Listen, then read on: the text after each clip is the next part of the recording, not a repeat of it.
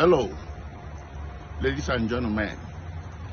This video is being made from the premises of the DSS in Abuja. You all know who I am. My name is Oyedepo Nyako. I'm the special counsel to Nnamdi Kanu. On my right is Barrister Nnamdi Kanu. Behind me is Barrister Patrick Ageze, who came from Enugu, and to my left is Barrister Mandela Umeborok. All of us, all four of us, came to the premises of DSS to meet with our client today to discuss what happened in court on 24th on the way forward on his case. But we were not allowed by the DSS to meet with our client. We came by few minutes to 2 p.m.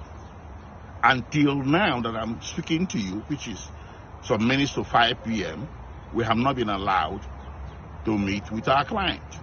So we're just about to leave, and we have our suspicions.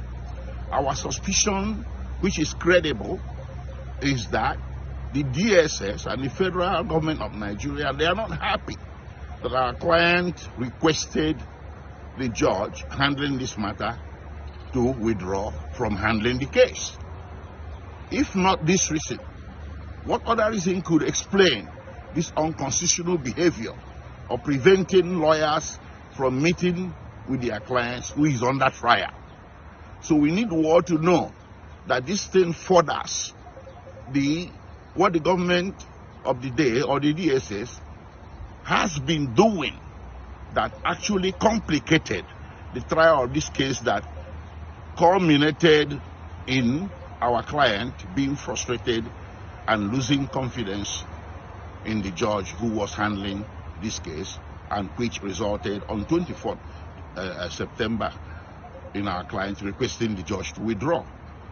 So we decided to make this video to inform the world about what is happening, and we are going to back it up with a press statement, another press statement later. Thank you.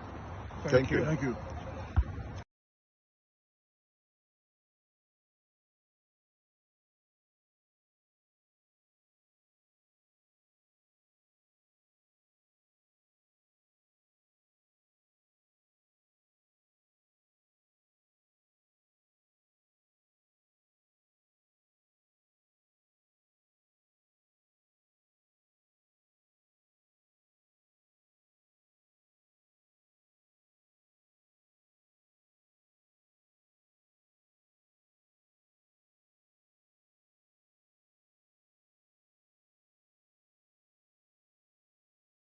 Arrival of Pastor Jerry Eze for Papa David Oyedepo's 70th birthday. This is the arrival of Pastor Sam Adeyemi and Pastor Nike Adeyemi of Daystar Christian Center. And this is the arrival of Kings. This is Dr. Akintayo arriving for the 70th birthday celebration. And yes, the Delta State Governor has arrived. His Excellency Governor Sheriff Oboriwori has arrived, and he is accompanied by his wife to celebrate the Colossus amongst men, Bishop David Oyedepo. And this is the arrival of Pastor David Ibiyomi for Salvation Ministries, accompanied by his wife. And this is the arrival of Mama Idahosa. Oh my God. This is the gathering of kings to celebrate such a gem, such an icon. My God, this celebration is something else. Mama Idahosa and Dr. Pastor Paul Eneche just arrived for the celebration of our Father. And this is the arrival of Bishop Feb Idahosa. Man, this is beautiful. This is beautiful. This is beautiful. A life spent on Jesus is not a life wasted. And this is Pastor Ayomitide Isaac Oyedepo. Pastor Isaac Oyedepo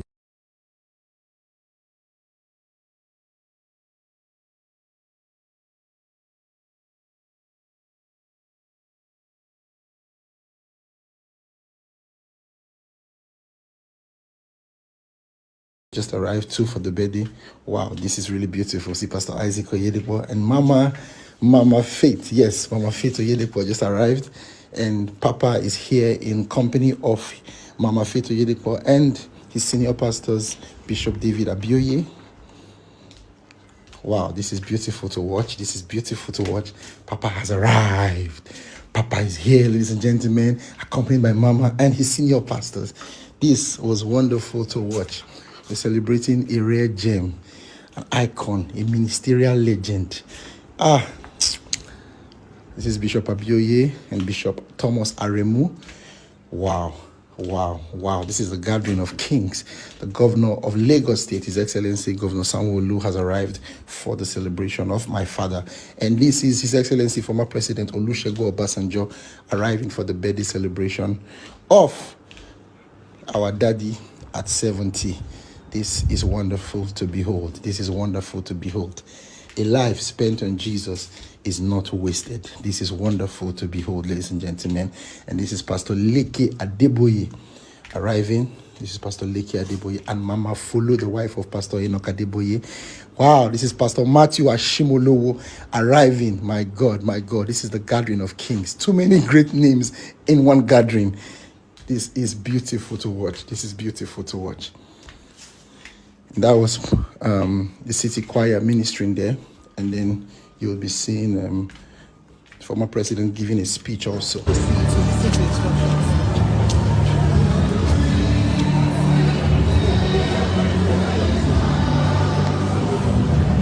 no! Ah, my God! Kai.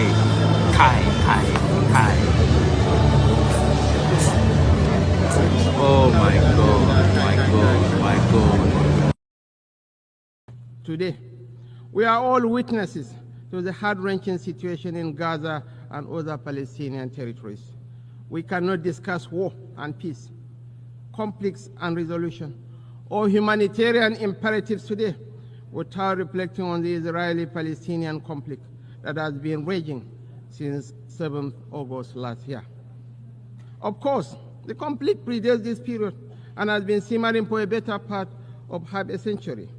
What it tells us is that the international community has failed to live up to the spirit and aspirations of the United Nations to rid the world of inequality, violence, and domination of one people by another.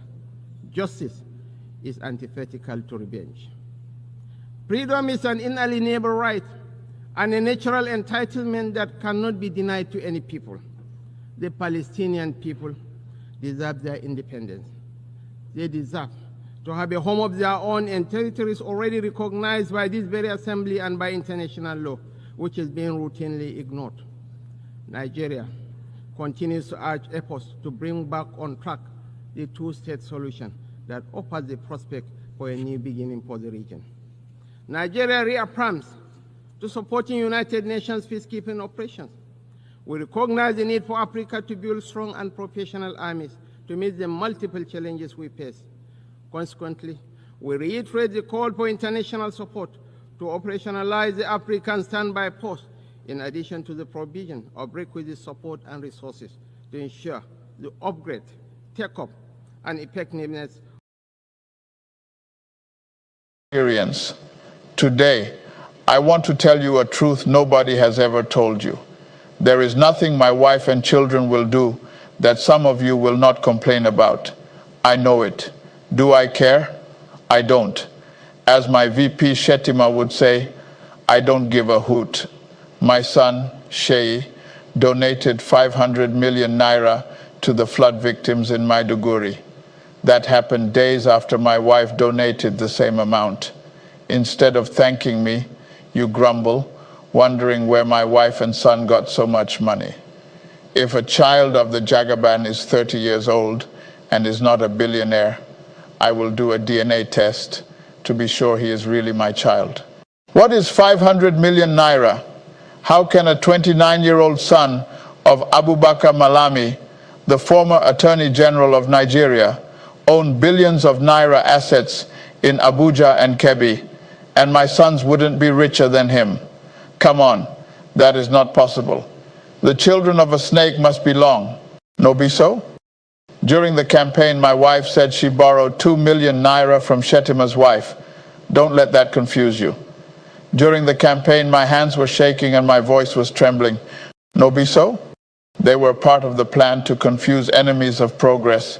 See me now, hale and hearty. Anyway, I am planning to reshuffle my cabinet. If you want to join us as a minister, please do not contact my chief of staff to submit your CV. Don't say that I did not warn you.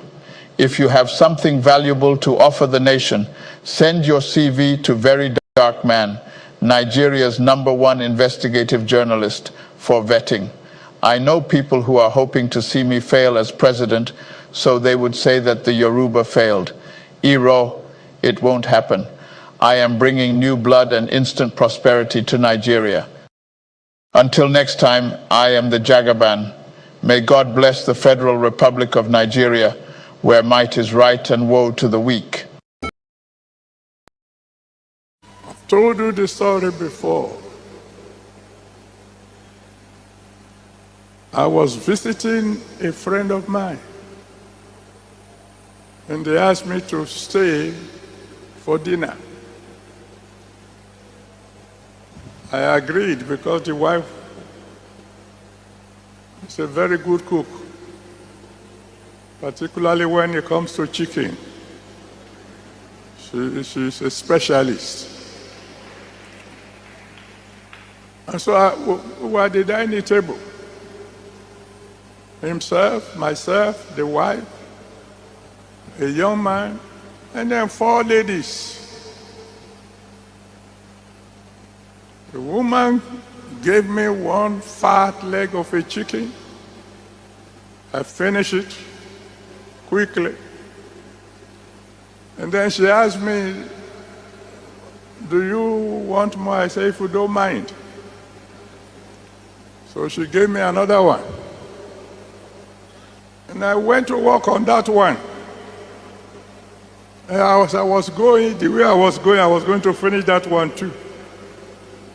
The young man sitting on my right, or was it on my left, coughed and said, Daddy, I want to tell you something. So I turned. As soon as I turned, one of the ladies grabbed my plate and began to run towards the kitchen, and the other 3 followed her. And they were all laughing. And I was wondering what's going on. I've not finished, but that might diverted my attention. I had the testimony later. Because they all ate what was left on that plate. Everything each one asked for. He got it. She got it.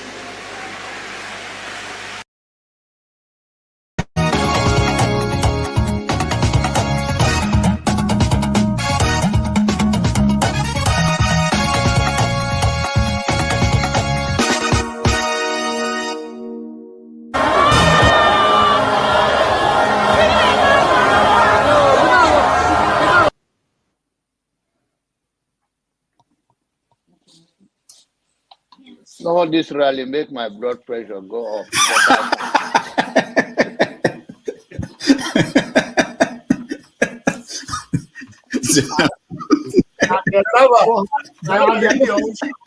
And the people who are asking a platform for him, who are supporting him. So, you should get a filter sometimes, filter your thoughts before you say. I'll continue to take blood pressure medication. Why are you getting high blood pressure, Jonaba?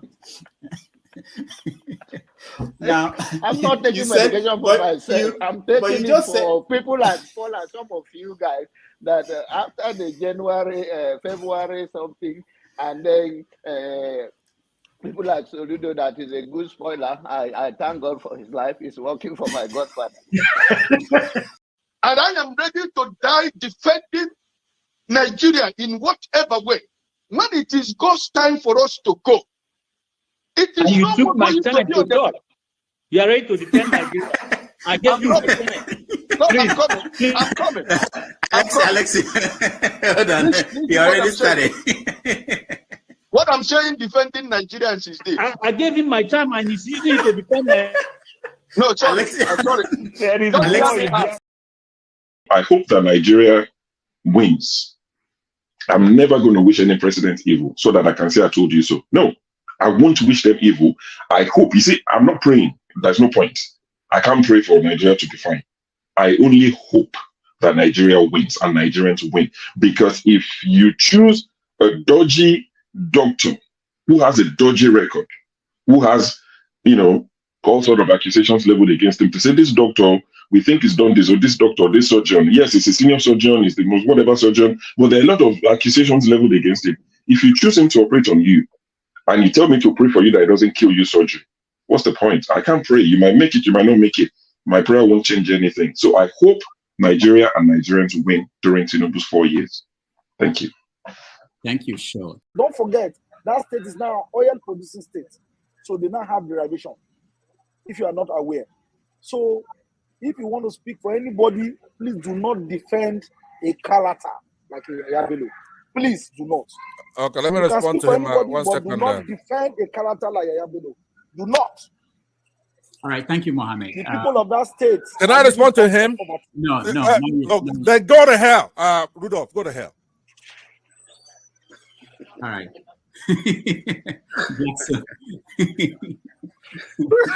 Rudolph, I've never seen this part of him before. My God. Tinubu is a criminal, yes, of course, a categorical grade 1 criminal. The only person more criminal than Tinubu in Nigeria is probably Babangida. But he's a criminal, and is he fit for purpose? Absolutely not. Should Tinubu be the president of Nigeria? Categorical no. Is there a better option than him? That is subjective. So show me who he is.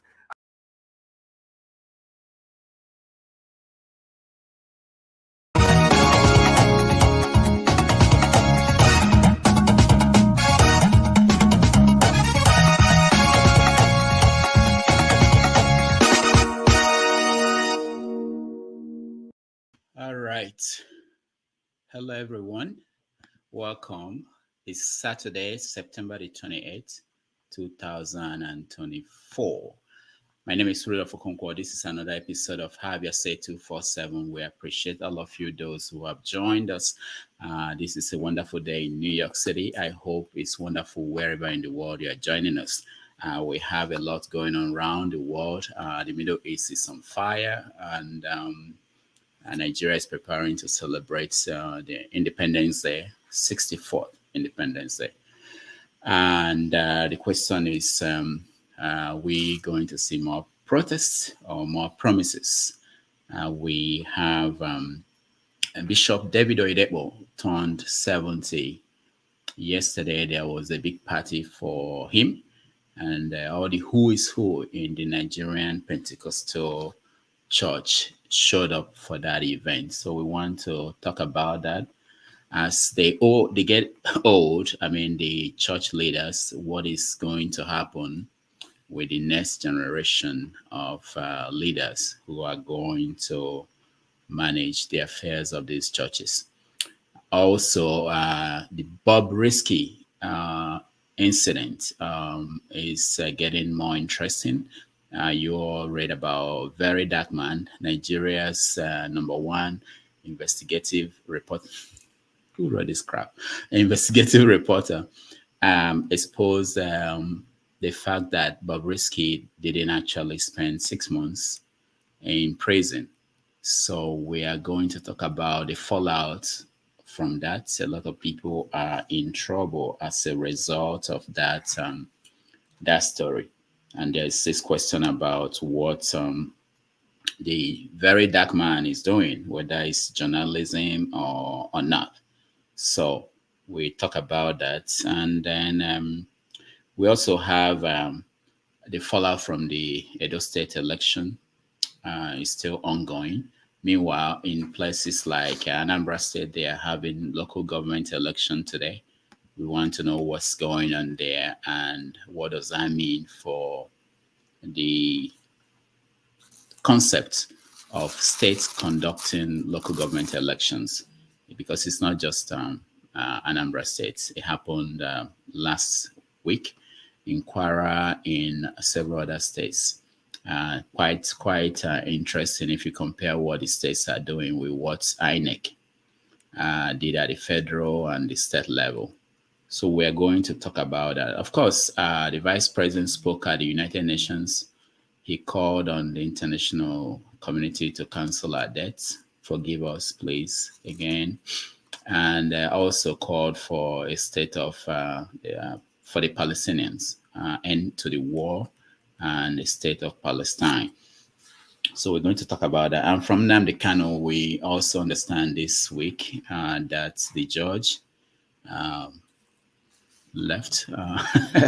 Basically, the judge recused herself, Binta Nyako, from the case and handed it back to the Chief Justice of the Federation to reassign. So what does that mean for the case? It's going back to stage one, you know.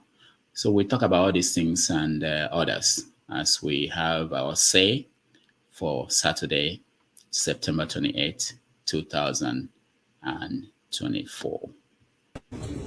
So I was actually surprised that a high court have refused to obey or abide by the determination of a Supreme Court judgment. And then take the only part that is against him and then refuse to apply the part that is in favor of him. This cherry picking of what was contained in the Supreme Court judgment is what I'm against. Yes, that's correct. It should be implemented holistically. Yes. I'm not against facing any trial. Judgment. After all, I'm innocent. They have not been against me. But there cannot be any trial when key sections of the Constitution and a key Supreme Court judgment has been violated by a court of law. So you'll be patient for the case to go back and come back to the court? This is my 4th year in solitary confinement in detention. The 5th year will not kill me. Sorry, what if the case is also reassigned back to her? Will you still be comfortable? It's not going to happen. No, it won't happen. It won't happen. It doesn't happen. It doesn't happen that way. It doesn't happen that way at all. Thank you very much. These are the things that the public must understand. Most of you journalists, the legal correspondents, you don't take time to actually study some of these rulings and judgments. Go and study. In fact, I'll give you... Bring that envelope. Bring the envelope. Look at it here. Look at it here. Look at it. I'll give it to her because I think she's a bit more... Give her the Supreme Court judgment. Can you hold this for me? She can... I want to let the whole world understand something. Very, very clear. In all this is judgment of the Supreme Court. It made it very clear that even that the impartiality of the judge is questionable. And is here. Where is it? Please do bear with me. It says it here. I like what is it. Page? What is that again? 13. Where it says all these things are online. Is it not page 18? All these things are online. So I suggest that the journalists in this country actually take out time to do some basic research. It's not difficult, just minor research. You will understand the vacuousness, the emptiness of all the charges against me. Okay. They kept switching the charges. They said I committed this crime in England, isn't it? Yes. I made a broadcast in England. Yes. And in 9 charges leveled against me, this place where I committed this crime was London in the United Kingdom. Yes. When my lawyers came to see me, I had a discussion with them about how I'm going to defend myself. I told them that no court in Nigeria has jurisdiction to try me. Because since this offense was committed in England, so they said, it's only a UK court that can give a Nigerian court the authority to proceed, isn't it? Yeah, based on that, they removed London. Based on that, they now amended the charge again and removed London. Location of the broadcast. Location of the broadcast. Contrary to section 196? 174 of the Terrorism Prevention Act 2022. In violation of their own laws. In violation of their own laws. And you want me to stand trial under such circumstances? Is that possible? Nnamdi Kanu to stand trial where all these shenanigans are going on? It's not possible. Because looking at it is to realize that Nigerians have always been very deeply committed to democracy, but we are finding out now that our leaders have never been committed to democracy. They've been committed to the acquisition of power and the use of power for self-aggrandizement, but not governance. Governance is about providing for the people. It's about addressing the problems that affect the people. It's about improving lives, livelihoods, and people's welfare. Nigeria is in deep misery and suffering because insecurity is too high and the economy is not working for the people. Now, why do we have these two problems? Because the level of corruption in government has continued to rise each year.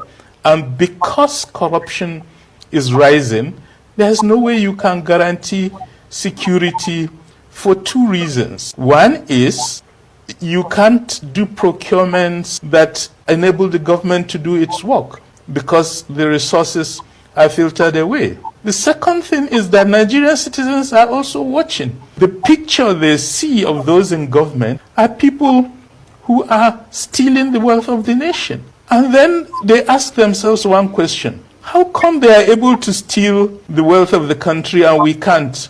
Oh, they have security with guns, we don't. So what have Nigerians been doing? They have been procuring guns.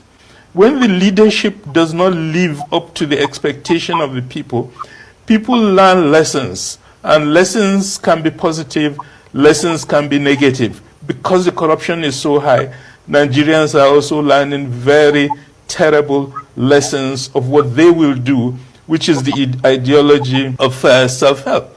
So our key argument is this: everybody knows that the center of corruption is in government. And what the leader of government needs to do is to seriously sanction those among his team that have been shown in public to be corrupt. We have had ministers in this particular government where massive allegations have been released against them, and it's now a year and nothing has happened. This is a signal that this government is not ready to punish those among them who are corrupt.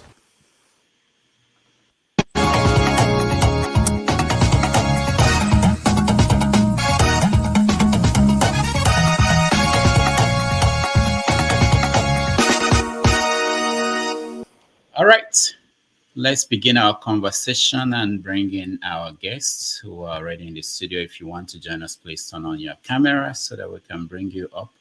I can see the Righteous Man. Righteous Man, welcome to the show. Kene, welcome to the show. Good morning, Dr. Damages. Yeah, good morning, Mr. Righteous Man. Ikena San Antonio, welcome to the show. Of course, I can see CM. CM, your camera is not on. Okay. CM, welcome. Good morning, Dr. Damages. Yeah, hi. How are you? I am good. It's been a long time that I haven't come on board. Yeah. I was worried that they have shut you down, but sometimes I see that other people are hosting. But I noticed that, except I think last week I saw a glimpse of you, but I thought they shut you down. But I'm glad that you're still on the system. You tried, but it didn't succeed. So, welcome everybody. Today is an interesting day. There is growing worry, crisis in the Middle East. Hezbollah leader was killed. And everybody is now at a point where there is fear that the crisis there is going to expand, and with implications to places beyond the Middle East. We're also preparing in Nigeria for the 64th independence anniversary. The government is saying that there won't be too much celebration. Of course, most of them are here in New York City attending the United Nations General Assembly.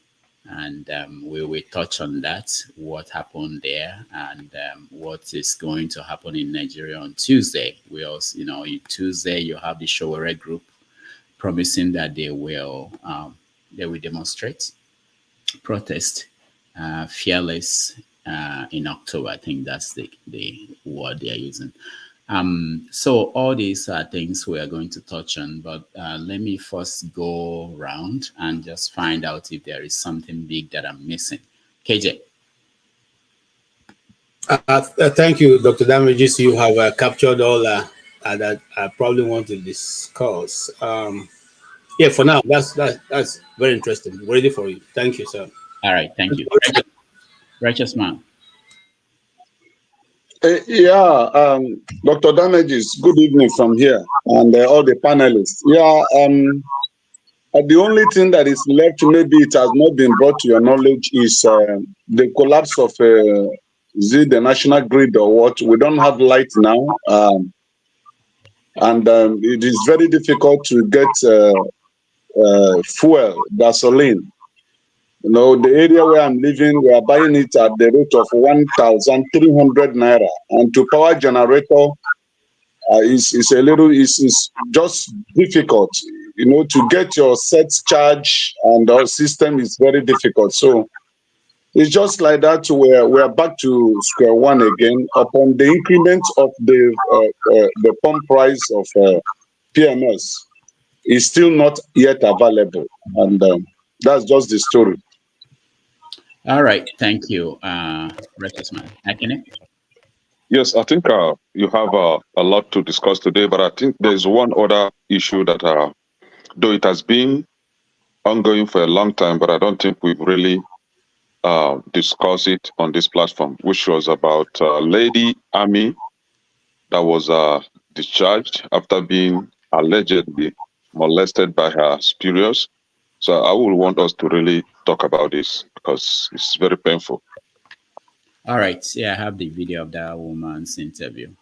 Probably we'll get to that. Ikena San Antonio. Go ahead. Good morning, everybody. Good morning, Dr. Damages and the panels. For me, I don't think there's anything to that is important now, except the reason why I come on board today is because of election in Anambra State. But besides that, I think all is well. All right. Thank you. Man of Prestige. Oh, sorry. I think I skipped CM. CM.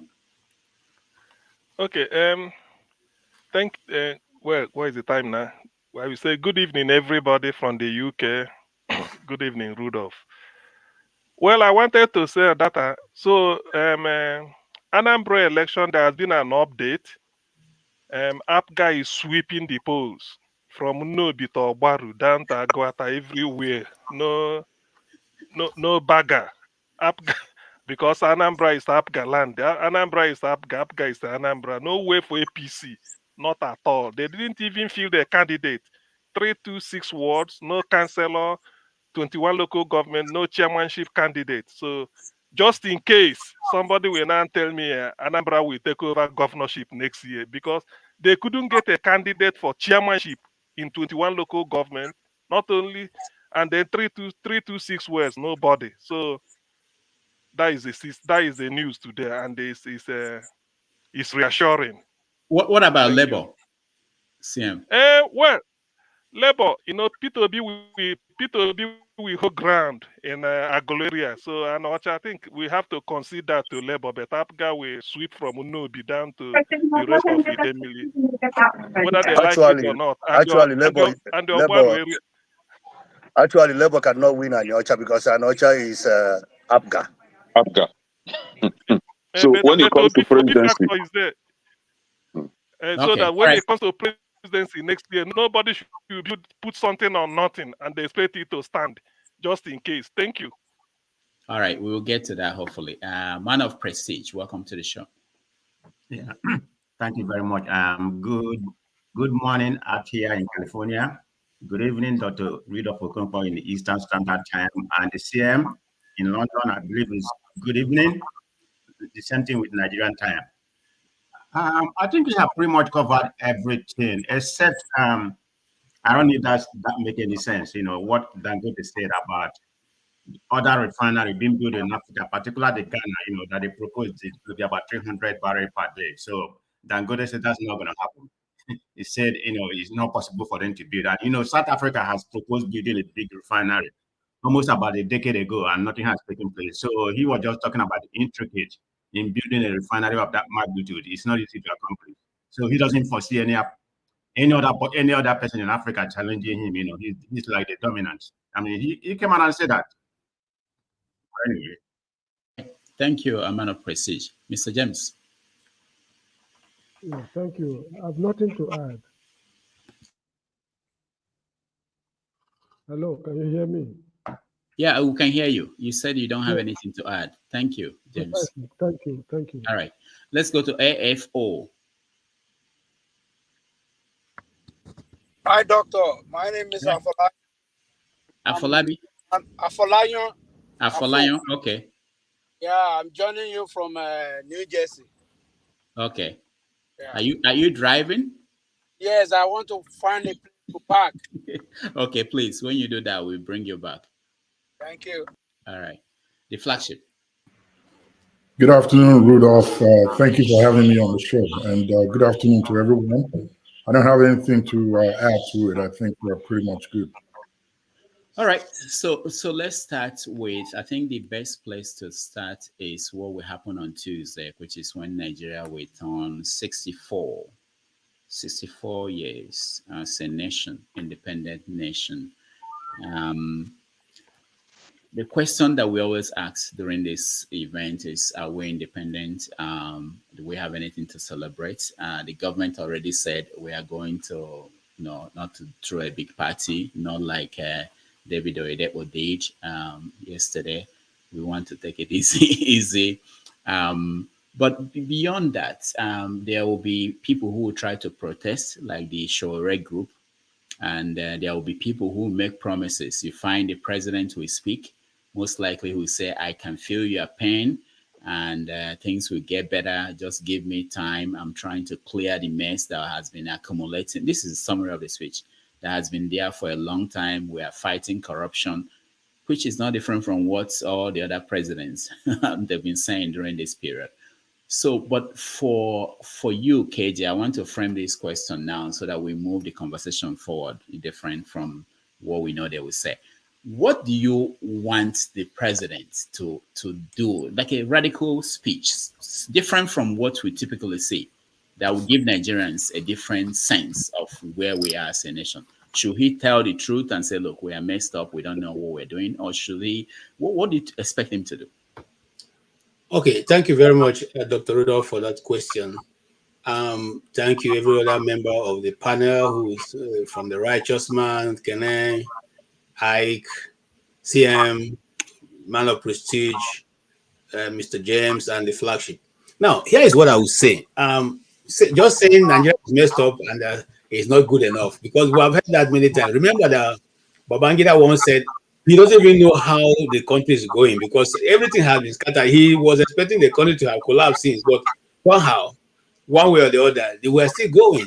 So he made that confession, yet he didn't change his style.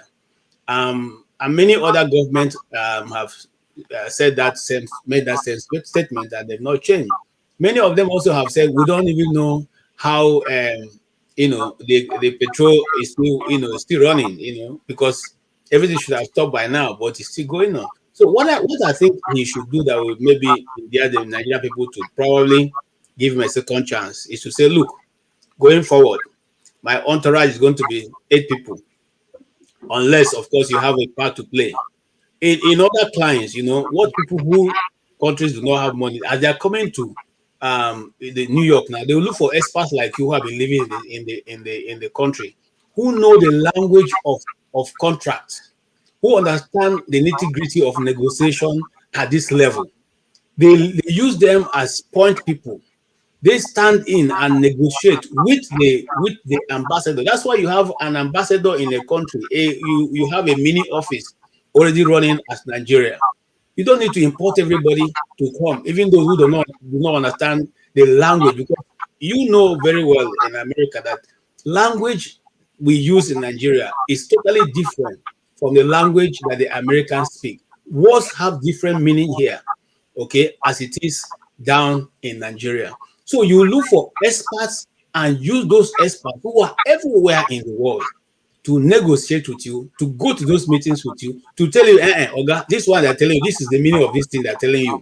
So you don't walk into a trap because the language has been so prepared that you don't have a total understanding of what it is. But, so if for him to say he wants to change his path, first and foremost, that's one of the things to do. Reduce your entourage.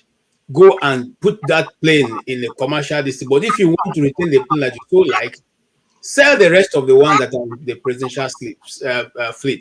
Return the Air Force officers and all who are working in that fleet. Reduce it. Reduce your members of your cronies that you have given all kinds of position, whether they are working or not. Reduce the number of your ministers. Reduce the amount that you are collecting for extra code each time you travel. Reduce also, call the National Assembly to meeting, say from now henceforth, all of us are going to collect civil service pay. So if you are working as a civil servant, only when you work with extra, overtime that you get extra pay. If not, everybody bring everything to the level of the civil servants. Okay, and then refuse, because listen, you know in America that once you're the president, you don't feed off the people's money. You feed off your salary. Nobody's going to give you largesse. You feed the whole community because you're president of America. That should also apply in Nigeria. Everything that has to do with utensils and all that they keep buying every year, because every year they change costs, change food, change everything in Aso Rock. Even they change the gas cookers in Aso Rock. Stop all that nonsense. Then we know you are serious. Bring your 36 or 37 now, because in Wike is also a governor now. Bring all of them to a table and say, from now going forward, let us spend the money where it is needed in the people. I'll give you a very clear example. You see, Nigeria, sometimes we think we are in a space where nobody is seeing us. And now the vice president, through his representing the president, went to the new UN and said something very interesting, that this thing happened in Nigeria is an climate change, ecological problem. No, they can see you from the satellite that these dams were getting ready to break. That's not a natural occurrence. It is stupidity, because that will happen every year. And then you come to the Wall Street and tell the people who already saw what was going to happen, saw the minute to happen, they have a space, what do you call the area view of the shots. They are telling them that what is going on in Nigeria is climate change. Some of those things are what we should change if we are really serious to build a nation. Thank you. All right. Thank you so much, KJ. Righteous Man, have you bought the Unity fabric that Remi Tinubu is selling? Dr. Rudolph, I am not a hypocrite, and I refuse to be one. The center cannot hold. There is nothing meaningful, nothing useful, nothing good for Nigerians that will come up on October 1st as a result of the presidential rehearsal of what had been written already. When you are reading a speech written by somebody to promote your ego, it's different from you speaking from your heart. It's different from you pouring out your heart. Mr. Peter Obi does not speak from a written document. He speaks out from his heart. And that's why he said what is going on is that lunatics have grabbed Nigeria. That's what he calls them. He called them lunatics, political lunatics, people that have nothing to offer to the Nigerian people. So I am not expecting anything from the seat of power on October 1st, because all these things are just a jamboree. These guys know what they are doing. They are not after the welfare and the life of Nigerians. They are after what they can make out of Nigeria. That's their interest. Their interest is not about me, that is a common man on the street. Their interest is not about any other Nigerian that is not part of the syndicate. Their interest is what they will grab, what they will make out of the geographical expression called Nigeria. That's their interest. So it's going to be as usual. We will still hear the same songs and music. We still see maybe displaying of an image as a symbol of 64th birthday of Nigeria. There is nothing going to come out of it. Imagine in these 64 years, I am talking to you now from the former seat of power in Nigeria called Lagos. I am telling the whole world to hear that we have no electricity at this moment, and there is no PMS, there is nowhere you can get it. If you get it, it's 1,300. And I mean, if Nigeria is a nation, the Nigerian people would have been on the street right now. But because we are not a nation, we're a geographical expression, the creation of Britain America is functioning because Britain did not create America. Americans themselves stood and created a nation for themselves and pioneered it to be the way it is supposed to be. And that is why those who are there now are enjoying and seeing civilization. That is not the same thing with Nigeria. Britain created Nigeria for their own good. And they succeed in planting those who are not going to make whatever they created to work for the benefit of those who reside here. We that reside in Nigeria, we are not happy with what is going on. All right, thank you, righteous man. Kenneth, though tribe and tongue may differ, in brotherhood we stand. I don't know. You were once in a singing band, you know. So the thing is, Nigeria are 64, right? Yes. So I want them to celebrate their 64 years of failure. But while they are doing that celebration, they should be able to tell us why corruption has remained a pervasive issue in Nigeria, where from the executive to the legislation to the judiciary has become a bedrock of corruption. And that is why you have the so-called senior advocate of nonsense and their irresponsible but privileged children making noise up and down on social media. Nigeria should also be able to tell us what they have achieved since that 64 years in area of insecurity or security per se. They should be able to tell us how they have combated terrorism, the Fulani herdsmen terrorism in Nigeria, the Boko Haram terrorism, and the terrorism from the government himself. They should also be able to tell us what they have achieved in the area of infrastructure, from dilapidated roads to lack of electricity. Here we have righteous man crying every day that they don't have electricity. Righteous man, I can only sympathize with you. There's nothing we can do about it. Nigeria has become a giant of Bongo in Africa, where the only thing that they know how to do is aesthetics. President flying a private jet every year. The vice also changing houses every year. And when it comes to real infrastructure in Nigeria, in Africa, Nigeria is zero, number last. So we have no road, we have no electricity, we have no good source of water, where in Nigeria, a lot of people, a lot of children still die of cholera because of bad water. Then in terms of insecurity, they should also be able to tell us how they have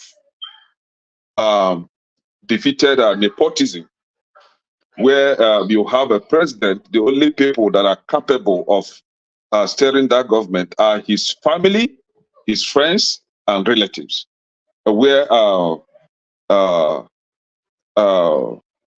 somebody that is not qualified to be in the CBN, he's made the CBN governor.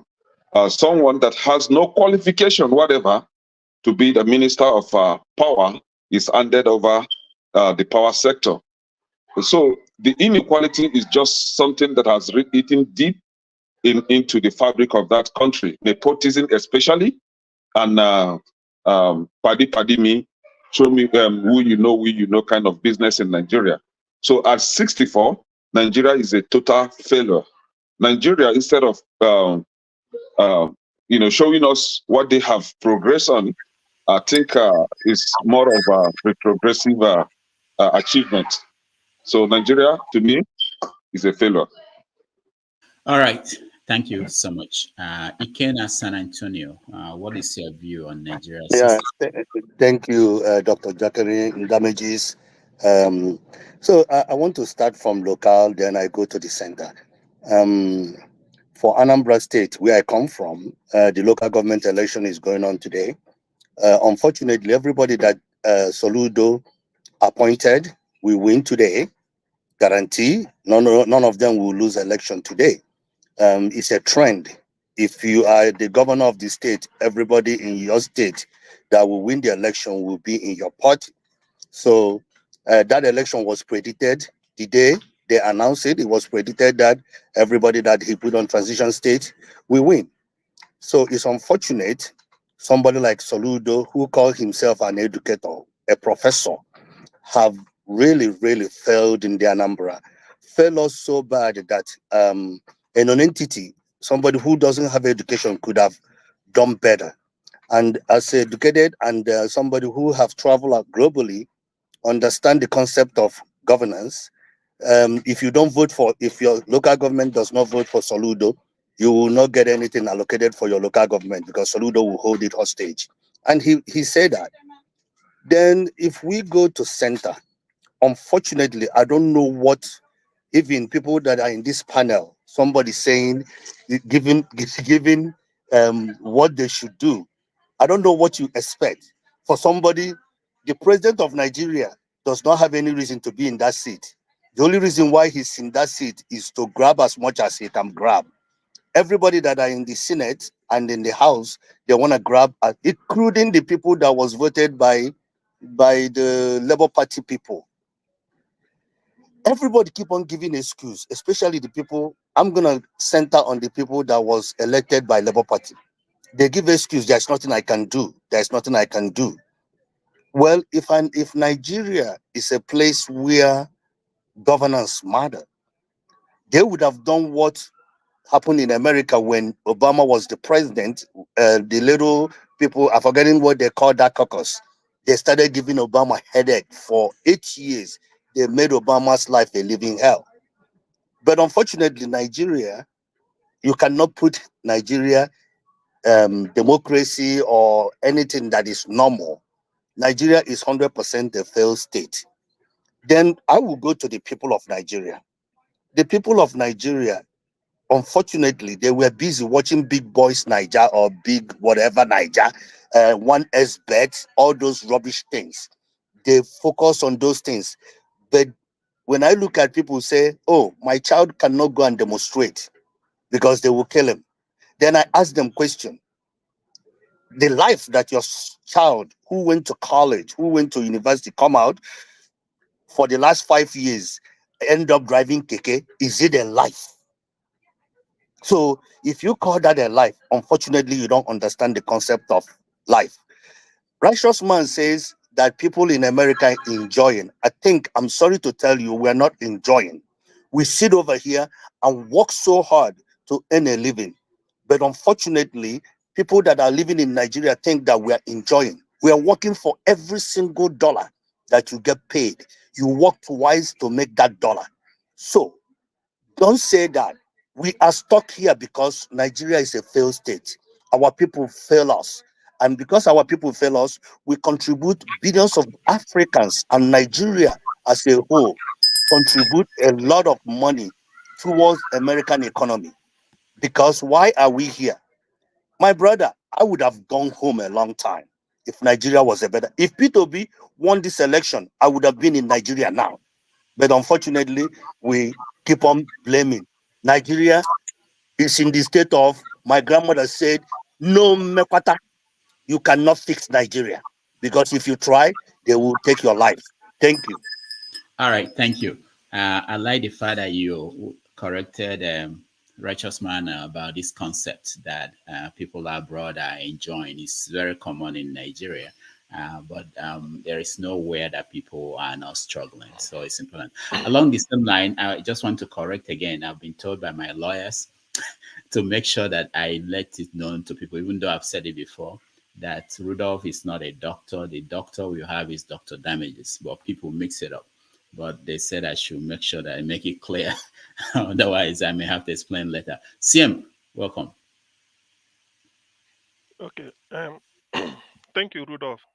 Any specific question or just any specific question? Nigeria's Independence Day. And is there anything that the president could do or say on October 1 that will make you change your perception, what you now feel about the country? Well, putting me on the spot. I think it was either one of the essays I read written by Professor Ken Dibe. He said, and I quote, Nigeria is a country conceived in hope, but nurtured into hopelessness. The base phase that explains that hopelessness is now. Maybe Oke wrote it far too early. This is the time to say that Nigeria was originally conceived in hope, but delivered, nurtured and delivered into hopelessness. Now, what will President Tinubu do? We've never had it this bad. Not because we do not know. You can't put a career criminal in charge, a master certificate forger, and you expect Eldorado to emanate from him. If truth be told, what he will do that will gladden my heart is, fellow Nigerians, I hereby tender my unreserved apology and resign. That's all. If he can do this, I will put him in the same bracket with Abraham Lincoln, who made the famous Gettysburg Address, the Emancipation Proclamation, that today the world remembers. So if he can do this, to me, he will go down in history as a man who came, saw, and surrendered in the interest of humanity. But the question is, can he do it? Because Nigerians have never suffered like this before. We've never elected a president that have given lukewarm service to Nigeria like this. And these are people, they say they came from the activism class of Nadeko and all those things. I mean, it's a Nigeria today is a terrible shame. It's a big mistake of the British. It's staring us in the face. This is not, in fact, I wish Nigeria as a country do not exist. Given the shame we have become to black civilization, Nigeria is a terrible mistake the way it is now. With somebody like Tinubu to be president of the most populous black nation in the world, he should resign.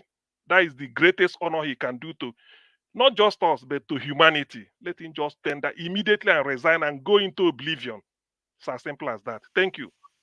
Hold on, before you go, CM, what would be the reason? What would he say in the letter of resignation? Because it might just be the problem that he doesn't know what to say. And anyway, Rudolph, I'm not afraid of this. That he came, he saw, he was overwhelmed. That's all. That okay. He cannot, he can't be, I mean, you can't scratch the problem. You have a 4-year mandate. You've done, I mean, for 48 months, you've done at least 16 months. 16 out of 48, is it not how many? I mean, you calculate it. So you can imagine, look at where we, and there's no hope. If he had a plan, where is the plan? NNPC, this is Tinubu's economics. Dangote will build a refinery, private. Then NNPC will say, we will sell it. We will sell the thing. Why can't NNPC repair their own? Instead of Dangote to sell to Nigerians or the rest of the world, they will first of all sell to NNPC. NNPC will sell to us. I mean, I can do the business now. I mean, remember I'm Igbo. They can bring me in. I can do it. So this is the shame of a nation. And Nigerians are suffering. Look at a liter of petrol. Thank you. All right. Thank you, CM. Man of Prestige, welcome. Yeah. What do you want from Tinubu? Greeting everybody again. I've greeted before. I don't have that much hope in Nigeria just because of the antecedent coming from previous governors and what Tinubu has done so far. Has pretty much regressed the economy. To the worst start in my lifetime. But having said that, I don't expect any more to come from the whatever is going to speak on Independence Day. Is going to be the same rhetoric. It'll be written by it'll be written by so-called expert, but it's not just about speaking or it's about delivery. If you don't deliver, what's the purpose of speaking? I mean, anybody can just come and speak or whatever being written for them. They come and address it. But I'm going to offer them. I'm still going to offer him an advice. He can be one of the most consequential president if you can utilize the power that he has right now. Because if you look at the Nigerian structure right now, I don't know if Buhari has as much power as he have, because he's structured that the whole Congress, the three judicial power, they listen to him. Whatever he say, they're gonna abide by that. So he could have used, that bullpen, to revitalize Nigeria. Because how long, we had our independence.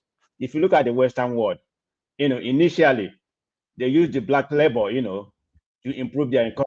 But later on, after giving us independence and everything, they pivot to economical revolution by using the machine. And look at where they are. But at a certain time, we need to start doing something and stop blaming the Western country. Take the bull by our horn and start rebuilding our country. But I'm going to offer Tinubu advice, okay? I have some bulletin point that I would like him if he can implement that. They're listening to me. They may not, but I'm still going to say what I have to say. So in my own opinion, there has to be some political stability and governance. What do I mean by that? You have to promote, accountability, transparent, rule of law, so that the people will have confidence in the government, because that's very important. Because if you poll Nigeria right now, about 90-something% of the population, I don't know, maybe you're close to 98 or whatever, they don't have confidence in the government, because everything they say they're lying, nothing is true. So that's very imperative for you to do that. And one more thing I'm going to advise him, all this local government, decentralize your power, they need to have it implemented. Look at what happened in my state. I paid too much attention about what happened in my state. They won the whole 27 local government. How can you do that? And 305 councillors. We have 305 councillors. APC won everything. The 27 local, they said there's no election that was held. I think it was last week, the same time with the Edo election. What kind of impunity is that? How can you believe that? There's no challenge. You have to win the whole local government. This is exactly what's happening. Set up to capture the whole country. They want to make it a one-party system without no opposition. But that's a theory for that's going to be a four state in my own opinion. And one more thing I need to do is about strict implementation of anti-corruption. That is very paramount for Nigeria to move around. They have to implement strict implementation of anti-corruption, group. I don't know how they're going to do such kind of independence, that if you do something, if you steal money or whatever, they put your firing spot. I'm not a proponent of firing spot for that kind of stuff, but in this case, Nigeria needs, that strict corruption to be implemented. So the governors, they will think, before they do anything. So, maybe one more thing I have to do. There has to be a dialogue for the whole ethnic group. You have to do that, because if you don't do that, nothing is going to transpire. You have to call and ask them, the Igbo, the Southwest, what do you all want? Why you all agitating? Come to the table and talk. You have Shettima that went to the UNN and we're talking about Palestinian state, that they need their own Palestinian state. But you have the same problem in Nigeria. You haven't addressed it, but you are going to the UN and addressing a different nation. None of us, you haven't done anything in your own country. So that's Nigeria for you. I don't know where we go from here. Thank you. All right. Thank you so much. Mr. James, is there any way to be optimistic? Can you give us an optimistic view? Unfortunately, the government is not willing to turn a new leaf. The only thing it would have done that will please me on October 1 is what Murtala Mohammed did when he overthrew Yakubu Gowon's administration on July 29, 1975. In all the then 12 states of the country, they set up commissions of inquiries to probe corrupt politicians from 1960 to 1975 to sanitize the system. Unfortunately, he will not do it. That's the only thing he will have done that will make me have a change of mind. Let me put it that way. And anyway, the truth is that the country is beyond redemption. We should call a spade a spade. I remember there's a verse in the Bible, 1 John chapter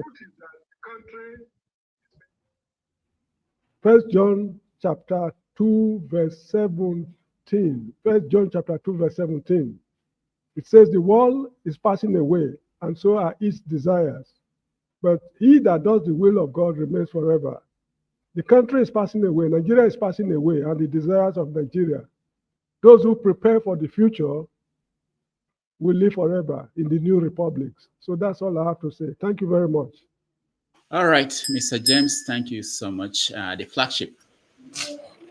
Thank you so much, Rudolph.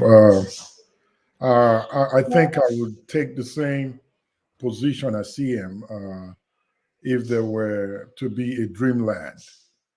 What I would expect to hear from Tinubu come October 1st would be that, fellow Nigerians, I am sorry. I made a bad move. I underestimated the job. I started poorly. However, I'm going to tender my resignation and hand over the government. But the question then comes to me, if he decides to do that, who would he hand over to? Would Shettima do a better job than Akpabio? My answer is a very clear-cut no. So what I would think he should say would be, considering that I underestimated the job and I can't do it as I thought I would in my old age, I'm going to try to clean up the government as much as I can, and I will hold it up until 2027. And come 2027, I will do everything within my power to make sure that a well, clean, and clear democratic election is conducted without me in the race. And then I would hand over to whomever Nigeria decides to elect as their president. That's what I expect him to hear, or what I expect to hear from him. But would he say it? I don't think he will. Having said that, I'm not expecting anything different come October 1st. Thank you. All right. Thank you, the flagship. Mr. Shaw, let me come to you. Good evening, Rudolph. Sorry, Dr. Rudolph. Yes. Good evening, Dr. Rudolph, and good evening to everyone who's watching. So what's the question? Is it what do I expect from Tinubu on the... Yeah. But is there anything that he would do that will give you a reason to be optimistic about the next? There are so many things. There are like 1,000 things he could do or say that would give even the most hopeless person hope. But he's not going to do them. So let's not waste time on that. I keep saying it. The hardest person to wake up is the one that is pretending to be asleep. These people are pretending to be asleep, so there's no way we're going to wake them up. If they're genuinely sleeping and you tap them, they would wake up. So I'm not going to start listing out the things I expect of him. We've been saying it for a long time. They don't need us to tell them. They know what the right thing to do is, but that goes against what they stand to gain. So I'm not going to waste time on that. I'm just going to spend my 2 minutes to do something. I know, I shouldn't break the rules, but something that I just found out, the last couple of days that I just wanted to share. Kene, I know you're quite quick with things. Kene, can you please help me check the date of birth of Monday Okpebholo? His date of birth. I was just looking at his WAEC result. He wrote his WAEC in 2008 or so when he was 38 years old. That's what struck me to say, why is he writing WAEC in his mid-30s? Or meet yourself. What day was he born? You mean the APC guy? Yes, Monday Okpebholo. He has multiple dates of birth, so I don't know which one is correct. Please just check on Wikipedia his official date of birth. I know it, but I just want to check for me. Okpebholo. I don't even know how to spell that last name. Monday, Opehol or whatever it would. Opek. I can say it if that's going to take time. He was born on the 29th of August, 1970. Right? Okay. Yeah, we have 1970 on Wikipedia. Yes, 29th August. If you Google August 1970 calendar and click on image, you would see that's a Saturday. I just want to find out, in Delta State, in Edo State, people from Edo State, is it different to the rest of the world where, someone is born on a Saturday and is named Monday? I just saw that and I thought to myself, what is actually going on? You were born on a Saturday. So you see, hold on. You know what is going on now? the very black man is actually being dethroned as an investigative journalist, and I'm taking over. So he's taking over as the lead investigative journalist in Nigeria now. You see, look, my friend, I was brought up in Benin City. The truth is, I'm not defending him because they are all dirty people, all politicians in Nigeria. The truth is, probably they named him after somebody called Monday. Okay, I mean, that's why I said from those who grew up around Edo State. Nobody should quote me. I'm not defending him. Probably he was named after somebody called Monday. That's all I was looking for, some sort of angle, something to say, okay, maybe some of us don't understand what's going on. So it's good. I can see that my friend said we dwell on irrelevancies. This is the problem. We let little things like that slide. They become bigger problems. Then we start to tackle the monster. When we see little things like that, let us tackle it. When it is small, let us challenge those things. When people are not qualified, let us challenge it. When somebody wrote his, I mean, he could write WAEC at whatever age because the qualification is, just write WAEC. You don't have to pass. But when your result is saying you failed, I don't know anybody who's failed Christian religious knowledge. You are not the devil. Why are you failing Christian religious knowledge? You fail government. Everything is fail. So when they are small, it's not about him. It's not about AP. It's about Nigeria as a whole. These are the things we see on a daily basis that I'm saying we should challenge. So it's not about him. Similar to the Bobrisky case, and I'm going to log out in a second. When the Bobrisky thing happened then, and I brought it up, I saw a lot of people turn up their nose at it. Oh, how can we discuss this? It's a bigger issue. Now you can see why the Bobrisky case is bigger than you thought. So when things are small, nip it in the bud while you can. But you leave it to fester, now you're faced with a monster, and everybody is coming and speaking grammar and all of that. But, I wish Nigeria a happy birthday. For those of you in diaspora, send money to your parents and your siblings. Let them buy their Ashwebi to wear on the 1st of October. Which one? Is it the Unity one? Or the Unity, that's the Ashwebi now. Yeah, that's okay. Yeah. All right. That's the right one. So let's go to Ikolola. Welcome.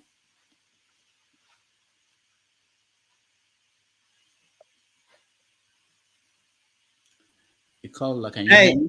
Oh, okay. Yeah, I can hear you. I can hear you. Thank you, everyone. Good to see you all again. I'm going to start with a little story. Someone told me about last week. Someone sent money to another person to keep for them. And the person, being an elder person, took the money and kept it. But the funny thing happened. This person that was sent money to keep loaned it out.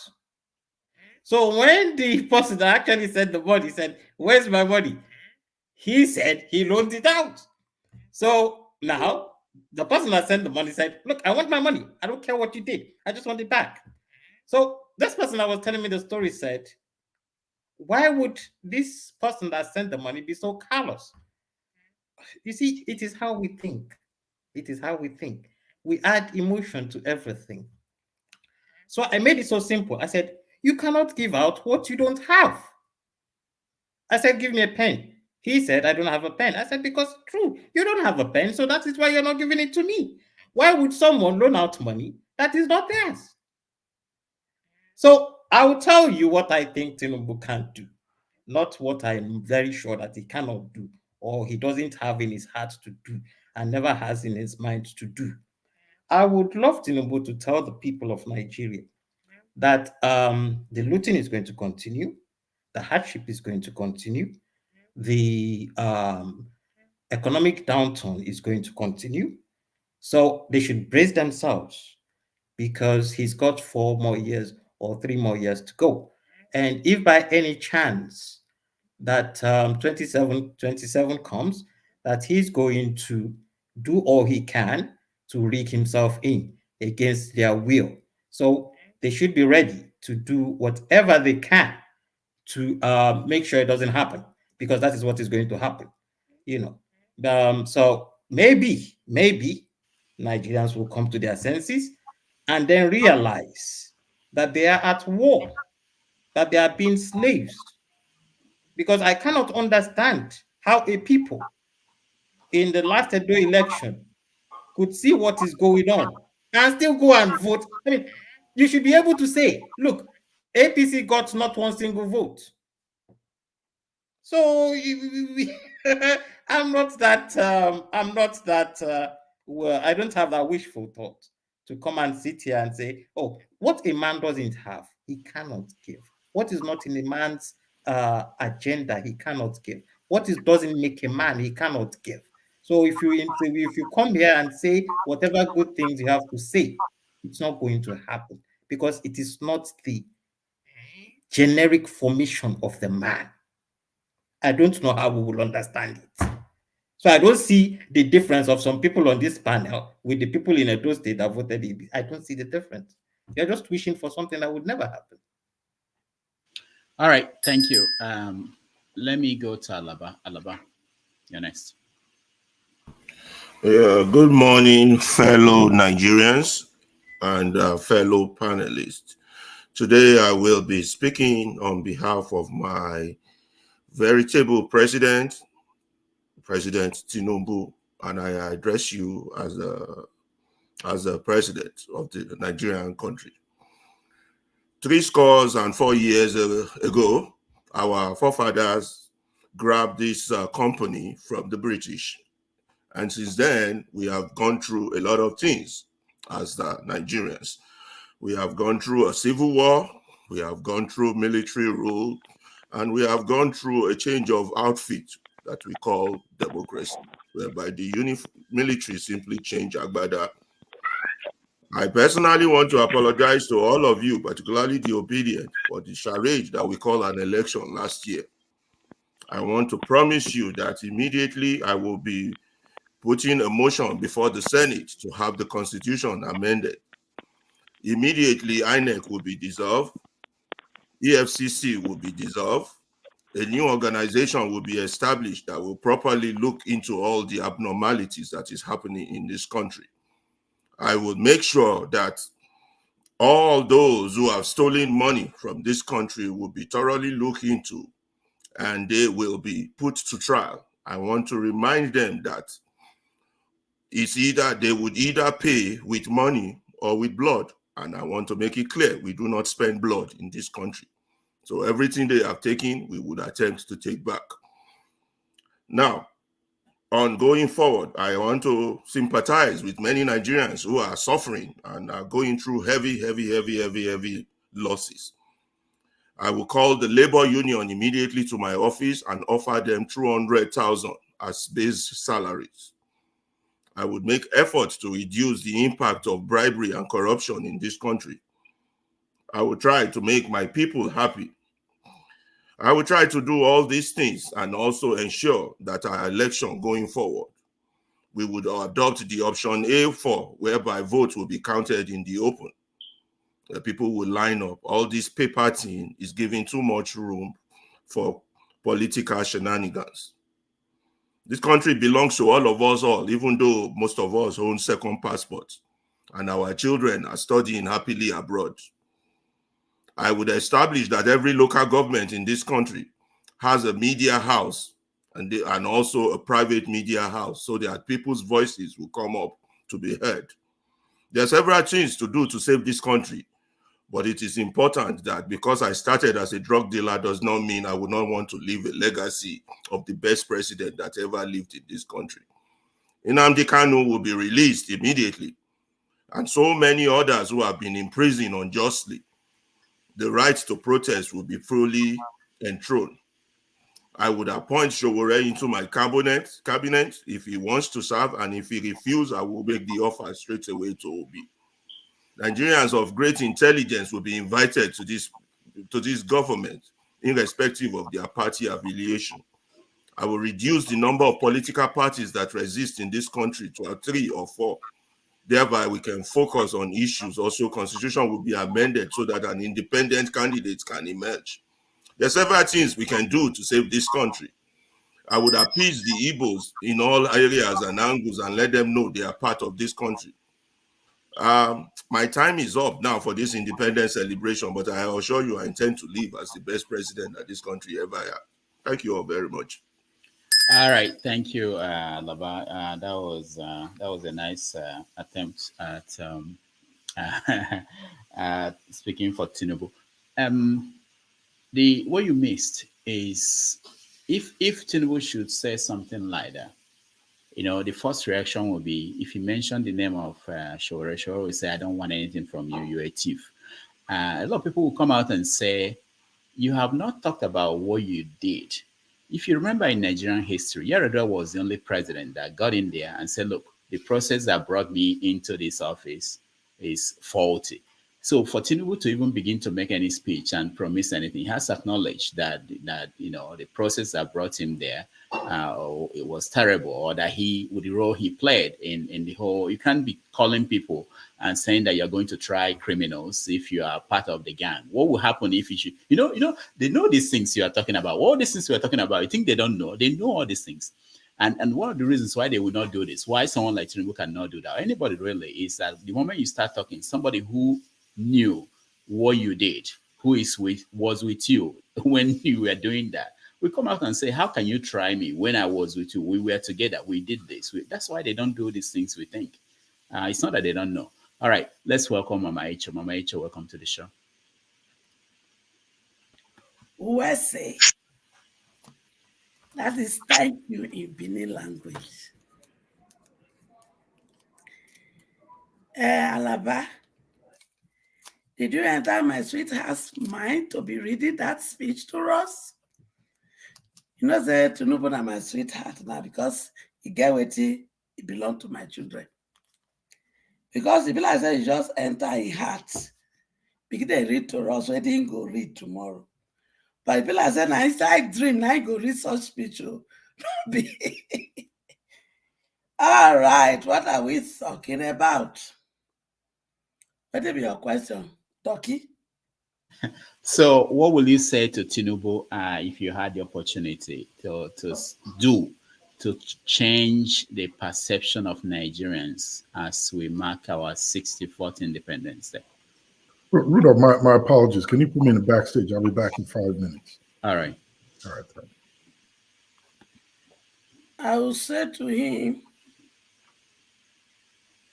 to first of all apologize to my children for stealing their mandate. Secondly, he also needs to tell us what we know that is truth, but we want to hear it from his mouth. The Chicago saga, and also the drug issue. Then, to appease my people from the East, release Nnamdi Kanu immediately. Then, moving forward, all the baggages of people that are with baggage that he has in the cabinet, he has to remove all of them and look for worthy Nigerian, home and abroad, with capacity, with integrity, with accountability, with compassion, with honesty, truth, transparency, empathy, love for humanity, and above all, the fear of God. And if you have a problem to select those people, he should give us the opportunity to help him to select.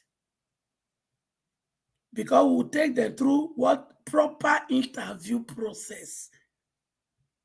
I'm not the one who will do it. I have capable children, home and abroad, that are smarter than me, that believe in this same cause with me, that will do the selection process.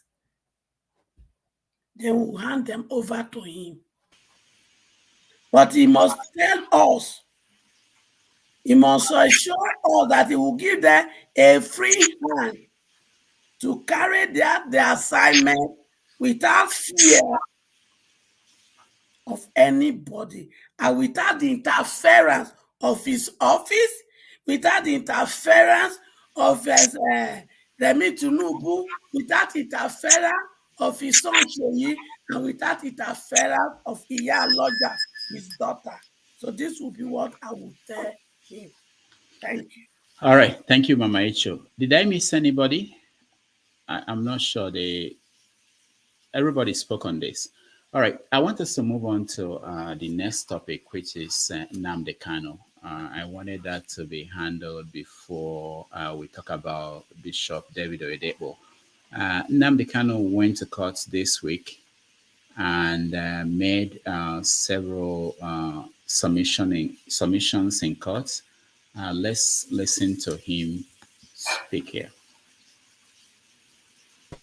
That a high court have refused to obey or abide by the determination of a Supreme Court judgment. And then take the only part that is against him and then refuse to apply the part that is in favor of him. This cherry picking of what was contained in the Supreme Court judgment is what I'm against. Yes, that's correct. It should be implemented holistically. Yes. I'm not against facing any trial. After all, I'm innocent, they have not been against me. But there cannot be any trial when key sections of the Constitution and a key Supreme Court judgment has been violated by a court of law. Are you concerned so you'll be patient for the case to go back and come back to the court? This is my 4th year in solitary confinement in detention. The 5th year will not kill me. Sorry, what if the case is also reassigned back to her? Will you still be comfortable? It's not going on. No, it won't happen. It won't happen. It doesn't happen. It doesn't happen that way. It doesn't happen that way at all. Thank you very much. These are the things that the public must understand. Most of you journalists, the legal correspondents, you don't take time to actually study some of these rulings and judgments. Go and study. In fact, I'll give you. Bring that envelope. Bring the envelope. Look at it here. Look at it here. Look at it. I'll give it to her because I think she's a bit more. Give her the Supreme Court judgment. Can you hold this for me? She can. I want to let the whole world understand something. Very, very clear. In all this is the judgment of the Supreme Court. It made it very clear that even that the impartiality of the judge is questionable. And is here. Where is it? Please do bear with me. It says it here. I like what is it, page? What is that again? Where it says page 18. all these things are online. Is it not page 18? All these things are online. So I suggest that the journalists in this country actually take out time to do some basic research. It's not difficult, just minor research. You will understand the virtuousness, the emptiness of all the charges against me. They kept switching the charges. They said I committed this crime in England, isn't it? Yes. I made a broadcast in England. Yes. And in 9 charges leveled against me, the place where I committed this crime was London, in the United Kingdom. Yes. When my lawyers came to see me, I had a discussion with them about how I'm going to defend myself. I told them that no court in Nigeria has jurisdiction to try me. Because since this offense was committed in England, so they said, it's only a UK court that can give a Nigerian court the authority to proceed, isn't it? Yeah, based on that, they removed London. Based on that, they now amended the charge again and removed London. Location of the broadcast. Location of the broadcast. Contrary to section 196? 174 of the Terrorism Prevention Act 2022. In violation of their own laws. Violation of their own laws. And you want me to stand trial under such circumstances? Is that possible? Nnamdi Kanu to stand trial where these shenanigans are going on? It's not possible.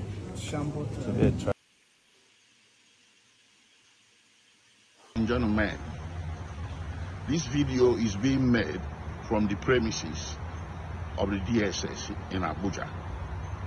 You all know who I am. My name is Oyedepo Nyako. I'm the special counsel to Nnamdi Kanu. On my right is Barrister Nnamdi Kanu. Behind me is Barrister Patrick Ageze, who came from Enugu, and to my left is Barrister Mandela Umeborok. all of us, all four of us, came to the premises of DSS to meet with our client today to discuss what happened in court on 24th on the way forward on his case. But we were not allowed by the DSS to meet with our client. We came by few minutes to 2 p.m. Until now that I'm speaking to you, which is some minutes to 5 p.m., we have not been allowed to meet with our client. So we're just about to leave, and we have our suspicions.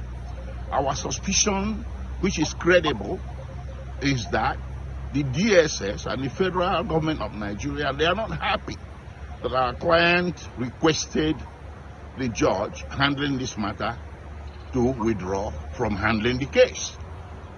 If not this reason, what other reason could explain this unconstitutional behavior of preventing lawyers from meeting with their clients who is under trial? So we need the world to know that this thing furthers what the government of the day or the DSS has been doing that actually complicated the trial of this case that culminated in our client being frustrated and losing confidence in the judge who was handling this case, and which resulted on 24th September in our client requesting the judge to withdraw. So we decided to make this video to inform the world about what is happening, and we are going to back it up with a press statement, another press statement later. Thank you. Thank you. Thank you. That's it. All right. That is where we are with the story of Nnamdi Kanu and the court. So let me start with you, KJ. Why is this case different and difficult to settle politically? It's different and difficult to settle only because the man is Nnamdi Kanu, an Igbo man from the East. If it was any other Nigerian, the case would not be difficult. It would not be. It would have been settled a long time ago. For those of us who have followed this case right from when he was arrested in 2017, you will notice that each time he appears in court, his own case seems to have a different tone. The people who go to court have different, they wear the traditional clothes to the court, and the court does not find it offensive. But Nnamdi Kanu wears Isiagu to court. They said the Isiagu is intimidating the court, so he should not come with Isiagu any longer. Now, he requested for change of clothes. The court granted that, but the court never followed up on that. Till today, he's still wearing that. The other defense they had was that he said he doesn't want to change into another cloth, which obviously is not true. So now, the courts find it difficult to even obey their own rules, because I know that Binta Nyako gave many rulings saying he doesn't want this man to appear before her again in these clothes. Yet he still appeared the next court meeting, and nothing was done about it. She sat and still listened to him. She has given a ruling that he should be moved from the DSS detention center to Kuje, where he can now be able to meet with other members of his family and be able to circulate among the people. That's, in other words, have a freedom to go outside and see the sun. They refused and they rejected that. She has also ruled that his lawyer should have free and unfettered access to him whenever they desire. That was also rejected by the DSS. She also ruled that he should be given enough time to go outside of his almost like a square box room where he's staying, so I can receive sun and be able to meet with other people. That was also turned down. She also granted another thing that he should be allowed access to his doctor who will examine him to find out exactly. You can see that he's looking a little bit bloated. Now, for him to be able to properly taken care of, they also rejected that. You can see many times they also brought doctors who we do not know what their intentions were, who tried to give him all kinds of medication, but because he is Nnamdi Kanu, he refused to take it. He was not intimidated by them, so he refused those medications brought to him, inside those dungeons. So what am I saying? The reason why it becomes difficult for Nigeria to handle, or for the court in Nigeria to handle, is because they don't want to stand by their own laws. Because if they stand by their own laws, even the last judgment by the Supreme Court has already said he should be set free, and that no court should try him. This is rulings that he had more than 5 rulings in his favor in Nigerian law, not West Africa, not international law, Nigerian law, but they refuse to accept to their own rules, their own regulations in their own court. So basically, to answer your question, it is difficult because he is IGBO or IBO, Igbo man. Thank you. All right. Thank you, KJ. Kenneth, Yeah. what do you make of what happened in court this week? Well, thank you, Mr. KJ. I think you've said it the way it is. But about what happened in the courts is just a clear indication that Binta Nyako is a partial judge, is an incompetent judge that is filled with, should I say inefficiencies? But no, you just hate for Nnamdi Kanu, and especially because of where he comes from, which is being an Igbo man. Because of that, she has relinquished her responsibility to someone else.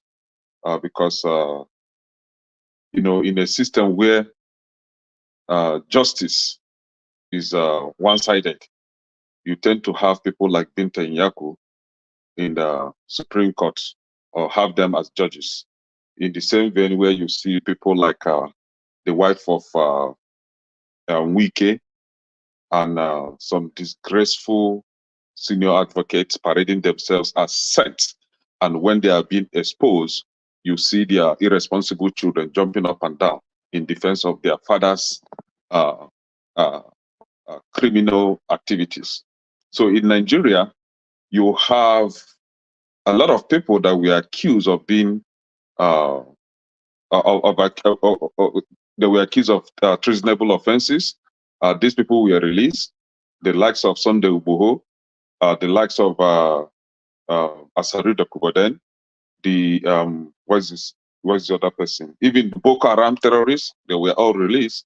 But Nnamdi Kanu is still there. Even when the court, the Nigerian court itself, found him not guilty of that charges, yet he's been held in the DSS dungeon. And I bet to ask, where are the so-called activists? Where are the so-called human rights people that are championing that they are human rights activists, they are fighting for the less privileged, they are fighting against injustice and all that, and using that to confuse gullible followers? Where are they now? Why can't they come out and say, no, this is not justice? This justice is somehow, this justice is not justifying, if there is any language like that. Where are they now? But they are quick to visit Nnamdi Kanu in the DSS office just to buy cheap popularity. See, Nigeria, the day we start telling ourselves the truth, maybe that will be the day that Nigeria will start seeing the daylight. But as it is today, Nigeria is a country where hate, is more important than having a peaceful deliberations or peaceful coexistence. Nigeria is a place where, because you are an Igbo man, the court, the justice can be tilted to hold you captive. But because you're a Yoruba man or Asa man, you are free to do whatever you want to do, and nobody questions you. That is the truth. Whomever that differ from this is also filled with hate. All right, thank you, Kene. A man of prestige. Have you been following the case? Okay, sorry. This case been going on for a long time. We know in the Nigerian space, there's no judiciary. Everything is just centralized towards the Aso Rock. I mean, let's call it what it is, because justice doesn't exist. Or sometimes there's what I call selective justice. So until, like I stated before, we have to reshape our judicial system, the three branches of government. But let me go back to what we're talking about in Nnamdi Kanu. I mean, the Supreme Court has ruled and everything. He's supposed to be released. And, everybody, even the people that don't like him, the no injustice has been perpetuated to him. It's about time they release him for peace purpose, And I praise him for his courage. Like he stated, he's been he's been behind bar for 4 years. One more year or 2 more years is not going to kill him. And I'm looking at him, the man looks good, judging by what he has been for 4 years and the ill treatment that has been meted to him, and he's still strong. So I give him a kudo for him. Like I said, certain kind of narrative that he perpetuated, I was never a support of that. But if you look at it deeply, everything that he professed has come to fruition in reference to Nigeria, where we are right now. Nothing is working, corruption, everything. So we know that country is not a functioning country. I hope Tinubu can use his power. He has the power to pardon him. I was looking at how long he's been in power, about 1 year, 6 months or something like that. I believe during Buhari time, Buhari met 208 pardon. I think Jonathan 10. So Tinubu hasn't done any pardon here, because I was thinking maybe if there's any kind of pardon with Sowore and the other guy from Southwest, but there's no pardon in it. So I think that was pretty much done by the justice system, So it's about time that he do it for the sake of Nigeria, because I believe if Nnamdi Kanu is released, South is going to be at peace. That's just what I'm saying. If you want a united country, you need to do the needful. I mean, it's not going to take you. So anybody can come here and say, there's a process, the judicial system. What judicial system? Tinubu is the omega of everything. He can do it. Just for the sake of that country. Supreme Court has released Nnamdi Kanu, but we know it's going to happen. So, I mean, I get tired of talking about that, but I hope he do the needful. That's how I see it, because he can do it. So, but it's a pity. That's where we find ourselves. That's all I have to say for now, Dr. Rudolph. All right, thank you. Kolola, you are next. What is your take on that situation? I also want to point out that the Ezebo of Edo State, who threatened that he will invite IPOB to Lagos to protect the market, is still being tried and is still locked up. Go ahead, Ikolola. Oh, thank you for adding that to my submission. I think, as some people have said, he's in that situation because of his ethnic origin. And not only that, because if we just put it at that, then we are losing focus on every other thing that makes Nnamdi Kanu. There must be something they're very afraid of. We might not know. And they might know, and then Nnamdi Kanu himself does not know what they are very afraid of in him being released. Because as you see it, IPOB is a very powerful force, which if they have organization, if they have coherence, if they have a head they look up to, it might be unstoppable. So, and it's not just, I just don't want to say it's because he's an Igbo man. As something they're very afraid of, which Nnamdi himself does not really know. And because if you look at it, this Fulani headsman has ravaged the southwest, part of northern part of the southwest. They've ravaged most of the middle belt. What has kept the east going? Is it not IPOB that has saved the villages? So if they can do it, they are very afraid of something. So it's not just because his ethnic origin is Igbo. They are afraid of something, and Nnamdi Kanu himself does not know. So it's unfortunate. This is what it is, and I am not looking forward. I'm not looking forward to that funny-looking guy that wears glasses and speaks in a very funny manner to do anything. He's just going to go on and on and on and on for another few years where he's there. Well, hopefully, I don't know what will take him out, but if it's not chaos, if it's not violence, if it is not, I hope he carefully leaves and Nigeria comes back to normal. But if that man is going to do anything, it's you know an Iroko tree from when it's small. It's not when it's so big and grown that you say it's Iroko tree. Right from its little seed, you know, this is an Iroko tree. That man is not going to do it. All right. Thank you. Alaba, why is political solution difficult? A political solution is not difficult to resolve this issue. Like someone said, they know there's something about Nnamdi Kanu that they are afraid of.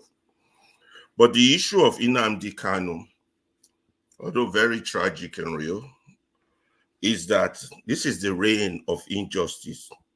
It just doesn't fall on the Igbos. It falls on all. And Nigeria has no umbrella. But the situation with Nnamdi Kanu is the case of somebody who hones in on the truth, and this government is afraid of the truth. Or I want to stop calling it this government. I want to lay blame on who they really are.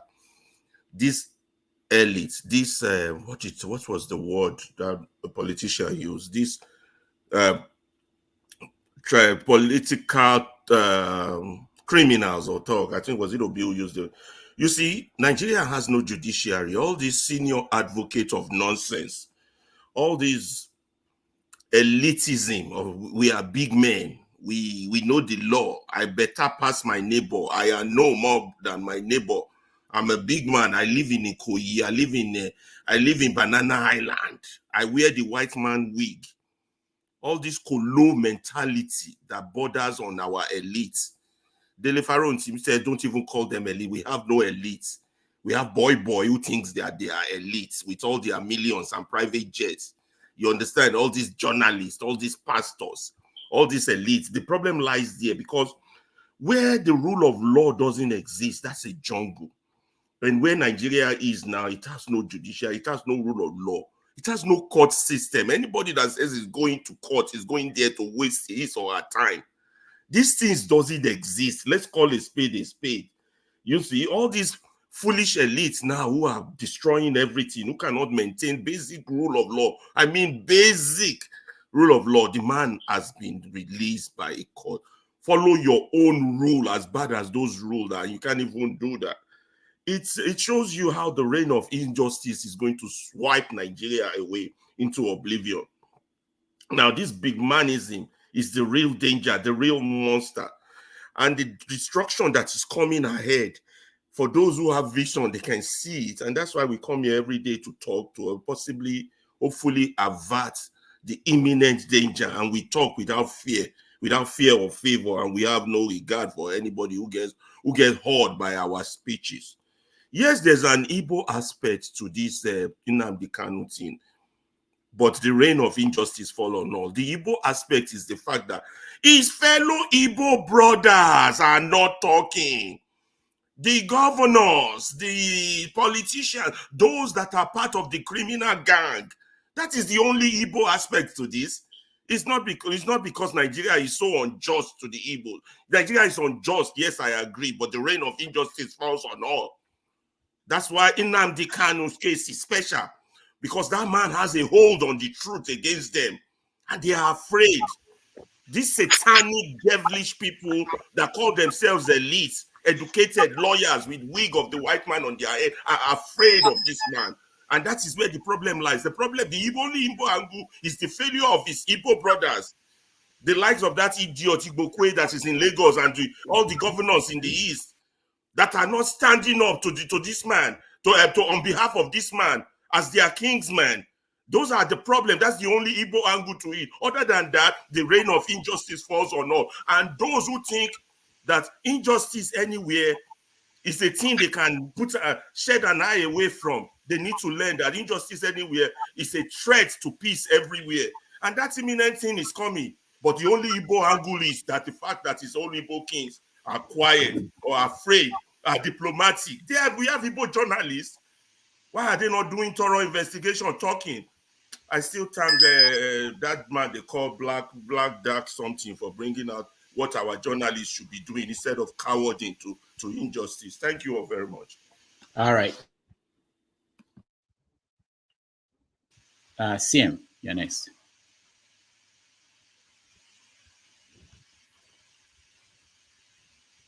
Unmute yourself, CM. Okay. Okay.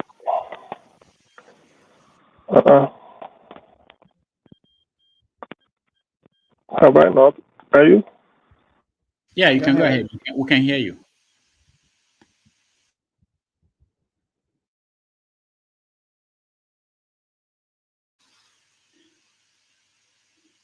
All right, CM is having difficulties. We can't hear you, CM. You muted yourself again.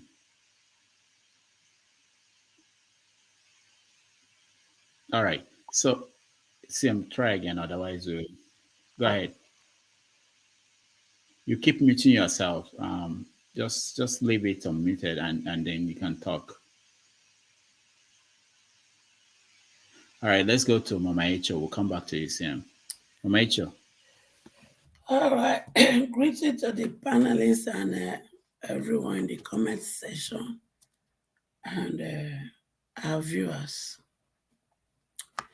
My voice, it gets sore throat, so if you hear me they talk like frog, because I be say, we not eat frog, that's sore throat. You see, I'm gonna wear my full regalia now on this Nnamdi Kanu case. First, I'll put on the figure of a mother to address it. Secondly, I'm coming in as the convener of Anti-Mogul Charity Organization here in US and convener of Anti-Mogul Foundation in Nigeria. So with that, we are qualified as a civil organization to fight this injustice. But I will be needing help. And I'm going to make this request because those who will be part of it will need to be screened by the few people I'm going to measure in this platform. And you also have the right to opt out if you are not going to join me in it. Because any person that will join me in fighting this fight, another fight, will have to have this core value: accountability, competence, compassion, good character, empathy, integrity, honesty, transparency, truthfulness, love for humanity, and above all, the fear of God. So, any of you that will hear me now and that will hear me later, home and abroad, because we need both teams to work to get success. Reach out to these following people. And if I call your name and you do not want to be part, please opt out. So reach out to the following people and get my phone number. And the following people that I'm going to call, please scream whoever that comes to you with this, because we do not want enemy in our camp. And use your designing spirit to know whether they are enemy or not.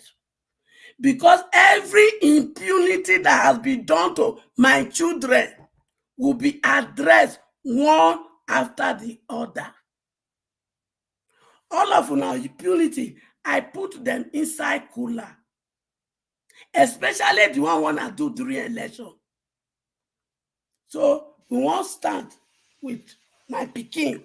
Hold on, Mama Echo. I think there may be a better way to do this instead of. Well, let me finish. No, wait, because I guess I know where you're going. Instead of calling people's name and putting them on the spot, this is an international. Okay, make I put that for back seat. Yeah, no, what I mean is this: if you want, if you can give out your number on the comments on the chat, and people can reach out to you. But I don't think it's a fair thing to call people's name and put them on the spot for whatever reason. I don't know what you are. I am not putting people on the spot. I can put their name on private section. Yeah. I do not want. I do not want people to reach out to me coming from Agbado's camp. So I have people that will screen them before they come to me. Okay, so you have assistants that, did they know, the people you are about to say that will screen them, do they know that their job is to screen these people before you call their names? That is what I'm just saying now. So you can talk to them first before you call their names. I don't just want you to put people on the spot. KJ is not feeling very, very good. Wait now. You say I cannot talk and act good. I go put their name in comment section, good, private. Then secondly, I say you have the right to opt out if you don't want. I mean, not a year in between my talk. No, you can't do that. I can't call your name and say, oh, Mama Echo, you have to come and do my garden today. But you have the option to opt out. That's not a way to do it. See, in my organization, we work as a team. You see, you've derailed the conversation now. We are talking about Nnamdi Kanu. No, Nnamdi Kanu matter. Bring me come here. No, Nnamdi Kanu say, I want to put on two caps, the cap of a mother and the cap of an NGO. What is it? So this is what we're going to do. Mama Echo, give us the email of your NGO and then say people, put it out there. Put it on the comment section. I don't want everybody. You know why? When they reach out to me, finish, okay? If you let me land and you begin to bring your criticism, I will accept them. Okay. But not making me to land is unfair. All right, go ahead. No. Go ahead, Mama Echo, land. I will put the name in the private sector. If you don't want to work with me, opt out. I request for screening because Agbado go sending people to me. You think I don't know what I'm doing? I've sent a message across to him before now that if he did not release him during this thing, I go play the Joker card for her. And at the Joker card, me and my children won't plan. So that the people when go help me, screen people, when go help me play this Joker card, now I be the talk. These are my family. I cannot allow outsider to reach out to me when I know we are fighting a war. Or you don't understand? I can't be the one screening everybody. I have plenty things on my table. Is it too much to ask? All right, go ahead. Finish up. We have 6 minutes. You say some people that they fear. So I go put name for private section of the people that they will be reaching out to. But in that list, if you not say you don't want to join, because in people when get heart like a lion, now go follow me go this journey. So if you be the type when it is shaking out, don't accept this request. Mama Echo, one more thing before you speak more. You could have actually called these people you're talking about and talk to them before saying you will know whether they want to do it or not. That's what I would do. I wouldn't call people and say, yo, you can choose whether you want to come or not. They have the right. See, I be open book. I know they do backyard business. Okay, why are you not discussing Nnamdi Kanu matter for secret? Why are you bringing it open? And why are you asking me to talk about it openly? Why? Or is it the solution we should be discussing in secret? That is hypocrisy, doctor. All right. So are you done? I'm not done. So what is left? I want to put the name of those who will work, who will screen people home and abroad when they work with me. Go ahead. And I don't give my criteria. Since you thought say that they fear, make I not put them for sport. I go respect that. I go put them for private chat. And those people, when I want put their name, if you not say, you not get lion heart like Nnamdi Kanu, you not get lion heart like Sowore, and you not get lion heart like Mama Echo, opt out and not get offense against you. You know, leadership role requires you to be able to know the people you are picking. The people you pick. So if you pick the wrong people, that wouldn't, it means that you didn't show leadership. Let me say something. Oga James, come. Oga Udo. Some of these people we've talked in the back. Niger Watch and CN, they helped me, they do interview for Niger Watch. And I said it openly. So that your own, they do secretariat. I am not fucking doing any secretariat. Did you understand me? All right. If I say that I meet you now, Mama Rachel, you delayed this conversation. 2 more minutes. We'll move to the next person. Okay, I know they're right. Oga KJ, you did. Ekene, you did. Where are the rest people? I said you have remove my name from the list. Okay, good. Remove my name. I don't join any list. Ferreira, you there? I better remove this green button. Make I see the people when I they call. Oga Righteous Man, you there?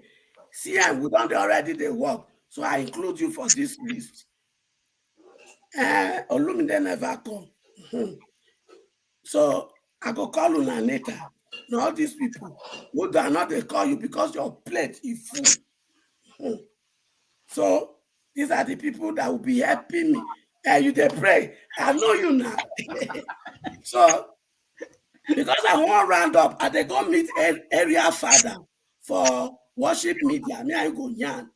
All right. Thank you so much. Please, I will be reaching out to you people, and if you hear your name, you feel that as a kid, as my sweetheart, my honey pie, can I just do now? I get that right. If they look me, not my sweetheart. I be my, you won't continue quarrel again. You are my sweetheart. All right, Mama Echo, thank you so much. All right, I don't talk. We appreciate it. Begin. All right. Oh, amazing. There's every Saturday something wonderful. Yeah, Righteous Man, you want to opt in or out?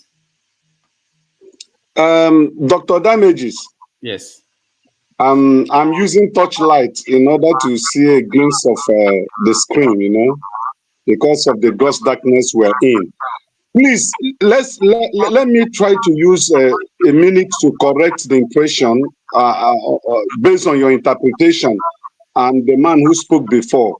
I think enjoyment is subjective and is relative in every case that we try to iron out. Let me give you an example. My wife wakes up every except on Sunday, 5 a.m. and goes to Lekki to work and return between 11 and 12 p.m. every day. Is that not hard working? And she comes back home and there is no light, there is no water, there is no security. So when I say those in America or abroad are enjoying, I'm not saying that they're not working for their dollars. We are working for an naira here. And yet we work so hard and we don't see the money, and it has no value. When I say those in America are enjoying, it's just subjective. What I'm saying is that you guys have all the good amenities of life to add to your life, even when you work hard to earn that money. Now we're not using torchlight wherever you are, but I'm using it here.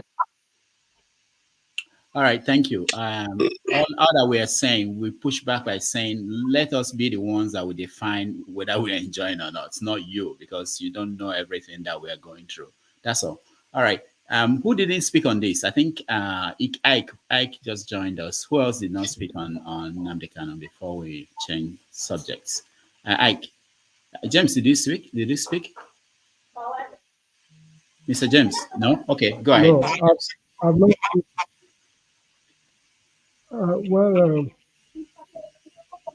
This Nnamdi Kanu's case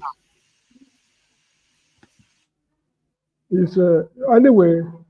The issue is that the woman did the right thing. Excuse me, please. Let me talk to these guys to clear out of this Right, thank you. Can you hear me, please? Go ahead.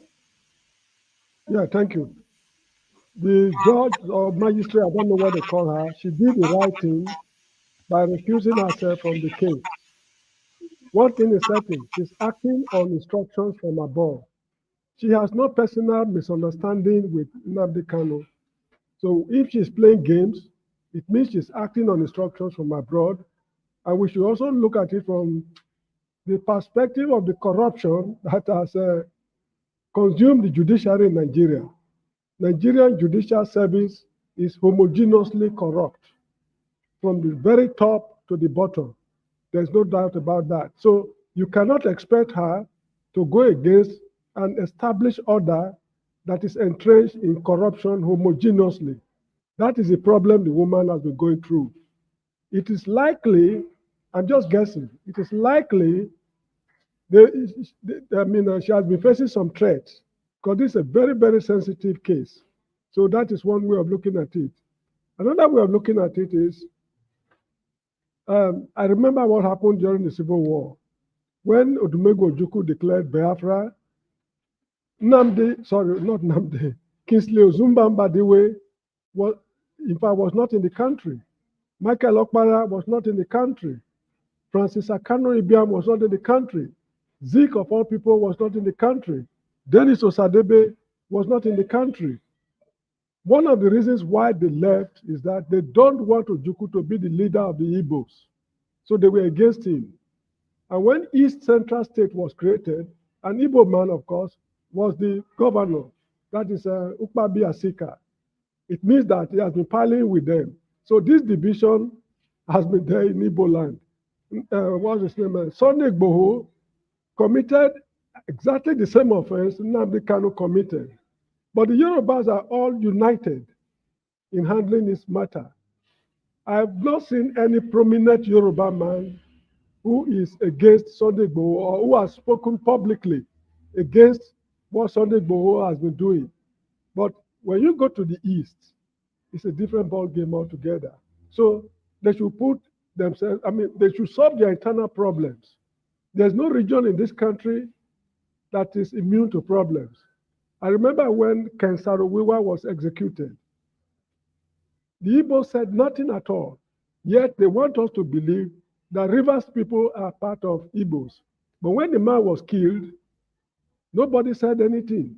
So it is from that perspective, the powers that be are playing games on them because they are not united. That is very clear. Then lastly, Bola Tinubu is enjoying some privileges from this crisis. Because if he wants to contest in, the next general election, this is a very good bargaining chip. He just go and meet the prominent Igbos behind the scene, settle the matter with them. About a year or so, or less than that, before the election, they release him and make some beautiful speeches that will earn him some votes. Take it or leave it. So this is how I see it.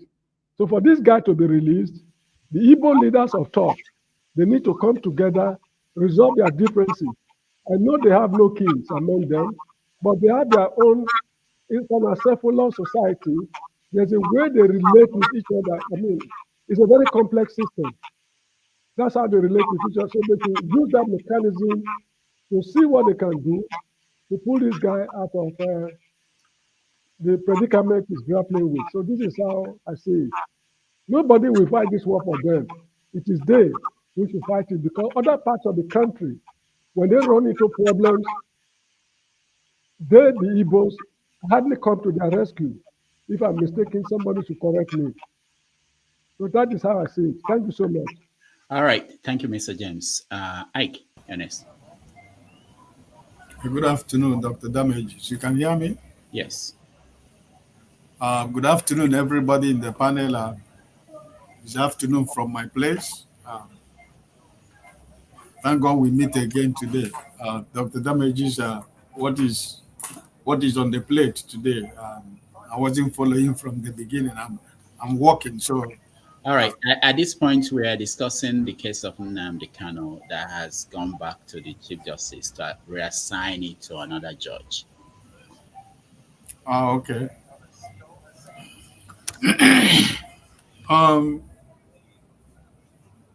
Well, I think that Nigeria is what it is. Nnamdi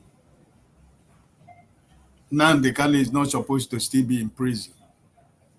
He's not supposed to still be detained. But this is what it is in Nigeria. So my only hope and prayer is that as I saw him on television this week, I was very glad and happy that it looks good. It looks healthy.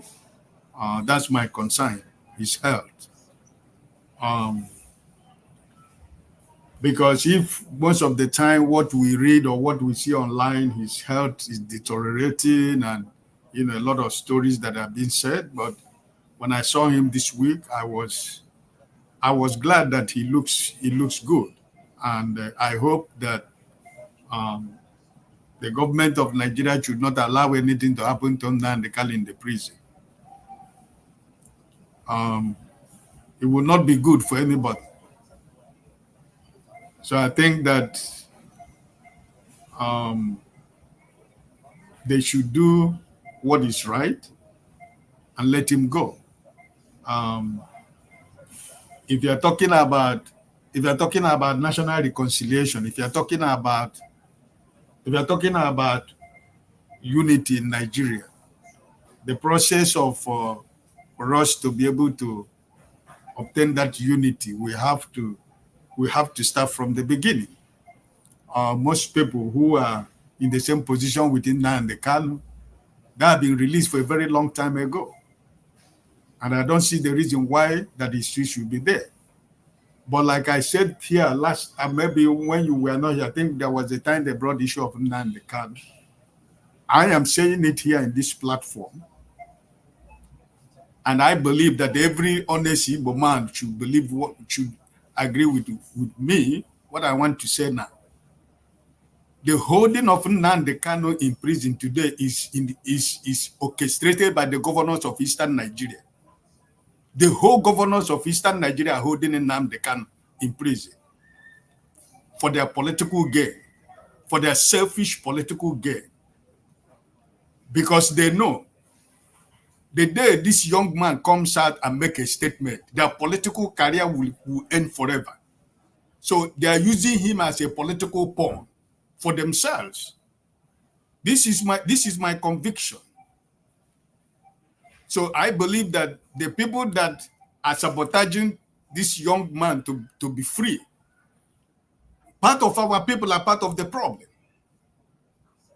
Because I believe that if the Eastern state governors are serious and they mean what they say and they work in unity to release this young man, this man would have come out a long time. But they know they're using him for their political gain. But I'm just looking at this government that is not my government because it's an illegitimate government, and I say it every time. If they don't represent me, I don't have a country, I don't have a government in Nigeria. So, but I think that it is time for them to do what is right and let this young man to go, so that if you're talking about the reconciliation, we will start from somewhere. You can't be reconciling one part of Nigeria and leave one part of Nigeria. You talked about the man, the president of the Igbo Traders Association somewhere in Lagos during the election time, when Oluoma and his gang of criminals were threatening the Igbos. He made a statement, if the government cannot defend them, he would like Nnamdi Kanu and the IPOB to come and defend them. Up to today, the chief is still in prison. Nobody's talking about him. There are so many people that have been released in Nigeria that have done so many things that have been released. I don't know why this man, our case is different. But I just hope that the family, the wife, the children have suffered a lot. Denied a woman and the children for their father for almost how many years right now without any reason. If nothing else, for the sake of the children, for the sake of the wife, and for the sake of the people that are depending upon him for their survival, they should let him go so that Nigeria we can be able to have peace. Thank you. All right. Thank you, Ike. I'll give KJ 1 minute and Kene 1 minute, and we'll move on to the next topic. Okay, Yes. I just want to advise, all those who are taking part in it. Karma is a beach, as they say. What goes around comes around. They may think they are doing the young man injustice, but that injustice is going to come around.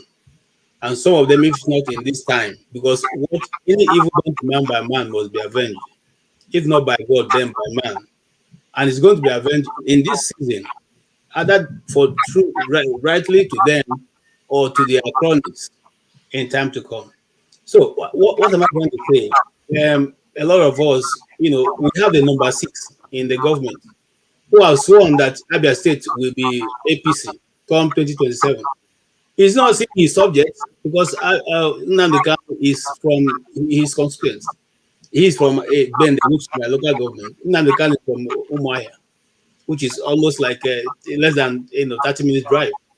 He's not saying him that it is subject. What are they, just like Ike said, what are the positions of the Eastern governors? I said on this platform, when the Eastern governors met and David Umahi, just 1 minute, I'll conclude. Sorry, not less than 1 minute. And they met and said they handed the issue to Hope Uzodenjo and this young man called Kanu.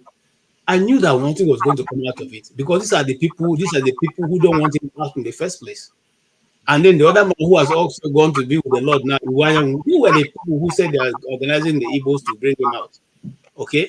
So whatever they are doing, no matter how craft they think they are doing, on this earth, each of us will receive a good reward or bad reward as the case may be. Thank you. All right, thanks. Kene? Yes, I just want to correct what Mr. James stated. Yes, the Igbo leaders are not helping out. They are not speaking up. Just the way, according to you, that the Igbo people did not intervene when Ken Saro-Wiwa was executed. So this is where my correction comes in. Have you forgotten that during the Biafran War, that the same Ken Saro-Wiwa aided the Nigerian army to invade the southeast, and a lot of Igbo people were cleared up. Ken Saro-Wiwa was on the side of the Nigerian army. He fought against the Indigo. He actually, Ken Saro-Wiwa confiscated Odumogo Juku's father's property in Port Harcourt. And now you are expecting the Igbo people to speak on his behalf, to Igbo people to stand against his execution. That is not possible. Now, the same Ken Saro-Wiwa later was fighting the Nigerian government for having been desecrating his land or their land, whereby rendering them with infertile land, their fish, their river, everything condemned because of the activities of oil spillage in their place. Whoever that asks for this shouldn't be crucified, shouldn't be killed. Yes, his death was a pitiful one. He deserved, to live because he's calling for the good life of his people, the same way that the Igbos or the Biafrans were calling for the good life of their people. Yet, King Saro-Wiwa aided for the killing of Indigo. So that is the correction I wanted to make. All right. Yeah, Thank you. No, everybody. No, please, I beg you, please. There's a proverb here in the Gambia that a quarrel among two people, a quarrel among two brothers does not require the intervention of the village chief.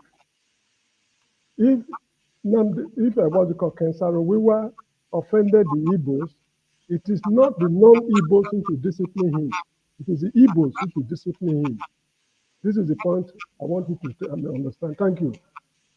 All right. Thank you. Let me add, I see and I saw you, but we have to keep moving. I'll come to you next when we start a new topic.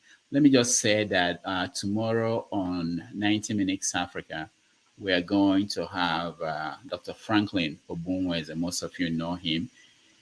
He will join us and he will talk about Nigeria today under Tinubu and the West versus the rest of us. He will weigh in on what's going on around the world from his place in Germany. He has some new ideas about what he thinks is going on across the globe. So if you can join us tomorrow at 12:30 New York time or 5:30 p.m. Nigerian time. He's one of our most of you guys like him more than most of our guys. So he's coming in tomorrow to join us. And then on October 6th, we have Adele Ogun joining us. And then the next week, we will have Paikide. So we are lining up some interesting guests for you as we move ahead. Let me also use this opportunity to thank people who have been supporting this platform. There are a lot of people, most people I meet, but there's one particular person, maybe two, one person that I have never met, and I want to use this chance to thank Madam Luke. I hope very soon, I see your hand, as we say in Nigeria. I hope that very soon I will be able to get the opportunity to meet you and talk about all the people supporting the platform. I thank you all. There's someone else. I don't know if he wants me to mention his name, so I won't, but I don't even know how to reach this person. But I thank you. All right. So let's go to the next conversation. I really want it to be about the Pentecostal church in Nigeria. Most of the leaders are getting old. There was an event yesterday. Bishop David Oyedepo of Winners Chapel had his 70th birthday, and it was an opportunity for them to come out and showcase who they are and their influence in Nigeria. So I want us to discuss that in terms of the state of, when we talk about the state of the country, the state of the church, and the impact of the church on the people and the situation of Nigeria. But before we do that, let's take a look at this. At 70, and this was the moment when Bishop David Oyedepo welcomed Baba Enoch Adeboye at his 70th birthday celebration. This was such an iconic moment to behold. Oh my God, indeed, we are celebrating a colossus amongst men. Papa David Oyedepo is an icon in ministry. Ladies and gentlemen, we are celebrating an icon in ministry. The arrival of Pastor Jerry Eze for Papa David Oyedepo's 70th birthday. This is the arrival of Pastor Sam Adeyemi and Pastor Nike Adeyemi of Daystar Christian Center. And this is the arrival of Kings. This is Dr. Akintayo arriving for the 70th birthday celebration. And yes, the Delta State Governor has arrived. His Excellency Governor Sheriff Oboriwori has arrived, and he is accompanied by his wife to celebrate the colossus amongst men, Bishop David Oyedepo. And this is the arrival of Pastor David Ibiyomi for Salvation Ministries, accompanied by his wife. And this is the arrival of Mama Idahosa. Oh my God. This is the gathering of kings to celebrate such a gem, such an icon. My God, this celebration is something else. Mama Idahosa and Dr. Pastor Paul Eneche just arrived for the celebration of our father. And this is the arrival of Bishop Feb Idahosa. Man, this is beautiful. This is beautiful. This is beautiful. A life spent on Jesus is not a life wasted. And this is Pastor Ayomitide Isaac Oyedepo. Pastor Isaac Oyedepo just arrived too for the birthday. Wow, this is really beautiful. See Pastor Isaac Oyedepo and Mama Faith. Yes, Mama Faith Oyedepo just arrived. And Papa is here in company of Mama Faith Oyedepo and his senior pastors, Bishop David Abioye. Wow, this is beautiful to watch. This is beautiful to watch. Papa has arrived. Papa is here, ladies and gentlemen, accompanied by Mama and his senior pastors. This was wonderful to watch. We're celebrating a rare gem, an icon, a ministerial legend. This is Bishop Abioye and Bishop Thomas Aremu. Wow. Wow, wow, this is a gathering of kings.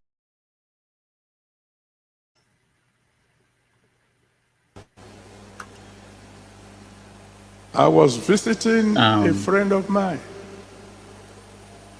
and they asked me to stay for dinner. Sorry, my videos are not playing anymore. But you got the idea. I agreed because so the all wife big names in the Pentecostal. is a very good cook, particularly when it comes to chicken. She's a specialist. And so we were at the dining table. himself, myself, the wife, a young man, and then 4 ladies. The woman gave me one fat leg of a chicken. I finished it quickly. And then she asked me, do you want? I'm sorry, guys. I'm not sure why my videos are not playing, but you hold on. I think I figured it out. Okay, let's try one more time.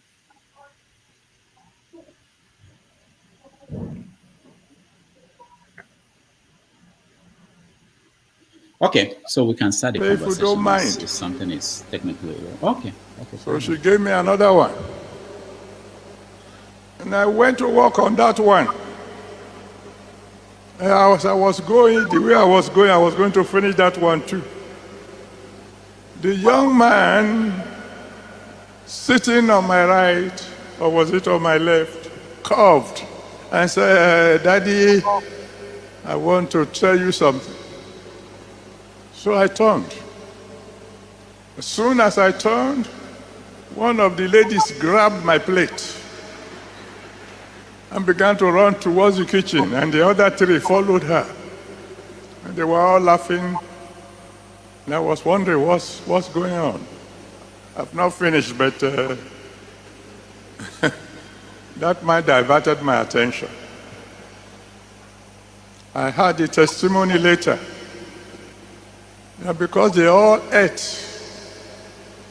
what was left on that plate, everything each one asked for, he got it, she got it. All right.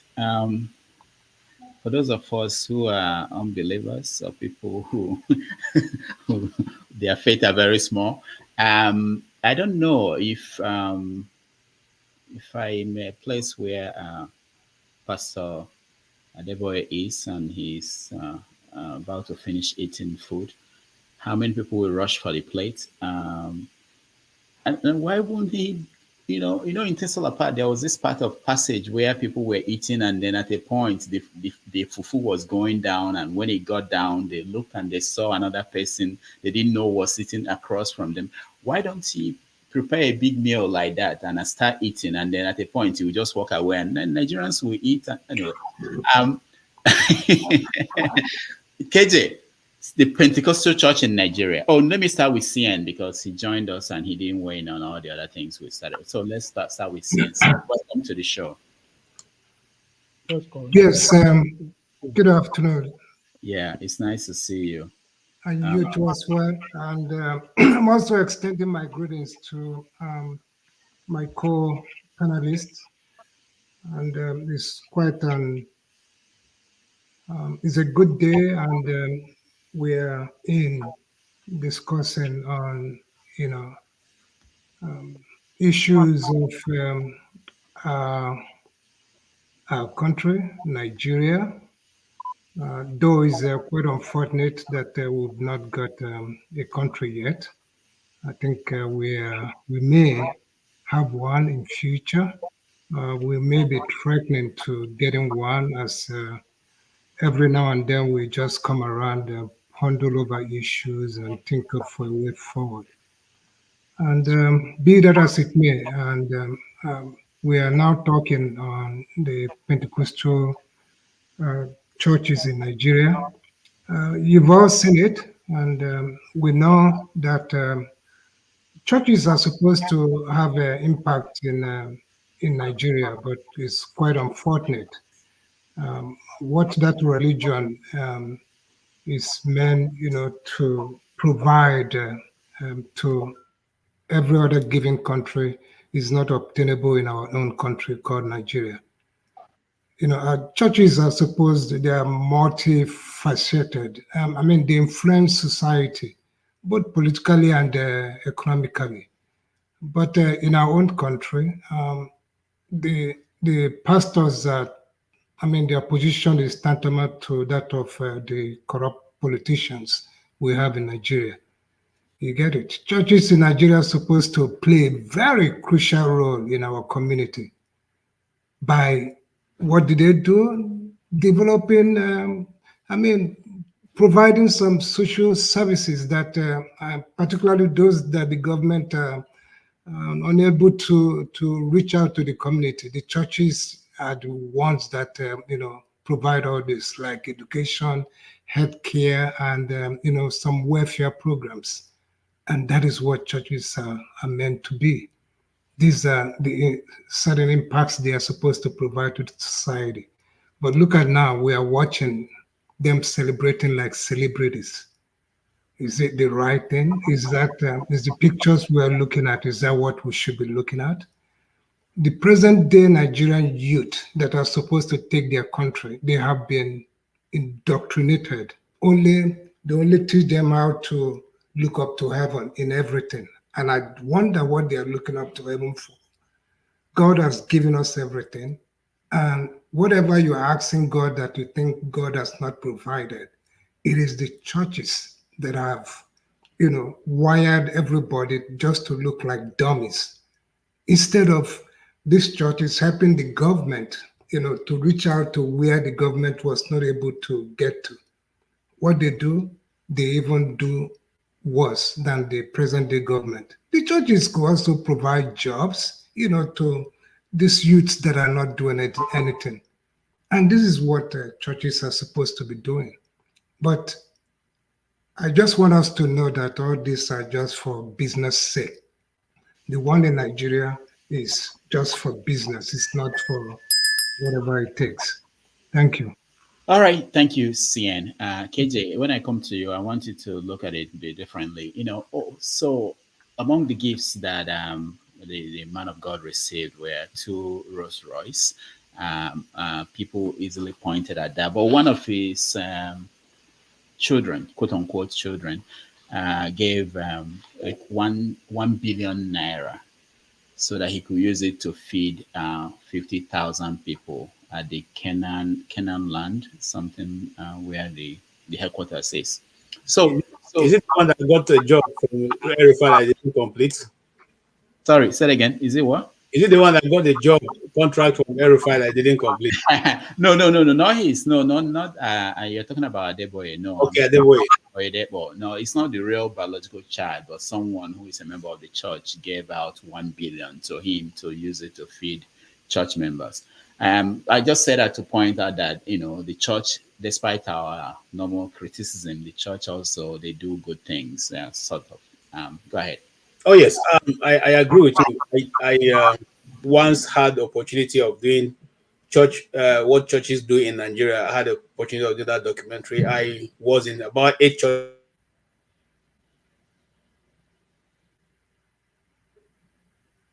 All right, KJ, you are frozen. We can't hear you. Let's move on to Kene while KJ takes care of his connection. Kene? Yes.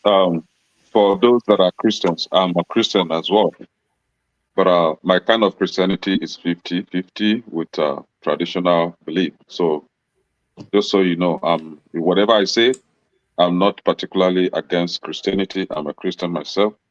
When you were playing that video, what I could see on that video was a gathering of pulpit bandit criminals. And I was trying to see if somebody like Dr. Abel Damina, who appeared on that video, but he did not disappoint me. Dr. Abel Damina happens to be one real pastor that I've picked among them all the thieves in Nigeria. It's really saddening to see that Christianity has no positive impact in the life of the people in Nigeria, but rather for the self-gain of the CEOs, the pastors, where they will be preaching about vanity upon vanity, as it is in Ecclesiastes. Yet they are acquiring those vanities in the world here, thereby telling you to challenge God with your hard-earned money in the name of tithes and see how God, if God will not bless you beyond measures. Yet, from your own small brain, you have been paying this tithe, but your house or your room has never been filled with the reward of the tithe, as it claimed in Malachi. So who is lying to the other? See, it is very shameful to see that the Muslims were able to form what they call Islamic Bank in Nigeria, giving out free interest loans to their people. And even to some of these Christians who go to Islamic Bank and borrow money interest-free. While in Christendom, all they do is to acquire private jets, Rolls Royce, and all manner of luxuries. See, because of these people, you just see on that TV, the one that said that he went to Colorado and stopped snow. He drove on empty tank from Ibadan to Lagos. He went to somebody's house and they gave him chicken. And the people that gave him chicken turned to Babi Allah and began to lick his plate. And that changed their life. I want this man, Adeboye, to cook for us. I mean, we will cook for him. He will dip his and eat. They will come and eat. Nigerians, everybody, all the poor people in Nigeria will come and eat from that plate so that their problems will be solved. Yeah, man. See, you see that country, the earlier we begin to call out these criminals, the better. For the Christians, especially, for the Christians, call out these people. Stop going to that business center they call churches. Stop giving them your hard-earned money. You could help the less privileged with your money. Call it tithe. Give it to them than giving to these stupid bandits that have no respect for humanity. They will use their money, build expensive schools, build expensive apartments that you yourself that contributed to build those infrastructures will not be able to afford going to that school, afford paying for that rent. And if you default in your rent, you'll be kicked out. In the short matter of fact, they will use lawyer from the church and kick you out. These are useless set of people that are not working for God. They don't know God. They are not men of God. They are stupid bandits. That's what they are. All right. Thank you, Kenneth. Let's go back to KJ. KJ, continue from where you stopped. Yeah, I was about to say that I've done a documentary about 8 churches. Some of them, which one of which I'd like to mention, Word of Life Bible Church, led by Pastor Ayo. And those who are in Warri can testify to that. Up to this moment, that church still gives loan, small scale loans to women, market women, people who run. They give them grinding machine, they give Okada, they give small vehicles for transportation. They even have a bank where you can go as a church member, open an account and be able to get money to do your business. They have a clinic. They have a guest house just in case you are hosting somebody and you don't have a lot of money to put the big hotels. You can actually take your guests there and pay a little money for them to stay. So there are a lot of churches like that. I don't want to go in because there are many of them that I work with and closely I know that are out there helping. But you see, whatever has an original, there must be a fake. And so there are also fake people who are not doing the work. They were not called, they call themselves. And they've continued to do the work the way they want it. Not a lot of pastors will tell what they are doing in their ministry, except you are close to them. Now, the people we have seen in that video, Oyedepo, for instance, was one of those who inherited the mantle of Idahosa. Idahosa's mantle at the time of his demise was divided into 3, or we believe it was divided into 3. One went to Oyedepo, who was a protege of Idahosa. The other one went to Duncan Williams, who is also a archbishop in Ghana. And the third one, which we believe, went to Apostle Yemi Adefarasin. Now, these are people who served closely with him. And you see, 2 of them, one of them preaches, the prosperity, and the other ones are more of doctrinal and apostolically driven members or churches. So when you begin to look at the pastors without understanding of what their roles are, you probably be judging them wrongly. And I'm not saying that because of that, people who are rich, if you are serving God, you shouldn't be rich. There's no way I said that. We're not saying, this in the Catholic Church, you have St. Vincent de Paul. Those who are Pentecostally driven and apostolically and prophetically led are totally different sets of people who have a better understanding of what the call of God is, at least for this time. And so, having said that, in Nigeria, if these churches we are looking at are not doing what they are doing now, we will have been eating each other's meat. I'm telling you the truth. Because when you go to those churches, whether they are fake or not, they try to sell you faith. They try to sell you the hope that it's going to get better. Sometimes in Nigeria, that simple hope they're selling is what has kept the country from blowing up. That simple, whatever you call it, manipulation or whatever, is what is keeping that church, that nation from not taking, actions against their neighbors because they believe that there's something going to happen tomorrow for a change. Is that enough to build a nation? Probably not. Is that enough to keep the peace of a people? Maybe yes. But we are not saying that the church itself recognizes that there are fake amongst them. The Bible itself recognizes there is going to be fake. He said, from the devil are left, and have the world and have gone into the church. It's in the Bible. So if you're a good Bible scholar, you know that whatever is going on now is not strange. It was already said that this is what's going to happen. When they come in, they will try to behave as if they are the true people who have been called and use that to deceive many. It is happening now.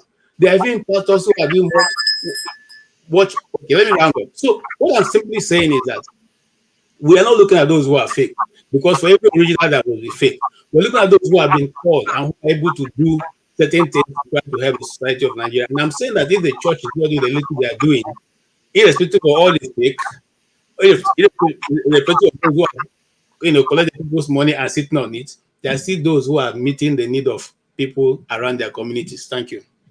All right, thank you, KJ. Man of Prestige, are you like Kene, who is half Christian, half traditionalist, or are you fully in? And what do you think about? No, actually, I'm a Christian, devoted Christian. I used to be, when I was in Nigeria growing up, I used to be an altar boy, when I was in Catholic. But I don't go to, I attended Catholic, because my wife is a Baptist, so I joined her. So I've been a Baptist member for, I think, about 15 years right now. No, about 13 years. I'm sorry, So I've been, so I do go to church. So when I go to church, I listen to what the pastor preach and something like that, and use it, where it's suitable for me. I don't really hold them in high regard. Like something happening in my family, I have to go contact them. My wife tried to do that, but I pretty much stopped that, because I don't believe holding them to hierarchy, or some people call them man of God. It depends on who you are. You may look at them, I just look at them as somebody like you. You're a teacher somewhere, I go there to learn. But does that make you righteous, or does that make you the best? No, I don't look at it. So when it comes to Nigerian space, the churches, I look at them as politicians, because there's no different than them and politicians. I'm not saying we shouldn't support our pastor, we shouldn't pay our tithe. Yeah, I do pay my tithe, but I'm not going to give anything. If I don't, whatever I have is what I'm going to give. But don't try to slave people, poor people to come and give you whatever money they have. So in the Nigerian space, they have pretty much enriched themselves to a different level. That's where I'm against it, And look what's going on, the predicament we have in that country right now. Nobody has come out. They have not been able to mobilize, their audience, say, okay, preach against what's going on, because they are part of the politicians. So I don't really say too much about it, because when I go to Nigeria, the only church I go is, because my parents are still Catholic, where. So I join them and go to recognize, what I used to do when I was a Catholic member. So it doesn't really mean that much. But anyway, I don't like to speak about Nigeria. I'm not too much religious in that, that I have to be learning. I don't even read Bible, to be honest. But the only time I read Bible, when I go to church, I just turn my phone when the pastor is preaching a prayer. But I never sit down and start reading different verses or something like that. The only Bible I read was, probably when I was in high school. We did different kind of biblical studies. So that's about it. So this religiosity to me in Nigeria is a scam. That's how I see it. So anybody can quibble about that.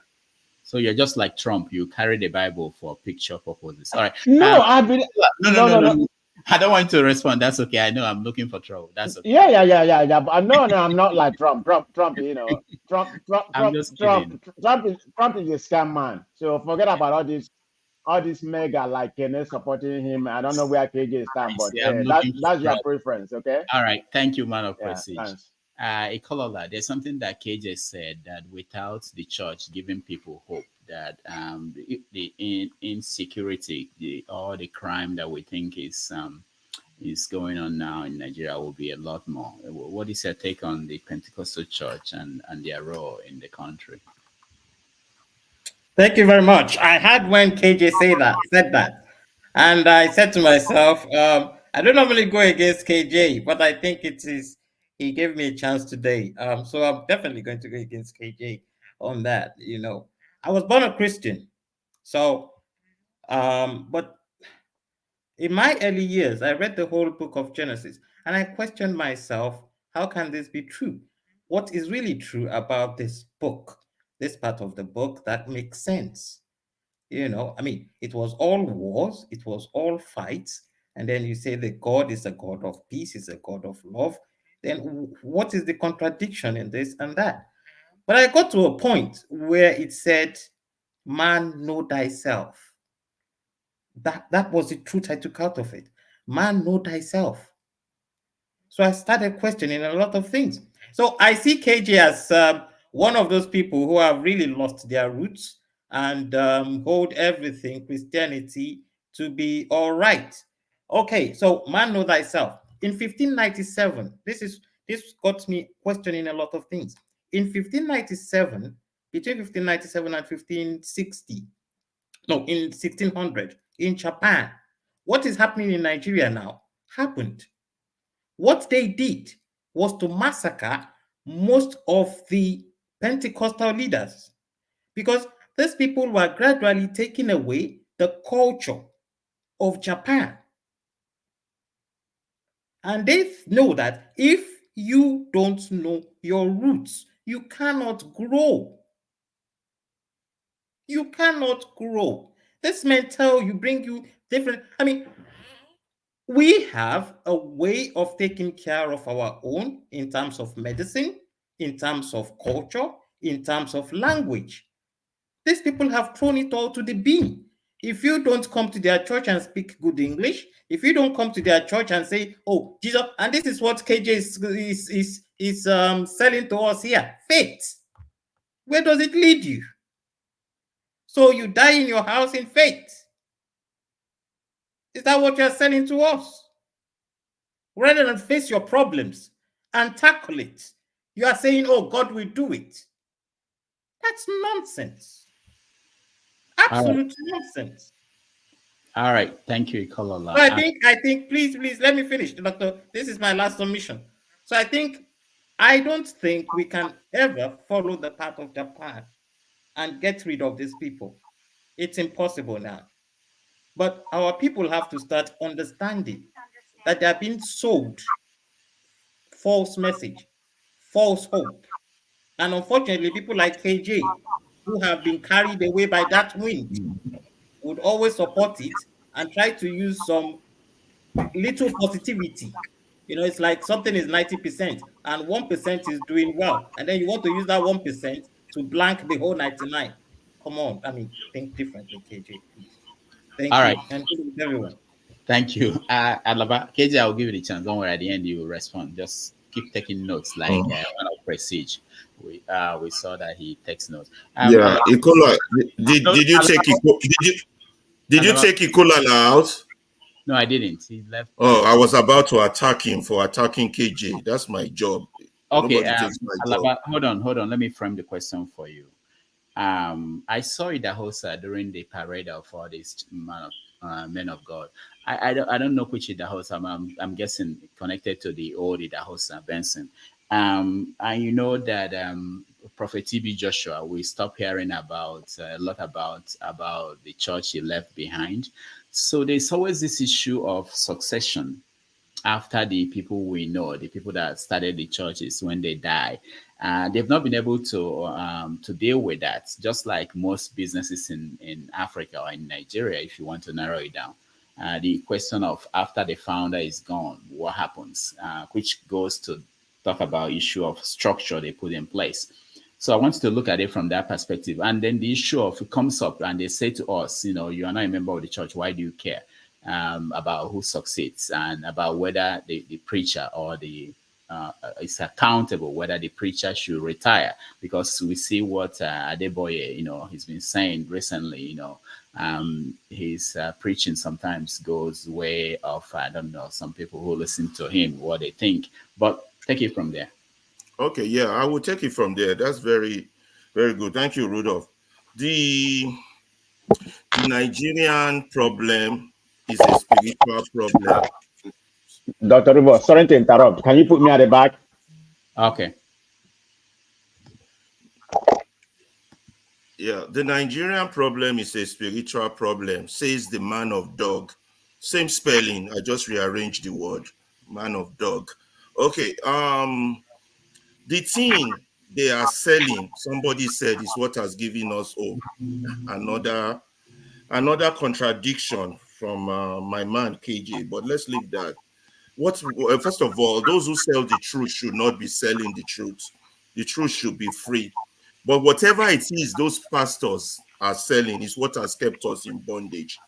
The Bible they are quoting tells us clearly that you shall know the truth, and the truth shall set you free. I like to say the truth shall set you up, but let's leave that as it may. So this issue, before there were all these crazy pastors, back in those days when I was growing up, we used to have the Jesu Oyinbo. Where is he today? We used to have Jesu Oyinbo. We used to have so many of them. There can't be succession when your foundation is faulty. You cannot even transfer this faulty religion they are preaching to the next generation. It will all crumble. And all these are not new under the sky. If you go and read the history of man, you will see that all these sects that calls themselves religion have always existed. So that should answer your question, Rudolph, about succession. It's all fake. It will crumble the same way the Nigerian system will crumble. All these are generations. It won't go through generations because the truth doesn't last long. It might last a decade, 2 decades, or maybe at most 50 years, where everything comes down to crumbles. But what amazes me in the video of these pastors you show was the commentator, and that was where I wanted to focus my topic on before you brought up the issue of KJ and all the other things you brought up. The commentator, did you see how he sounds like he's worshiping those men like a slave, like a subject? Here comes my God. Oh, my God has just arrived. Blah, blah, blah, blah, blah. I like to be very dramatic when I when I illustrate things. But that's the part I wanted to talk about. And when I talk about these fake Christians, because I don't call them Christians. I like Gandhi said, I love your Christ, but I can't stand your Christians. Your Christians are not just like your Christ. As a matter of fact, some of these, your pastors, they are sheep. I go now into poetry. They are sheep, but inside they are ravenous wolves with eyes skinning the teeth of the saints with their teeth. But you can't blame the wolf for biting its prey. You have to blame the prey. The prey are people who believe, people who come here to defend them, to say there are some good ones, not a lot. People who come here to say they are selling. Those are the ones you blame because God has given you your discernment. It is you who let your discernment cease. And as long as you let your discernment cease, this prey, these wolves will bite on you because you are a weak sheep. Weak. You have not held your Christianity, go into your own Bible, interpret, and not follow what the Bible, what the pastor says, but you follow your own truth. Because why? Because you yourself are selfish. You want to hear the pastor say that, oh, you get a new car, I receive. You are holy, I receive. You get a new house, I receive. But the real things that make you a Christian, you don't want to do that, which is repentance, which is coming to your knees and asking God for forgiveness, which is being good to your neighbor, but you want to hold on to this fake prosperity gospel. And as long as you continue to live in that darkness, you will be in a spiritual blindfold, and that will choke death out of your soul, and you will never be able to see God. And let me warn you, both you, the fool, and your pastor, the only thing being exhausted is you. God is not being exalted through you. with all your fake testimonies. But one thing is clear, there is a God, and God will not be mocked. Thank you. All right, thank you. Mama Echo. We don't land, though. Not interrupt me.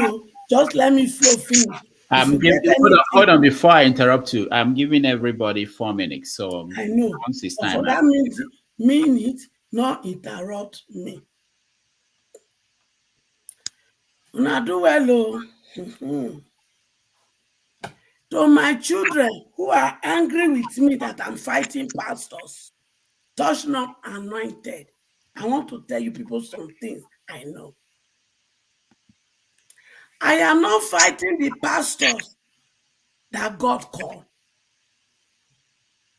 I am fighting the pastor that called God. So there are two categories.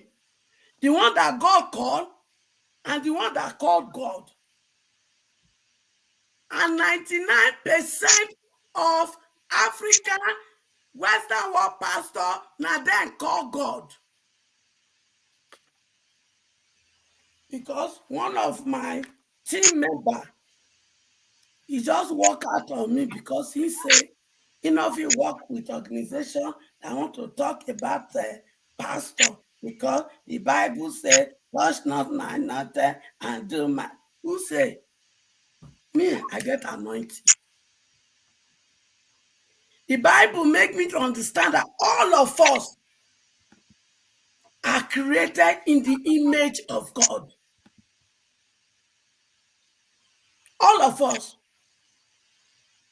So that some people attribute title to themselves does not make them more godly than I. It does not change the fact that we are all created by the same God. We were formed in our mother's womb by the same God. If to say I agree, therefore don't knock for my head the title of a pastor here in US. I told them I don't need it. I can still do my work for humanity without that title. So those who know, when they don't give the opium of religion, cocaine, yes, now they call it opium of religion, that has not made you to use your brain to think, una go wake up by fire. Some pastor they tell una say before una go even introduce una husband to be to una papa or your father representative, they say make una first call dead and first. Where is there for Bible? The pastors, all these pastors that call God, they have created enmities, destroyed family. And you are telling me they are anointed of God. Their stomach is their infrastructure. And all of una be their ATM machine. Shebi and then they close to God. Why is it that when they need money, they will ask you people to bring? But when you need money, they will ask you to pray to God. Who they deceive you? Are they not the one that have anointing to be receiving from God? Why are they not praying to God when they need money? But when you need money, they go say, pray to God. They don't pray to God when they need security. They go use mopo, soldier, marine, navy. They go gather them together. They go pop up with bulletproof car. But when you need, they go tell you, say, make you go to buy olive oil, water, handkerchief, and they come back for part 2 when Dr. Odo call me. All right. Thank you, Mama Echo. Mr. James, I don't know if I know you're. Go ahead. I'm just kidding. Go ahead. Okay. This is a very funny topic. Let me read somewhere from the Bible. 1 Corinthians chapter 15, verse 32. If in the manner of men I have fought with beasts at Ephesus, what advantage is it to me? If the dead do not rise, if the dead are not raised, let us eat and drink today, for tomorrow we shall die. That is Apostle Paul. He was criticizing the Epicureans, those who believe in enjoyment instead of dedicating themselves to the service of God. Please, I want to make something clear. I don't believe in the existence of God. I'm just quoting the Bible as a work of literature. So that is it. I don't have the time to go into explaining what was running through the writer's mind. That is, let me say Paul, what was running through his mind. The issue, but the statement says, if the dead are not to be raised, let us eat and drink today, for tomorrow we shall die. Here are pastors preaching to people that your reward is in heaven. If you do this and that, God will do that. I mean, all those kind of blah, blah. And these same pastors are behaving as if there will be no tomorrow. They are buying private jets and what have you. So where does all this lead us? It shows that religion is a scam. I've told very many people, the fear of God is the death of wisdom. Any man with wisdom should have nothing to do with that concept called God, because of the great, scams invented by man. Call it scam, banking, social security, insurance, and religion. These are scams invented by man, particularly social security and religion. In the case of social security, if you know the amount of embezzlement going on in government, in social security, you weep for man. The same thing with religion. So let us use our brains to make this world a better place than we met it. Because once we quit the sin, that is the end of us. So let's make the world a better place for those coming behind, because we are living in a world we never made. Our ancestors made this world for us. That is those who lived before us. So those who are coming after us, they should inherit a better world. Not this issue of saying people are going to heaven or hell when they die, and all those form of trash. Religion is one of the greatest scams man has ever invented. So thank you very much for giving me the time. Please, I will sign off now because it's getting dark. All right. Thank you, Mr. Chen. I don't know if anybody has any questions. All right. Thank you, Dr. Aikna San Antonio, you're next. Dr. Jacqueline Damages, thank you, and thank you for everybody that is present. So, the pastor. In America, the worst individuals that ever exist are called the evangelicals. They are the worst individuals. They commit the highest atrocity, but they call themselves Christian. Now, when we go to Nigeria, the worst. Sorry, you have data for that, or just quoting out of your own head? AJ, please don't tamper with my time. I didn't tamper with your time. I was born Christian. I am a Christian. I believe in God. But one thing I cannot accept is the truth. The truth, the people that have committed the highest atrocity in this world are Christianity. I'm just going to tell you, because when they brought it to Nigeria, what do? They rape our women. They took our people and bring them to West. They are the Christians. They're wearing the Muslims. They're wearing the Hindus. They're wearing the whatever else that we people believe in. In Nigeria, they have lied to every individual in Nigeria and tell them that Christianity in Nigeria is true. No. If you want to enrich yourself right now, wherever you are, you can leave. Take 3 months, read the Bible cover to cover, read it twice. Believe me, you can quote the Bible, you can play the game. I don't even need to use Bible to play the game. If you understand human psyche, you can say, guess what? I'm seeing this, I'm seeing that for you. All you need is psyche. 2 questions. The person will tell you, what you want to hear, and you can tell them what they want to hear. Unfortunately, the countries that have succeeded, Christianity or religion is not the key in those countries. America, even though the evangelical play the role, but the people that are building America, they are not only, we have Christian, we have different people at the same time. We have people that don't believe in God at all. They are the richest. They are the richest. If religion make a country to be wealthy, Nigeria will be #1 economic country in the whole world, because we have too many pastors every corner. Have you gone to Nigeria lately? Every corner in Nigeria is church, and everybody is man of God, prophets and prophetess. Those are the biggest scam and the biggest conartists that ever exist in human life. They are conartists. So for me, there's good ones, I guess, like Donald J. Trump said, there's good ones. There is good ones, but the bad ones are more than the good ones. Way, way more than the good ones. And when you tell me, don't touch my anointed, who anointed them? I put olive oil in my face, I tell you that I'm anointed. What are you talking about? Who called them? Who anointed them? Nobody anointed them.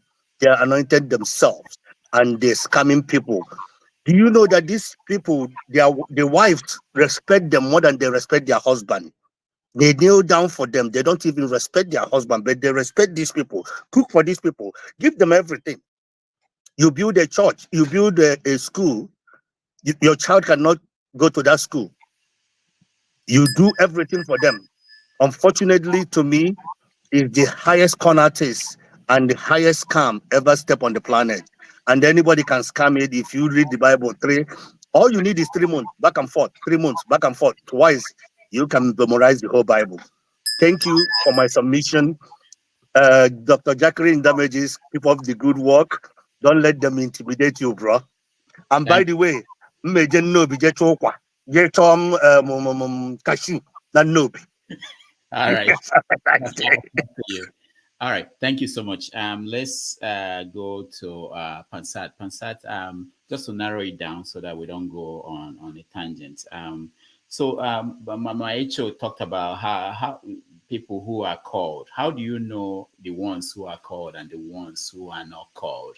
And so you can start from there in terms of what happens at the churches. Dr. Damages, thank you very much for your show, and we're all happy to see you doing very well and coming back weekend after weekend now. And the rest of the panelists, I want to say hello to you and those in the comment section and those listening to us. Rudolph, I have to go on a tangent because you've put up a religious issue here, and I guess either by you or the panelists are making it a Christian issue. Usually when people are discussing religion, that means you're talking about religion, period. Muslims as well. So I don't want any Muslim somewhere in his dark corner laughing at the discussion of our pastors not doing the right thing, right? Sinning. So let me get a clarification from you. I know you're afraid of Muslims. Are you talking about religion or are you talking about Christianity? All right, we are not even talking about that. We're talking about the birthday of Bishop Oyedepo at 70 and the fact that Pentecostal pastors all came there with their political friends to celebrate. And we use that to project, as most of these pastors are getting older, what is going to happen to the church, and looking back at the people who died and what happened to the church. And, that's the conversation we're having. How are they impacting our people? Are they giving them hope, or are they making them unable to challenge the state as it is? So that's the framework. Okay. I want those who are listening and they've had some panelists here talking about Christianity, talking nonsense about Christianity, to just disregard it. That's not what we're talking about, because we can talk about that if that's what the topic is, but that's not what the topic is. Now, on that question that you're asking, we already know in that country, due to our constitution, and our government that nothing really works the way it's supposed to be working. If you're an engineer, you really cannot practice engineering very well. If you're a medical doctor, virtually all spheres of life, every vertical, things are not working the way they're supposed to work. That applies to our churches and our pastors. It's not their responsibility to get that society fixed. I really believe that if Nigeria is working the way it's supposed to be working, pastors will be doing what they're supposed to be doing, right? They're all different realms. A lot of us here will go out there, we commit all kinds of sins. We're so wicked. You have wickedness in your heart, and then you're separated from God himself because of your wickedness. And then you're here talking nonsense. Do you know how big this universe is? Right? Talking about 93 billion light years from where you stand right now, and it's expanding about a light year every 30 years. It's a big world.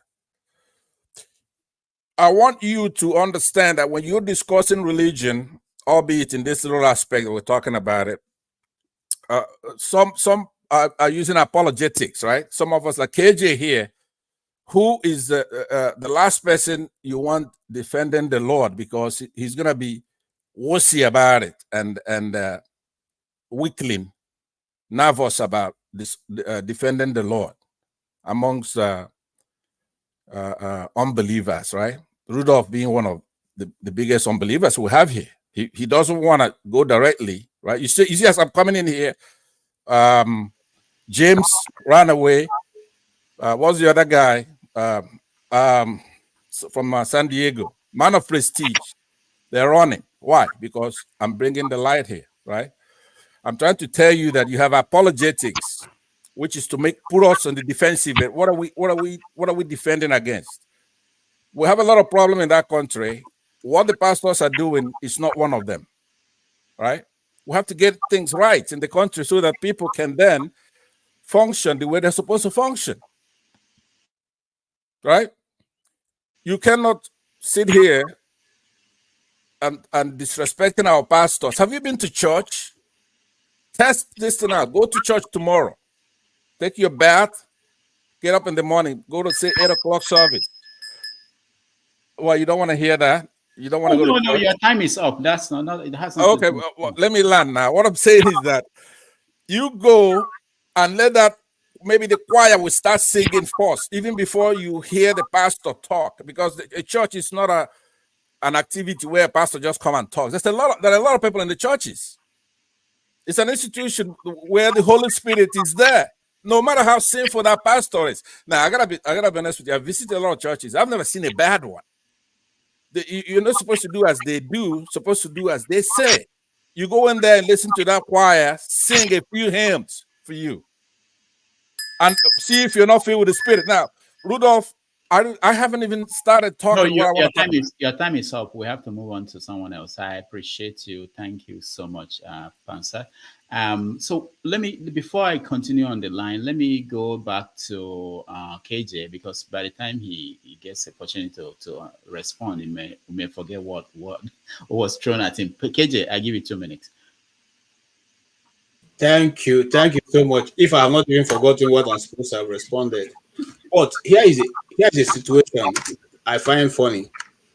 Some people claim to know what they're talking about, but they don't even have understanding, on a simple understanding, arithmetic, that is primary understanding of what the Bible is.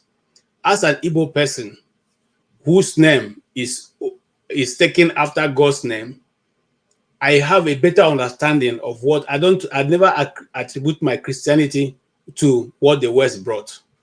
I attribute my Christianity from my origin as an Igbo person who believe there is Elu and Anna, and there's what we call Chineke and Chike Okike Obioma. Those are not English names. Those are names taken after my tribe.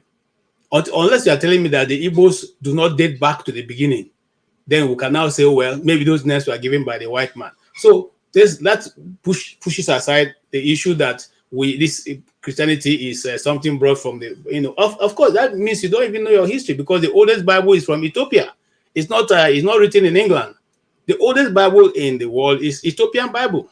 That's one. Let's put that aside because I want to talk with people who have an understanding of what they're even talking about. You know, you just wake up and like Mr. James, he jumped at the middle of it and read what is just a simple scripture. You know, if you want to understand the Bible, you don't even take a doctrine just by one line. It has to be in 3 places before you can find that. But if you had gone behind, you will understand what Paul was saying in that writing. He said, do we now continue? If we say that dying is where everything, and then there's no need for us, and that there's no rising, then there's no need for us to, even bother about Christianity. We should just simply eat and die, and that's it. But that's not it, because at the end of your dying, there's another world that begins. But that's aside. And then people come and say, oh, talking about riches. I don't know where it was preached to you that when a pastor, if you become a pastor, you shouldn't have money. Okay? I don't know why it was said that people who are poor are supposed to be pastors. No. The truth of the matter remains, like I said, in every profession on earth, we have fake people, we have the real people. What people have an understanding, what people do not have understanding. Those of us who have, you have taken your car to a repairer before, some of them damaged the car. You took it to another person in the repair. Are they not all mechanics? They are all mechanics, my brother. So let's not take that outside of the context because it has to do with the church. Thank you. All right. Thank you, KJ. I see Kene and Mama Icho. I won't come to you guys yet. Let's round up with the people who are here to speak, and then I'll come to you, give you one minute. John Abba, you're next. What do you want me to talk about? Oh, Lord. See, move on. It's not part out for him. This is the Lord we're talking about here. Your phone is mute. Yeah. John Abba, we'll come back to you. We've been talking, since you don't know what we're talking about, I'll come back to you. I know what you are talking about, but I don't want to, on the religion issue, I don't want to. No, we're talking about Bishop Oyedepo at 70. That's the lead story into the conversation we're having. Did you give him any gift? Did you care that people were celebrating? Some people bought him a Lamborghini. I don't know. What did you buy for him? Oh, it's interesting. I think it's the day he's supposed to give to the poor. He already been rich. I think it's good to see him in his 70s. And I don't want to go there for now. Thank you. All right, good. Eagles Air, you're next. Yeah, good evening, everyone. I have a background on listening to everything concerning the celebration of a man of God. But in me, sometimes I feel disappointed in Christianity, especially these people that call themselves man of God. I'm a core Christian, I'm a devoted Christian, but I'm disappointed for certain things that used to happen in the house of God. Why do I say so? Some people, God have blessed it. The community we are talking of, he's a very big time businessman. He has many companies, have other things that he does apart from the church of God that he manages. He has one of the greatest schools. But the most painful thing to me is that the poor ones in the church will bring the little one they have and to make sure that the church have a school and have a hospital. At the end of the day, people who are not Christians, people who they call the pagans, people who are called the unbelievers, their children will be the one going to that school. While people that suffer, that have the faith, that call themselves believer in the house of God, their children is not able to go to that school. Then what is Christian and humanity? Can somebody tell me, is there any difference between Christianity and humanity? If when you talk about Christianity and humanity, now they come to you and begin to preach to you Christianity and leave humanity aside. Why by Christianity, when you talk about Christianity, talk about humanity. But the humanity is no longer handled in the house of God. What they handle the other place now is concern their own selves. How can somebody will come and give 1 billion naira to a man of God who is a billionaire and buy Rolls Royce and give a man of God who is a billionaire? But in his own community, his own family, his own kindred, there are some people who are looking for a plate of food to eat. What kind of wickedness are we practicing? Say that it's a Christianity. That's why the word of God, Jesus himself said it in book of Matthew 23:23. He said that You have lived the right thing supposed to do in the house of God and begin to talk about tithes. Well, there are some people who are in hunger in the house of God, people who are looking for food to eat, but they are bringing tithes. You said that they are selfishness. So what is happening in Christianity is a disappointment. When I was in Nigeria, in my own church, they shared money. So the church want to expand their hospital. They share money. Each group, my own group, they contribute for 5 million. But I told them that, I told my pastor, the senior pastor, I'm not going to contribute that money. He said, why? I said, take me to GO. Let me explain myself. He took me that like, take GO. I'm sorry, I cannot do that. Why? I told him completely that this money, if I contribute it now, none of the poor one in the house of God will benefit from it. They are not supposed to. The man said I'm discouraged. I say I'm not discouraging anybody. Let us tell ourselves the truth. The school have a university, have the academy, have the hospital, and all the rest of them. But none of the pastors benefit from it. Then what are we practicing? They say they call it Christianity. When they talk about Christianity, they talk Christ-like, but there's no Christ-like in the house of God.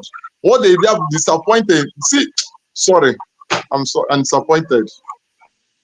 All right, thank you so much, Ego's Air. CN, have you spoken on this topic? I'm not sure anymore. I think you started the conversation for us. Yes. Okay, let me skip you because we are running out of time. Yes, I started it first. Yeah. Yeah, we want to end this topic and go to a big topic. Very dark man. Okija, you're next. Good day, everyone. Can you hear me? Hello? Yeah, we can hear you. Go ahead. Okay. Yeah, I think, like Pansat, said something and that is very important. I think some of us are, modeling the issue. This has nothing to do with Christianity. Christianity, is a good thing, if, you read the history and look at the people that started it and, look at Christ, his revolutionary, message, and the way to live life. You'll find out that, if you decide to live your life that way, that you have more fulfillment, to focus on others and not to live for yourself. Anyway, but I want to say things, like KJ, being someone born in Christianity, like I was born in Christianity and I experienced it myself and I read and, did a lot of things to, decide if this is what I want. KJ said something about Mantu and about Oyedepo. That's not true. In New Testament, there is something like Mantu. It was in Old Testament when it was just once, when Elijah left and the mantle fell on Elisha. It wasn't repeated anywhere else. In Christianity, there's nothing like mantle. Everybody has his own assignment. So Oyedepo, whatever, nobody got what's his name? Oyedepo's what's his Bishop Idaho's mantle. Nobody got it. And also he said something about hope. That's what has been holding Nigerians back, from doing a lot of things. I don't know where he lives. I don't know if he knows what is going on all over the north and south of Nigeria, in Igbo land as well, where people, some people, they do a lot of, outrageous things, and they, some, kidnapping and the whole sort of things. People doing ritual, with human beings and things like that. Those are Christians that are doing that. And instead of directing their anger at the government, hope is like, just like a Bible, hope, this like a two-edged sword, you can use it to kill someone else, you can use it to kill yourself as well. And in case of Nigeria, the hope has been, somehow I think that Christianity has done, has not done good, in Nigeria. We have we bought Christianity without negotiating, and then just using it and the way we are using it. The pastors, instead of preaching, telling people, to be involved in government, to get out there, to take actions like citizens. They are not telling them to do that because they know that if people are liberated, the pastors, will start seeing less customers. But the way I look at it, what is happening in Nigeria is applicable to when people are in a different situation. You become a psychologist. I mean, sorry, a philosopher. He became a philosopher. One guy on Hope, I think it was what's his name? Ice Cube or so, whatever. He says something about hope that pastors are selling hope. He's selling dope. That's basically the same thing. We are doing the same thing. On marriage, someone like became a philosopher. He was having problem in his marriages, and just like some Christians, when they have problems, they become philosophers. So this man was having problem in his marriage, and so he became a philosopher. So he started wondering why God is not married, why Jesus is not married, why devil is not even married, and then God wants him to get married. So he basically the way you look at things, but you don't have to be a Christian to see things a different way. Some of our pastors in Nigeria, they are the people who are holding people Nigerians back. What's his name? Oyedepo with all his followers. If he preaches active citizens for Nigerians to participate in government, to do whatever they can, when they are not experiencing good government, to come out and ask for it. Nigeria will be a better place instead of like having a lot of so many churches and basically business centers that they doesn't transform Nigeria. It just transforms his own account and the account of his his household. All right, thank you, Okija. Thank you so much. Let's go to Flagship. Thank you, Rudolph. So here's what it is. First of all, I'll start by saying happy birthday to Bishop David Oyedepo. It's not easy getting to 70. I thought he was a little bit older though, but I didn't know he was just turning 70. So happy birthday to him. I join everybody else to say congrats on that milestone.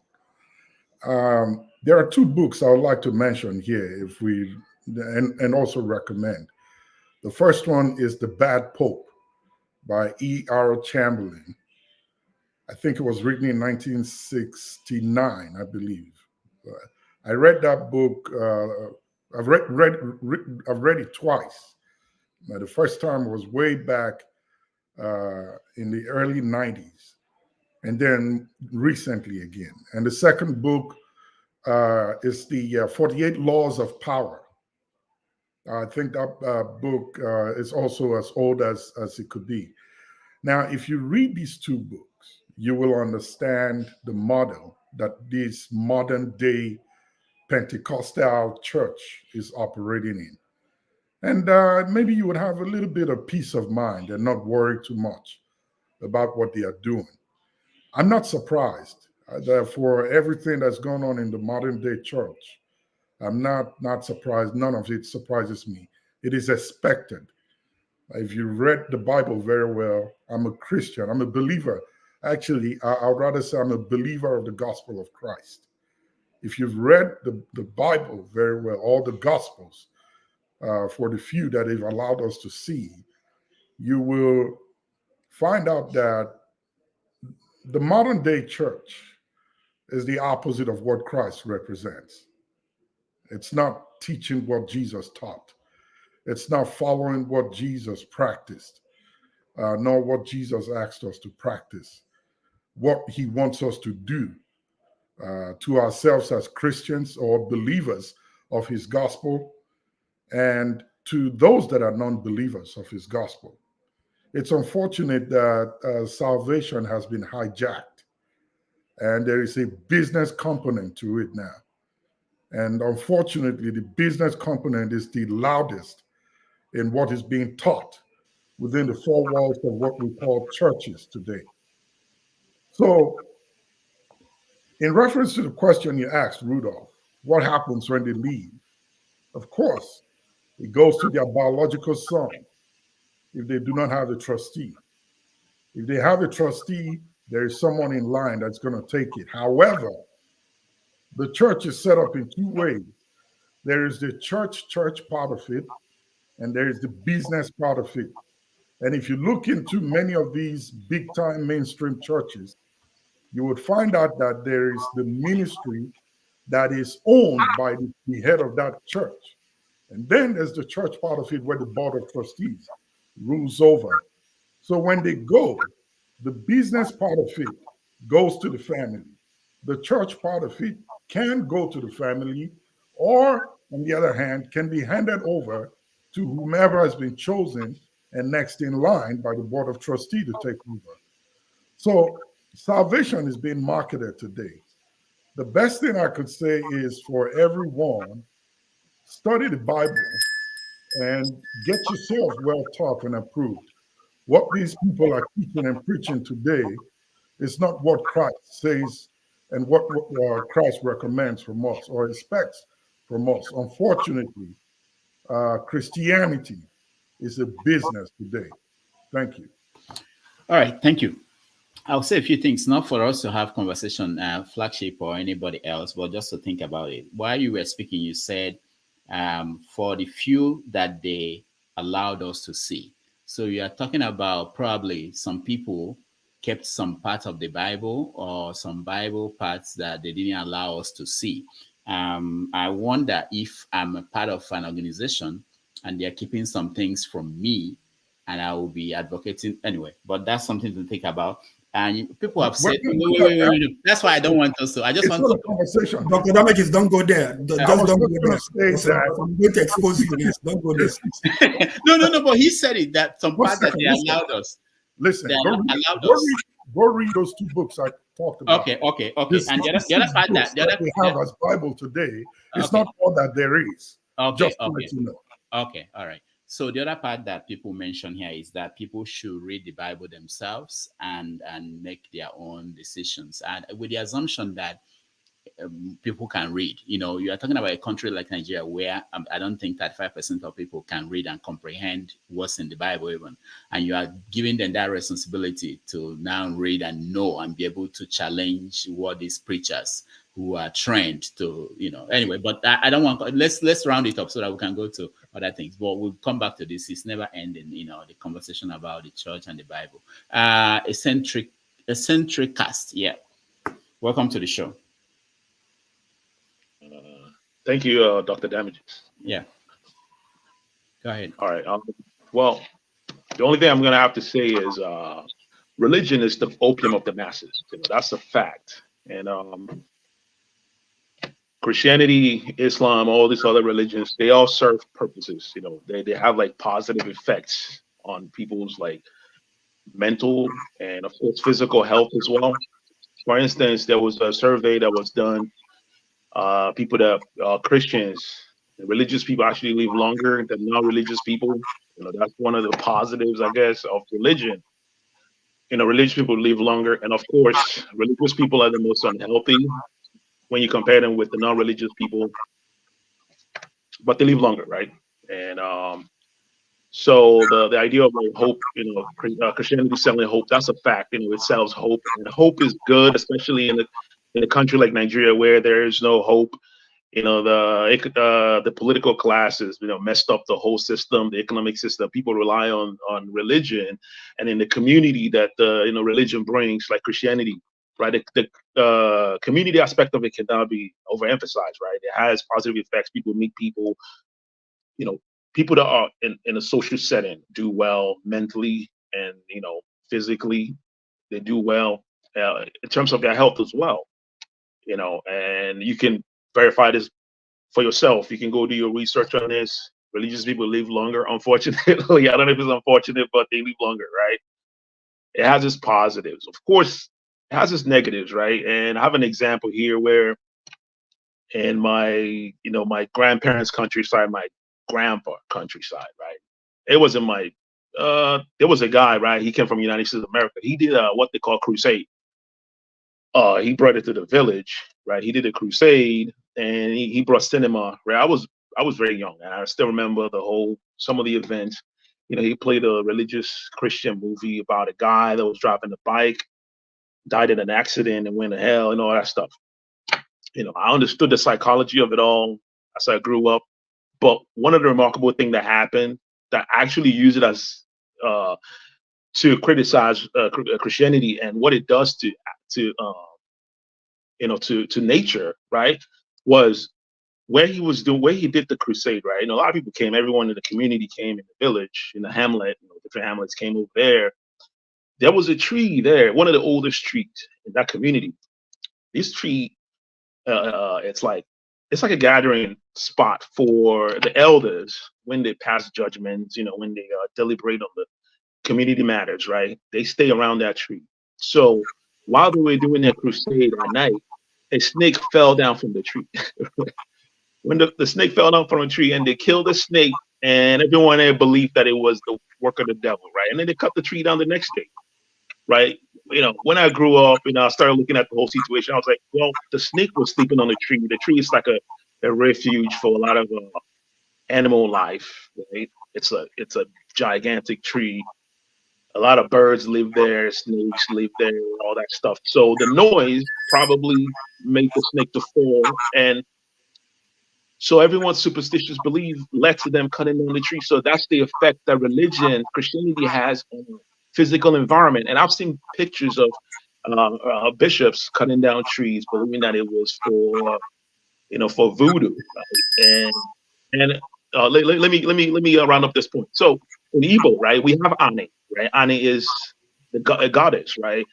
Ani is the earth as a female being, right? We worship nature, and it's scientific almost. If you look into earth science, right? That's part of that's our religion. Our religion is more scientific than what Christianity presents. And anyone that's saying that Christianity and our traditional religion, Igbo, are similar, it's wrong. Our people were way ahead of Europeans in terms of their religious thinking, and it wasn't just, you know, it was they had a way of representing all these spiritual ideas, you know, and ROC and all that stuff. But if you look at it scientifically, you can see that how deep these things are, these concepts are. They're way deeper than Christianity. Christian concepts are not really that deep. You know, they are. All right, thank you. Yeah. Thank you. What I will do now is 1 minute to Kene, 1 minute to Mama Echo, and then we go to VeryDarkMan and Bobrisky. Very important conversation. Kene. Yes, I actually wanted to correct something, but my brother here, Eccentric, has hinted on it. Talking about Christianity originating from Africa, Egypt, or Ethiopia, that is incorrect. Christianity come to these places in, I think, in the 14th centuries, and or the 4th, I think, either 4th or 14th. But Christianity originated from the Mediterranean and the Red Sea area, then coming down to Africa. However, when we talk about religion that is at peace with God, religion that is at peace with Enunana, it is the Christian, the Igbo religion, or maybe African traditional religion, which was very, very key to worship, communion with God, than this so-called religion that believes in slavery, a religion that adores slavery, a religion that asks you to be cheap instead of being human being. I'm not that I'm talking down to Christianity. Like I said, I'm half Christian because my parents were Christians and they raised me in Christendom. And as an adult, I've chosen to follow the true religion, which is the religion that is at peace with God, than a business slave-minded religion that we have right here. All right, Kenneth, thank you. Mama Echo, 1 minute. I belong to that group that was in Mumu before, following what pastors say. But today, I discover God for myself. I believe in Christianity because Christianity is a way of life. Jesus was not a Christian, but it was his way of life that they saw in the life of the apostle that made them call them Christian. Having said that, my uncle Passat, if you want to talk to somebody, go straight forward. We are here to pass information so that my children can begin to unlearn things that they have learned that is not helping them. So coming to condemn every person that is talking about Christianity is wrong. Say the one you know and let others say their own so that my children can learn and unlearn. Never read bad, they see my time. 1 minute, that's what I gave you. I know now. Why you go there? Already obstruct me. You know, it can never be. You give her 12 seconds, join on top. I mean, these are not the look. Now let me how you go do. Okay, they found my trouble today, but I leave you. All right, we'll take a break. When we come back, we discuss. Rudolph, please let me have 1 minute. Not only for the one I asked privately, but the one to respond to Mama H.O. She deserves an answer for what she said. It's okay. I'll make it very brief. I Mama, didn't finish my submission on you, so don't answer me yet. No, don't. All right, we have to take a break. We'll take a break. We'll come back. Rudolph, please, give me 1 minute. 1 minute. Right? Don't answer me, because I've not finished my submission. All right. Okay. All right. I won't answer you. Let me say that.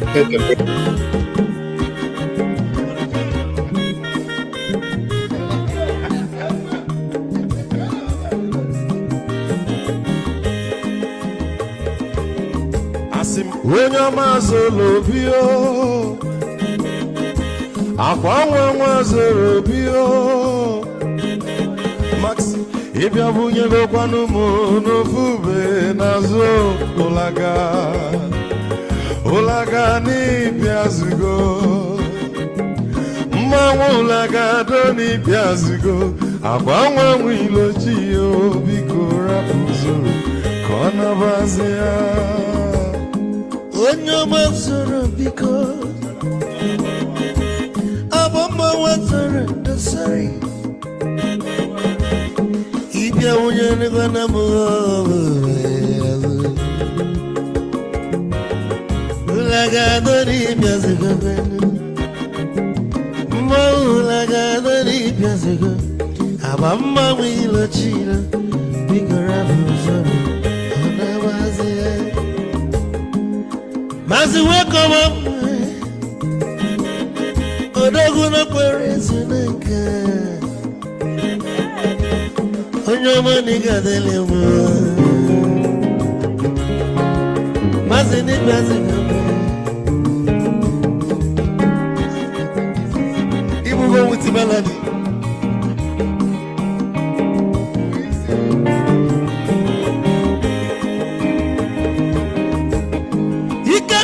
Where you for? Odogu na chalanoka. Is it one them nigga delemo? Olaga doni pesigo. Mo olaga doni pesigo. Amama wilo chilo. Bigora buzo. Anabazi. Say.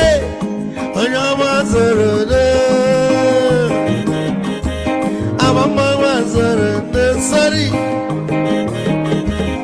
if I were to go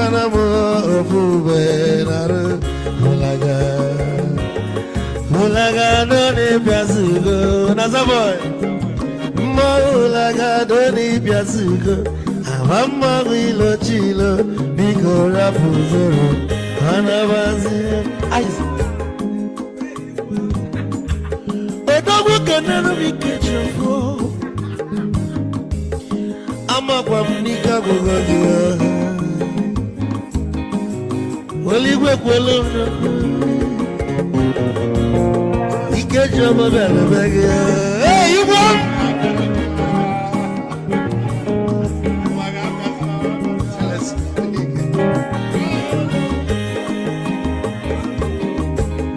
Ebu kampune kene.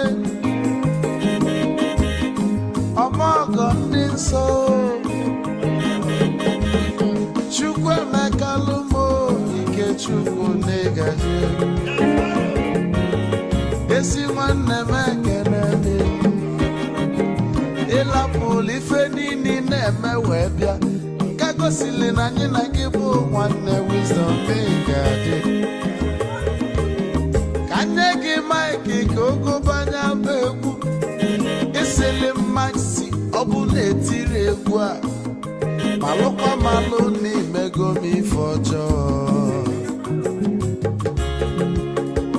wee sị gị nwanne m ife ọkụ na ịchọlụ na ngeme wisdom onume ekene gị gbamanwe iyo iyo biko lapụ na-abasị ya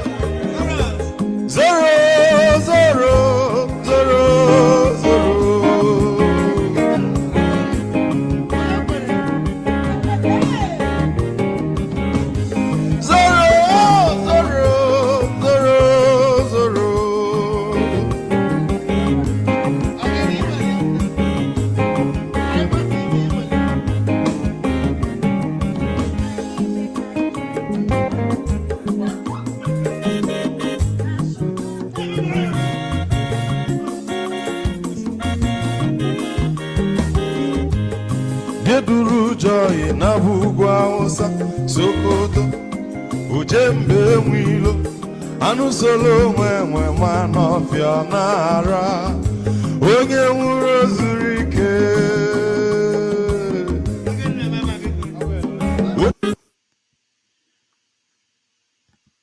All right, welcome back to the show. Thank you for hanging in here and staying with us.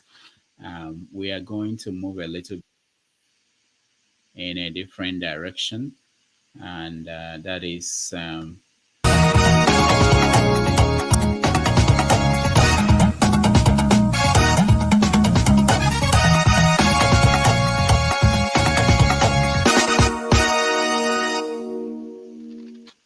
okay.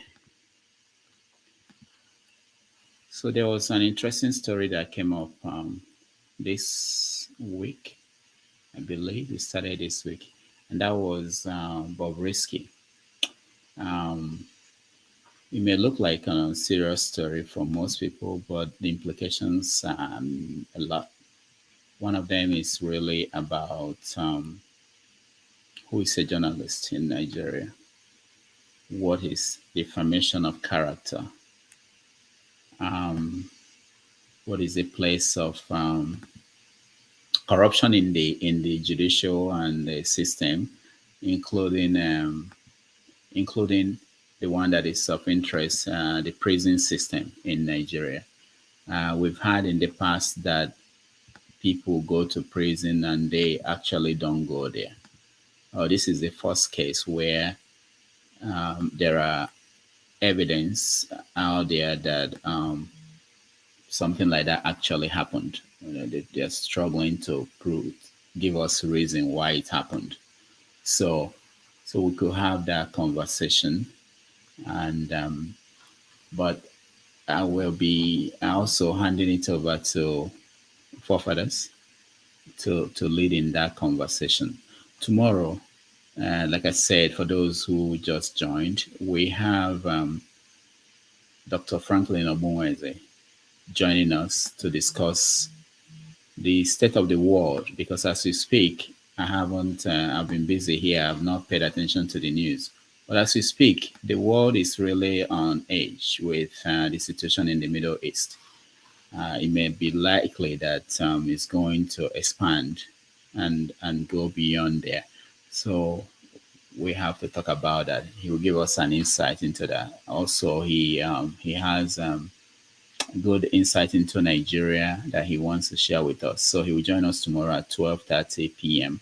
New York time, 5:30 p.m. Nigeria, for the conversation on 90 Minutes Africa. And next week, which is talking about October 6th, we have Dele Ogun. For most of you who have been looking forward to him joining us, he will join us to talk about the fatherless people and other things. He has a new book coming out too, so he will talk on that. All right. I want to thank everybody that joined me, those that supported us by supporting the channel, those on the comment section, Oscar, Blackstone, T. Majek, Madam Luke, and I know that Kulata, I know that Man of Prestige, I know that Forefathers towards the end does that too. Alexander Gomez. Thank you, everybody. I appreciate all of you. I will see you tomorrow. So, Forefathers, over to you. Thank you. So what was the topic in discussion? We are the next topic we wanted to talk about was I think it's Very Dark Man and Bobrisky. I don't know if you are familiar. Yeah, I'm aware of it. Yeah, Very Dark Man. Yeah. Okay. All right. Thank you. I appreciate it, Dr. Damages. Greetings to every panelist, and greetings to the ones on the chat and the viewers. Obviously, this is a new dispensation. I'm a very, very, I'm a panelist too, so try to bear with me. I've not said anything all day. So this issue of Very Dark Man and Bobrisky. So I don't know, who do we start with? Let me see. I think KJ is first. I think it's good to go from KJ and down, isn't it? So yeah, KJ, please go ahead. What do you think about this Bobrisky and Dark Man? It's a good thing that he revealed it now. The fact that people are not going to prison when they are supposed to be in prison?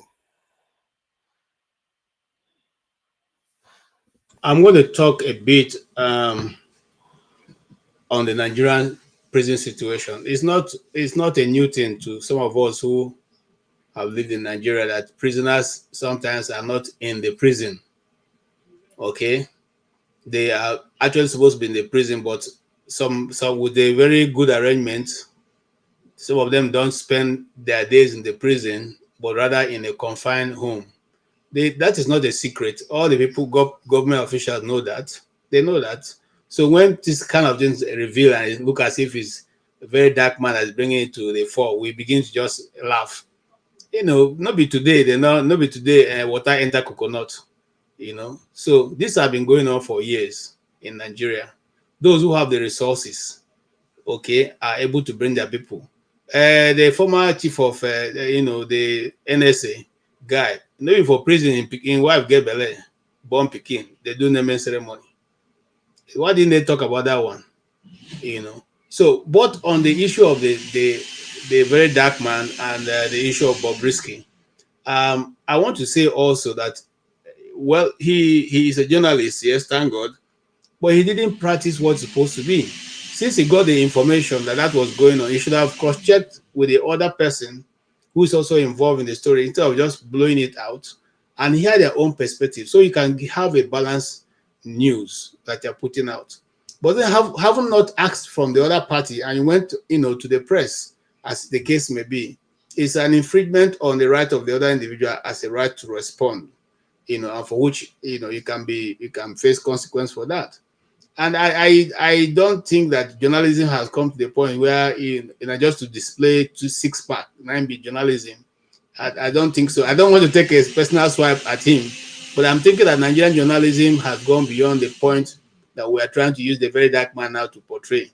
And just revealing informations, just throwing it in the mainstream doesn't really bring justice. It doesn't in any way bring justice. And if the justice system don't want to follow up, you can't even do them anything, because there are other stories which he has talked about and nobody followed up.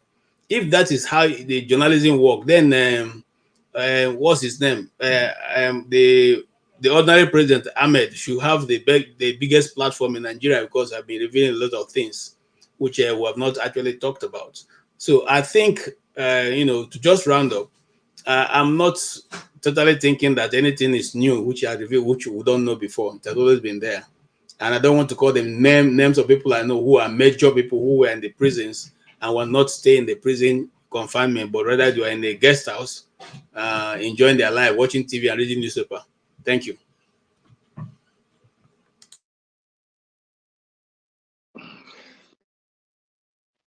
Thank you. So you don't think? So I wanted to ask him. So you don't think that it's a good idea that the very dark man revealed the information? Revelation is I think the wrong word here. Those in government sector already knew this was going on. I don't think it's taking them by surprise. The only thing is probably that they will just try and look, which they've always done. You see, if it's revelation in the States here, people can now go after it. Other news agencies will pick it up and they will pursue it to a logical conclusion. But there, who is picking it up? So it's as good as, just like the lawyers have threatened, they're going to take him to court if he does not retract the story. Is he going to retract the story, or is he going to go ahead and publish the other one? Remember that on this platform, I said a friend of ours who is in the National Assembly revealed that there was budget padding. He was suspended. He had the evidence. He has everything. He was suspended from the house.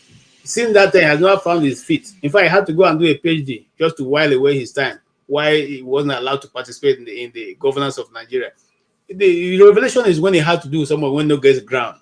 Then you reveal, and then they can be followed up. When the people who are in authority that are setting up the whole system, how are you going to reveal? They are revealing to them what they don't know. They already know that. Okay, that's where I stop. Thank you.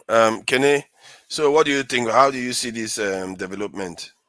I think this development has exposed Femi Falana and his privileged children. It shows that Femi Falana isn't actually what a lot of us thought he is. in terms of his qualification to being a senior advocate of Nigeria. To me personally, VDM did not do anything wrong.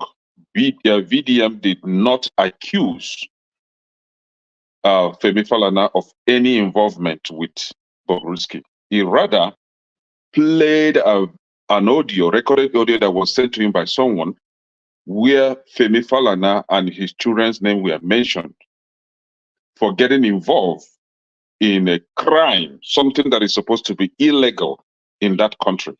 VDM says, if what this guy says is true, then I'll be surprised to see you in this light. He did not say you, he did not accuse him. So he just played a video and said, if it is true, and then for Falana's children to write to VDM asking him to apologize. Apologize for what?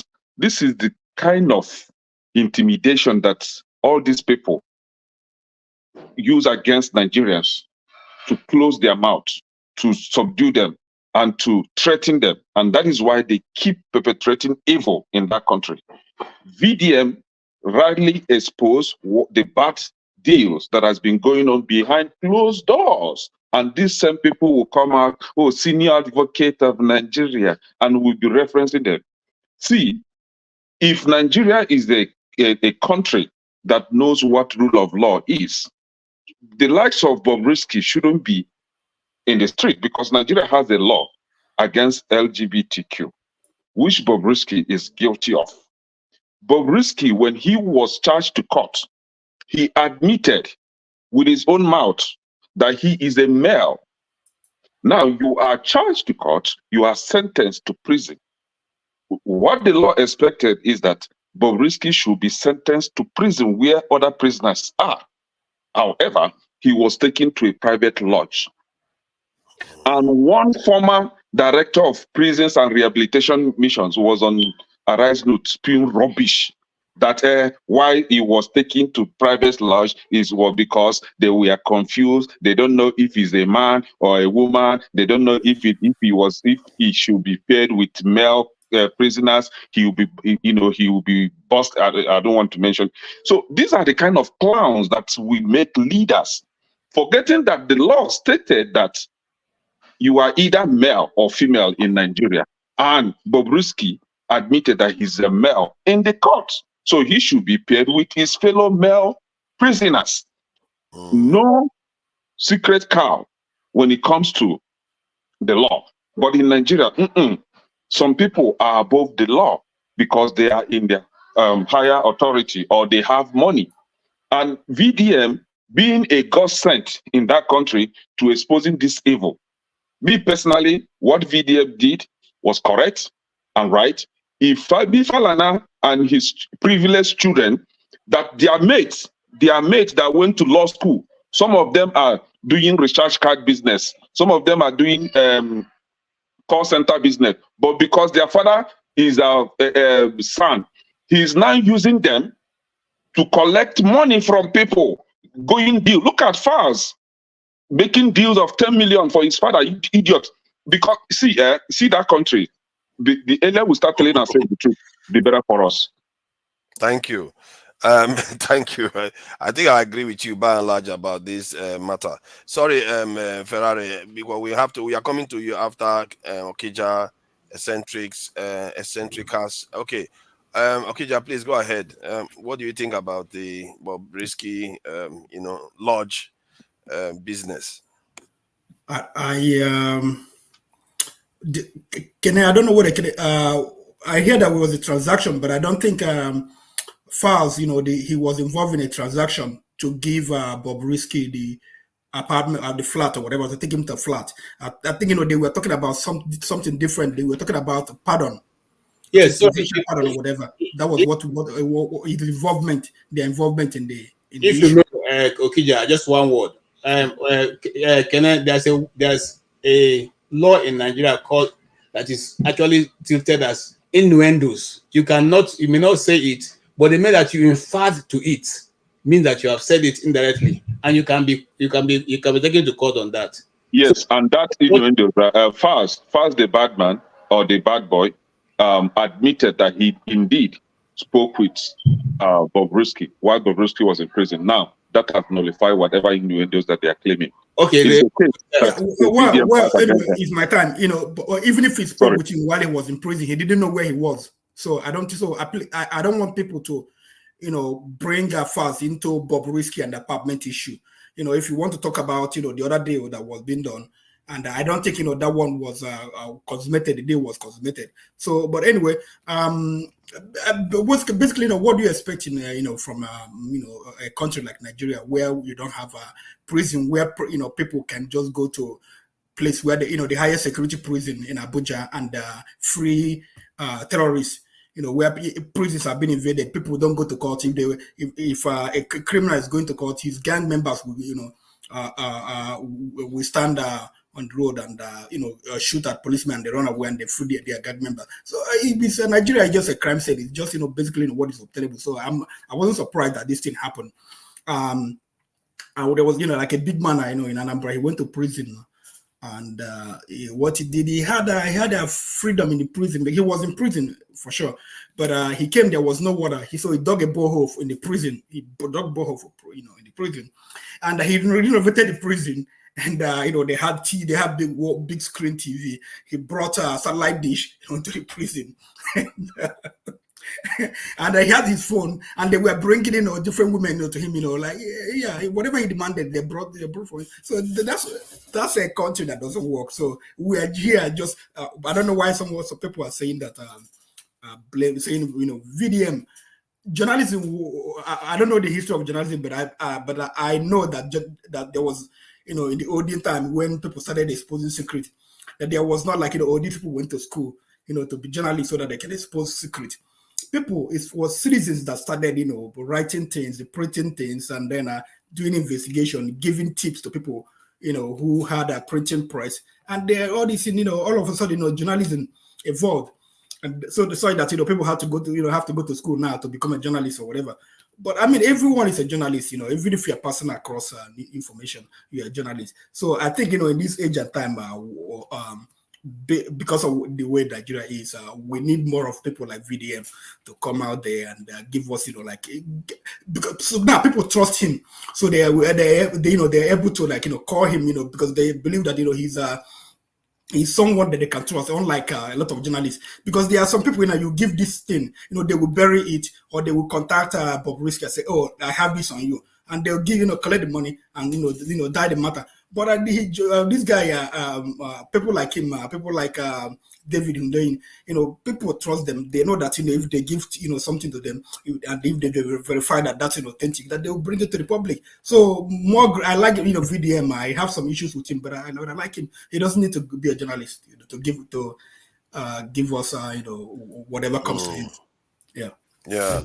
I think so too, that truth is truth. Even if it's a normal citizen that finds out, they should let people know. A secretary cast, yeah, thank you for joining us. What do you think about this matter? I don't think there's any precedence on that type of law. I don't think anyone has been arrested for abusing the Naira note. So there's no precedence for that law. But I think, I mean, I was looking at what the law says. It says if you abuse the Naira note, you'll be jailed for 6 months with an option of paying 50,000 Naira. But the problem is, the truth is, everyone here knows is a lot of people abuse the Naira note. It's almost like a common thing people do, you know, and you know, I don't know if this stipulates really what constitutes abuse of Naira notes. If you look at CBN's, the way they explains it, right? It could be just dirtying the currency, right? Or making the currency look dirty or whatever, which a lot of people do that, right? So there's no precedent in that law to lock people up for. So those type of laws, you know, there are laws, vigorous laws out everywhere in the United States of America and anywhere in the world. But the thing is that those laws, you depend on the precedents to carry out judgments, right?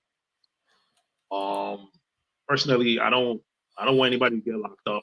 You know, I don't think it's a crime worthy of locking people up. You know, our politicians do worse. They should all be in jail for jeopardizing our economy and our country, right? If those guys don't go to jail for doing worse things to our system, to the country, things that affect our families there, right? I don't think Bobrisky maybe tearing money, cutting them up or whatever. I didn't see the video. I don't think that warrants, this.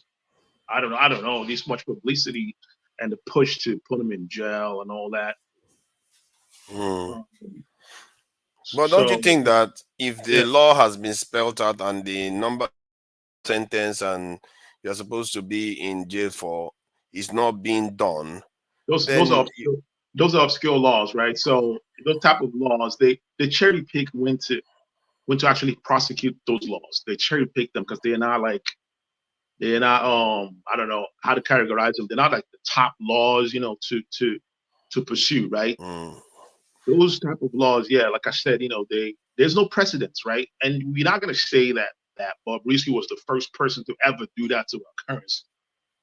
We would not say that. It's not. No, it's not. Not being honest. Yeah, that's the truth, right? So I don't know what's going on here. If it's some kind of for political reasons, if he or she is involved in politics or whatever.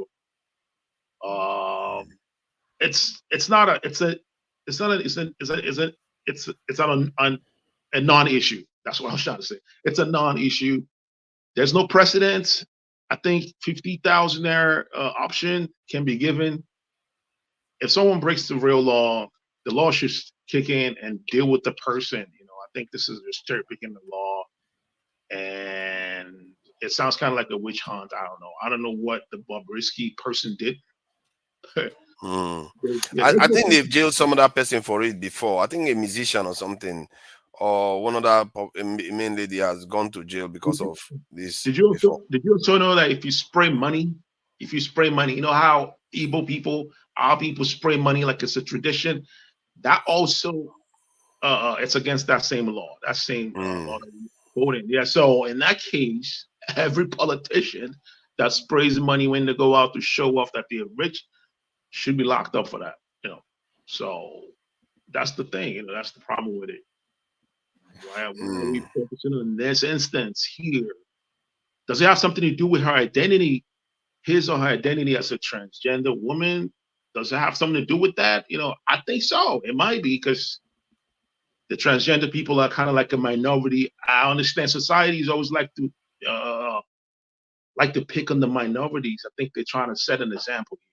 That's why they're trying to pick on Bobrisky. But if we are honest, a lot of people have broken this law. The people that spray money in traditional weddings, people that spray money in churches, all should be prosecuted. Yeah. For the law. Yeah. If we're being fair. So that's my take. I don't know the last time anybody saw anyone spraying money in Nigeria. Maybe they've actually stopped it. It would be nice to hear from people that are in Nigeria whether they've seen anybody spray money lately, because this Bobrisky case has brought it to the fore, and maybe some people, it has in a way worked to deter people from spraying money. Ferrari, thank you for joining us. So what do you think about this matter? First of all, on the issue of whether it has stopped spraying money for father, it hasn't stopped anything. Now you just put the money in the box or you give me in bundle.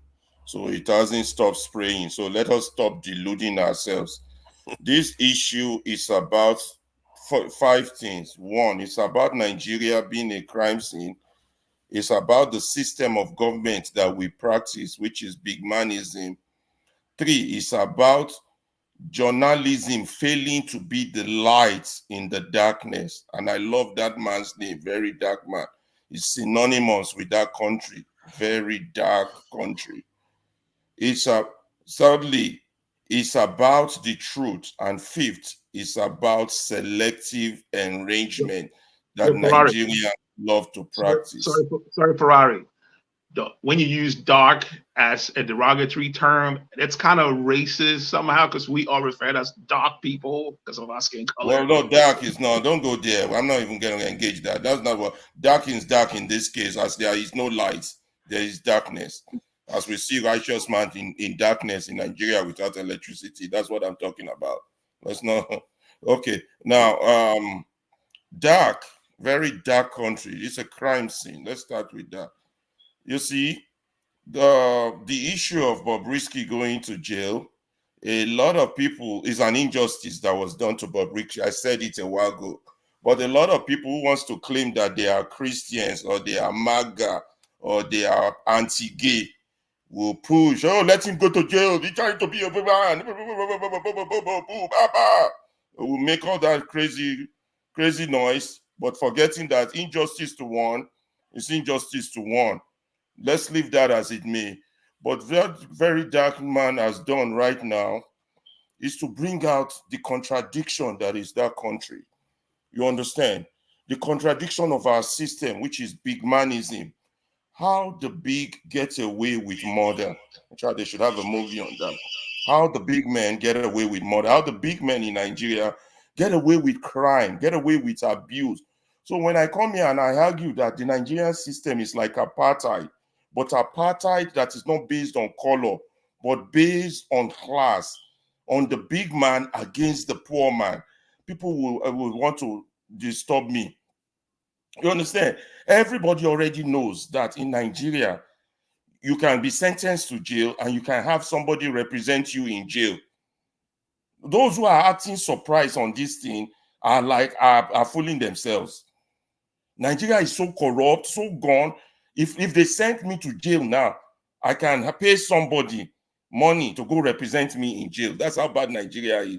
And if some people are sentenced to jail, they can be in a VIP room somewhere in London while serving the jail. These are true. These are not innuendos. These are not fiction. These are facts. But people who come here to speak big grammar wants to make us believe that, yeah, this is happening in Nigeria. Know how rotten that country is. And journalists who are supposed to be the light of the nation have failed in their job in bringing out this darkness to the light.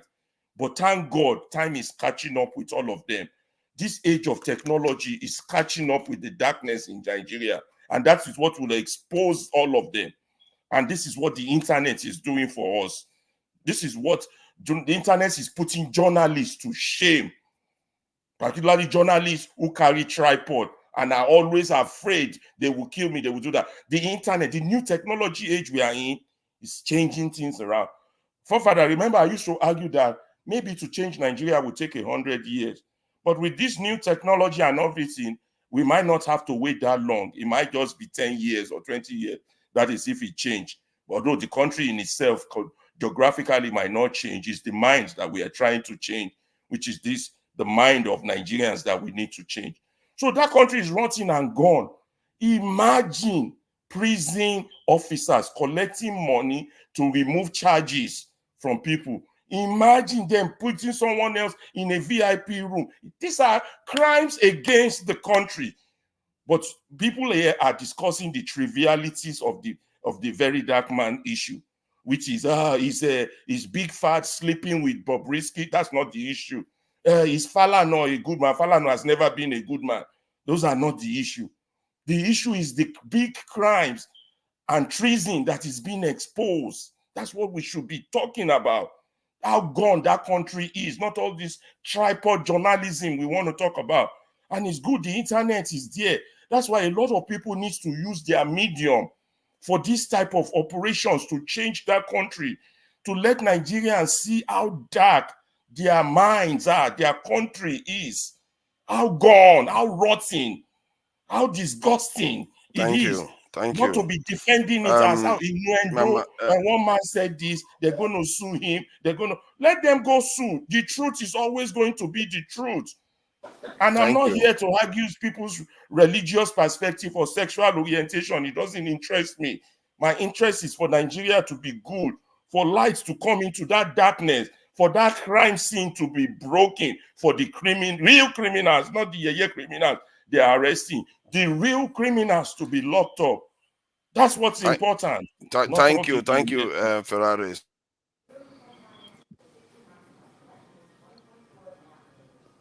That these people that should be in prison and there's no second this thing about it. Jonaba, thanks for joining us. I really appreciate you coming in. You know, I was in Nigeria and I met a David Abba. I don't know whether in Benue they have a lot of Abbas, but it's all right. It is what it is. So, thank you for joining us. So, what do you think about this matter? Thank you for having me and the fellow journalist and my jealous KJ. Yeah, your 6-pack is already in the past, so don't worry about you went to school for journalism and then this young man showing 6-pack and you don't, and your own is you are so a respected journalist, so don't worry.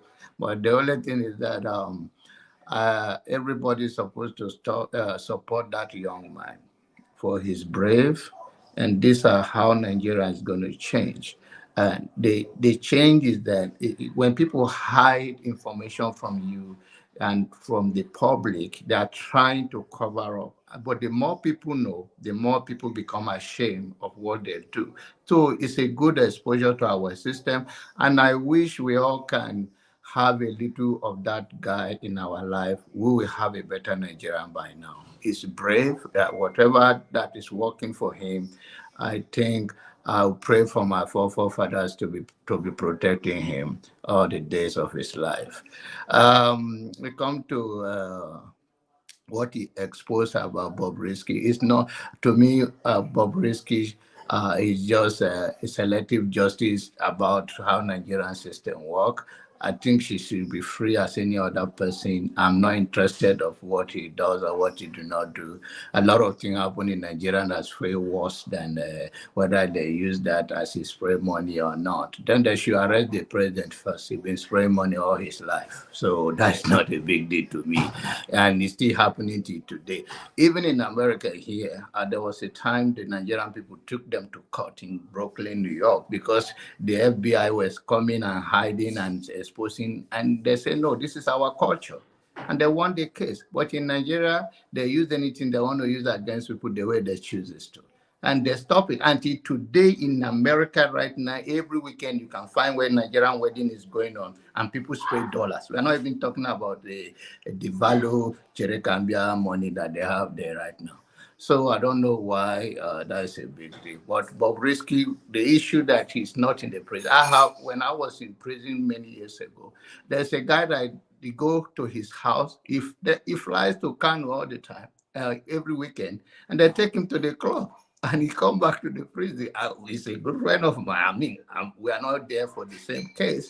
And so this thing is happening in Nigeria. Nigeria is it's not new, but it's okay to bring it to the limelight. But the elite and the rich, especially in Nigeria, where people don't know their basic human rights, they even get protected that the innocent Nigerian walking on the street. If KJ, my brother, do that now, they will handcuff him, say, why you grow in Benue and you marry from data. Thank you. Thank you, Jonaba. I appreciate it. Let me just make one announcement about, our female women here. Whenever you want to say something, as long as it's not going to be more than 2 minutes or so, you are free to interject, because we don't have a lot of women here until it becomes 50-50. They should have reserved that privilege. So I thought I should state that. Okay, Mama Echo, thank you for joining us. So what do you think about this Bobrisky business? Not being in prison. Should we ask for special suit for Nnamdi Kanu and Mefele or something? I don't know. Maybe we should come up with some kind of ideas. Very dark man. You be correct, Picky. Now me born you. I am a lioness. Lioness, not the born goatee. It go born lion. So those when you know very dark man, tell her make you reach out to me. Because we get plenty fight like this one, go fight. This selective judgment. It has come to an end. Gone are the days when we go just do the talk. When we don't do the talk, we go do the do. Because I am in a business to leave a better Nigeria for my children. And me and my correct children, like Very Dark Man, and we go fight the fight. So Very Dark Man, wherever you are, look for Mama HO number. Reach out. You see, my children, when they're hungry, when they go thief yam, una lock them up. The one when thief bread, una lock them up. Then the one when he commits sin of money laundry, una collect bribe, like remove money laundry, una call they put say na spraying of money. They say breeze blow, foul nyash open. The new Nigeria we are working to build. Injustice is injustice. Whether you be a $10, you commit injustice, you will pay for it. Whether you be Dangote, you commit injustice, you will pay for it.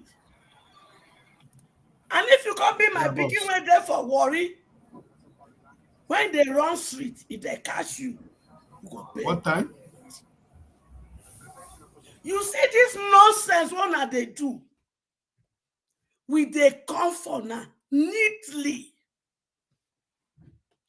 And all those policemen and soldier men, when they carry my children, una go collect their phone, tell them make they do transfer with the comfort now.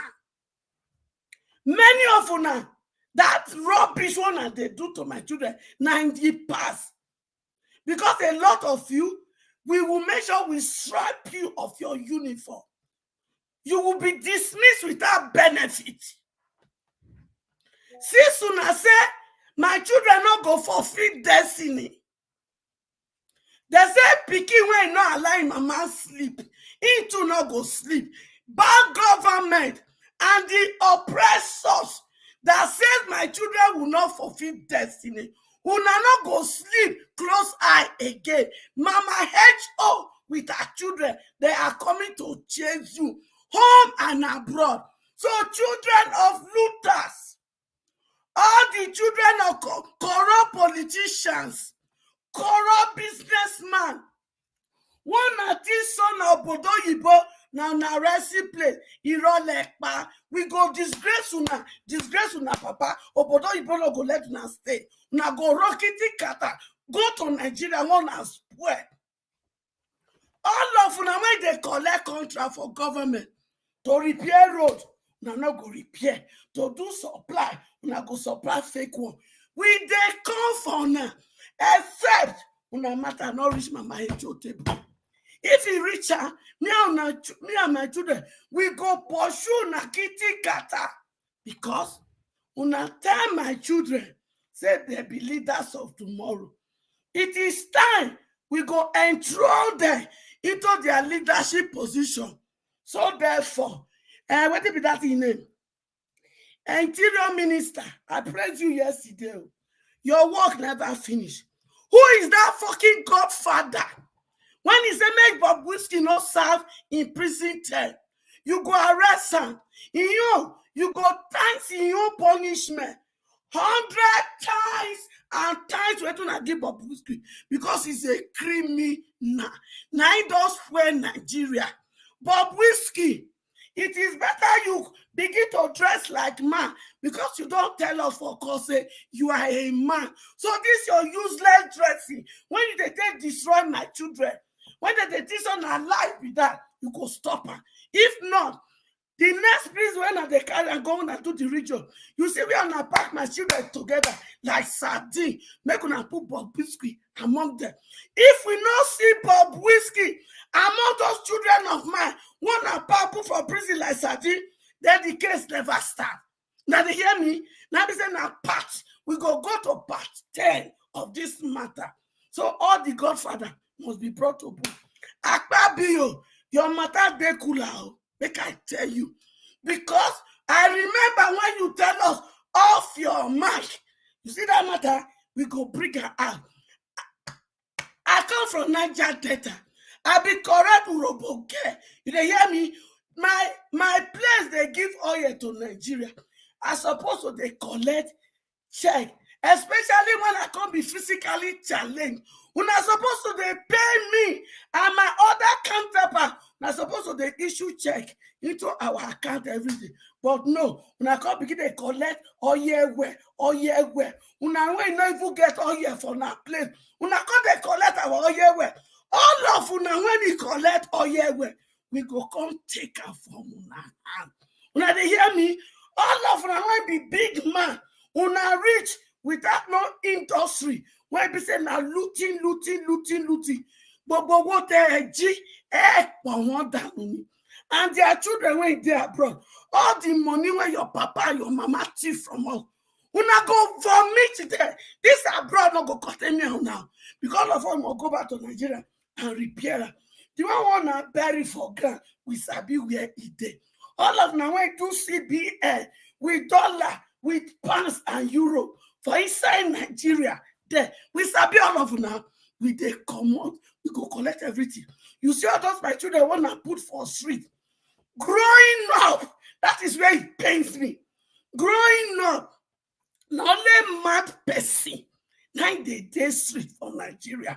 How come at this point in my life, I see my children, grandchildren that were supposed to be in school, they are traveling from Calabar, they are traveling from the east, they are traveling from everywhere. Delta State, that they come Lagos at the age of 7, at the age of 8, at the age of 9. What do you not do for Lagos? They say they go hustle. The one when he leave Delta, they go Benin. What do not go do for Benin? They say they can't learn Yahoo. Hey, since when? Because people like Sheriff Oborori, I be what they call you. Sheriff, hear me, and they come for you. You sit down there, Sheriff. Federal government enter Okwama community. They level and crime. They tell you a whole governor. Say you cannot reach there when they are doing their nonsense. You can't really sit down, Murukete. You can't allow them to level down the Okoma community. When I can't work out, come on, say it don't finish. We just start the fight. You don't hear me? Sheriff Oborori, in August here, federal government, my senior boyfriend, Steve Tunubu, is saying give you 26.20 billion. Sheriff, before I go visit your matter, go and build Okwama community. Not only just build, you will empower them. Not give them fish, because if you give them money, now fish. But if you give them opportunities to make money, now be said, you they teach them how to fish. You they give them hook to fish, and you they show the river to fish. In so doing, they will continue to fish. Sheriff, your number them handle. I put your matter for cooler. I won't fight for my pikin. Nnamdi to come and fish. When I finish with that one, I they come for you, Sheriff. One your way. I won't tell you where I come from. For Akbaro talk. You they hear me? I be omo buko huo. Of your mouth your huo. I Johnny obuko huo. Or your seme. One you now go to Akbaro talk. Go and ask of Obukokwo. He was a great warrior in his day. And I learned that every war he goes to, he never loses any battle. That spirit of my grandfather is upon me. In this battle that I have to fight and put the political power in the hands of my children and the economic power in the hands of my children, I will surely win. Because the spirit of my grandfather upon me, the God that formed me, my mother's womb is upon me. So I fear nothing, no shame. Thank you. Thank you, Mama. Finally, I know someone go travel for me. Those when you go travel, go consult for me. Mama Isho, you don't make mention of Okoloba, you only talk about Leokwama. Wait, we go talk that one. That one I know for now. I just wanna go travel for me. I beg, make una travel, because una go. As una sit down, they consult, they mention my name. My name, Hannah Ejebare Opukoko, alias Mama H.O. When una call that name, turn down, I go destroy inside that shira. Now they hear, and those of una when go plan for me, just thinking of it. The person when send message, make I tell you, say, just thinking of it, it go buy you, it go wipe away your entire generation. So you see, I'm not the fear. And for your general information, person when don't die, when they don't bury, it they die again. My left leg left me on the 28th of January 1999. It has been buried. So you see this one, they don't bury. So person when they don't bury, they die again. So those of you to say, I will catch her, oh my show. I bet before you start to plan my death, buy your caskets, buy rice, buy gari, buy yam, buy pepper, buy salt. Because I wait on your casket and dig your grave. Because I then they go bury you. Before you bury me, yeah, people, the oppressors of Nigeria. Me and my children that you have oppressed for too long. We have reason to oppress all of you. And we are setting ourselves free from your group. You know what? Because me and my children, we are queen, we are king, we are prince and princess. That is who we are. Whatever you define us now, that is now who my children are. Thank you, Mama Icho. Thank you. I appreciate that. Madam Luke, thank you for joining us. I think this is the first. I leave work, John. There's a lady that is on the panel. This is the first time I've been on the panel when she's here. So okay, she says. Is it okay with everyone? Okay, please go ahead. Now work I did work. Please go ahead. I just job come up for work. But okay. So we're talking about the necessary distraction. I'll be where they happen now, right? So now at the best for KJ, at the best for this my brother where they owe money, where we no fit contact each other. At the best for Mama H.O. Look, if you're there America, at the best for you, Kenya at the best for you, Paul, you are not excluded. Everybody where there America, yeah, at the best for all of you now. For two reasons. One, because none of us be Jay-Z for here. So our memory is supposed to be fresh. Let's talk this story. When they arrest Bobrisky at first, as you know, because in the spray money. If not, all of us were they jail. Even up to today, we see the spray. All of us. Home and abroad, we see the spray money. So it's not because of that. Now, what you call a shock me now be say, when I hear say they special place, everybody be yeah. Why would they deceive ourselves now? I be una no know say in real life. Now person we don't know anybody. And person where they pay for the real people, then they stay for inside jail. Anywhere in the world. Is it a new thing? I don't know that thing before. So what's the injustice? Why are you deceiving ourselves? That's not one reason. Two, good luck administration. What is one of the high points of good luck administration? It was the LGBT bill that refused to pass. I will not forget. Of course, we could not even debate that like this openly, right? But from that time till now, 10 years, just sit down and think calm. How far the conversation? And ask yourself, if that bill appear for our Senate today, what is the probability that it no go pass? So why is there the best of the way they America? Not be so that they do it for a year. So they will just put them for your conscience, right? You understand? So who is the best person to actually promote, to put down for everybody conscious? That's what Bobrisky represents. It's just a matter of time. I say, oh, the way they America now, so that they carry on out. This is American strategy. That's the way you say you know one, so you go there your face 24/7 before you know. Is it like even though not pretend all of us they pretend that first time. So this is a continuous story. But what we should learn for here is, instead of us to actually focus on who will lead us, let's pick a course and sit on it. Let's pick electricity today, power, and sit on it for 10 years and use the same strategy where I know go work. So this is that's why when we will come, so we all of a sudden everybody begins to say, injustice, you know jail. That's not new. All of us know this. We will be adult. That now when you know get by, you nobody now you go actually sit down for inside jail. So what is the noise about? So it is not about that. It is not about she's spreading or he's spraying money. It is that agenda, right, that is playing out in our conscience. That's why I ask yourself, if that bill appears for Senate today or 8 years from now, that election cycle, what is the probability that everybody in the results will not be the opposite? It will be overwhelmingly supported, because for the past 10 years, we they see stars. They are normal people like us. We they see stars. We they see that now billionaire will never get among them. And she or he, Bobrisky, she will be the first billionaire. So all those things, now so they happen. Now support, then they gather. Once the conversation, why be saying now only she, they always did the picture?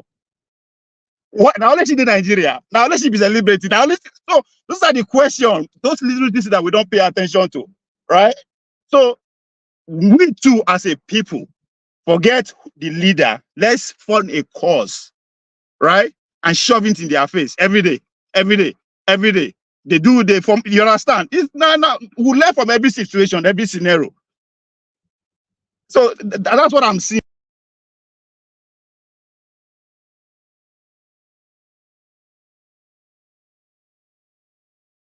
I think his audio is faulty. Okay. Can you I don't give me know. a minute? I don't want to forget. Yeah, please go ahead. So when he comes back, he can resume. Okay. So while I was making my giving my opinion on this issue, I did not call out Bobrisky because he's a she. My reference to that was because of the defense that the prison, the former prison director was trying to give, as you know, as to why he was, giving a private lodge instead of the prison yard. So that was why I called it out, because Bobrisky admitted that he's a male. And because of that, it's a common sense thing to put him where the male counterparts are instead of putting him in a private lodge.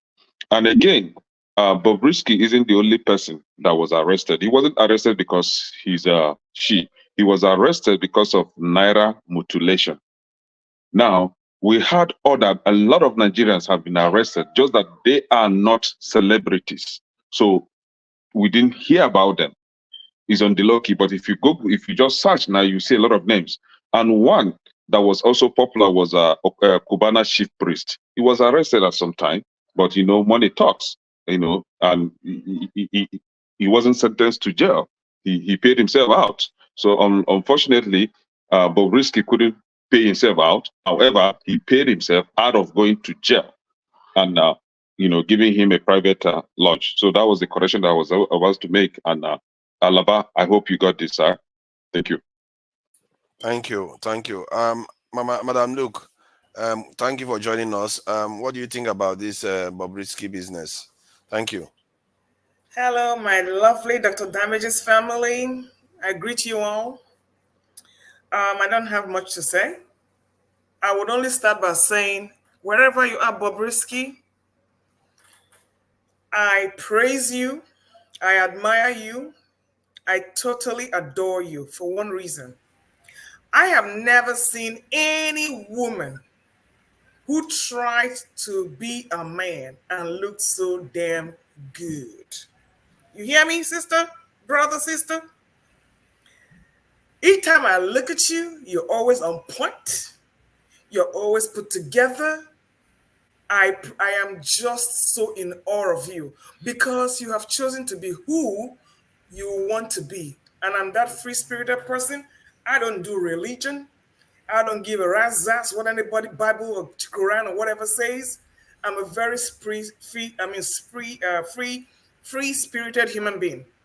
And I love the way Bobrisky carries herself or himself, the outfit, the fashion sense. Having said that, very dark man, you are an epitome of masculine, what will I say? These are two beautiful people I adore in their own sphere, doing their own things. Unfortunately, the kind of Nigeria we have now, they have been forced to be pitted up against each other. And the more the divide continues. I don't know what we're fighting for here. I don't know what is anybody's business, how anybody chooses to dress, or whoever's all they choose to PDD with. I don't give a right. I don't care. As long as you're not harming anybody, you're not killing anybody, you have the right to do your thing. And if people complain that you are instilling the values to their children, then they mean they never had control of their children in the first place. Bobrisky was once a child. She chose, or he chose, what path he wanted to do. So having come to say that, what are we talking about here? When Mr. Peter Obi's phone calls were leaked out, I didn't hear this upcry of invasion of privacy. So I don't know why it's coming to Bobrisky now. In Nigeria, anything is free game. And I'm glad Very Dark Man was able to release those audios, because there is nothing you can do in Nigeria that is going to be open. There is nothing you can do. You go through the right way, he's not going to favor you, because the courts are compromised, the police compromised. Bobrisky only used the system to his advantage. Do I blame him or her for that? Absolutely not. When the former EFCC boss was incarcerated, do you know what kind of jail he was in? He was chilling in his house. When Abia Kari was jailed, he was chilling in his house. So why is Bobrisky's case a big deal?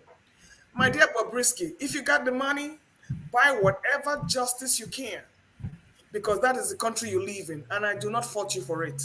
Keep on looking good. Unfortunately, haters gonna hate. Those religious bigots somewhere, and those ones who don't even look half as good, the female side, they're gonna come after you, and you're gonna always be a target. But are you not encouraging people to break the rules? What rules is she breaking? That's by not going to prison the proper way. And did your president go for prison? No, for stealing the mandate? Two wrongs don't make it right, does it? Was your judiciary able to convict felons in Nigeria that are two wrongs does not make it right. Or your police able to convict people? Where is Beta Adu today? Was she ever charged? Excuse me, I don't believe in justice for the poor man. Okay? I don't believe in justice for the poor man. So I'm saying, Bobrisky, that's your godfather, eh? Hold him or her tight. Because that is what Nigeria needs.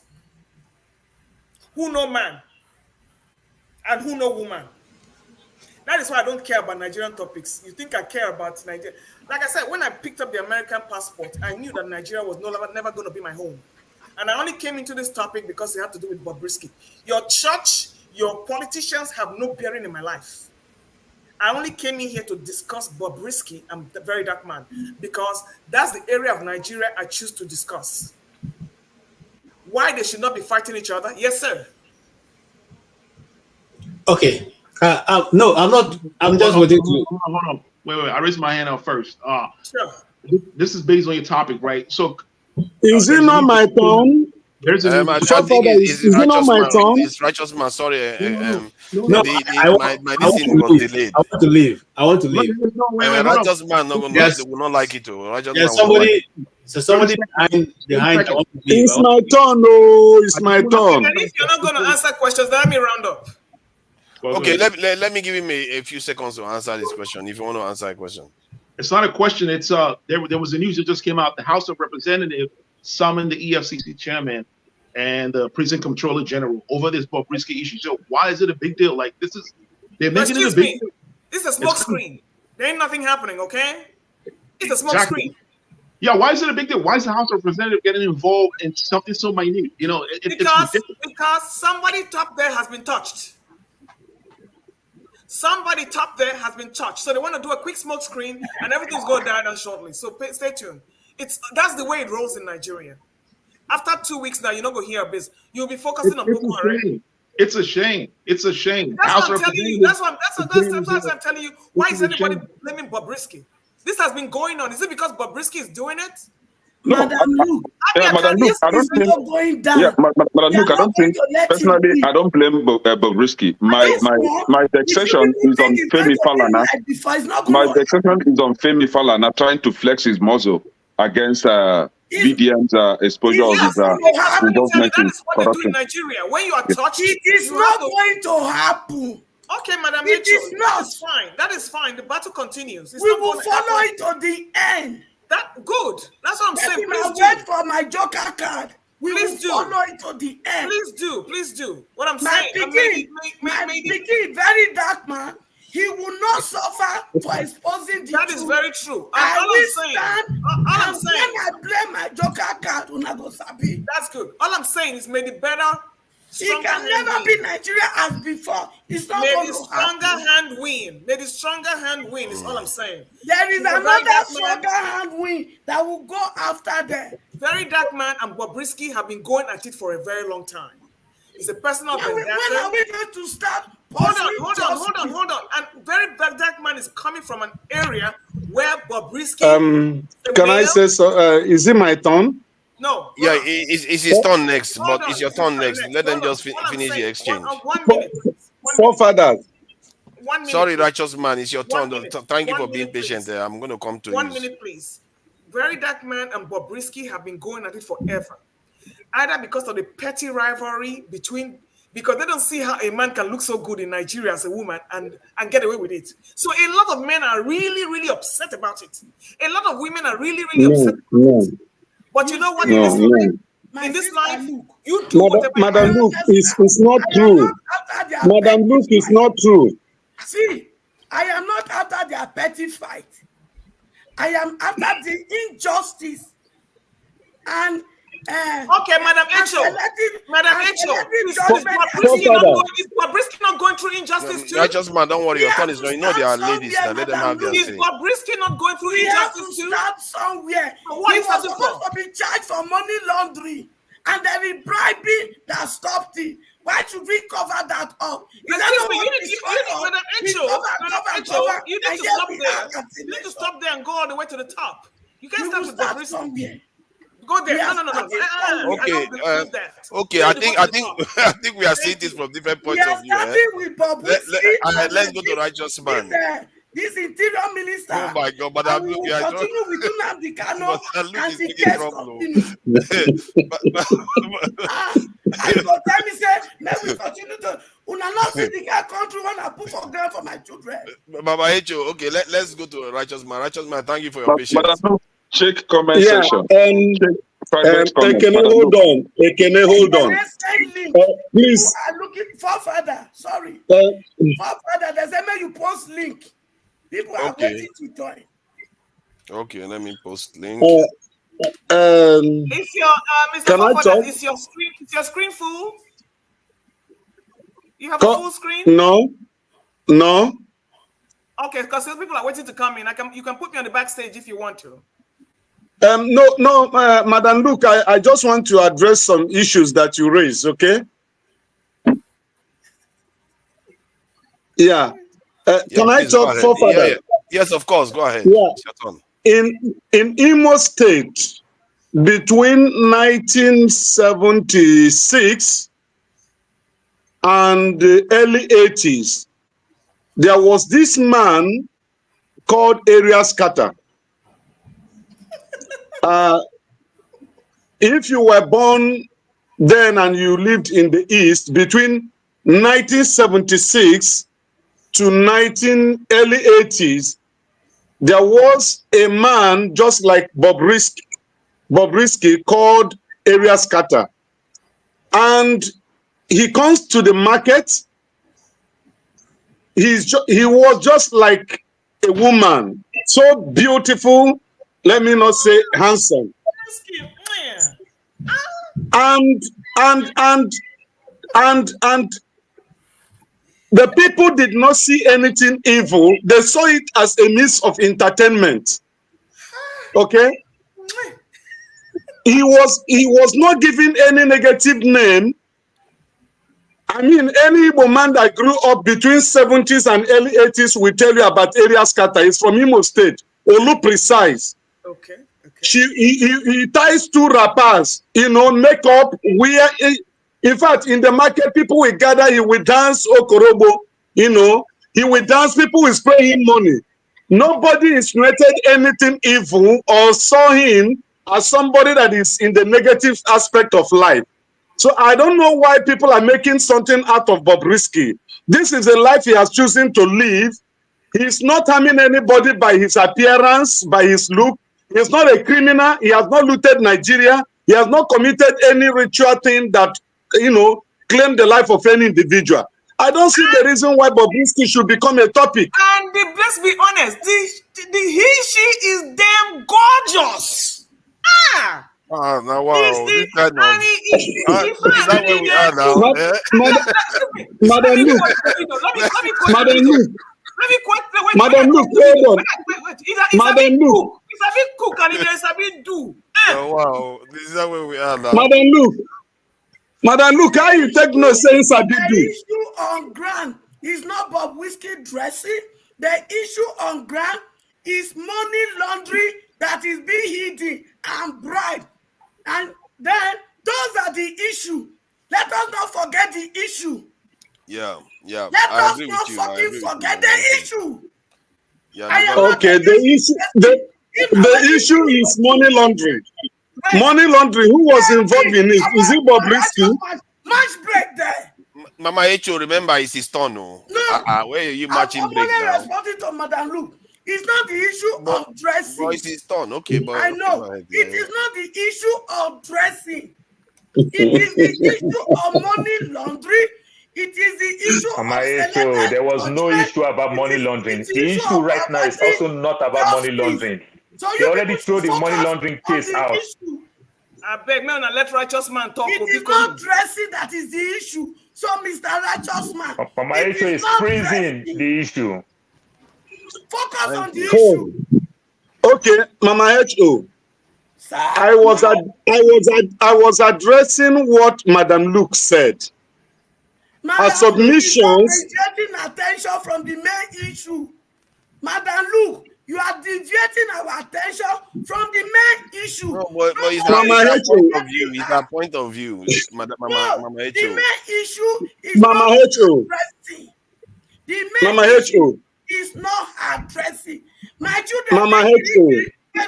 My children take Kirikiri, they suffer. Okay, you know she's a lady. You have to let her. No, you go talk. Make you understand. My children, they take Kirikiri. They suffer for stealing bread. Oh, Mama Echo, Bobrisky have done his time. The EFCC, they throw the money laundering case out.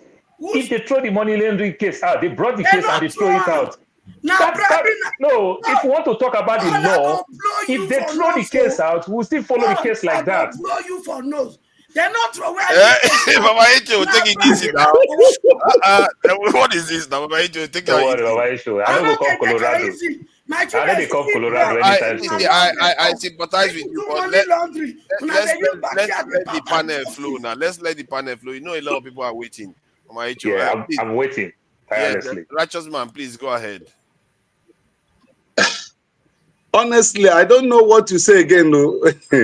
but what I'm trying to say, I don't know, I'm confused here. Nigeria can confuse. You see, this platform is a microcosm of Nigeria. When you come here, confusion of a audit all the time, we just surface. I'm confused. But the question I want to ask Madam Luke. Focus Madam Luke. Not the dressing, okay? Madam Luke. On the issue. Okay, Madam Luke. How will you justify that Bobrisky they do? You know, can't you hear what she says? Her godfather. Her godfather. Use your teeth to count. Use your tongue to count your teeth. I beg. Okay. Now, who is that? Is God? Is he or her? It's a he. Let me tell you, it was mentioned. It was mentioned. It was mentioned 2 years ago. It was, and that person has the biggest house in Banana Island. It was mentioned. Go and get the code and connect the dots. Okay, so the godfather of she is in Nigeria, right? Of course. Why do you think she called and she was given a private cell? Okay, so was the godfather meeting her in the private cell? Is it a he or are we talking about Bobrisky? It's a very big he. It's a very big he. Okay, it's a he. Okay, Bobrisky. Okay, good. Because I'm Father, we're getting all these things wrong. Bobrisky said it several times that he does not discuss his private life in public. So any other thing that we are talking here, it just be a speculation. And remember, he admitted that he in court. Mama Esho, he admitted timelessly, cross-dressing is not anything in LGBTQ. So we miss all these things. Mama Esho, you are a Excuse me, woman. Mr. Paul H. Is it just a cross-dresser? There is a big difference between cross-dressing and transgender. Bobrisky I agree with you. She's not a cross-dresser. Bobrisky said he does not discuss his private life in public. That's and not he what said we're it talking clearly. about. No, but what I'm saying, Bobrisky said it clearly every time that they are arresting that he's a male. So if he said it is a male, he's just a cross-dresser. No, he's not a cross-dresser. He's not a cross-dresser. He's a transgendered. But he said it. It is what he said. Okay, so let's settle this. Let's settle this. Let's settle this. As Bobrisky declared that he's a transgender. He's a never. He said he's a male. Okay, if he's not declared, then Madam Luke, you can't call him a transgender now. Forefathers. He has boots. You know, it's my turn. No. It's my turn. Sorry. Let's allow Rajatman finish. Yes, Rajatman, please go ahead. Yeah. I just want to ask a simple question. I beg. I'm still confused. Is Bobrisky the problem of Nigeria?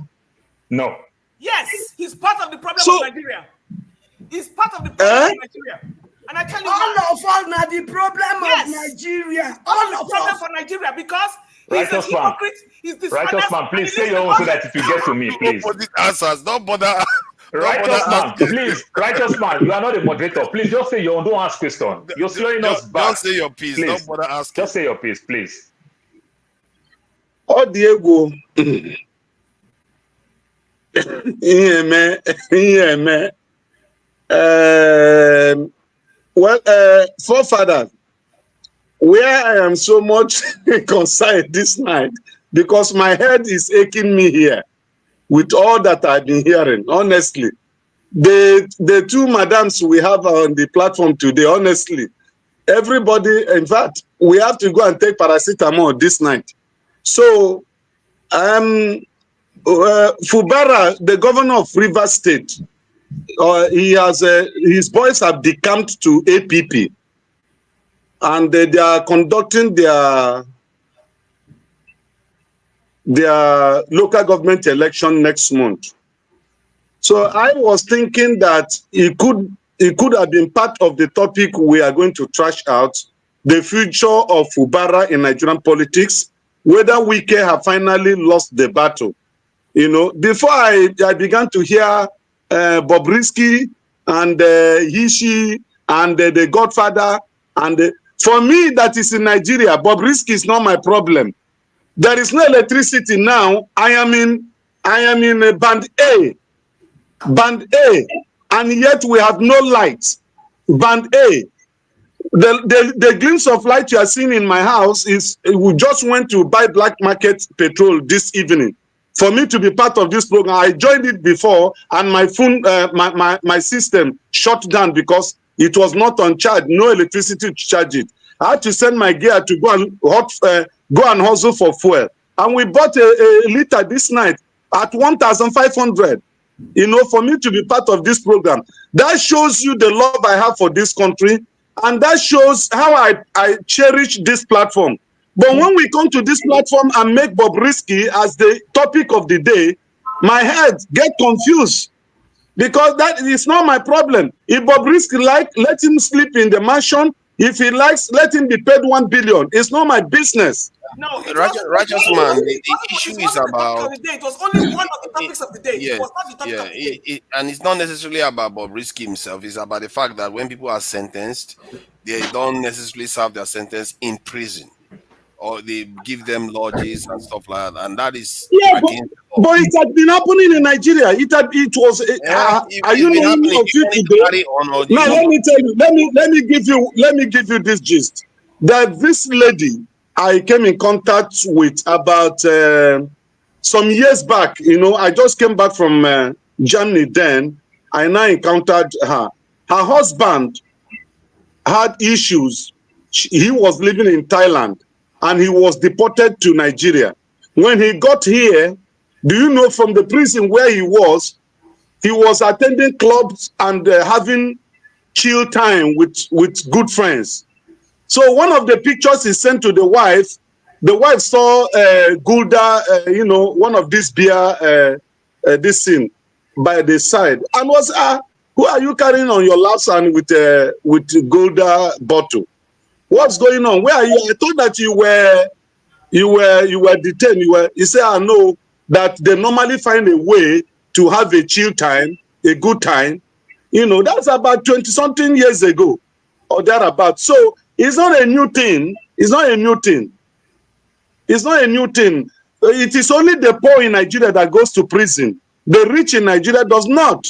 They sort themselves out. Either they place them on house arrest, or they just find a chilling place for them to be there.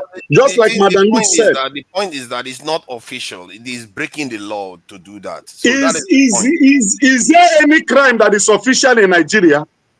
Is there any crime that is official? But you deal with the one you can catch now. But they keep catching. The 2023 election, did you not see crime? Who have been caught? Who have been persecuted? Who have been jailed? So what is your Did I not tell you people in the platform here that during 2023 general election, they brought ice seed to spray where people were voting so that a Labour Party will not have dominance of voters in that war? Didn't I say it here? What had happened? What happened? What is your argument now? We should leave a crime unpunished because others get away with it. Is that no matter how you talk about it, just like Madam Luke said, look, we can speak good grammars, we can say whatever we want to say. Nigeria is a failed, captured state by the elites and by what Obi described as political lunatics. They are not thinking about the well-being of this country. What they are after is what satisfies them and their group. So, but Mr. Righteous Man. But that is not an argument for anarchy now. You can't say people should not be punished for directly. The answer is yes.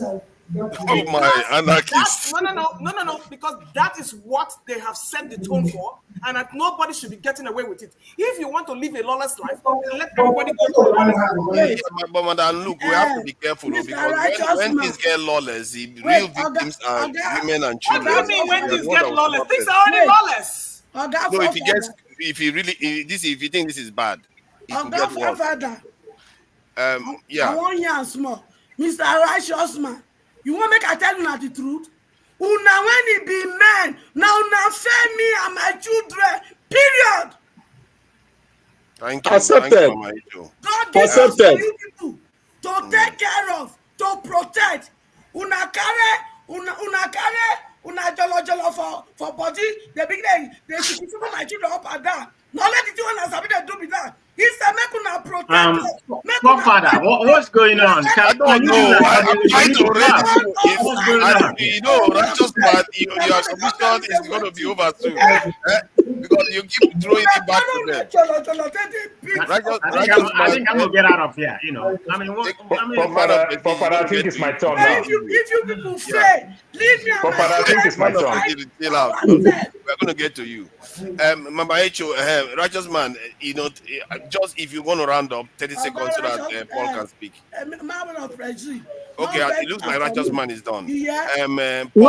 Now, finally, as I round up, My prayer for Nigeria is that the electoral laws should be changed. If not, the same story, the same ranting, the same shouting, all that we have been criticizing will continue after 2027. Unless the electoral laws are changed, unless those opposition parties comes to form a formidable force to chant and channel for a good and a better new Nigeria, nothing will happen.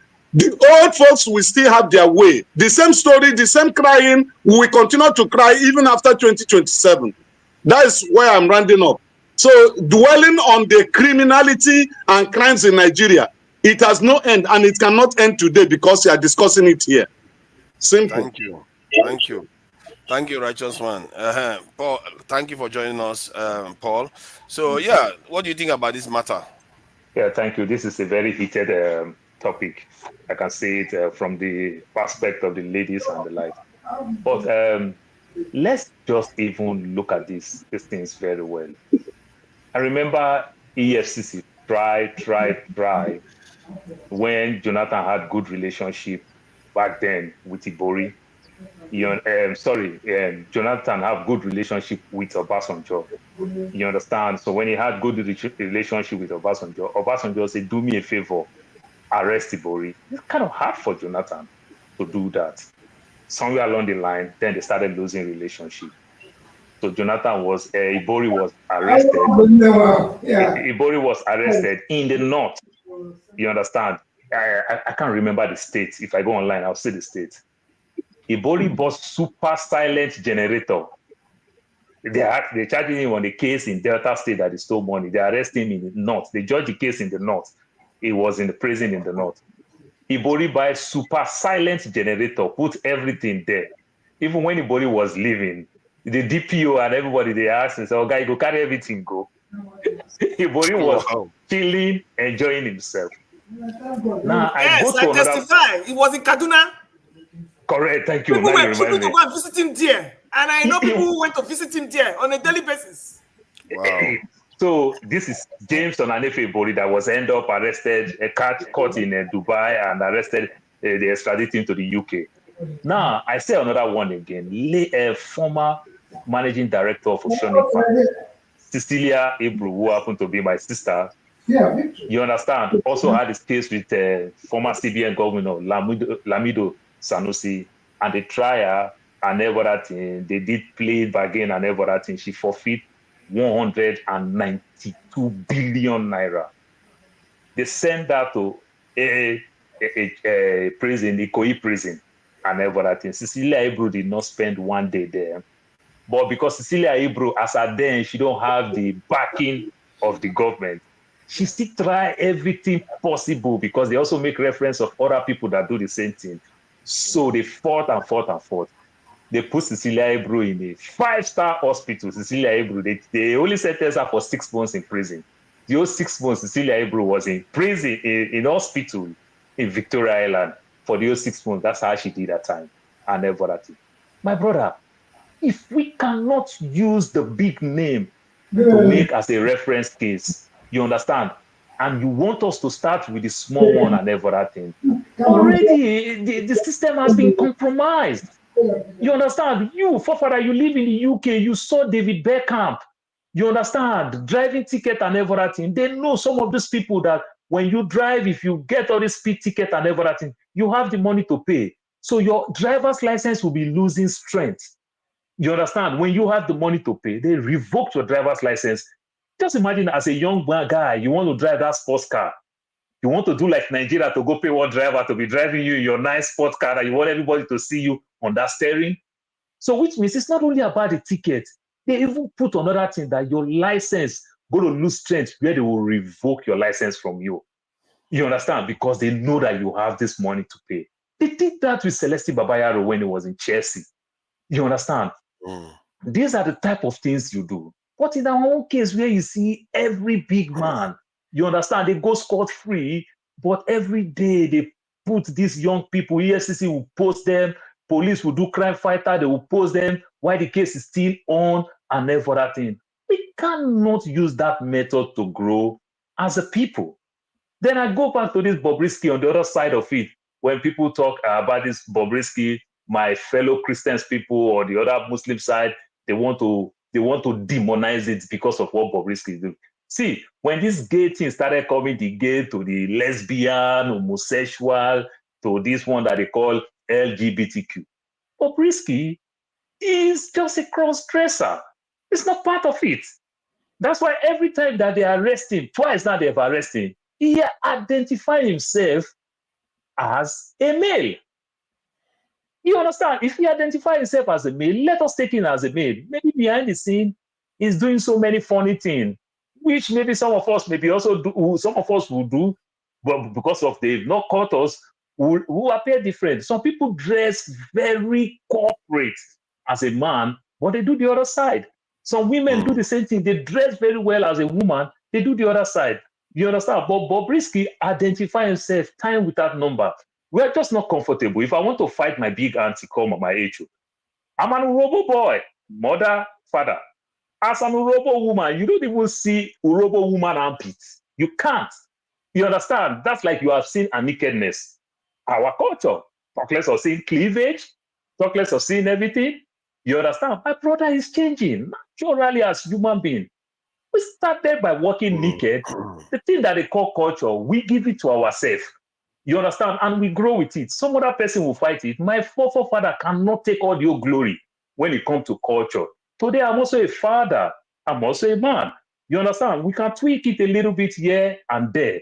You understand? Back in the days, how many women in Nigeria can you see even wear ordinary trousers? You understand? Back in the days in Nigeria, even prostitutes only smoke cigarettes in their hotel. Women don't smoke cigarettes in the street of Nigeria. You understand? Yeah. Which means they still find a way of hiding it. And everything. There are some things that are just not accepted. But guess what? These days it's changing. You understand? We must understand that the only thing that is constant in life, it is change. If you don't try it, you will not like it. As a man all my life, being a skinny person and everything, it's going to enter your head sometime. You understand? So what do you think? Me, as a man, as a skinny man, what do you think? I like my women big because I don't want my kid to be skinny like me. As a short woman who also dream to date a tall man. As a tall man who want to date a short woman because it probably calls you tall, you were tall like a Nepa, you were tall like this, long John, long this. So things like that, the psychological parts, you understand, the things that when you close the door that affect you as human being. So they come in different ways. You understand? Some people these days fight their way like we level these things with the Gen Z. You understand that the Gen Z just do their mind. Some of us, just because of we're big in culture, so we just don't want to offend our parents. We don't want to offend the society. We don't want to offend the community that we find ourselves. So we try to do certain things. It's like when people ask me, Paul, what religion are you? I say, my name will tell you everything. I'm a Christian. Ask me how many times I've been in church. You understand? So these are the things. You understand? So if I want to call myself Christian, I'm the Christian that my mother take me to church. My father take me to church. Am I practicing it the way I like it to be back in the days? The answer may be no. Do I believe the religion? The answer may be yes. The way they practice it these days, am I really enjoying it? The answer may be yes and no. So it comes in different ways. Thank you. So if we want to talk this Bobrisky case, it is simple. People have been breaking that rules in Nigeria. I just make mention of notable figure like Cecilia Ebru, somebody like James Ibori. So many people have done it. Tafa Balogu, you understand? Tafa Balogu, they've done it. At the time, Tafa Balogu wanted to leave the country. He was caught in Badagry. You understand? When what in Badagry? How do you mean? When Tafa Balogu was arrested, he was the Inspector General of Police. So when he lost that relationship with Obasanjo, you understand, when Nuhu Ribadu make nonsense of him and everything, he was arrested. Somewhere along the line, Tafa Balogu, who was supposed to be in prison, appeared in Badagry. How did you appear in Badagry? You understand? Nigeria. They do damage control. Oh, they say they want to move him from Ikoyi. They want to move him from Abuja to Ikoyi, from Ikoyi to Badagry prison service and everything. You hear all these things. So these things happen. Until we're ready to make our country well, you understand? We cannot continue to hammer on one of the small one when we have the big one. Let us challenge the big one. Let us look them in their face and shame them with all these things that is going on. When people talk about this Bobrisky, it's big. Thank you. Yeah. Madam Luke, you wanted to say something? Okay, go ahead, Madam Luke. Mr. Paul H. Somebody on the panel was asking me why I was so interested in this particular situation. And I said it's because it smacks of the hypocrisy in the Nigerian society. Nigerians are full of hypocrites. And I want to ask you, you are going about telling me that this man is a transgender. Yet he went for a competition full of females, designated as a he, and won the competition in a pageant for women. How do you explain that? Yeah, but what does he address himself officially? You said it. He said as a he. So what is his business in a female pageant? Female dress. This kind of confusion going on these days. How does it matter? Maybe go. Things don't spoil. Let's go to Ike. This guy Ike. So that the others can speak. They've not spoken for a while. Man of Prestige has been very patient. CN has been very patient, and So please, Oga Ike, please go ahead. Should people not stay in prison anymore? And should we just say because it's Bobrisky, we should not hold Bobrisky until we get bigger? Father, sorry, before I even forget, even in our Nigeria, we also have official protective custody where you can pay for, and also to protect you. Like a notable person, you understand, where people may want to bring you down. You understand? They have it in the UK, they have it in the US. You understand? When you're so popular and everything, people may want to harm you. And you even pay for the service. Why don't we just do that one, that just break the rule to go the extra mile where you don't even stay in the prison, even in the protective custody? You know why? Because the protective custody, they still did not even keep it to even meet the standard that it's supposed to be. That's why people who want to say I'm in Lagos, meanwhile they're in South Africa. But do you guys think that someone like Emefiele or Nnamdi Kanu or any other big wigs, they get this sort of privilege at all? Does anyone think so? Of course, Bobrisky, that VeryDarkMan's is causing problem for this type of Emefiele, because those ones, they will never be in prison. If they say they're in prison, let them show a CCTV camera where you see people in prison and everything. Of course, Isn't they are that not. violating their privacy? Who's going to show you? No, of course. Oga Ike, please go ahead. This one is a bit of a strange one. Nigerians are looking at it, from both sides. Please go ahead. Well, I don't want to talk about Bobrisky. I'm not interested in the story of Bobrisky. I only want to talk about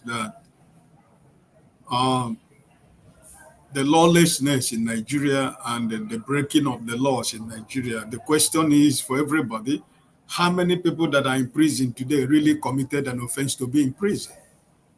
That's the question. It's not about how many people that are in prison today that really committed the offense that they were jailed, that they're in prison.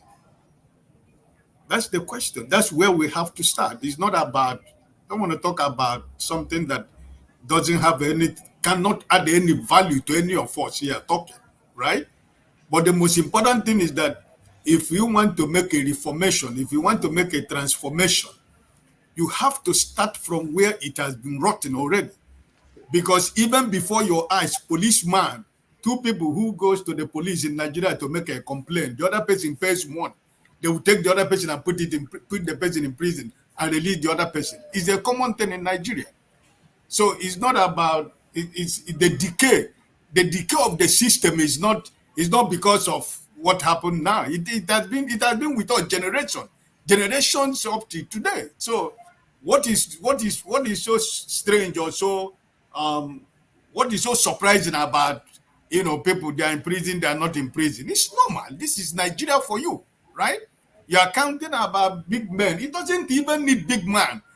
Common police problem, common police post in your local area, in your village. You have two fighting. The other person go and give police 200 naira, and the other person has no money. They put in prison and leave the person who is guilty to go. So it's something that is normal, right? So if you want to reform, if you want to, change the system, it's something that is rotten already. So what I want to say about the very dark man is that I just pray that they protect him, right? for what he's doing. My concern is for his safety, because yes, investigative journalism has gone in Nigeria, right? The people that are making investigation, the people that are doing investigation in Nigeria, the investigative journalism, they are no more, right? So, but if VeryDarkMan decide to do what is happening, what the journalists and people supposed to do, I mean, I just pray that they can be able to protect him, because he's taking a risk. It's not many of us that are here can do what he's doing, without being protected. So I think that God that gave him the grace and the strength and the ability to do what he's doing, that they should protect him, because 3 or 4 days ago he was talking about the spouse's house number on somewhere, either on the internet or somewhere, I don't know. He said he's now in hotel, So a situation like that, we should be able to protect him, right? So if it's a exposing thing that is happening, for all of us that are here in Nigeria, why are we surprised what he's saying? These are the things that happen every day. So it's sad. A lot of people that are in prison today, they didn't commit no offense. Yeah, can I ask you though, is it a bit unfair that the VeryDarkMan is going after only Bobrisky? Because people feel like Bobrisky is being made a scapegoat for all the sins of Nigeria. First, he was the one jailed for the Naira. Now he's the one that's being dragged for not staying in prison when the others are doing it. He should be protected too. Everybody has the right to be protected. Listen, I think that VeryDarkMan has been doing something like this. It's not only the issue of Bobrisky. He has been doing not only this. He has been fighting for people, some people who took people's money. He has been recovering people's money, which is proven, right? That's what I'm trying to say. It's not only this. I'm not basing my argument about the VeryDarkMan based on this particular issue, but I'm basing my argument based on other things that have been confirmed that he's doing for people, right? That's my area of.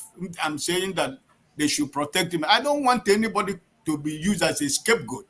I have no special interest on anybody to use anybody as a scapegoat. Just do the right thing. That's what I'm saying. What is good for Obi should be good for John. That's my point. If John and Obi commit the same offense, they should also face the same penalty. But that's not the system we find ourselves. Because if John has money, Obi will go to his own prison and go the one of John. So that's Nigeria for you. That's the decay of the system we find ourselves. That's my point of. Thank you, Oga. It looks like I should jump you because CN hasn't said anything for decades. He's been here for at least 2 decades now. And No, I think he has talked. No, he hasn't. He hasn't. Okay, but I think I've waited as long as he does. But you can go on. That he has his money, no. Yeah, he hasn't said anything. He's been backstage and everywhere. I've seen him backstage when I came. He hasn't said one word. Can I speak now? Yes, thank you for your patience, eternal patience. All right. Please go ahead. Very good. My greetings once more to everybody. I don't know why we are speculating too much on this Bobrisky issues. And I believe one of the reasons is because Nigerians' criminal justice system, which often face some criticism, especially to the lack of rehabilitation and all that. I think the story of Bobrisky, perhaps offers some kind of glimmer hope and a potential blueprint to change. That's the way I look at it. And I don't see anything wrong in what she or he has done, because there was nowhere we have the report that he was favored. But what we had is that he paid. He was able to afford this kind of extraordinary arrangement where he or she instead was serving his jail term. And avoiding the normal traditional way of prison. So, and that is one of the reasons why we shouldn't speculate so much on this. But the only thing we are gaining, I can see us gaining, including myself, tonight as we discuss this and as you go to other broader space, is I think is helping us to exploit, the psychological and the societal impacts of, such a unique way of incarcerations. Otherwise. Excuse me, CNN. Oh, Father, can you pick me at the back? I'll be back. All right, man of prestige. Thank you. Yes. Yeah. All right. Okay. All right. So I think we shouldn't, dwell so much into it, So it's just the kind of a place we find ourselves and the country where we all belong, So, and that's why an arrangement of this kind, as long as the person affords it, that's fine. So let's not dwell so much, because if you put Bobrisky in the normal prison, they will abuse him or her. You put him in the women prison, he will abuse them, or they abuse him or her. So I don't think Nigeria have that kind of a special provision. So this is a lesson.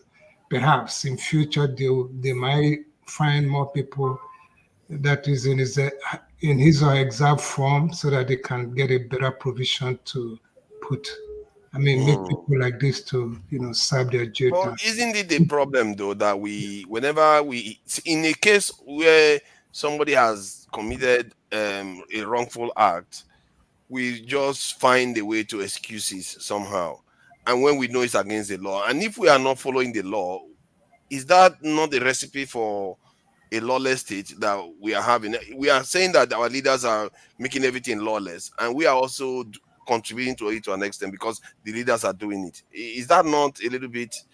Fathers, please stop patronizing us on this. I'm just saying now. With this your uncle, it's very annoying. But it's not. You're telling us that when do we say it's enough is enough? Nobody should be breaking the law. You cannot tell the foot soldiers to obey the law when the leaders are not obeying the law. How is it going to work? How is it going to work? Start from somewhere now. It's like that from somewhere. Now you're telling us that it's when the foot soldiers try to obey the law, it's going to make a difference? I don't understand you, please. It does, because people are not breaking the law all over the place in Nigeria, because they know if they do, the police will come and arrest them and put them in prison. So obeying the law is important. He obeyed the law. The people went to vote. The elections was stolen from them. What is the repercussion? That is theft among elites. That is between themselves. They will settle their scoreboard. My argument is, okay, yes, maybe there's wrongful act. There are criminals that kidnap people that we have not caught today. There's wrongful act, but should we say, okay, because of that, the ones that we've caught, we should just the ones that you've caught will never make a difference, and that is why you have Bobrisky today. Because those ones that you caught will also buy justice. So, don't you think that Bobrisky being jailed for spraying Naira note, a kind of deterred people from doing the same thing? And what did you be with Cubana High Priest? Which one is Cubana High Priest? Sorry, I don't know. Look at you. Cubana Chief Priest. Madam Luke, that is why we are unbodying ourselves. We are unbodying. Listen to me. You are backing up a wrong train. You are backing up a wrong train. Which train? Listen. Say they go kill me. You are fighting for the like country. These two are opposite. I am going to rescue my children. Period. Your children are selling their votes. I don't care whether you call them. As far as I'm concerned, my children are queen. They are king. They are selling their votes. They are selling their votes. You are waiting on a turn at them to now want deliver them from una hand. So any person when get problem with that, make it go join them for Kirikiri. As far as my children are concerned, they are king, they are queen, they are priest and princess. Now I give the wrong identity, and I'm here to rescue them from una hand. And come 2027, we will carry political power for their hand. And from this very moment, I am putting economic power in their hand. Madam Hecho. Yeah, please. Madam Hecho. Yes. Namio, I just want to tell you that I know they are your children, but this 2027 where you call now, it's not possible. I beg you not send me message. So sit down and look. Una, 9 fellows. So as far as I'm concerned, me and my children, we have declared ourselves offer. We don't need Una anymore. People can leave us alone. We go become who we are created to be. If you they pay you, if you they sweet you, join us. Thank you. Please conclude so that we can go to Kene. Kene can't wait to get into this one. I think Kene probably, I will agree with most of the stuff Kene will say. Maybe, I don't know. I mean, let's just be very, very, very frank here, and not being, biased to ourselves. What Bobrisky did, if any of us is in position to do that, we will do it. Does that make it right? So you do it, But So does that make it right, though? It's right because she paid for it. They provided her a space, and she was able. It's against the law, though. You can't advocate breaking the law. No, it's not. You're supposed to go to prison, not go to lodge. And there was not even any crime. It's just that they just want to. I mean, our system is criminality. Let's just be frank about these things. Okay, let me ask you now. If you now peradventure becomes a minister or president of Nigeria, will you advocate this type of behavior? Why? We got to do things right. So you got to do things right when you get into position. Right, and we go with the right thing. Not Nigeria is a lawless place. Let's not just come here and start gallivanting, pretending that we don't know what is happening. Mr. Singen, please ask him what government he's talking about. I'm asking because he's saying that if he's a minister now, he's going to try to do which government? Right. Yeah, which government? Under his government now. Under his government, if let's say it's under P2B's government, he becomes a minister. Is he not going to look to do the things the right way? People like Bobrisky, you will have to jail him.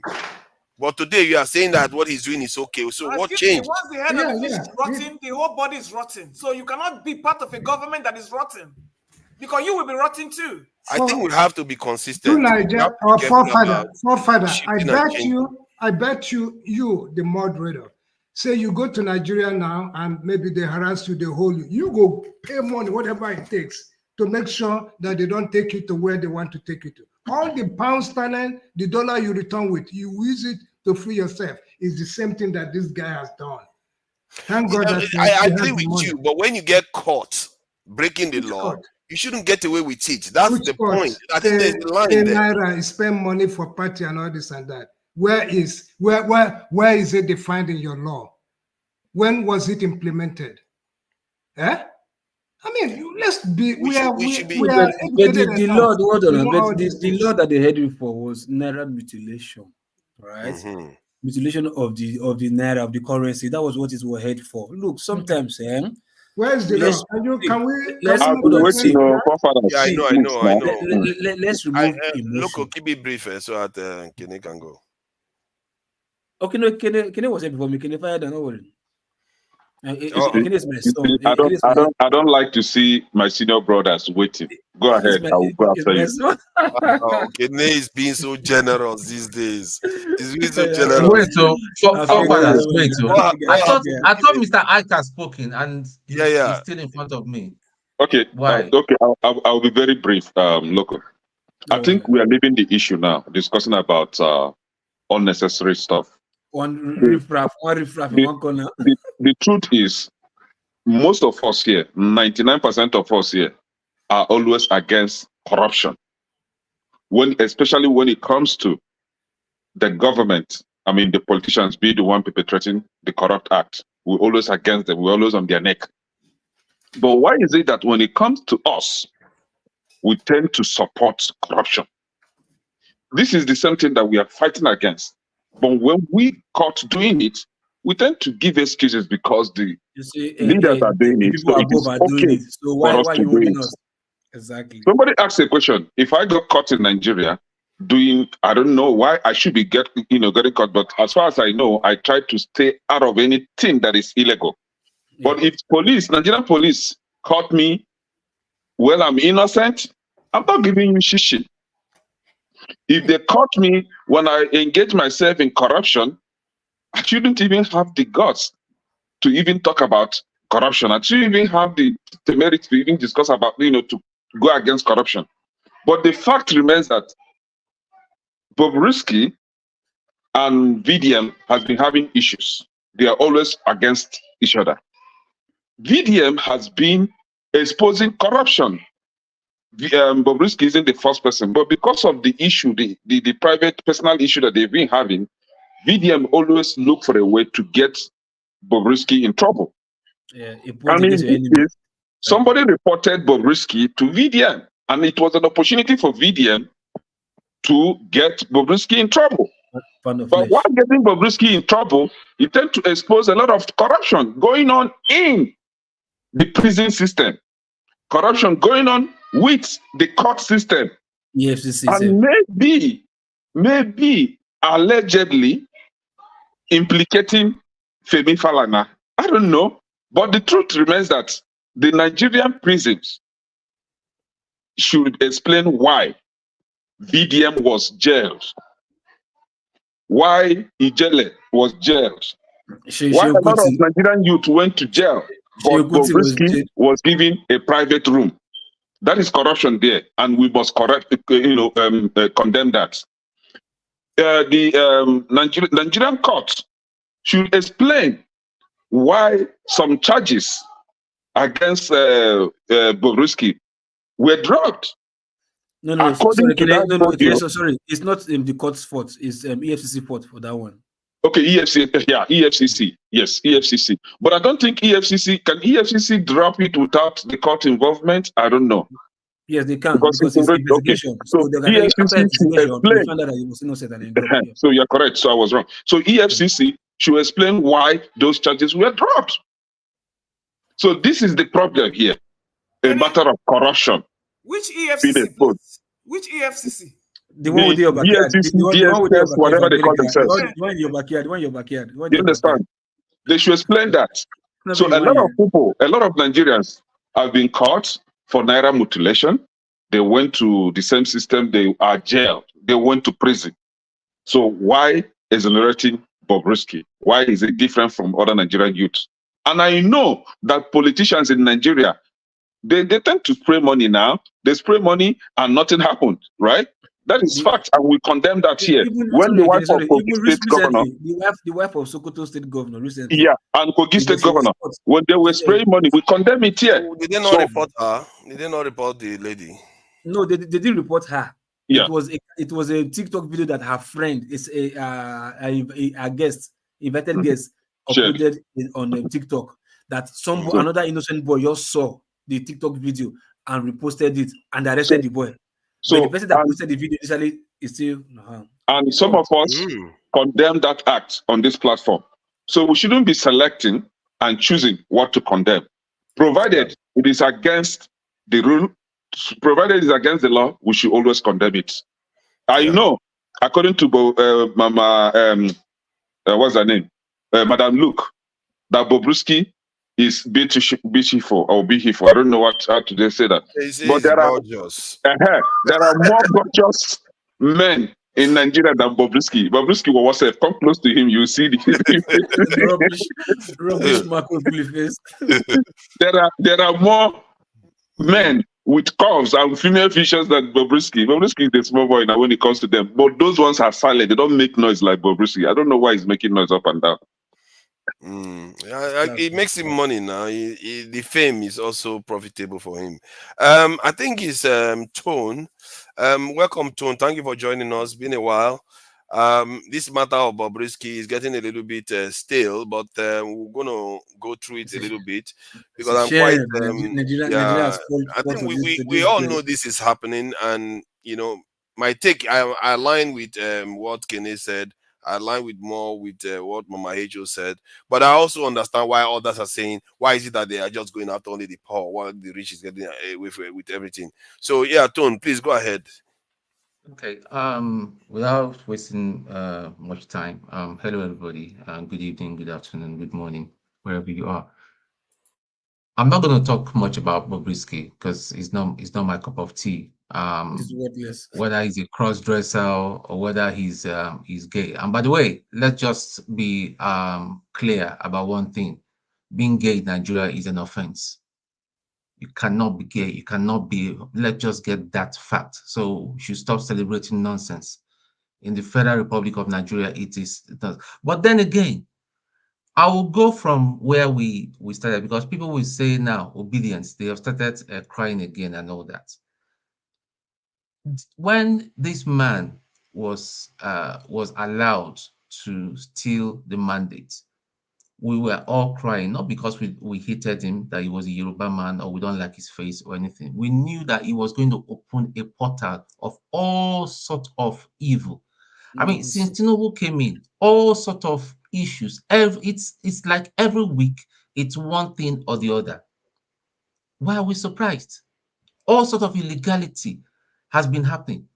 Somebody wrote in the comment section, I will check that out. I don't know how far that is true, that they've now said that the lawyers to Nnamdi Kanu are not allowed to go see him again. Why are you holding an innocent man? You took the baton from Buhari and all that. A sensible person will look into that matter and be fair. If you need to retry him, retry the man. If you think that the first trial was not retry the man. Even if you want jail him, look, jail him, and at least the man will know here he's serving in jail, that he will know that at X amount of time and all that, I'm going to be here and I'll be released. One day. But you're just holding him indefinitely, and many other things. We have is it Zakasi, they call him in Zaria and all that. That see a lot of injustice left, right, and center. Yeah, a lot of injustice. There are many things I even will say, but because I'm on camera right now, whilst I was in that organization, there are people that are hanging very, very high military rank. They are not supposed to be there. They are not even qualified. They came with forged certificates. This thing is something that we know. JAMB, you do JAMB. If your cousin does not pass and all that, your uncle will give you a note. Go and see somebody. We went to school together, and we call it connection. That's part of this thing. Has been building up for years, and we accepted it as a norm. A lot of us have been beneficiary of the fraud in Nigeria. We've been given letters to go for interviews, and we jumped the queue. We did not actually go through the due process of the interview, and we got the job. Was that right? So how that one take a day different from Bobrisky? We go chill for one flat near the prison, and somebody that gave a letter to somebody that didn't qualify for JAMB, and he got admission into Unilag on Suka. Guys, the thing is, listen, at the end of the day, I keep saying it and I will continue saying it, and that is my position. And this is not, and I'm saying it based on my opinion. The only thing that will stop all this rubbish is real violent revolution. All this one that we come here, we start talking English. English is fine. Good English is fine. Dictions is fine and all that. That one will not save our country. But these people, we've been taken over by talks. So the only language they understand is Roforofo. I'm looking forward to the October 1st. I'm looking to October 1st. And I'm just going to appeal to everybody. I'm going to appeal to everybody on this platform, all the dear panelists, wonderful people. What do you call them? What is that your title? Forefather. What's that your title here? What title? Security. Which one? The one no, your title now. What is my title? Your title here now. What's in your title here now? I don't know what my title is. Okay, moderator. Okay. Moderator. Okay. Man, listen, all this English, no, they pass my mouth this evening. See, it is a time. It's a time. Listen, let us call a spade for what is spade. See, forefathers, you know, my brother, I love you. You're one of my favorites here. If we have to, I mean, because you stir up things when the way you moderate is unique to everybody. I know not everybody will. KJ too, when he moderates, a lot of people do not like how he moderates. Everybody is unique. But listen, if we have to kick out these people, we just start saying it as it is. I was in one panel when Madam Luke was giving the expulsion. They expelled her, told her to go to her house to go and sleep indefinitely because she was saying the truth. The day we will start addressing the truth and call it by his name, that is when we start experiencing change. But when we speak the truth, but when it comes home, we want to say, I know Uncle Femi Falana is really embarrassed. It's not a nice thing. It's not till now. The man never talk. We know say the man somehow is he doesn't just know, and it's not today he has started it. And this sort of thing has been going on. Now the APC people and all the Agbadorians will say, you see your life, you that is criticizing us. See, you are facilitating people not going to jail and all that. So listen, at the end of the day, I believe VDM did not do this because he had a grouse with Bobrisky or anybody. I think VDM has, remember he was in Kuje at some time, he has some grouse with the judiciary system, and he wants to really expose to Nigerians how corrupt the judiciary is. We're talking about 2027. That's what I keep saying. We're talking 2027, and we have not fixed our judiciary. We're all laughing. We're all dreaming. Peter Obi, for now, I don't change my stance. Peter Obi cannot take us to the promised land. He's a nice man. I still respect him. He's my respected senior brother, as he will say. But Peter Obi has not got the thing to leave Nigeria, except the swap position, except Dati is number one and he becomes number two. Let's speak the truth as it is. Abure, when Abure was caught and all that, people were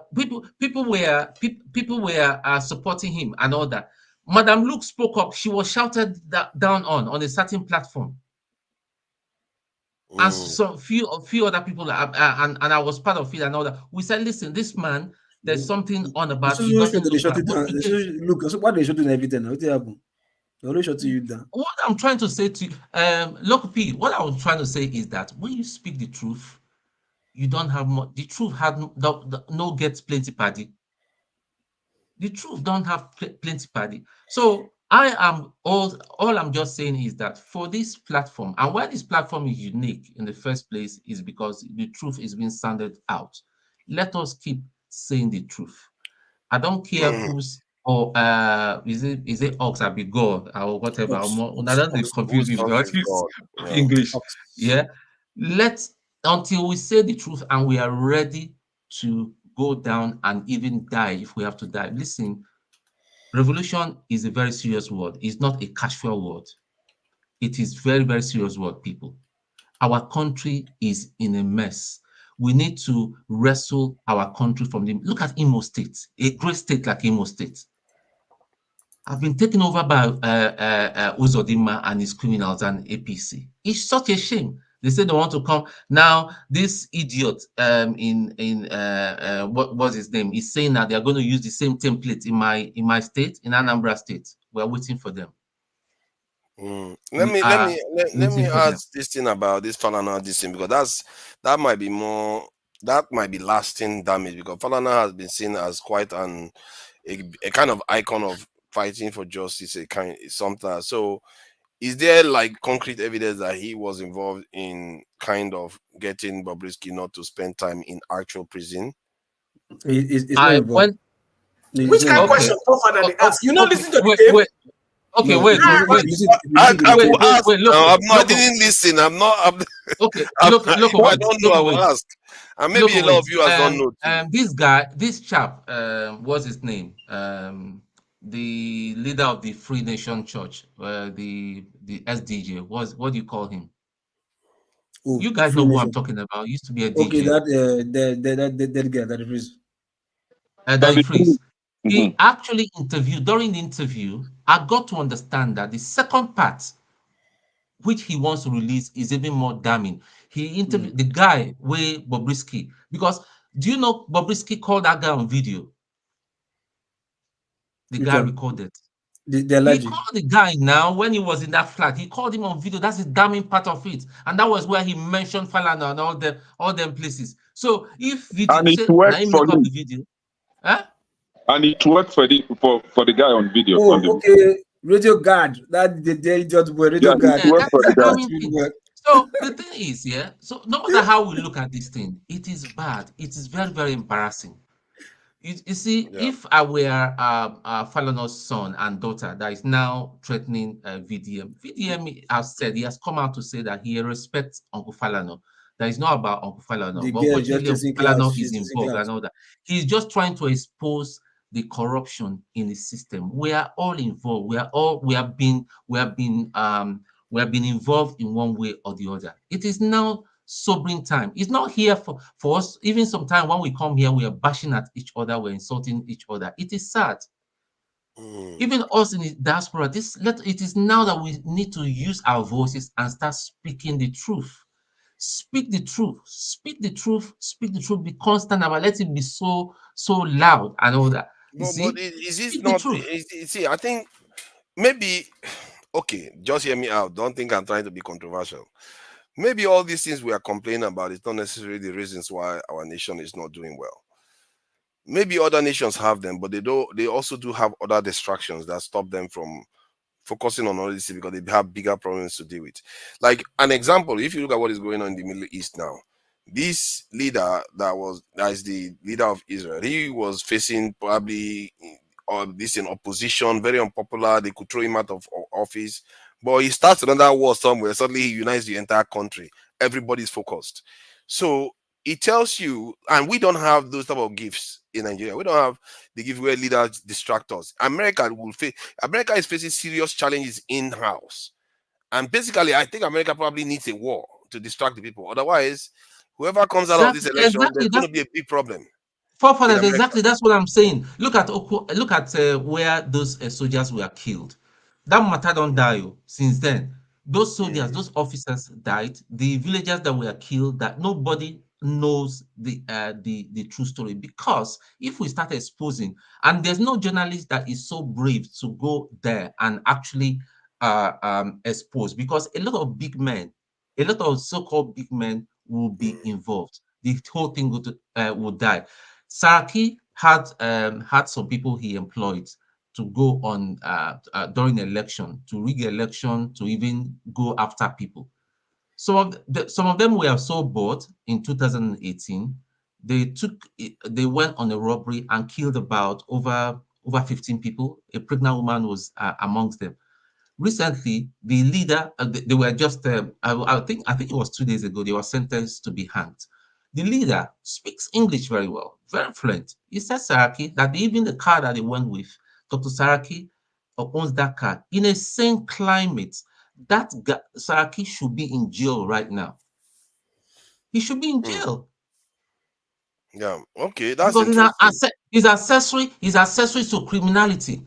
It can be done to be as an accessory to criminality. He should be in jail. There are many of our politicians that their hands are not clean. Look at the one that was accused of a murder. That is a senator. He's a senator. They call him honorable. As far as I'm concerned, most of our senators, if not all of them, are all dishonorable. Plus the labor ones. You said that they convicted some of those people that did the robbery with the death all of them are to be hanged. All of them are sentenced to be hanged. Are they ever going to be hanged? Nigeria never carried out any of these sentences. Now. No, they will hang them. You know why they will hang them? They don't want them to talk. The big men in this country, they will hang anybody. They don't hang anybody. They will not convict trust anybody. Me, forefathers, they are going to hang those people because the more they are, they know a lot. When was this sentence? When was this sentence? 2 days ago. Okay, 2 days. On Thursday. It's going to be rare for Nigeria to ever carry out capital punishment. We've not done it for years, so it may not happen. Well, maybe they will be in the condemned, or is it condemned exception? So anybody they put in C, anybody that they put in CC, right? In the prison, they put in CC, which is that they condemned doing life forever, right? It takes the governor of the state to sign it before they can carry it out. The thing is that most governors do not want, they see it as like blood in their hands. Like the previous governor did not sign their debts, they are hanging. Why will I be the one to come and sign it? You understand? Well, why do you believe that though? Is that not conflicting with the idea that no, let me explain now. When they are going for election, they are willing to kill people. What makes you think that now killing somebody? Just listen. I'm telling you what they do, right? Those stuffs, before they carry out anything from the prison, they have to sign. The governor have to sign. Once the governor sign, they will do it.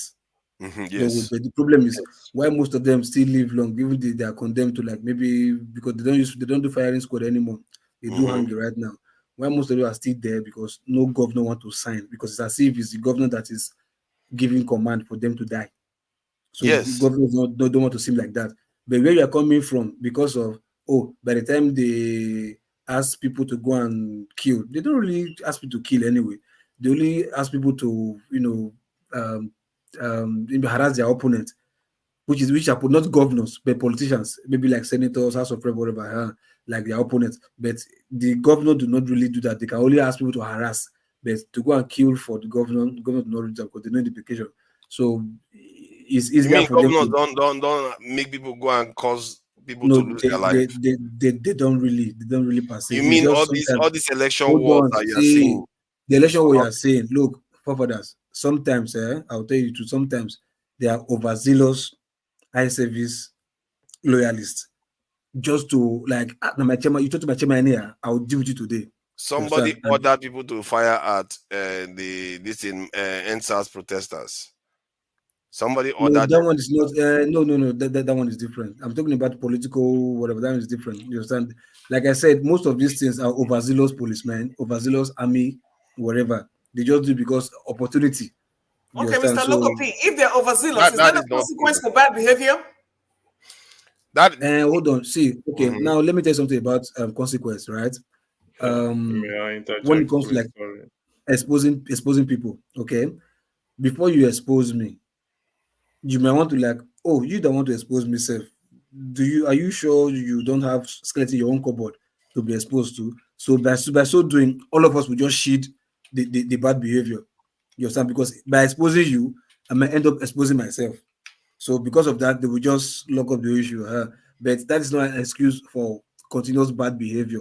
It's a system that we are. So look, any policeman you see on the road beating his chest, collecting bribe, I don't care if you record me. Go and tell the IG, I don't care.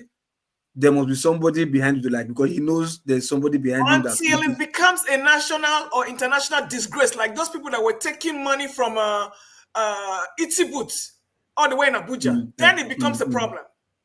I know, but you see, the truth is this, right? I'll tell you the truth is this. It's just that Nigeria, we are just doing Lokopi, just hold on. I think this operation. This is not for operation. Hold on. No, you finish. Let him just say what because he's a moderator. The operation, but not for operation. Trust me. I think he wants to announce something or something like that. I'm not sure. Go ahead, Pastor. Operating Minister. No. Are you aware we're having the broadcast at 6 p.m. UK time? I mean, New York time? Yeah, I'm very much aware. Which one? See, come, look, 2 minutes to 6 now. What you know to do? That's you. Father, can you just cut it short? 2 or 3 minutes. Everybody can talk. Look, we've already spoken a lot. You take that show to relax. You take it to midweek. Look, let's allow Pastor to complete what he came for. You can go ahead and stream. I'm not stopping you from streaming. You can go ahead and stream, but you don't expect me to end this one. Okay, my apologies. Thank you. Yeah, go ahead. Thank you. All right. So, Lokopi. Okay, I did not speak. I think you are saying it will mean that Nigeria is one of the only countries where politicians are too scared to sign a document for capital punishment. They are not the one that sentenced them to death. It's the courts. And without fulfilling not the court, is the court, is the like the law. The law. Because if it's not there in the constitution, they won't do it. It's the law. Yes. Okay. The law sending them to death. You can't not fulfill it. That's your job, your constitutional job, to fulfill what the law has put in place. That's what you swore to uphold, and they don't do it because you know the core reasons why. Because they are being told internationally that we can't support death penalty. They don't do it. We don't get certain funding that we are supposed to be getting. This is why they are not doing it. Think these politicians, they are so repentant. These are people that allow their children and women to be kidnapped day in, day out. What do they care about somebody that has been convicted to death in Nigeria? The reason for that, at least I'm giving you personal information from a governor that I know, that one of the reasons because the other person not doing. I mean, what can do? I beg, leave me jare, me there. No worry. You understand? That's the bet. The international amnesty, whatever they are talking about, that they are going around the whole world to condemn death penalty, this and that. That every criminal has a right to live and whatever. Yeah, that one is there in international court, but they're still battling the bet down to the states, Nigerian states, Nigerian as a state, the University of Nigeria. Their reason is they're not. The reason is not because of the international whatever amnesty, whatever. Their reason is the previous governor did not do it. Why would I do it? That is their reason. Except it's because the last time they ended it, I think it was around 2009 or 10. There was an uproar because, and whenever they want to convince somebody that is like known all over the world, like a musician or something, then they'll say, "Oh, why are you sentencing them to death? You're not supposed to do that." You start having these arguments, and you know how Nigerians are. We sign on to climate, we sign on to only LGBTQ is the one we have not fully signed on to, and I think that's because of the North. No, they don't used to have one move. This is the bishop that came in Abuja. You see what I mean? If we sign on to that, the bishop that came in Abuja to not carrying out death penalty. They are doing these things behind the scenes and damaging our state. So my argument on this, people bear with me. My argument on this is that if you have a public space where people that commit crimes are not punished adequately, what do you think is going to happen? You are going to create a society where people that break the law are the ones that excel, while the ones with integrity will not excel. Guess what? The people that get promoted to become leaders are going to be those ones that break the law. And you wonder why we have delinquent leadership right now. And this is part of the system that is supposed to cure it, so that you clear the space of people that break the law and elevate the ones that have integrity and heal the system. But no, they won't. They just keep leaving people that have been convicted to death. People, all kinds of things that they are doing. Look, this is just another example. Somebody that's supposed to be in prison is in a private, this is a lodge. It's a decay that is tearing the whole system apart. But this is Nigeria. What can I say? Everything is allowed to go on. Have you finished? I think who was supposed to be next precisely? I think Tone has finished. Local. We are more than everybody. Jonaba. It's Jonaba now. Uzo. Yeah, that's what everybody now. You know who will be the next. Long time Uzo. Long time Uzo. Jonaba. Welcome, Jonaba. Because they mistakenly wait today. Father, I will raise my hand, or you know. No, you can. You see. Okay. No, you can because say they are complaining that I'm interjecting, so I decided to raise my hand. Okay. Let a minute. Take a minute. Let her go ahead. Take a minute. Whatever you give to her. Thank you, Jonaba. You see, when I look at the reason I was jumping in today, it sickens my heart. Because when it comes to my senior boyfriend, the president, una go come run ta. When he reach hopeless Uzodima, una go come run ta. When he reach El-Rufai, una go tie gele, balance with Ukwobi, una go run ta. But when he reach us, una go come begin to select who they go punish and who. We are nothing but, I don't know how to describe us. Do we really want a new Nigeria? Do we? Oh, you people, are you happy with the state of that country? Are you happy with what my children are going through? Are you happy with the hopelessness you people have turned this young generation to? Are we happy? Thank you. Are we happy with the grandchildren that doesn't have that have lost it? Our children will give birth to in this Western world. What do you tell them about Nigeria? Can they wake up tomorrow and tell you, Daddy, I'm going to Nigeria. Mommy, I'm going to Nigeria. Listen and listen very good. If you have no reason for yourself, for Nigeria to change for good, I am begging all of you, for the sake of these children, change your mindset. If you will not join me to fight for them, be sleeping in your bed and be eating your kwabi and be drinking your palm wine and leave me and these children alone. We want a better Nigeria. My children, you give birth here, they deserve to go back to Nigeria. Did you all hear me? Thank you, Mama Echo. Thank you. Janaba, please go ahead. This matter, you don't have to overlabor it. I really want to shift to other areas that I find a little bit fascinating, especially given all the stuff going on in Nigeria lately.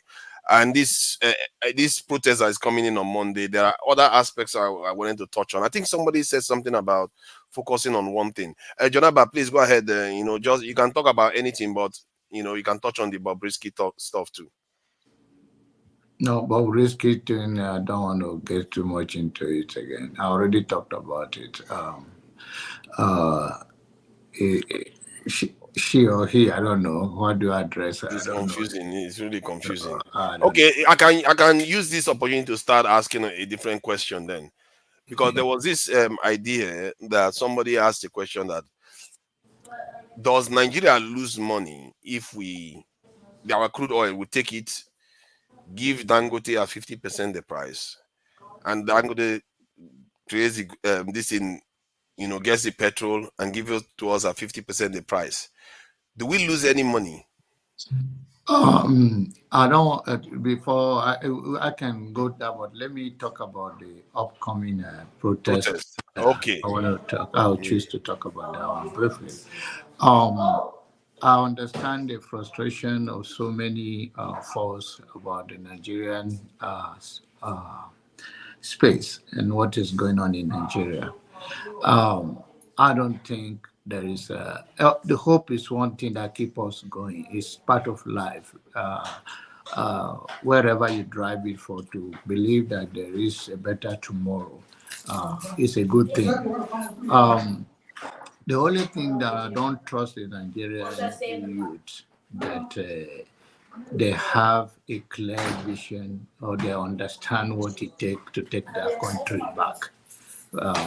I believe that they don't understand what it takes.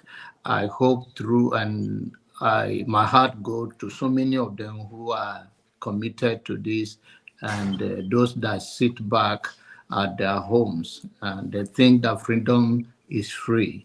They won't get the freedom. Freedom is not free. Freedom, you have to fight for it and get it by all means.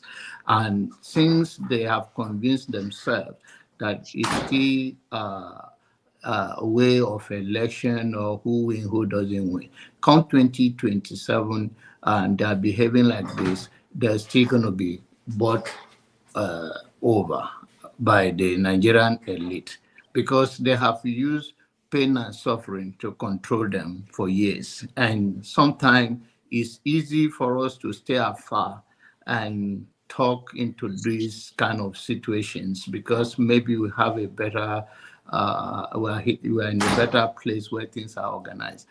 Be a human being in Nigeria is not easy. It's so many things against you. So my encouragement to the youth, the last time that they protested, about the same time Bangladesh was protesting. The first day they killed 200 Bangladesh, 200. And the next day, almost everyone in the country flooded the street. And the prime minister, the lady, she escaped to India. I seek asylum in India. So Nigerian youth, I hope they begin to know that if you do not come out overwhelmingly, then you think that few scatter here and there, and they don't feel the impact, that somehow that will move anything. I mean, it's encouraging to continue to keep pushing, but the reality is that it's very frustrating to those who lay their lives, for those who come out. It's like a law in America. If the law is changed, it better every nations, every tribes in America. But majorly, it has always been pushed.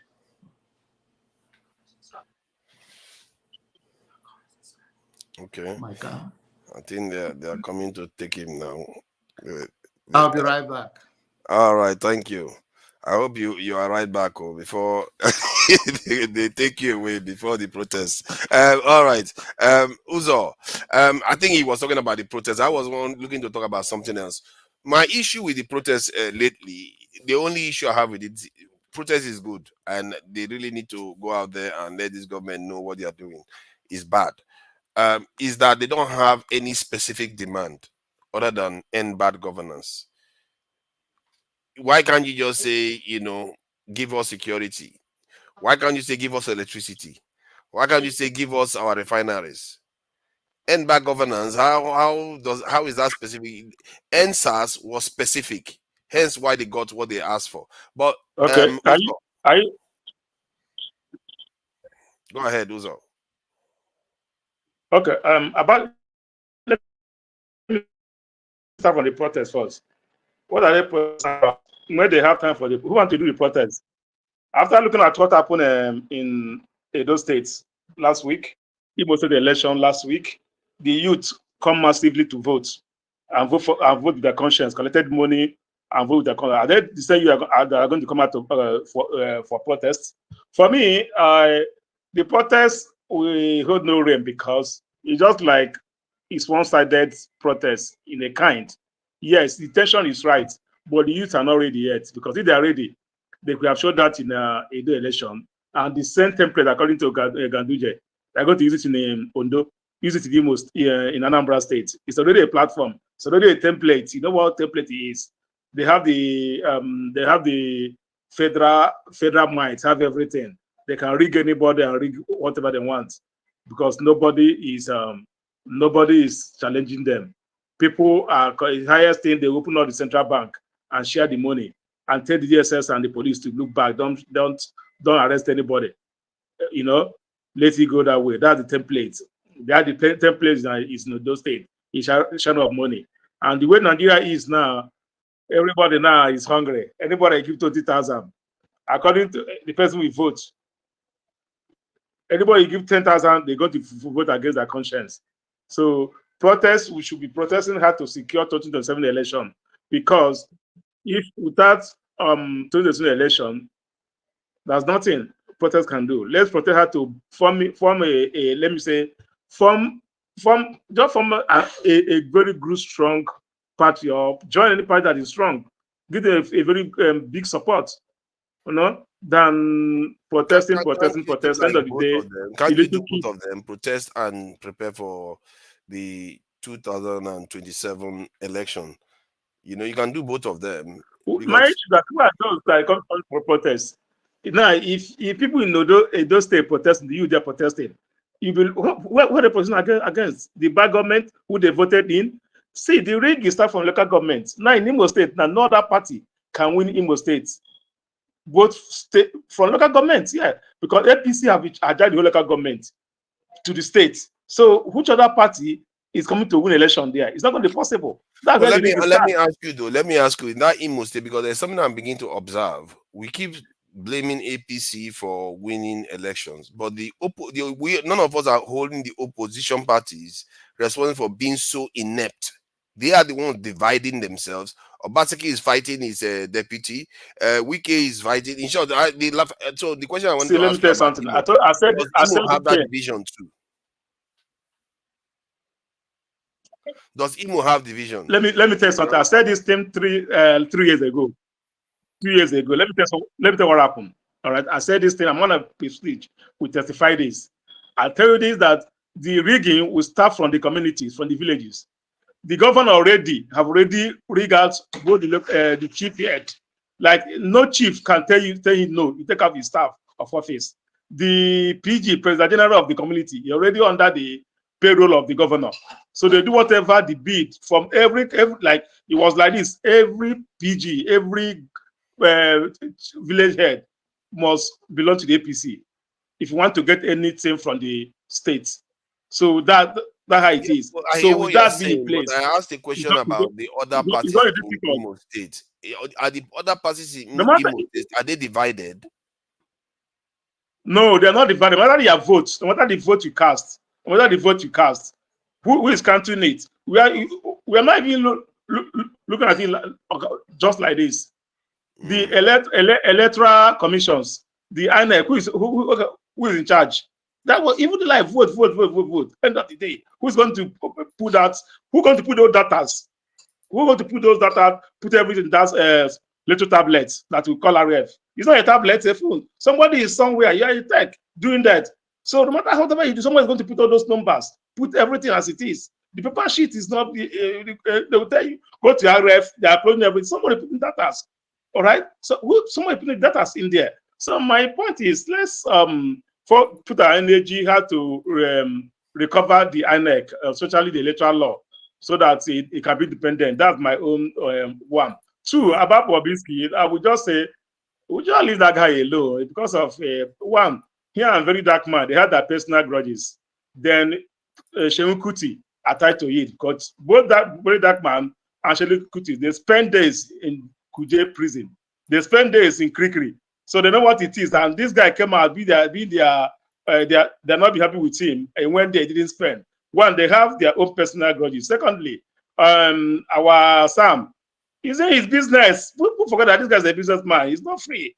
If it's just like here, if I have somebody that's going to jail, I will consult him. Hey, what do you want my assistance? Even though I know that what you did is wrong, I will give my assistant. I try to offer my assistance. So for him, for our Sam, they are doing their business. All right, they are doing their business. But where the problem is that where he mentioned about we know that we heard about the money laundering issue, which have been one major problem in Nigeria, major laundering, and they drop that in on the mid, or just on the.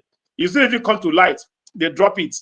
Now they mentioned that 15 million, how many million was paid for EFCC to drop that case. That's a very big corruption in there. No nation will take that. No nation will take that. In terms of having room on prison, that didn't start today. In 80s, in 90s, I in Abuja. My sister is a controller, so all those things have been going on. They have been doing that already. That if you have money, then they will. It's not everyone that go to prison. Even I've got things happen. Things happen. So that's not bad. My issue is my main case is that 15 million, how much you paid for them to drop that money laundering allegations. So that's just my own issue. But every other thing is what have been going on like forever. And according to you, forefather, you are right, because it's time we stop it, because it's not normal. Most of us will come here and think that it's normal because it's a witch hunting Bobrisky. But you see that 80% they are not normal. And Bobrisky friends are blaming him, but because he talks too much. He's not the only one that went there that, by the way, out. But he comes out and was talking too much. That's what they're blaming him for. He talks too much. He just keep on, like, I wonder, he thinks that he's chasing a cloud. He wants to still chase cloud with what happened. He just keep on talking.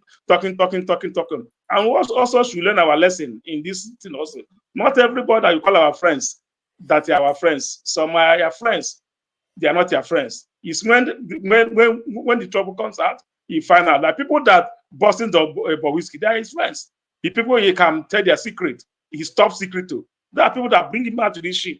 And for me, it's part of how Nigeria want to fix, the God want to fix Nigeria. Because if you want to fix that country, you're gonna use somebody to set an example. With this now, the prison people, everybody will start buckling themselves. They won't do that shit anymore. With this now, they will learn their lesson. Because many are going to get fired. Many are going to get fired. The innocent people are going to get fired from both EFCC and prison and prison service and correction center.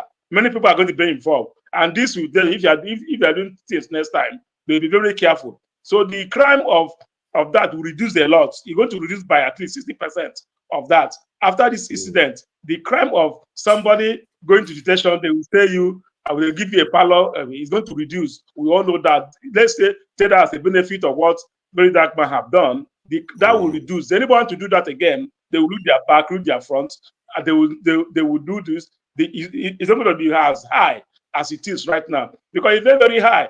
Are you talking about capital punishment? My brother, what about capital punishment? People are dying every day. Just pray. People are praying. Let me go to Kirikiri. Let them go to Kuje.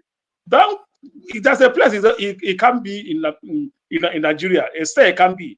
It's better for you to go to Kuje or Kirikiri than for you to go to some cells in state's home. They will bring you out, shoot you, and throw away you and waste you without even going through the normal process. No, not be like go to Oliko, Zone 2 Oliko, go to Lion BD. Hear all these names. Those names are just for nothing. Don't allow your enemy to carry you to Oliko or Lion BD. Don't allow your enemy to take you there. You better for you to take you to Kirikiri for you to know that this is your fate than take you there. And one day they will come out and say this cell is full. And people that are there are highly criminals. Like I would say, anti-robbery. They arrest, kidnapper, this one. So nobody even know that we are there. Some people, their family think that nobody know you are there. They join among those people. They can do what one day and just murder you and put you in a mass grave. They are gone. So let's just use this Bobrisky case as God want to do something for Nigerians, because the corruption that happens in the correction center will reduce. It's going to reduce. Why? Because those prison warders are doing that business. They're doing that business. They're going to reduce very, very well. And Madam Luke, you're not going anywhere. You say you don't like want to go to Nigeria again. You are in Nigeria plan every day. I've told that several times. Stop coming here. Stop coming to this they speed up broken, they join. I don't tell that several times. Not become to platform again. Why do you want that not to be coming? It's good about no, she said it. No, it's better now, because there's no point now. Because like you telling us you don't want to go to Nigeria. I mean, we are here dying to go back to Nigeria. Let Nigeria be okay. That's not the love. That's not the love. The actions. She cares about Nigeria. If she's here, she cares. Forget about all this away there. Okay. She's trying to deceive us. I'll be okay. Please, we're all here for different reasons. I'm only here for the entertainment value, please. Pop Daddy and entertainment. Exactly. I do that too. So I separate.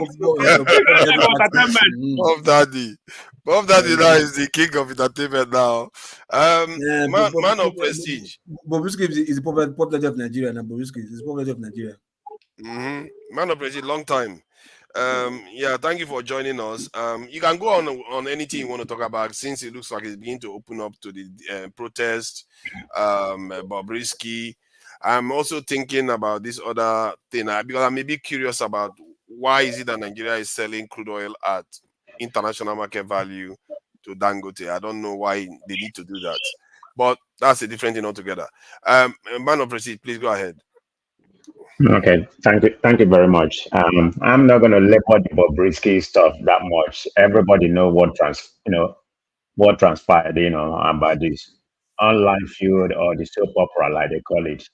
But I will look at it from a political angle. I think what baffled me. It's not what baffled me. Let me just say the Nigerian corruption system. So that's the part I'm looking at. The whole bribery, corruption. Everybody knew what happened. So that just going to show you the epitome, how Nigeria has been epitomized by corruption. I mean, from all angles. If we have EFCC, who's supposed to be the protection of Nigerian people, and they do all these things they're doing, that get to show you what's going on in Nigeria. We have a long way to go. I mean, I don't know if that country can be rebuilt. Can it be rescued? I mean, we can come here, want out everything that we want. Nothing is going to happen. Look at what happened to Yahya Bello, about a week ago. I mean, he was at the EFCC. He wasn't even arrested. So, can anybody tell me how that country can be savaged? I don't see any of that. Not anytime soon. We are just regressing to the banana island which we already are. So, but anyway, that's a very beautiful country, in my own opinion. Like Uza was stating, my dad was telling me about what happened in Imo State. That's just what happened in other states. purpose Orema has become Wike, 2.0, because he learned from Wike and has taken it to a different level. I mean, how can one party win, 27 local government and 302 councilmen, no contested? And I heard you say something about maybe because of the of some other party. No, it's not. He pretty much cajoled the whole state. That there's nothing you can do. No election is going to be held. It's just going to run it because he has, it's support of APC. APC is the machine that operates that country. So there's nothing you can do. All you can do, go to court. What court? APC court. So I'm just scared about where Nigeria is heading. Is it going to eventually become one party system the way it's heading? You heard about the guy from Anambra that said that they're going to take over Abia. Believe me, don't doubt that. When somebody shows you who they are the first time, believe them. That may happen even in the Southeast. We call our state to be very much independent. But it's not a matter of being independent of what you vote that come for. It's what the machine, how they run the machine. That's what it's going to tell. I mean, even people at Anambra say that's not going to happen. I don't know about that. Soludo can't do anything if he hasn't even defected to APC. That's just the kind of country we have that we're not making any headway. So I mean, all this quagmire going on from all angles, soap opera and all that kind of dark man and all kind of it's so just very annoying. I mean, as much as I love that country, but I'm not going to go there and live. So that just because. But this idea that APC is it's like Thanos now. They can do whatever and do. Personally, I don't see it like that. I see it as a problem of the opposition party. The opposition party is a problem. They are too weak. But I beg, Mr. Damages, we have another show coming. This forefathers won't carry us into go mode. Which one is the go mode now? I don't know. See, you always try to bring topics that you already know the answers of. You're not blaming the opposition. APC is going to one-party mode, and you're blaming the opposition. When PDP was in office, did you see APC when they came in, when they were fighting PDP? They were very strong, fighting PDP. That's what you do. The opposition parties, they are look at this in Edo one. The guy was jailing and kicking his deputy you cannot governor fight all over APC the right now without bloodshed. You can't listen. Whatever you're doing now, you can't fight this one-party state without violence. It's all going to be total war. You can't do it. I don't know, man. All I know is that the other parties are not helping themselves. They keep fighting each other. No. Forefather, sometimes you talk like, when was the last time you've been to Nigeria? Did you get any information about what's transpiring in Nigeria? Or you just stay in UK and just Google? Everything you know, I was in Nigeria just last month, so watch what you say. What's your opinion about Nigeria? I'm not my opinion about Nigeria, I'm giving you an idea that the idea that APC is such a great party. APC won 35% of the vote officially. No, 36% of the vote. They did not win 35%. They rigged it. They didn't win it. Okay, even if you say they rigged it, even if they didn't even have the confidence to rig it beyond 36%. They didn't have that confidence. It has to be. You need a percentage that is going to be acceptable to you.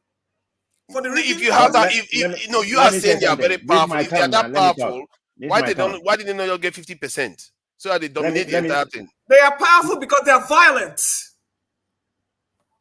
Then you need to get like that now.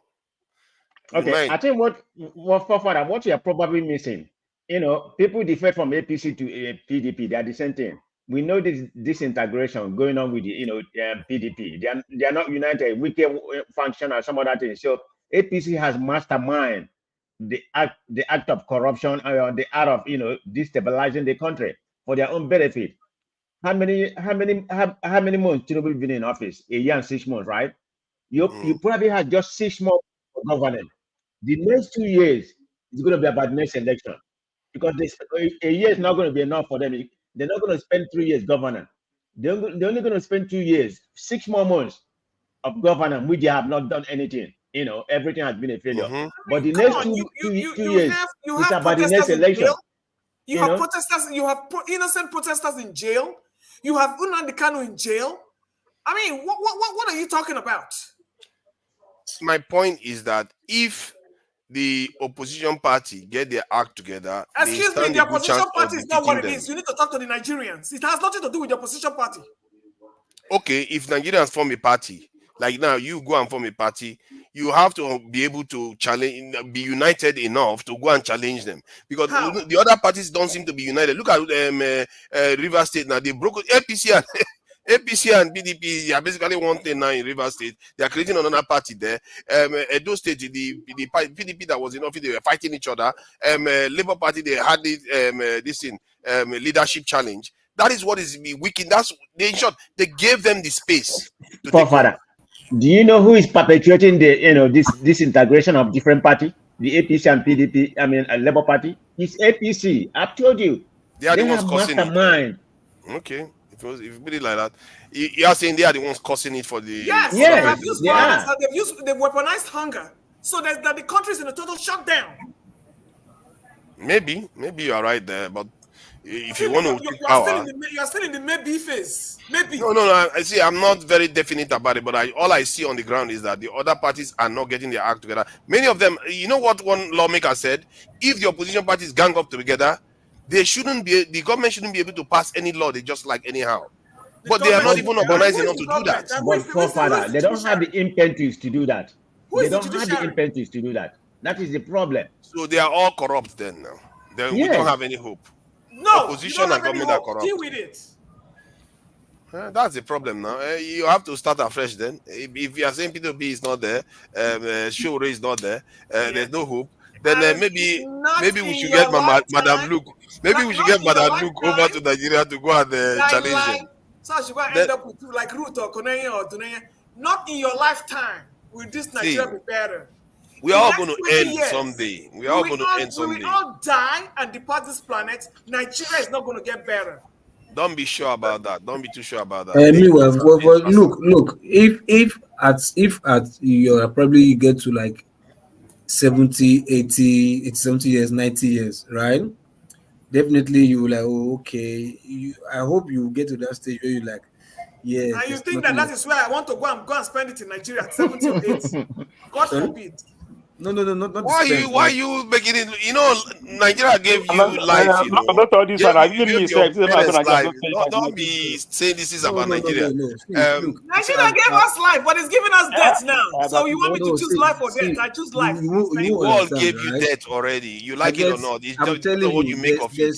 You can go and enjoy it in Obodo Yibo, but still, it still gives you death. You are 10. See, I have light, I have water. I don't even want to ask you. It's not even light. Okay? See, hold on, it's not light and water. There are some there's an age you attain, right? You see that probably there's some basic comforts. There's some basic comfort that enhances your spirituality. So you don't go and be celebrating a 70-year a birthday of a 70-year-old fraud. Not birthday. No. That is just tipping of the iceberg. Without going to solve your problems, you're queuing up behind a fraudster and a 419 pastor and giving him more of your money on every Sunday because you can't feed yourself. Must you do that in Nigeria? You want to do that in Nigeria now? You understand? You get where you go. You have to put your leg on your ancestral ground. Then you now know them. Man of President, no, you have pretty much had taken over my. Yeah, go ahead, man of President. You have pretty much had taken over my. Pansat can sit on the Pansat has been patient. He's been telling me he's got a minute, and Pansat, please be patient. Pansat is okay. Pansat already spoken before, so he doesn't mind staying. He doesn't mind staying here the whole day. My California man, which is like he's a cowboy. You need to move from California to Texas. Don't be coming here with your cowboy hat. We don't need that. We don't need that in California, okay? Please. Wow. Please, we have all spoken. People like you are not wanted in California. You know, you know. So go back to Texas. That's where you belong. Why? You look at what is that all about now? What you are all because he's not. He doesn't represent California. Look at him. What is the resemblance between about California? So you know how California people are. California are very refined people. Wow. Wow, is he just started another So diaspora things war. that are not in fan, Nobody should save man of we are not in prestige. fan. I don't know what you're saying now. Nobody should save man of prestige. Man of prestige, Man of prestige, you do so that person can go ahead. He has a right of reply that No, says you cannot say Pansat, go ahead. I have to speak. You don't say Pansat, go I ahead. thought you had said something. Said Okay, what? no problem, no problem. Don't say Pansat. But it's my Go turn, ahead. But If he's anyway, not let ready me to wait, summarize. let him go to his party and come back.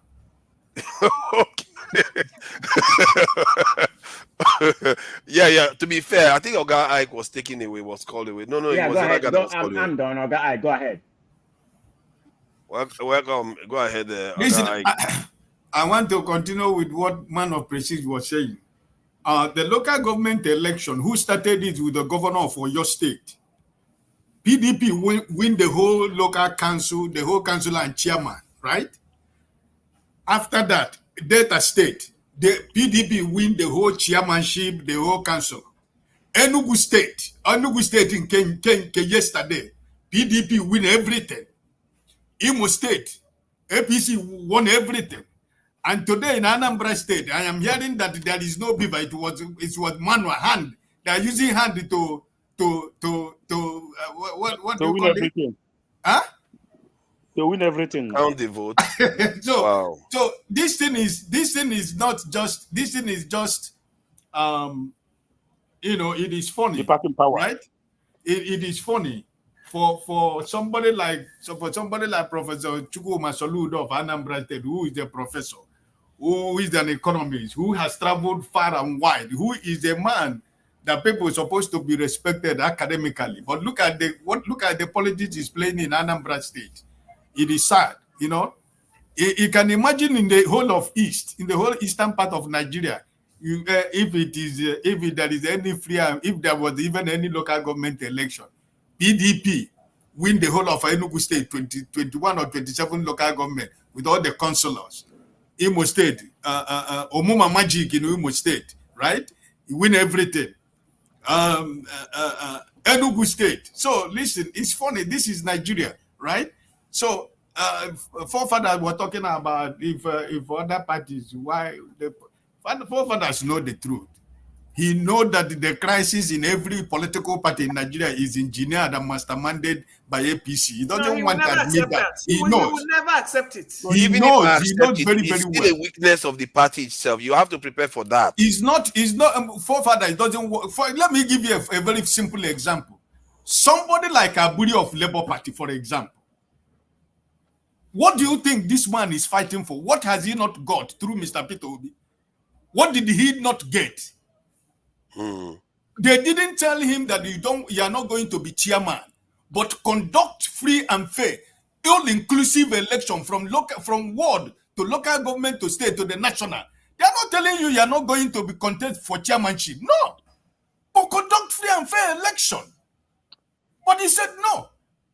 He wants to be chairman, right? So all these things that is happening in Nigerian politics is when your president said that, do you want Edo State back do you want Edo State back? They said, yes, I am going to give you Edo State. So when he said it, he was joking, or it was blabbing before you. He said it that you wanted those days. They said yes. Can't you see that after the election, before the election, have you seen Oshiomhole put Tinubu cap before? No. Immediately they declared the man winner. He got to arise with Tinubu cap. This thing is just, there is nothing the political parties can do. They have destroyed the PDP that was supposed to be a strong party that have structures in Nigeria. But they have broken PDP into more than 1,000 pieces, right?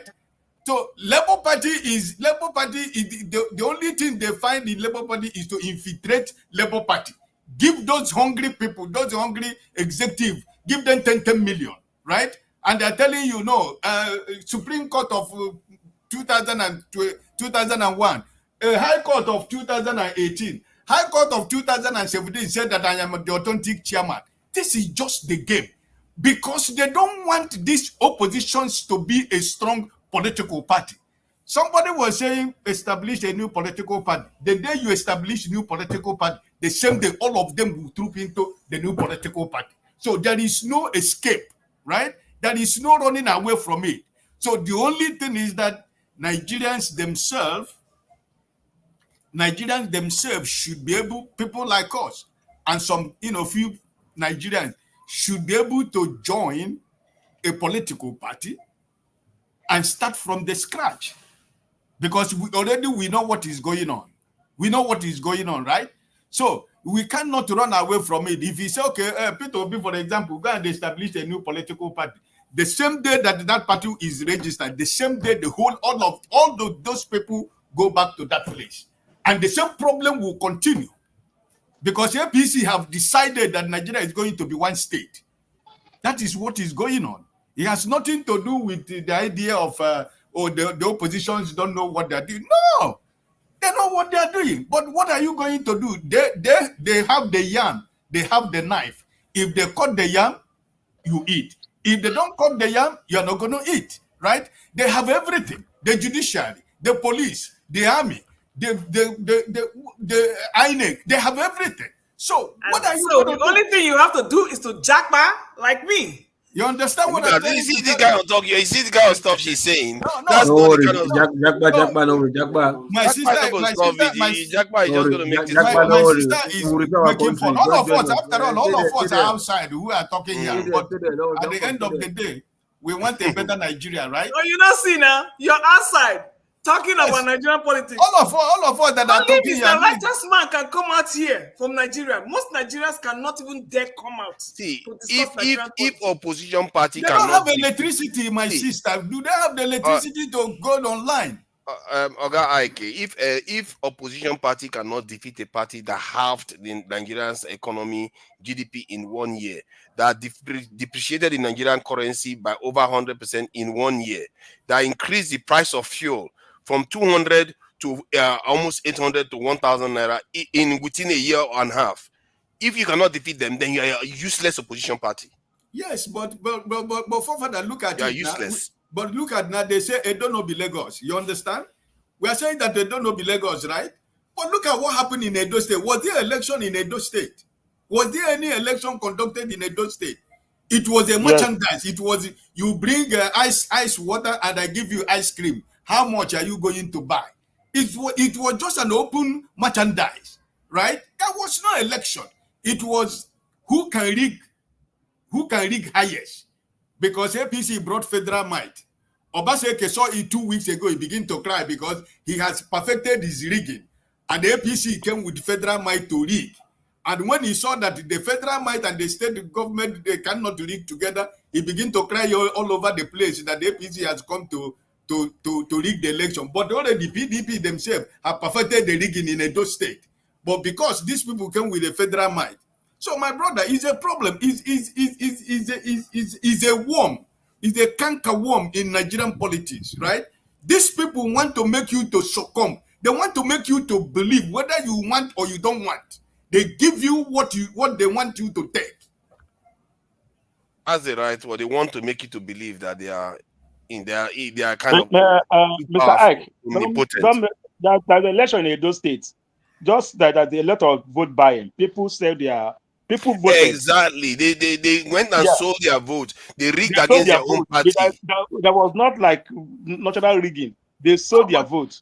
But that's what I'm telling you. That is the strategy of APC, because they have the federal money, right? They have the money. If PDP pay 10,000, they pay 50. That's what is going on. Yeah, that who paid highest bidder? Remember that Oba was in Edo State. The Obama magic man, the governor of Imo State, he was in Edo State. The governor of Kogi State was in Edo State. Don't riggers in APC. One at a time, please. Edo people finally got smart. Now, Tinubu has already come out, told you, and you know that Jagaban doesn't fail on his promises. It's not like Buhari. He already told you that he was going to deliver Edo State to APC. And then people were not going to lose always. The only thing is that collect your money, give them the vote quietly. Simple. Yeah. My brother answered, okay, you can talk. No, that is not true. Look, I would always tell people, when people you ate something, you will say, and Nigeria would say the bin, but you aided it. If none of you stand after collecting the money or didn't collect money, decide to say we will not vote it. You understand? I've always said people this, look, the voters are the ones who are aiding INEC to do what they want to do. You understand? Without the voters, INEC cannot do what they want to do. Without the voters. You understand? Like I was saying some assertion the right time. Look, if people did not give INEC 40% of their votes, maybe naturally, or 30% of their vote naturally, INEC will not see anything to build on and turn it from 30 or 40 to 70. Yeah. You get my point? You understand? So those people are forced the problem that is giving the 30% or 40% vote, which is not a pass mark yet. Then by the time you give INEC that vote, INEC will not see something like, okay, we have 40%, now we can increase it to 70% after we got something. Then we can argue about it. But by the time there's no vote up to that, maybe 20% or even 10%, 10% will be difficult for INEC to turn to 70.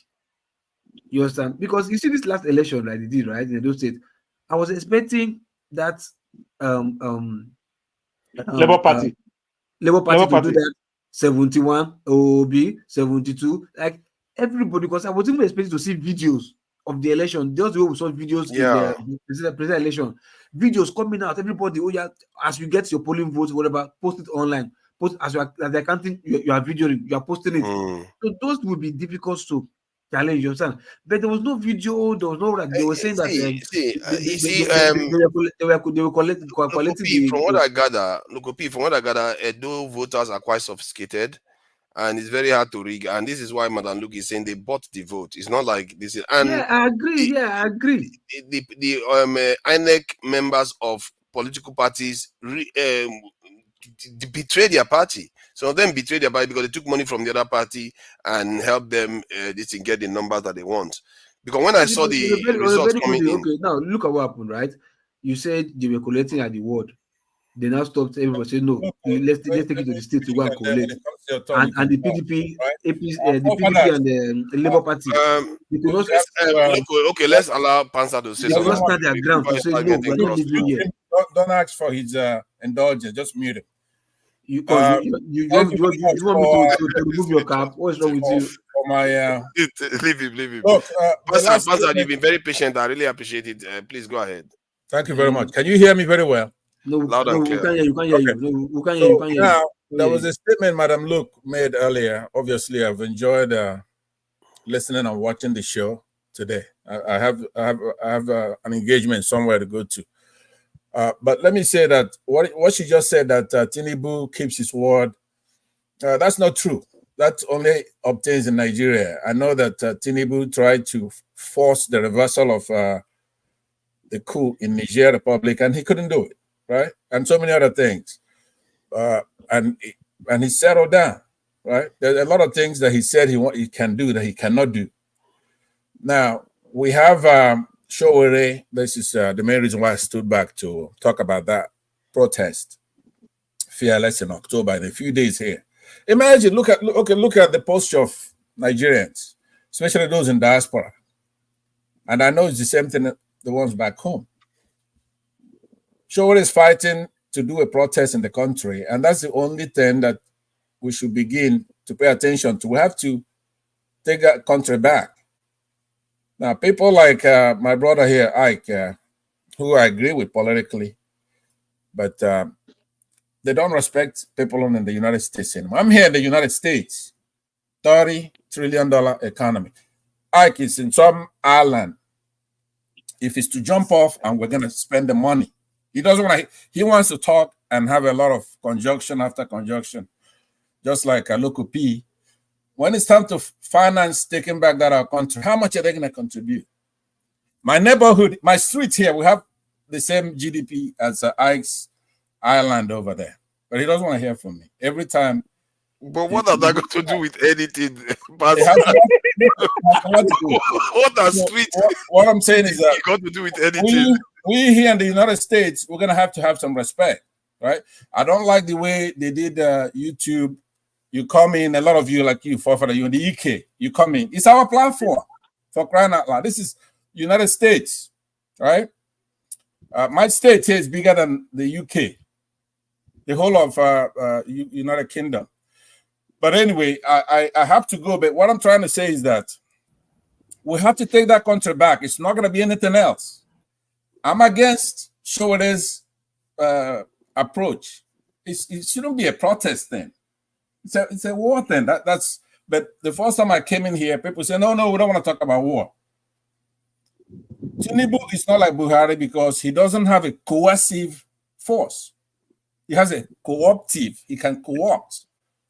If we challenge these elections are a charade. It's a joke when you are here asking the oppositions to do the right thing. Like, how many is opposition parties? It's a plural. We don't have one opposition party. Madam, look, you're muted. Did you want to say something? Please, what are you challenging? What are you challenging and how are you challenging, Biko? Exactly. That's a very important point. You have to first look at a problem and then you find what is the solution.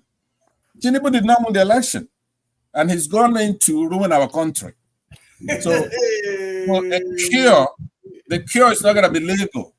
But I've given those who want to do election, I came in online to say to my people, we have to go to war, right? And everybody say, no, let's go to the election. Okay, but you can't come here and say you want to go to war now. Yeah, who's going to fight when you say war, are you talking about peaceful war? But you see, I said that's what I said before. So let's not actually discuss that. You need to choose your terms carefully. No, listen. I said that's what I said the first time I came online, right? Now people convinced me that was 2022. Let's try the election stuff, right? We did. I urge people to go and register, get their PVCs and vote, right? But now let me ask him something. Let me ask you something, Bansat.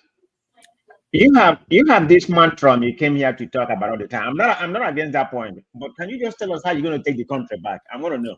Okay, what I want to do, I want to exhaust all remedy, right? Sowore, during the elections, he says, "Look, I'm different from Peter Obi because at least I have courage," and he's gone a few times. This time he means that he wants to protest until he wins, right? And I support that. I'm urging people to support that. But I already know that what we're going to have to do in that country is that we're going to do it the old-fashioned way, the way other people do it. The Constitution is not legal. It's not from the people. The people are sovereign, right? So what we're going to have to do is to just take that country back by force because there's nothing stopping us. But you can't, I don't think you can say how that. Now? They're asking how I'm saying it. I don't think you're allowed to say that. If I'm not mistaken, you can't advocate using force against a nation. No. Listen, who stops me? Why can't I? Tell me why I can't. No, Mr. Penster, it's illegal. You need to ask Mr. Forefathers when the elections was taken by force. What did he do? You are saying as if I'm the one aiding it. I'm not aiding it. I'm just saying that you have to not break the rules. This is Dr. Damage. But when you break the rules, you force others to break the rules. Do you get it? That's the point I'm making, is that the Constitution itself is not from the people. Even if the leaders break the rules, it's not a yardstick for others to break the rules. Stop saying that. Yeah, no, I know. There's enough for that. Also, why don't you make your point? Let me just finalize mine. That is a discussion. I'm here. I'm not here to have that discussion. What I'm saying is that, number one, I've looked at the situation very well. I'm not just here talking, right? I'm saying to Nigerians, don't kid yourselves. Don't. You could sit on this platform talking all day. I've always had one constant message since I've been coming online, but I cannot asana madana agafe toko in Igbo language, right? One person cannot. I'm appealing to Nigerians, not the people on this platform. I'm not trying to obey the rules of eBay, YouTube, or disobey it. I'm just trying to tell you from my observation, our country It's flailing because we do not have a constitution from the people, right? So now they've exacerbated it to where if we go and have an election, after spending 400 billion naira, they thwart it.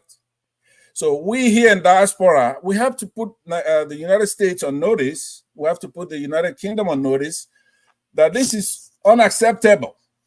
None of these elections are credible.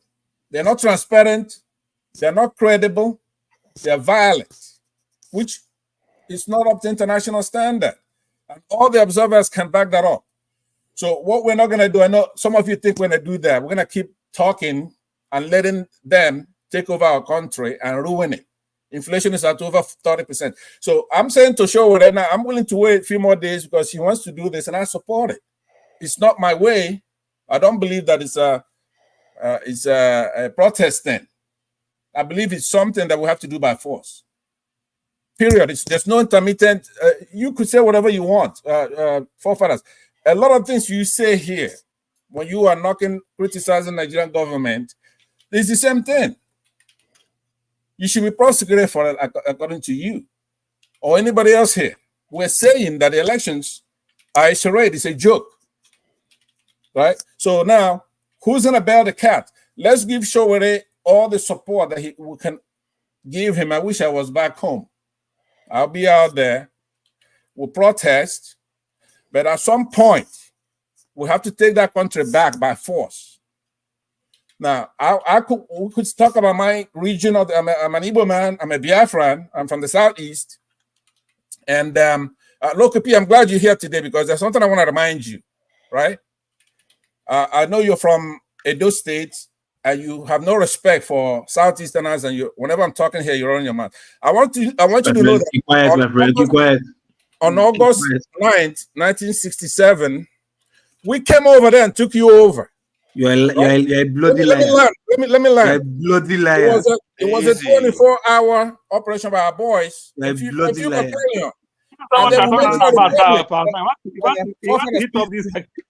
Did you meet this guy? Bloody liar. Local, please now. Local, let's keep it orderly. Let's keep it orderly. Oza will say that we're both Igbos, but he and I, we don't agree on anything, including man of prestige. Meet them all, because here's what I want to say before I go. Local P on August 9th, 1967, and I've given forefathers a link to that biography and everything, right? Historical. We came over there, we took you over in 24 hours, a few of our battalions, and then we went ahead and made you a republic, but you couldn't keep it. You're on record today as the shortest lived republic because you're monarchical. You have a king. What are you talking about even? What are you talking about? I don't know. Yeah, I'm learning to say that it's easy. All these minorities, you can make Benin State, you can make Benin State or Edo State become a republic, but you cannot make your own self a republic to obtain your own Biafra. Are you like coward? Oh, let's not do that now. Local, come on now. Let's not do this. It's what I said now.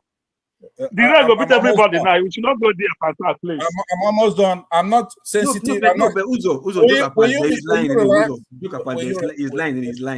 Will you relax? Please relax. I'm almost done. I'm saying to you, why am I invoking that historical thing there? Because we're coming back, Local P. We're gonna have to take that country back. But the problem we have are minorities. Not the Fulani. Okay, Pansa, you can't. Hold on. Saying you're done. You're talking about minorities again. Ojuku made a mistake. Going to fight. Ojuku lied to you. Ojuku lies to you. Look, let's let him be. You are making him worse. Let's get order. Yeah, please.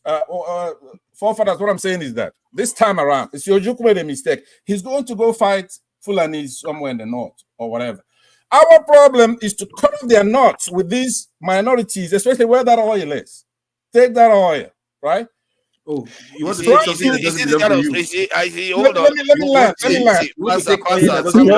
Hold on. Local brother, let him talk. You are prolonging. You are making him talk more. Let him finish. Yeah, Pansa. We don't want you to become another Otapia woman. Don't go and start talking about people oil. Don't go start talking about taking up oil. All right. Anyway, before they start going to carry Passat in California, I don't know where they will carry it from. I'm taking off what I want to talk about, because I can't stand Lukupi. I gotta be honest with you. When we're here talking about taking our country back, right? You have these minorities injecting all kinds of little stupid stuff, right? Instead of discussing the main issue. If Sowore is going to be doing this protest, I should see it in your faces here, right? But I don't see it. You know why? I don't see it in your faces. You know why you're not concerned about that protest? This man left his young family. He's gone back home to fight for you guys. But you wanna hear talk about what is this guy's name that is a cross-dresser? Can I ask you a question? Can I ask you a question? What are Sowore's demands that can be met while that process is happening? What are his demands? He is saying that we have to take our country back.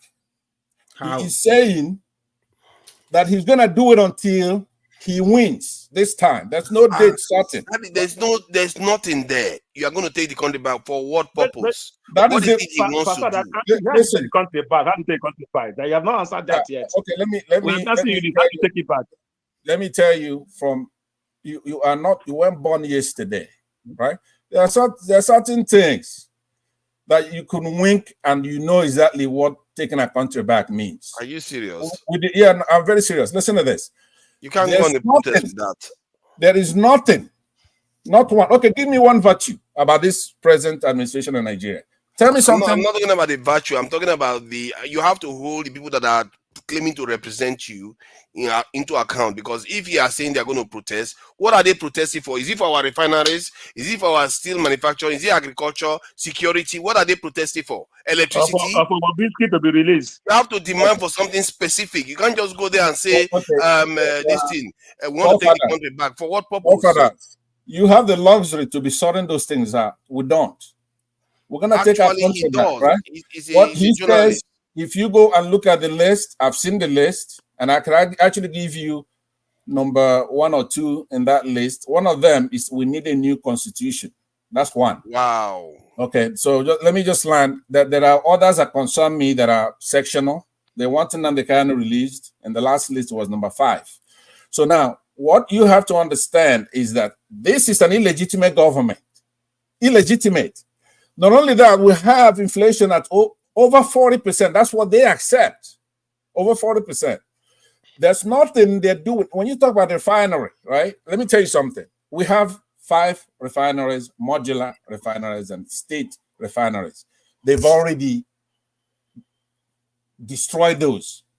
They have a fraudulent Dangote refinery, fraudulent, where they took over $4 billion of our money to buy 20% of that refinery. Now, single-handedly, Dangote says, I'm going to cut it down to 7%, right? On top of that, it's not the federal government that cut it down, not Dangote. Who? No. The federal government, that they refused to uphold their 20%, so it came down to 7%. For one thing, that's a small topic. We want a nice, old-fashioned revolution through this particular protest. We don't want it to be violent. We're saying that people should obey the regular rules, international rules, right? Not necessarily Nigeria, because we don't have a constitution. We cannot keep doing this. It's what I'm trying to tell the minorities. Can I ask you one other question that I think you might be, you pride yourself on intellectual this thing regarding this Dangote refinery, because I'm very curious. I'm not sure if I'm not sure about something, I like to ask people that might have an idea. If Nigeria decides to say, you know what, our crude oil, we share it with IOCs, about 40% they take, we take the rest. So if Nigeria says, okay, we'll give Dangote refinery crude oil at 50% the cost, and Dangote refinery takes it, processes it, and gives it to Nigeria at almost 50% the cost that it would have cost internationally, is there anything wrong with that? Yes. Okay, what is it? I want to know. Why should we give him anything? But you have to understand that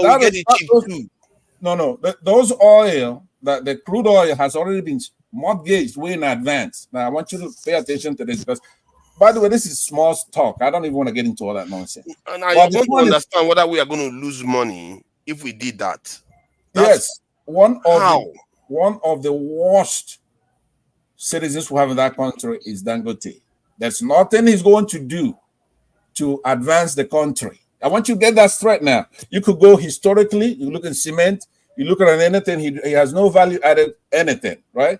So, but he likes to, you see a lot of minorities come here and they're oh my God, you keep going on about minorities. I want to understand whether we are going to lose money if that happens. If we give him this crude oil at 70% of the price, and he decides to give us petrol at 70% of the price you would normally charge us, how much is Nigeria going to lose money? Because there's something there. If there is nothing Nigeria is going to lose, then why is Nigeria selling to Dangote at international price, even if it's in Naira?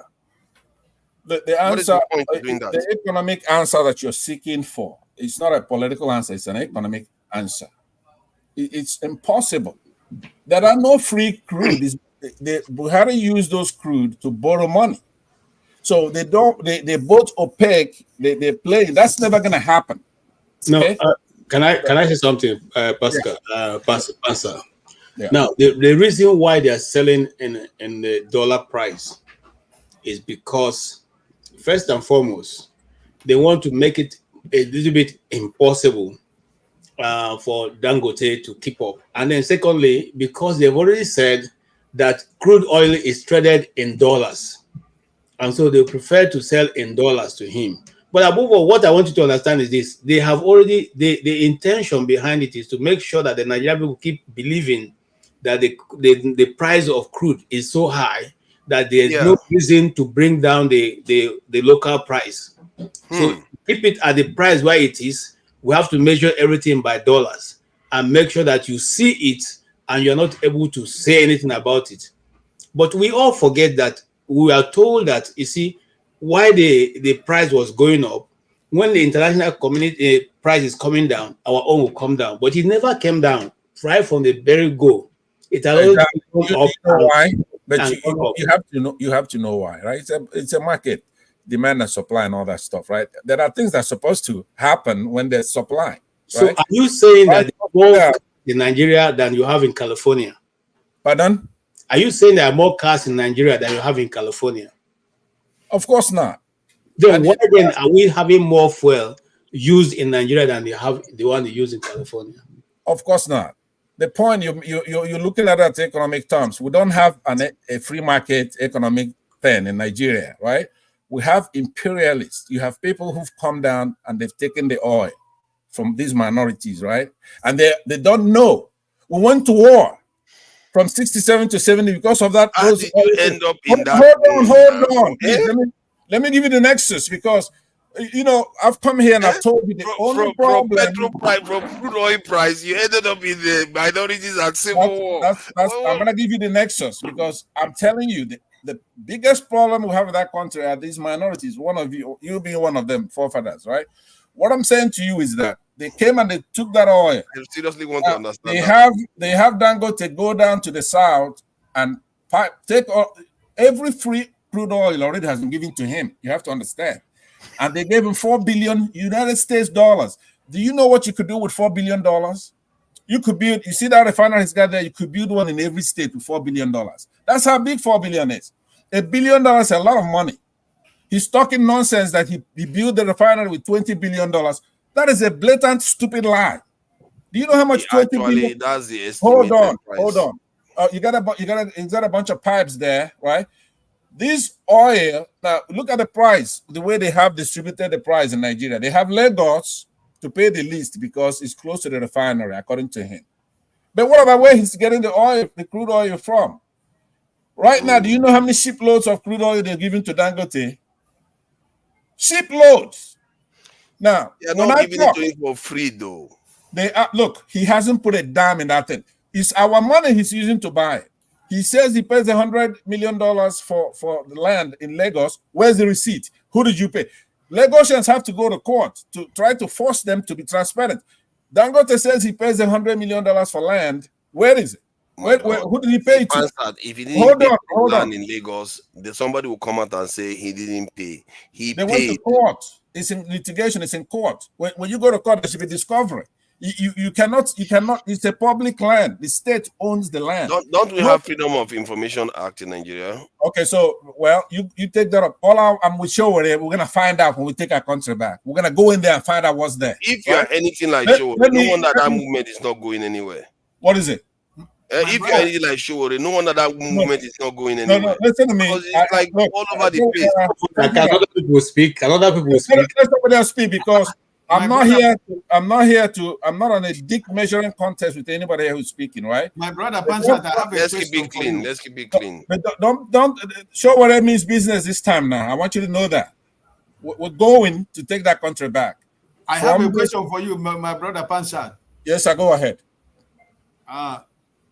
Before you were asking forefathers, you have a party to attend. So my question is, are you attending the fundraising of Democrat in California? Because Kamala is in California, is in San Francisco today. Is it where you're going? Are you going to be part of the fundraising for the Democrat in California today? Can I answer that for him? Answer for me. Man of prestige. Yeah, no. He's not going, because Pansat is a Trump supporter. So we already have enough money. He's a Trumpy. Yeah, we already have enough money. The people that are eating cats and dogs, he's a part of the people that eat dog and cats. That's a very good topic. So I will transition and I'll leave the stage. I will listen to you guys as I'm driving in my mind back, right? But listen to this. I was a Trump supporter. Trump was good, right? And I supported him the last time, and he was actually the best president anybody could have had, right? And the last time he did very well. But unfortunately for him, now we have a better candidate now, because Trump has two mistakes he made. Number one is that there's no difference between him and the present administration when it comes to Israel committing genocide in the Middle East. And I think that Kamala might bring a new perspective. Now, believe me, I'm against Islamic terrorism, and I'm actually against anything from that tradition when it comes to politics and violence. However, I'm totally 100% against genocide. I don't want what's happening there to continue. So we think maybe Kamala will come in there and do better. And also, here in the United States, there was some guy that the police accosted, and they knelt on his neck, and he died, right? And instead of Trump saying, as a president of the United States, that's unacceptable, he said he supports the cop, and then he lost a lot. He committed unforgivable sin when he did that. So because of that, I'm out from his man of prestige. It was a very difficult decision to make. Look at that man of prestige. You need to stop it, man. What is this thing about Democrats? Democrats are evil. He's good. Democrats are evil. It's a toss-up. So Kamala, evil party that party of slavery. No, but look at all the bloodshed going on in the world because of these Democrats. Yeah. Oh yeah, by the way, you know that Mr. Nasrallah was assassinated in. But Pansa, I have a question for you. My name is KJ, the guy, the Igbo man with the Fulani hat, according to you. Why are you considering the action against George Floyd, as against what happened? You didn't think of what happened in Libya and what the Libyans are facing today, but you rather will consider what happened to one man as against what happened in Libya and even in Syria and under that administration. You didn't consider the 20 children they were killed in when Obama ordered for that action that took place in the Middle East, but you are considering this one individual to make your decision. Do you think that is wise? No, I think that Obama, one of the best things he did was removing Gaddafi from Libya, right? With Clinton. So I mean, on that issue, you can forget the rest. There's no need to consider. Yeah, all right. But I'm your argument that Pansat, you made an argument that because Trump supports this in Israel, and that Kamala Harris might do something different. Hence, why you now moving to Democrat? That doesn't seem to make sense. Democrats, you know, they were in office when the First World War, Second World War, Vietnam War, Korean War, all these wars started. And look at what is happening now: Ukraine, Israel, all of them. They are causing all kinds of chaos all over the place. Is it? What I understand is the fact that an African can tell me that what happened in Libya is something you can support. I mean, can I answer that before I go? Let me tell you something, KJ, right? Hold on, a lot of people, just 1 second. Look, that nonsense that we go, Libya is part of Africa and all that stuff. Libya was a very bad actor. Or you see that when he was killed, then there was a blowback in our country where a bunch of returnees started causing a lot of mayhem and killing a lot of people in our country. Libya was fighting the West, but he was doing it trying to create some kind of African Union, and he was using us, basically. But he is an Islamist, right? He's a terrorist, and he's created all these cells. A lot of these Northerners who went over there to get trained, they finally came home when he was removed. His people removed him. His people, United States was able to divide them. But let me tell you something. What's good?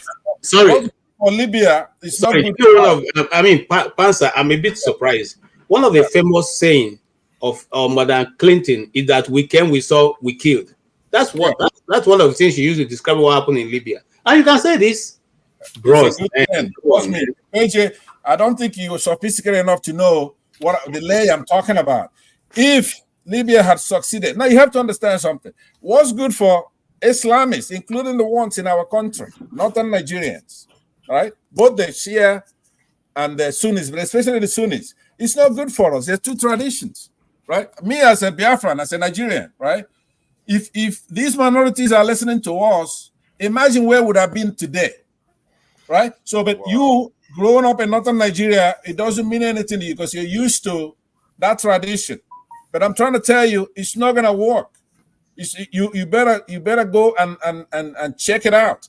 If these people have a chance, they're gonna kill all of us in that southern Nigeria. We Christians, we have to make the country secular. We have to make it a secular country. It's not a Christian country. It's not an Islamic country. But if you think we're going to sit there and have these Muslims murdering our people cannot go to the farms. Go to Jos Plateau. Okay, go to the Midwest, right? These people are in IDP camps. Now, the protagonist of the war that we fought against them is Gowon. He's from there. His people are in IDP camp, but he's too stupid. He doesn't even know how to come out and say, you know what, Biafrans, I'm sorry, right? That they talked me into fighting my Christian brothers, but now look at my people, they're in the IDP camps, right? He's too stupid. Go on, for example. And a lot of people from that Midwest. But I forgive them. Yeah, calling people stupid. Pansa, you're going to go viral one of these days, and they will put you on the face of this newspaper. And Bike Daberi is going to come out looking for you. Because of the things you say, you're going to cross the line one day. When I talk, right, I do not say anything that is my opinion, right? I'm trying to tell you the facts, right? I'm telling you the facts. Hold on, Pansat. KJ, can you and I have a debate one day, 10 minutes each or 15 minutes? I would like to debate you, KJ. You want? Why not just do it today? By all means, be my guest. We can have a break. Bring it. And you guys have it. Choose your day. Bring it on. I have to leave in about 10 minutes, so it's not going to be enough time. Let Dr. Damage only instead of 15 minutes debate. So go do your fact check. Just don't come here and spoon anything that that is not fact check. What's the debate about? What is the topic of the debate? The Republican versus Democrats now. That's it now. What does? Okay, we can do next weekend. Ask Dr. Damage next week Saturday. Bye guys. Thank you for coming in. Thank you. Is that okay? AJ, be my guest any day. I want you to come and visit the United States. Are you inviting me to California? Yes, I am. Try to come maybe before the election or during the election. I will sponsor you to come. Okay. That would be nice. I will talk to you about it in the back. But next week I'm going on vacation for 1 month, for 1 month and 2 weeks. Oh. And I'm not trying to come to the state, right? I'm trying to go to somewhere that I've not been before. I want to, explore the world for this 1 month and 2 weeks, right? Cabo San Lucas is good. Just get back from there. Cabo. Yeah. Okay. But we celebrate. When Kamala become president, we celebrate. We'll pop the champagne, a very good one. Yes. I'll be listening in the back. Why would anybody celebrate? It's okay, but if you want to celebrate, because the other okay. Good for you. Good for you. We're gonna go for a break. Then when we come back, there's something I want to talk about all this jackpotting thing that we are doing, whether it is worth it actually. Because one thing I noticed when I went to Nigeria was that people that are in Nigeria, some of them are doing relatively well. Nigeria has some middle class people there, and their children are well, it kind of, how do I put it, for want of a better word, they are more in control of their children's lives in terms of the aspiration of their children, what they want to go and do in the future and stuff like that. But most of the children you see that go on to the West, that's the parents that go to the West, and let's say they even have their children there. The children go on to become westernized, and their values tend to alter, and their ambitions tend to even lessen. So you begin to wonder, did you just trade off comfort, a bit of better job, and all those things for the next generation? Did you trade that? Is it a good trade? Because many of the students, they don't return back to Nigeria. They will never return. So you are lost to your people. So from my observation is that when I was in Nigeria, I felt like, I don't know whether leaving the country and going and staying overseas was worth all that. And I'm not sure, and people are doing the calculation of what they are losing when they go over. But we will talk about some of all these things because I'm open to being educated about it, because I know I mentioned it to somebody. Somebody say, you want to stay in Nigeria and die? This is all kinds of stuff. So, but that question still remains, because I know of a lot of parents here in the West that their children don't listen to them. Their children don't go back to Nigeria. Their children go and do their own things. And when their children go and marry, they go and marry Oyedepo, and after Oyedepo, another Oyedepo, and that's it, they are gone. You trade you travel overseas for comfort, but you lost the next generation and the next generation after that. But we'll talk about that later. And obviously talk about anything else that comes up again. Let's see whether we can go on a break for now. Where is that? Cool. Yeah, let's do this.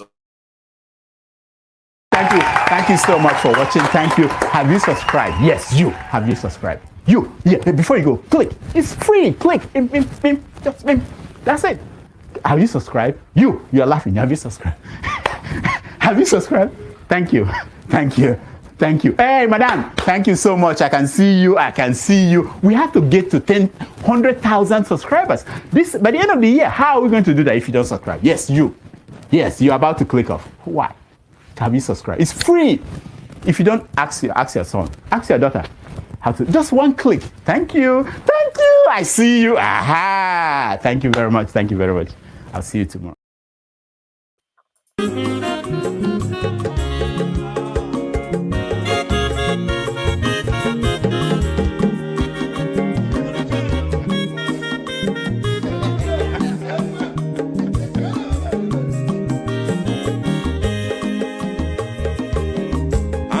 Onye ọma zoro bio, akwa nwa zoro bio, Max ịbịa bunye gokwanụ m n'ofube n'azụ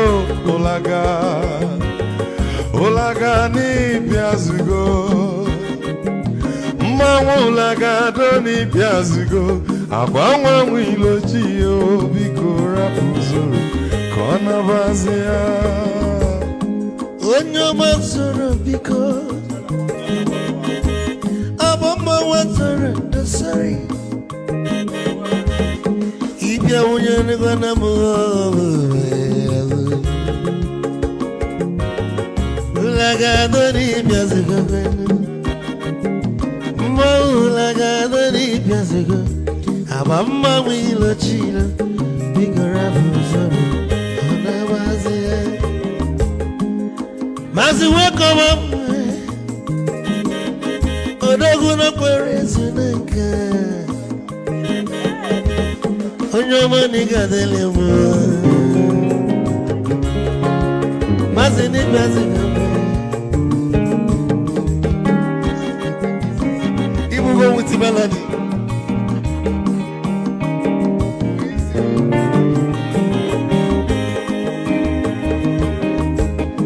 ike chukwu wee chọfọ odogwu nachala n'ọka ezi nwanne m na ị ga-adịlị m Olagado ni bezigo no Mo olagado ni bezigo Amama wilo chilo Bigora muzo Anabazi Te Onyama zoro no Amama wazoro no Sorry Ibya muya no kwa na mo Ofube naro Olagado Ulagado ni biazugo, nazaboy. Ulagado ni biazugo, amama wilo chilo, bigora puzoro, anabazi. Ayes. Odogu kenano bikechofo, ama kwa mnika gogodia. Waligwe kwelo no. Get your mobile back here. Hey, you want?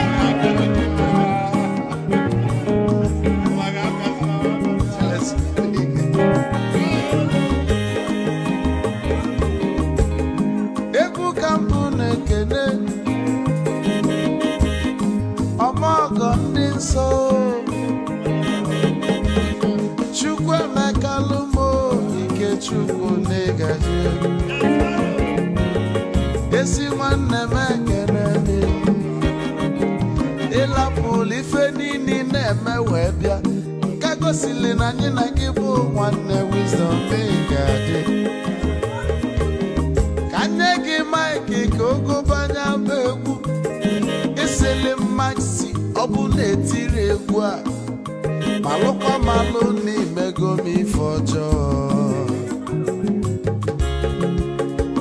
wee sị gị nwanne m ife ọkụ na-echọlụ na ngeme wisdom onume ekene gị gbamanwe ihe ihe biko lapụ na-abasị ya zoro zoro zoro zoro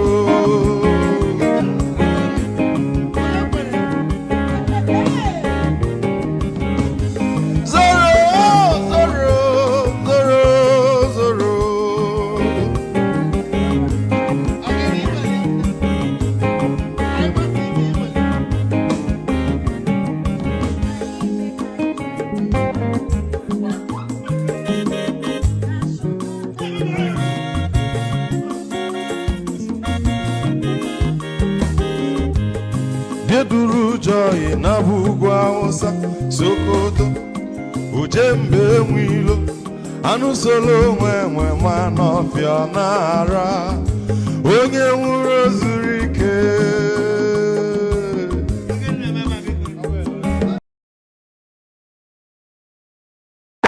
Thank you so much for watching. Thank you. Have you subscribed? Yes, you. Have you subscribed? You. Yeah, before you go, click. It's free. Click. Just that's it. Have you subscribed? You're laughing. Have you subscribed? Have you subscribed? Thank you. Thank you. Thank you. Hey, madam. Thank you so much. I can see you. I can see you. We have to get to 100,000 subscribers. This by the end of the year. How are we going to do that if you don't subscribe? Yes, you. Yes, you're about to click off. Why? Have you subscribed? It's free. If you don't, ask your son, ask your daughter how to. Just one click. Thank you. Thank you. I see you. Aha. Thank you very much. Thank you very much. I'll see you tomorrow. Thank you. Thank you. Yeah, this conversation is will be interesting, even if it's a gentle one. I will try to, because I think there was something Madam Luke said about jackbarring and people jackbarring. You know, my visit to Nigeria recently, from my observation, you know, I was like, man, all the children there are switched on. Like, you will meet a young man of 9, 10, 15. They all know what they want to do. Some of them are like, I want to be a doctor. I want to be a pilot. I want to be an engineer. They take every opportunity to better their children. I saw a taxi driver that built a house, has a family. His children are learning. They all are ambitious to the extreme. And when I come to the UK, you see a lack of ambition. Some of them, they grow up and say they're not going to have children. Some of them will be like, I'm thinking whether I'm a man or a woman. It's like the trade-off, is it worth it? Because I mean, I was forced to wonder whether coming over to the West, you get good salary, good health care, but what is the point of life if not for the next generation? Can I ask you something, forefather? It's just like this is what you're saying now. You're talking from you came back from UK.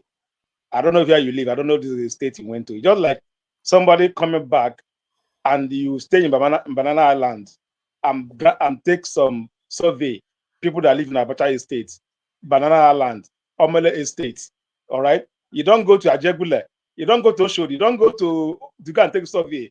Then you conclude from people you are around with that how it is.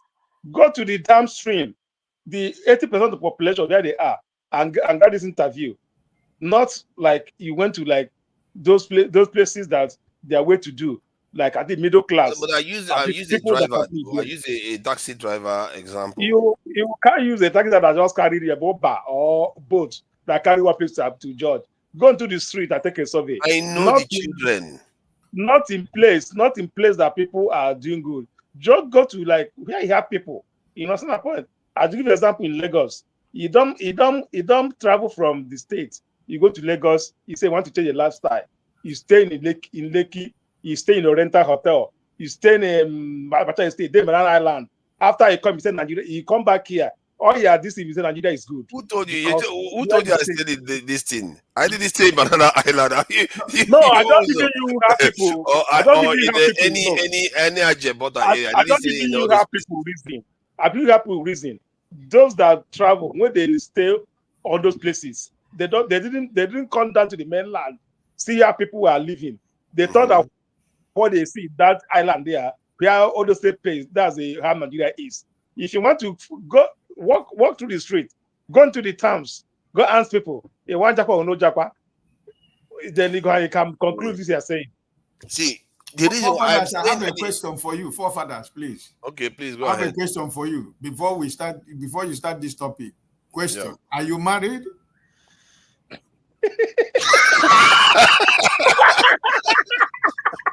I'll answer for him. I will answer for him. No comments. No comments.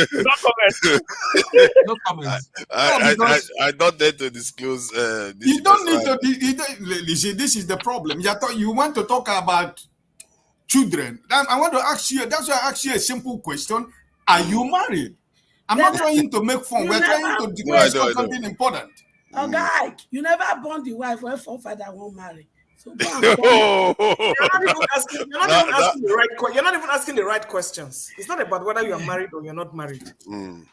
Have you been anywhere where you have been opportuned to participate in bringing up any human being? That's where I'm coming. You're married or you're married is not. No, but that's where I'm coming because when you want to talk about this, people can be married and they have children. You're raising your niece. Let's say I understand how that is. I know how that works. I don't know the basis of this discussion. No, that's why I'm not going to be part of it. That's why I just asked him a question because he did not answer me the question. Let me tell you, Mr. Let's his basis. He tells us that Nigerians are good. He had no reason to leave Nigeria. That's everything is ended. No, the reason why I'm raising it is because we have to weigh what we are doing here. Because some of us, I know of a lot of people that are doing relatively well in Nigeria that packed and went overseas, and they don't necessarily fully grasp what they are sacrificing. That is my concern. Because if you say, okay, I just want to go and live a better life for good, good hospital, good this, good that, but you sacrifice the next generation. You sacrifice your whole heritage. Is it a fair trade? Is it selfish? Mr. Favadas, is this supposed to be a discussion or is it a free for all? What exactly are we doing? It's here? free. No, okay, it's a discussion. Okay, I can start. You know, you are the one that reminded me of it because when you were talking about people should be jackbarring, so you reminded me of my experience in Nigeria, what I saw, and it really shook me, and I had to ask that question, whether it is worth all that. Because I know in the West here, many of our people are overrepresented in the court. You saw the other day when the police in the UK was telling Nigerians, stop calling, Nigerian women, stop calling police for your husbands. You know, they were telling them to stop calling police for their husbands. Because the whole thing, our people are stressed in the West. And those children that are going to grow up there, many of them may never return again. So, Tone, okay, if you want to say something briefly, because we really need to go order. But forefathers, the truth, you and I know. See, most people that have come from Nigeria, you know, there are a lot of them in London. By the time they spend even minimum 2 months, listen, things that look like luxury is standard here. They will be, see, they are ready, they have no business. Few of them that I've spoken to, they return to what country? They will just ask you, return to Nigeria? They'd rather be here and be treated badly. Because the thing is, Nigeria is so bad. Time is it's to 1 now. I can literally get out of my road now and walk and even catch a bus. I don't even need to have a car. I'm not worried that some policeman is going to shoot me. I don't know whether you saw some video that went viral the other day. Some students that were driving a Mercedes, just because they were driving a Mercedes, they were attempting to shoot them. I mean, it's everything that can be wrong is just wrong in Nigeria. That's me. Yeah. Yeah, Madam Luke, please go ahead. Then Mama H.O. Thank you. We were supposed to have a section. I don't know if it was cancelled or whatever, but since this is the best we can do, once again, panelists, I greet you. The whole Dr. Damage's family, I greet you. So you're telling us, see, we all left Nigeria for a reason. Whether be it in the 80s, 90s, 70s, something drove us from Nigeria. Me, it was getting married. Because once I finished school, the only thing for a woman to do was they were like, where's your husband? And where's your wife? And where's your... That was the only thing left for me to do. And I graduated at 22. I didn't even understand myself. I didn't understand my body. I didn't even understand. So it was not even an option. I knew that there was something else for me to do. And the only way I could realize those dreams was for me to leave Nigeria. So whatever you try to do here, you need to understand that everything everybody does is a personal choice. It's a personal choice. You cannot speak for people.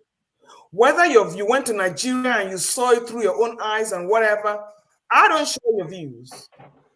I would rather allow my kids to be here, rotten to death, than take them back to Nigeria. For one simple reason, Nigeria is not a country for women. Nigeria is not a country for children.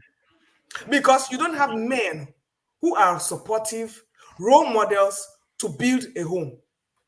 That is my understanding of that. Okay? So this your nostalgic views about children not learning, people going there to do fairly well.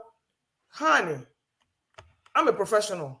When I go back to Nigeria, there ain't no daggone profession that will pay me to give me the comfort I have here in this United States. And I will put it lastly to you. The only people that would dream of going back to Nigeria are men. There is no woman in her right mind that will leave this country and say she's following any man to go and stay in Nigeria. I don't care how much they pay her. Number one, is very boring. Number two, is very filthy. Number three, there is not a whole lot of ways for you to even socialize, except you go to parties, spray money, come home, eat every Saturday, Sunday. There is absolutely nothing for you to do. Not to talk of the ungodly insecurity in the place. So when you now say you stop in Lagos, you stop in Abuja, people are doing fairly well. Do you know what they do? That is how one of you left London only to go to Nigeria. All he was doing was harvesting female organs from people he was transporting from Ghana and everywhere. And then you will come here and tell us they're doing fairly well. Did you see what they were doing? How many Nigerians are doing fairly well? So please, when you speak, Mr. Forefathers, speak for yourself. I, as a female, I'd rather die in a foreign land than have my corpse in Nigeria. Thank you.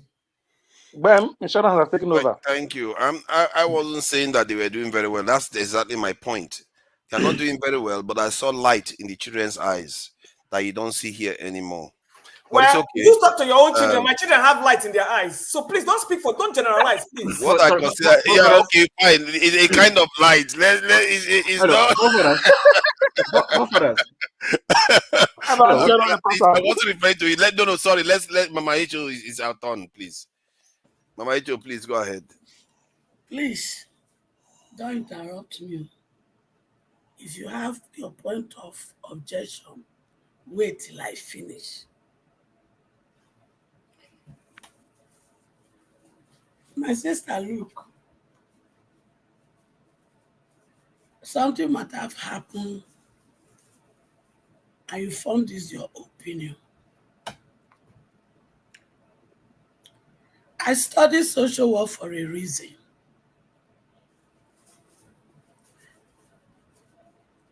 As my second degree. Because when I came into this system, first, I want to know the system. Second, I want to pursue my passion.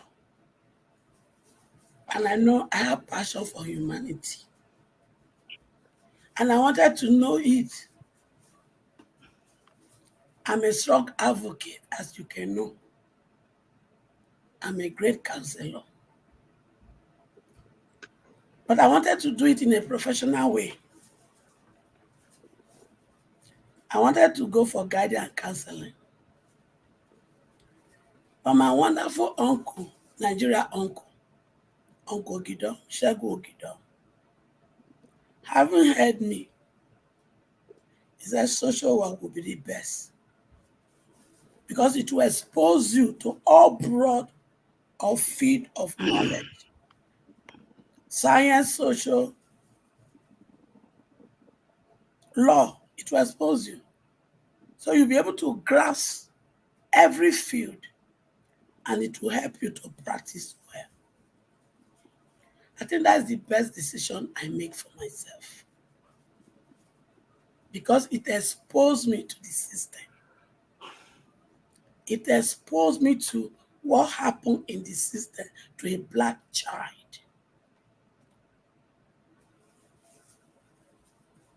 It was then I learned, if you don't fix Nigeria, your children, my children, you give birth to, they are born away.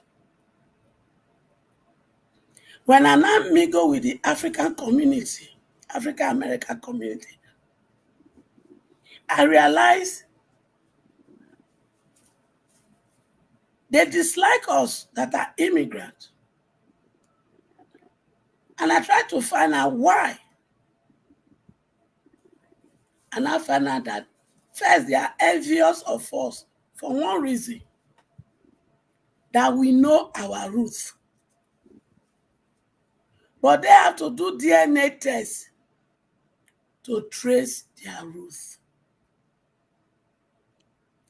Then the question I want to ask Madam Ruth is this.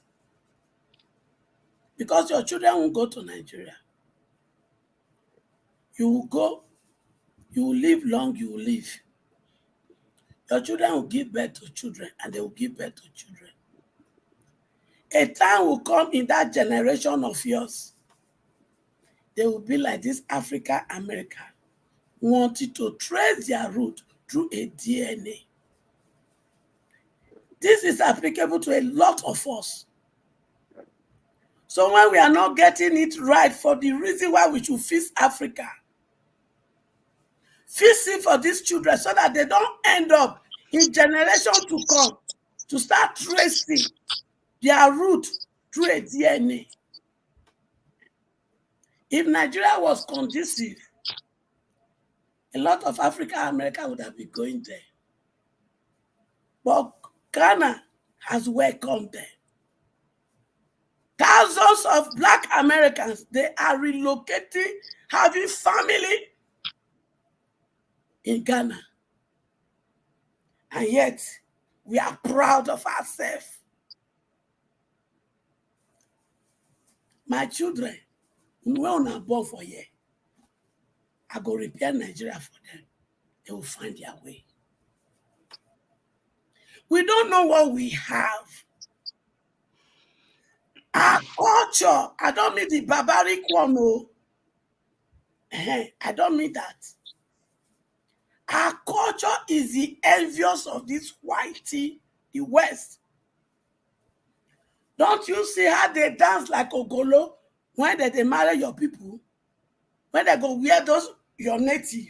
Don't you see how they are happy?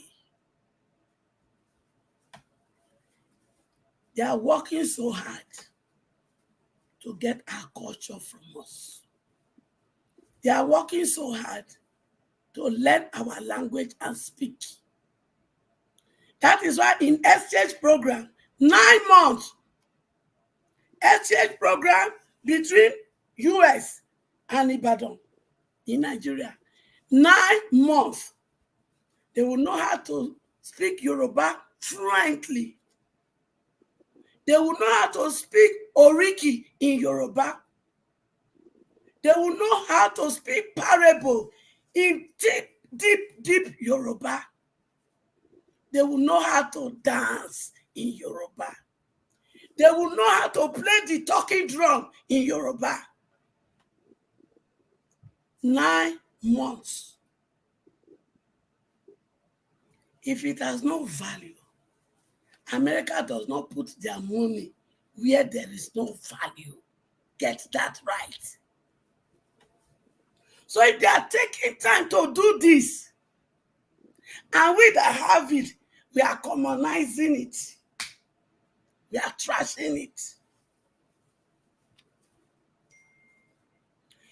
If you want to talk to a Nigerian child, just because of the picture we have painted down, and we are the architect of this evil picture, you will tell them, I want to take you to Nigeria. They go sit up by force. Because we have painted Nigeria to them as hellfire. I met a child from Liberia in a group home. The white children, all of them gathered around me. Miss, I said, huh? Where are you from? Where? I said, I'm from Nigeria. Is Nigeria in Africa? Of course, yes. Then, when I left there, after we had the discussion, then they asked, is it true that you guys live on a tree? I said, no. They only told you that so that you will think we are monkey, just as they told you. And I opened my phone and I showed the beautiful houses in Lagos, in Abuja, in Port Harcourt. And they say, wow. I say, yes. And I educated them. I say, your leaders, they show to you people the bad side of Africa for political reason and political gain. And our leaders, and then in turn, they will show to us in Africa the beautiful city of New York. But they never show to us there are homeless people in every part of America. I said they are all doing this with deliberate attempts. And from us, our leader will show to you people the Kwashoko child on the street, they will not show this one because they are beggars. So that they can come here to collect loan, that at the end of the day, they will ask them to forgive them. So they are beggars. All is for political reason. Then when we are done... Sorry, hasn't she talked enough? If you don't want here, make you try to madam, you can talk all night. Is it necessary? Oti, let me just handle it. Oti. Mahecho, try to keep it brief so that others can be able to speak. I agree with most of your points. Please round up. If I'm speaking trash, let me go. I didn't say that. Not trash, not trash. I think he just wants to also have his own say. Don't about. I think he probably agrees with you. Who knows? I don't like people talking too much. I'm afraid. That's all. Who is talking too much? Am I talking rubbish? Anybody talking too much? It's not rubbish. It's just am I talking it's rubbish? long. It's OT. Am I talking rubbish? If you can't listen, go to the comment section. You don't belong here. Mama Hecho is Mama okay. Try to keep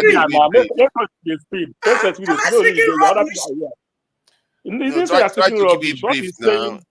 Keep it brief. What you say? Am I speaking rubbish? There are other people here. Am I talking about myself? It's okay. Just use 1 minute to round up. You guys don't make me sick. No, sorry, you men that square Nigeria. You men that destroy my children. Oti, leave it. Madam Hecho, try to understand what they are saying. He's in support of what you are saying. He wants to be able to respond. You know, he told them not to ask any question. You told them not to ask any question. So they can't even interact. Am I talking rubbish? Am I talking? No, that's not what they are saying. Now you know that. Wait and let me land. Well, they don't want. If it takes too long, you have to remember some of them want to go somewhere. Excuse me, Mama Echo. All of you destroy Nigeria for Mama Echo. You are innocent. Now you are innocent. Mama Echo. You had that to laundry the money. Mama Echo, just listen. It's okay. Mama Echo, please, Mr. Fofadas, wait. Mama Echo, please. Nobody's saying you're talking rubbish. I will want to appeal to you personally because anytime we have this kind of situation, sometimes things get out of hand. But we have to be conscious of time. Other people are waiting to speak. That is all they're saying. Very soon, my channel will kick up. That is okay, but let us respect other people's time. You won't see me here to disturb you people again. Did you hear me? You shouldn't take offense. It's not about you. I am fucking taking offense because these children every day, they are wasting their destiny. They are supposed to be the human capital of Nigeria. But what did you people turn them to? Yahoo. Who come? We understand that. And you people are fucking here telling me bullshit. No, there's no need to swear. You see, they are on your side. Baby here, nobody's a baby here. Nobody's less than 40 years here. So you can't come here and keep on calling we're talking about bullshit. No, I hate you. Take it easy. Election, did you see? Nobody's less than 40 years here. Mama Hecho, all that argument you made now, how are you? See, Mama Hecho, you made a lot of good points. Why are you trying to use this to? No. I want to ask you one question. After election, did you see me coming to join you people? No. Thank you. So if I'm coming here not to fight, it's okay, Mama Echo. Just calm down. Round up. You people hurt me. Upset over nothing. We don't hurt. That's not the intention. Don't care about these children. You people don't care whether they are wasted. You people don't Mama care. Echo, they don't intend to hurt you. They don't intend to hurt you. Okay. Who is next? Let's see. The next is Father, maybe it's better you time now, them. Tone has said something will be about anticipation this. of talking longer than this. Tone has said something about this. Let's ignore Uzo. And God, I mean, why ignore? Uzo, you first spoke on this topic. Let's ignore. Okay, I think it's Uzo. I think it's Uzo's turn now. What can we do now? Uzo, can you?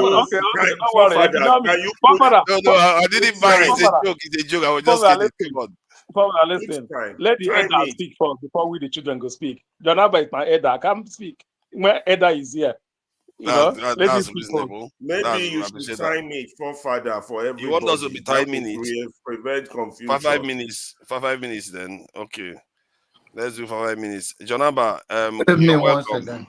Thank you. The rule of this place is for you to sit right. The one you are sitting like you are inside your bed. Don't mind him. Don't mind him. I said that correct me. The man take correction. Thank you. Now you're a good citizen. Exactly. You see, following rules. Yeah, thank you. And I don't even want to talk outside here. Mama Ichio, please. This is not a personal issue. They are trying to tell you to limit the time so everybody can quickly talk and come back. And I understand the way you feel. It's the way everybody feels. Just we express it in different ways. So it's not like anybody is obstructing your vision not to speak to your children. And so on. On the issue that forefather raised, it depends on the upbringing of every home. Children in Nigeria can be rude as well, especially the Gen Z there, and they can be respectful. All depends. Even here in America, the children can be disciplined and they can behave themselves, and they marry the people that you guys share the same values. So, and anywhere in the world. And when it comes to the issue of culture, of their trying to live their heritage, immigration is part of life in a big ways. The people that are in America today, they are not always there. And there will be a time you see how Nigerian too change when everything is working. The issue is that the insecurity there and so many challenges that are there, I scared even the men that they said that they want to go back there. I don't think any man want to endanger their lives. And it's all about things are not working. And that's why we are all saying that, please, we should all work hard and make things work. The notion that everybody is looking at the shoulder to see who will do it, that's why we are where we are. And it's going to be a long walk to freedom when we are looking at who will go for it. Tough talk is cheap, but doing it is not that easy. So I believe that children can be raised with very respectful, and they still not lose their culture even while they are here. For instance, whenever we go out with my children, people always say, wow, they're very respectful. So they learn anywhere they want to learn. And children in Nigeria, like I said, can be very rude and they can be very respectful and they know what they want from life. Every child in this world, whether I go to Guatemala, go to anywhere, the dream of every child is the same. They want, just like any other adult, they just want to be able to grow up to become somebody, a firefighter, astronaut, pilot. Every child around the world, wherever they come from, they have the same dream. They may not have the same opportunity, but it's the same dream around the world. So it's not necessary that they are losing their heritage. So people, one of our family friends went to Nigeria. Our experience from the airport was very brutal. It's just like she was attacked by the immigration, her passport. So sometimes we are the best advocate for ourselves and make the place safe for ourselves because the behavior sometimes is very wrong. But then I will let others talk. I don't have to spend 5 minutes. Thank you. Thank you, Veda. Yeah, I wanted to ask some questions. Like, your family, do you take them to Nigeria? Do you take them to Nigeria for visits and back? Yes, I do. I do take them, and I appreciate that. Actually, my children, we have what is called give back to the community. So I take them there, but it's very challenging. The security is very challenging. But then I do it because that is what. But if I think their life is in danger, I will not do that. So I make sure that I provide them the necessary security and give them the comfort so they'll be able to do it with a lot of challenges. But yes, I do it every year with my children. Okay, so if, let's say in America now, you think about it, maybe Nigerians that went from Nigeria to America that don't take their children to Nigeria. If you just rack your mind, do you see a pattern that indicates that the ones that don't take their children to Nigeria versus the one that take their children to Nigeria and bring them back, which of the children tend to be more balanced? It is many. I think it's the same thing. Like I'm saying, it's a challenge of security. I think many Nigerians, and then the rocky thing that you face with the challenge you face. Like I told you, our family friend, he went to Nigeria. Now without even before he entered before she checked out to the arrival. She was already being harassed by immigration, her passport, and all of. So all those things, you can imagine. My in-laws, that's in Ibadan, right between Lagos. They said they were driving. They said they were in the wrong road. Some Agboro came from nowhere with police. Police came and she was traumatized. Ayo and Jew, they were traumatized. The point the question I was asking was about, like, in America, the black people that are there, the Nigerians that are there that that don't take their children to Nigeria at all, that they don't go to Nigeria, they don't take their children to Nigeria. Please, I beg, make una no vex, Mr. Forefathers. Yes. Most children are over 18, 20. You think you can force them to go back to Nigeria? So what exactly are you thinking about? Are you thinking about little kids that you can just you have the will to instill your will on? When they tell you we are going, you can go. So sometimes it's not will, right? It's a culture you grow in them. But after a while, your culture is not their culture anymore. You cannot force them. It's what I'm trying to say. That's the point I'm trying to find out. It's not correct. Let me answer it, and because I still have my time now to say that. Go directly to your question, forefathers.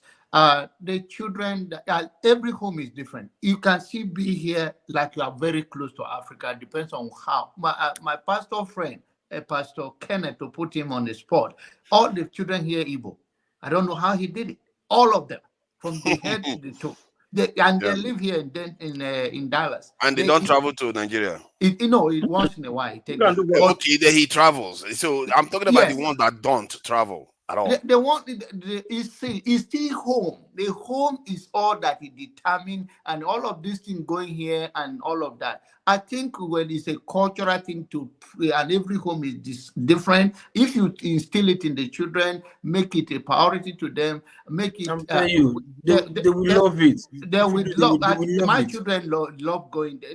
They will love it. Challenging. So it's all about what you present to them, how you make them feel. The other one that doesn't go is like they present the wrong thing. Even from the school, if you tell them, what is Africa? Some of them would defend Africa with their blood, the young ones. And some of them, they say, it depends on what you instill in them. So I think it's all about the home they come from. Exactly.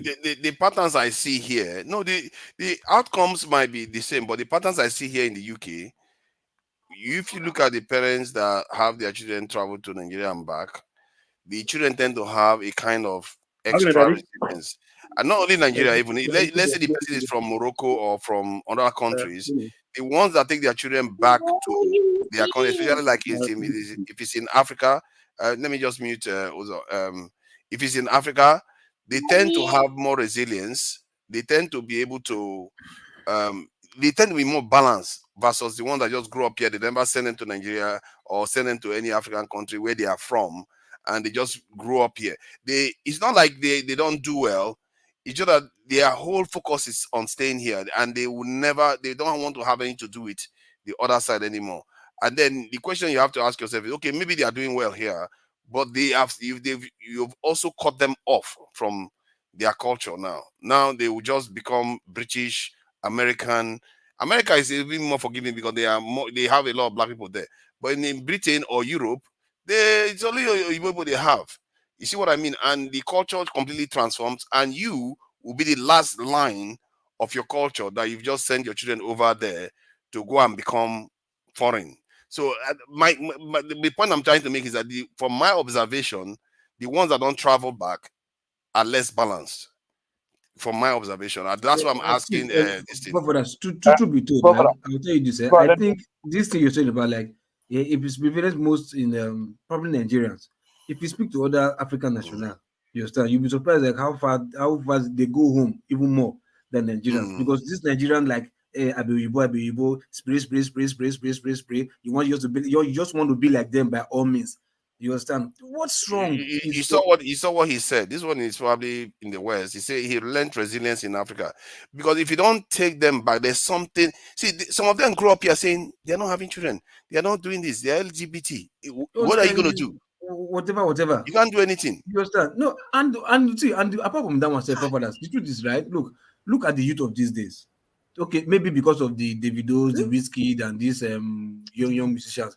Most youths haven't clinging to become I'm Nigerian, Africa. They want to like because of this young generation, Africans are doing well. Most young ones are even where are you from? I'm from Nigeria. They don't want to say no, I'm British, I'm not Nigerian, I'm half British, half Nigerian. So tell you I'm Nigerian, even if they are born here, because of the way the way you put it in them. But people will say like I'm here, I don't want it to do with Nigeria. It's your mentality. Unfortunately, for that, it's still that to your children, and you globe the same thing. But there are many parents who still believe, even they know Nigeria is not good right now at the moment. They wish they want to go back home, and because they wish they want to go back home, they are also putting that in their children to look at your point in your time. There will definitely be a time you want to go back home, but probably at the moment you are not there yet because of this false narrative that's selling to you about Africa, about Nigeria, that fraudsters, that this and that security. If it's so bad, everybody would have been dead in Nigeria. But for crying out loud, you understand? People still go back there. You understand? The more we run from there, white people go there, they don't die, they do business. Chinese go there, they don't die, they do business, they sell. But we just have this mentality that it's not good. We come back here and we just live in this prison lifestyle. Wake up in the morning, go to work, come back, sleep. Wake up in the morning, go to work, come back, sleep. And that's the way you live your life till you die. That's how you live your life till you die. Thank you. I think is it not Uzo that was talking? It's my turn now, yeah. Let me take my turn now. Yeah, because, carry on. I don't really know where with this question. I don't know where you're coming from. But as far as me is concerned, I take my own as a person and people around me. I said this is the other day. It doesn't matter how long you've been here. But one thing you know that the bright people not to go back home is the documents. Documents have 80% role to play. Even though they have keys here, but they can't cross entire port. But 80% of those that have a document, all right, go home. I'm involved. Anything like I'm an Igbo guy, you guys know. Anything about my culture, everything I'm involved. I know so many things. Even my uncle that have been here after the war. The child is doing. He born up with children here. He's marrying a white lady like next 3 weeks. He's doing a traditional wedding, a bad price, full bad price. All right. The boy, he speaks Igbo, he hear Igbo. He say he want a traditional wedding. All right. He was born here, everything here. All right. So is it because the man have not gone home back to Nigeria, or the man have not touched Nigeria? That means he will not bring up his kids in the way of the tradition of his forefathers. And no, it doesn't have to. It's all that their own personal decision. Those are my kids now. My rice at least every 2-3 days, rice fufu. So they know me as rice fufu. Daddy, every day rice fufu. Every day rice for fufu, rice for fufu. They don't count pizza they eat or what they know that rice of. So it depends how you are bringing up your own family, where you are bringing your own kids. So shall you be. You can't judge somebody else. I know recently, all right, people are beginning to like go back to like most kids born early 2000, all right, 2098, all that kind of around, all right. Then most people that was here, I know some of them was here, that one people was here, they were scared for immigration, more don't have paper, so they can't even speak Igbo to their kids. So it impacted that set of people born that year, who they have a community, start learning Igbo language, start learning, start being afresh. But the one that have been here over 2000, all right, they all hear Igbo, they do everything in Igbo language, they even speak, they do everything, all right, because nobody is scared. They will report, nobody is scared anymore. They will do everything. So everybody have their own way of, even Yorubas also. As of the day they come here, you come to my place. Everybody was together here, we speaking for Yoruba. Every language, everybody is speaking it. Nobody like, because of you are here, that means your culture, tradition, or this will disappear. All right, it's not done that way. I don't know how UK is, but here I'm in America. All right, here I'm in America. My kids, Thank their name you. are Igbo Thank name. you. And let me tell you this again. It depends how people, like, even my workplace, they try to, like, okay, you're an African, you're a Nigerian, this, that. Let me tell you, what do they know me in my workplace? They kind of catch an antelope, that I catch a lion, come out his teeth and let the lion go. Because people are like, you have lion in your place. I used to wear a necklace that have like a lion teeth. They say, yeah, I say I catch a lion, remove his teeth, and let the lion go. And they believe me. So when you see a person is normal that believes that kind of thing, all right? So that's how it is. So that's me. Thank you. Listen, I think what is coming through is depends on the kind of homes you have. The problem, my observation is that most of us don't have time to make short homes. I would like to know from this thing, Madam Luke later on. Oti, thank you for joining us. I'm sure you have your own views on this. Please go ahead. Yeah. Hello, good evening, everyone. Yes, I've not been on this platform for quite some time now. And since I've been listening, I think for us, this perhaps and Oti, we do not miss you. I don't want anybody to miss me. Don't mind him, man.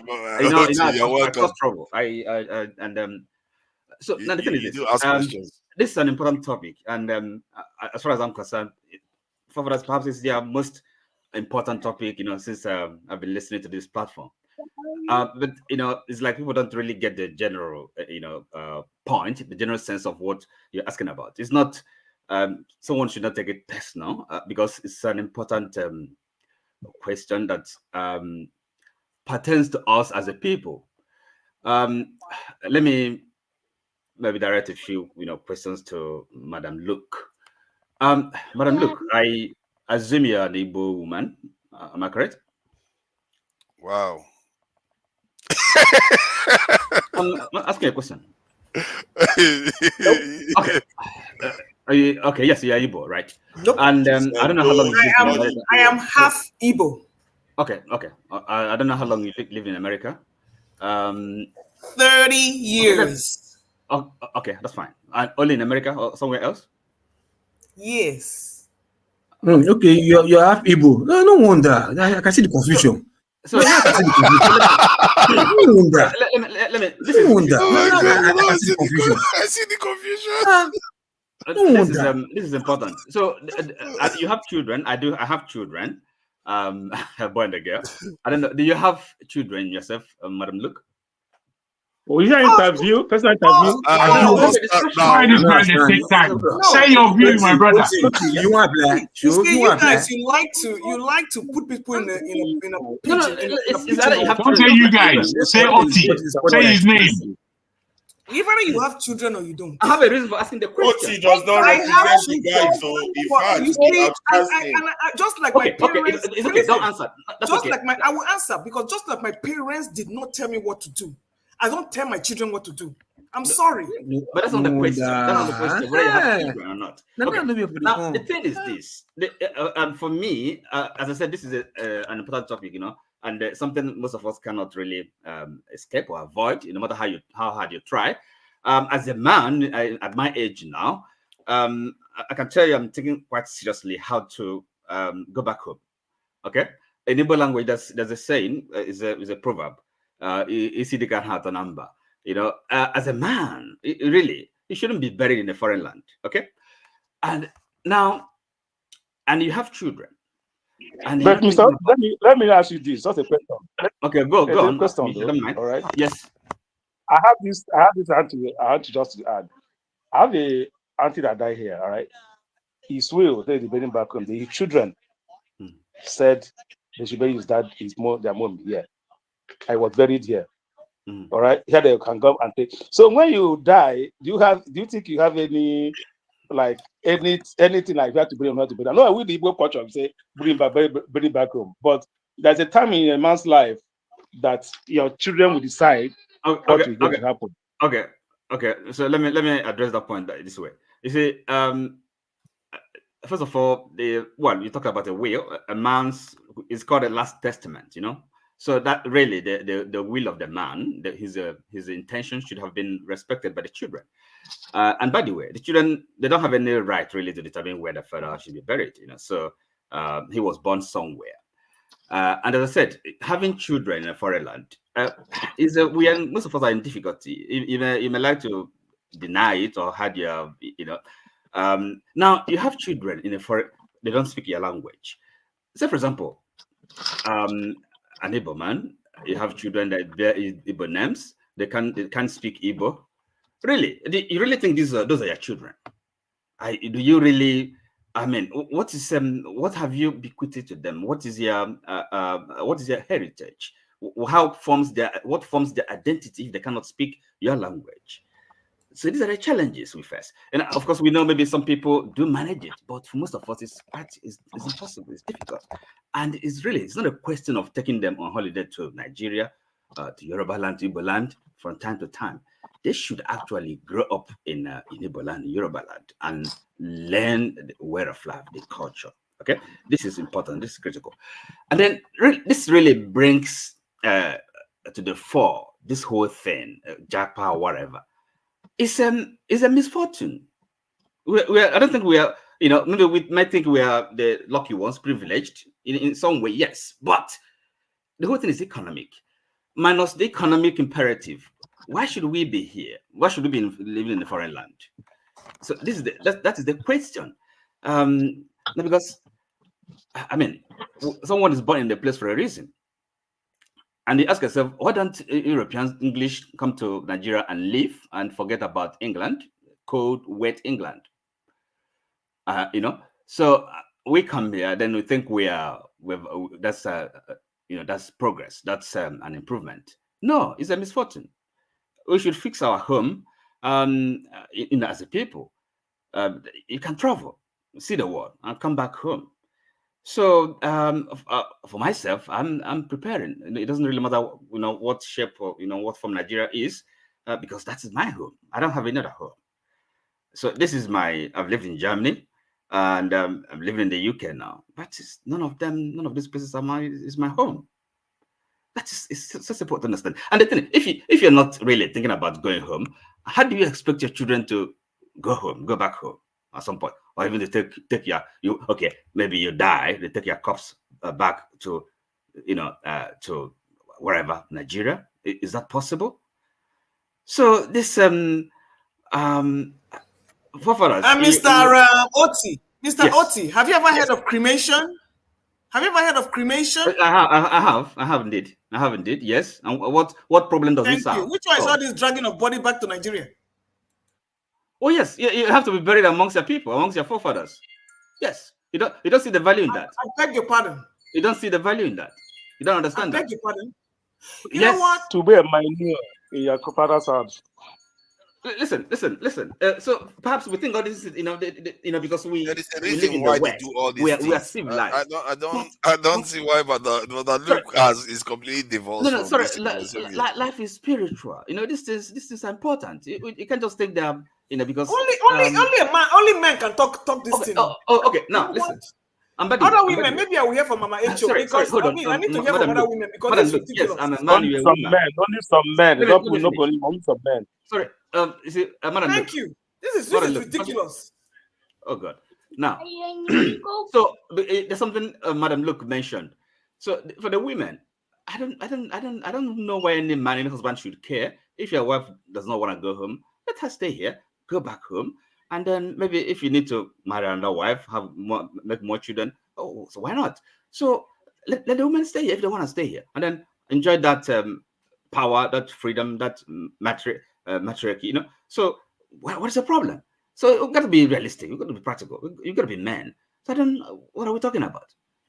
So look, and you see, we are people. We can't just allow our way of life, our heritage, our culture to just go to disappear. For what? So that's how we look at it. So forefathers, thank you for bringing up this topic. It's quite important, So it's only here. It's only here. Forefather, I would like to explain myself on this particular subject. I have much to say, and I would require a whole 10 minutes to let them know what I want. In all honesty. They are all getting Jesus Christ. And you know, I've never asked for 10 minutes. I've never asked for any particular time. I'm doing it this time because this subject. I agree, Obeg. I agree. We need to hear from you, please, Jagun. Please, somebody else. Eshena, thank you very much, my dear. You see, if I may, forefather, I don't know if you would allow me. Yeah, I think when it gets to your turn, I dash you my 5 minutes. Exactly. You see, exactly. Ferrari comes first. Ferrari, please go 5 ahead. minutes. Jago, I'll give you my 5 minutes as well. You see all these Democrats. You see them. Ferrari, please go ahead. Yeah, I am shocked that Oti is among those people who believe that Africa should only be a graveyard, because that is what Africa has been since they came to take us away as slaves, and since the time we have returned back to be slaves, voluntary slaves to this white system that we are under. Africa is not a graveyard. Where African man will go abroad to study, you will go abroad to drink their tea, do everything. Sorry, excuse me, Ferreira. I don't know why. I'm going to let me land, Oti. Don't worry. I will remedy your situation. Don't worry. No. Sorry, but I never said. Let me land. I got more to say on this this concept that Africa should be a graveyard, because that's what Africa has been for our people. And who said that? Is that what I said? It does not matter where we are. I said I will remedy the situation. Maybe this will make you feel better. For it is better for me to live among my people while I'm alive than for me to excuse me. Did I ever give? Did I imply? No. Oti, please let him land and speak, please, my brother. Don't defend everything. To the Supreme Court, don't worry. You have time for appeal. Don't need to rush. So there's this concept that Africa is a graveyard, and we are making it a graveyard even from our thoughts. We live all our lives abroad, and when we die, we get buried in Africa. We don't use African name. We don't buy African things. We don't wear African clothes. But the graveyard part, we always make. That's when our Africanism comes out. So let that be. I would rather live among my people. I feel sad right now that I'm living not among my people, that my daughter is not living among my people. But something drove us out, and that's one of those things we have to remedy. So that at least let it be a choice, not a situation of being forced or survivor. That's the argument here. So the West, let me first of all talk about my daughter's generation. Very lovely, adorable generation. This new generation, the children we're having, my God, they are taking the West by storm. They are shining like stars. They are just there. And at least in America, I don't know what the story is in London. I hear that they are having marital problems in London. We will deal with that some other day, that the women are driving their husband out, to the point that my brother had to form a WhatsApp group of all the men that have been driven out. This is a serious problem for them in London, but let them deal with their problem over there. Let's talk about America here. Your brother not from any group. Why they lie? I'll show you. It's not. I'm not lying. It's here on my WhatsApp group. It's here. Open a musi. And anytime they said, I don't know why they. Let me go. Loco, the next person I'm going to attack in this panel will be you. You and that your long beard, because every time you talk now, it's always against my position. No, Alaba, anytime you are the comment section, I read your comment. I beg Ferreira, don't bring beard into it. I know, Jago. It will be like, say, I'm throwing stone to the house. Anyway, make I continue. So the children are wonderful. If you go mostly to American universities, it's our children. If you go to their graduation and you listen when they are announcing names, at least the percentage that are Nigerians that are being called, and they love Nigeria, they love Afrobeat. If you go to any Afrobeat show, my God, the crowd, you're just, I mean, if nothing makes you proud to be Black and African, that does, just watching this our children's generation. They are amazing, and they want to go home. You know, I can't even count how many times my daughter will keep, Dad, when are we going to Nigeria? Dad, when are we going to Nigeria? You know, but I noticed one thing. They go to where welcomes them. Ghana has opened its arms wide for them. If Ghana does one festival every year, Afrochilla, I don't know if any of you have ever heard of it.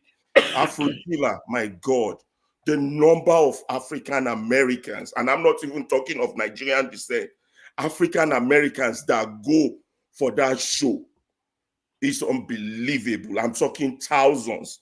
They go in groups, they go as nurses, doctors, teachers. They spend a month, 2 months there. While they're there, they even walk. They would, you know, do this work service. If they are nurses, they go into the villages.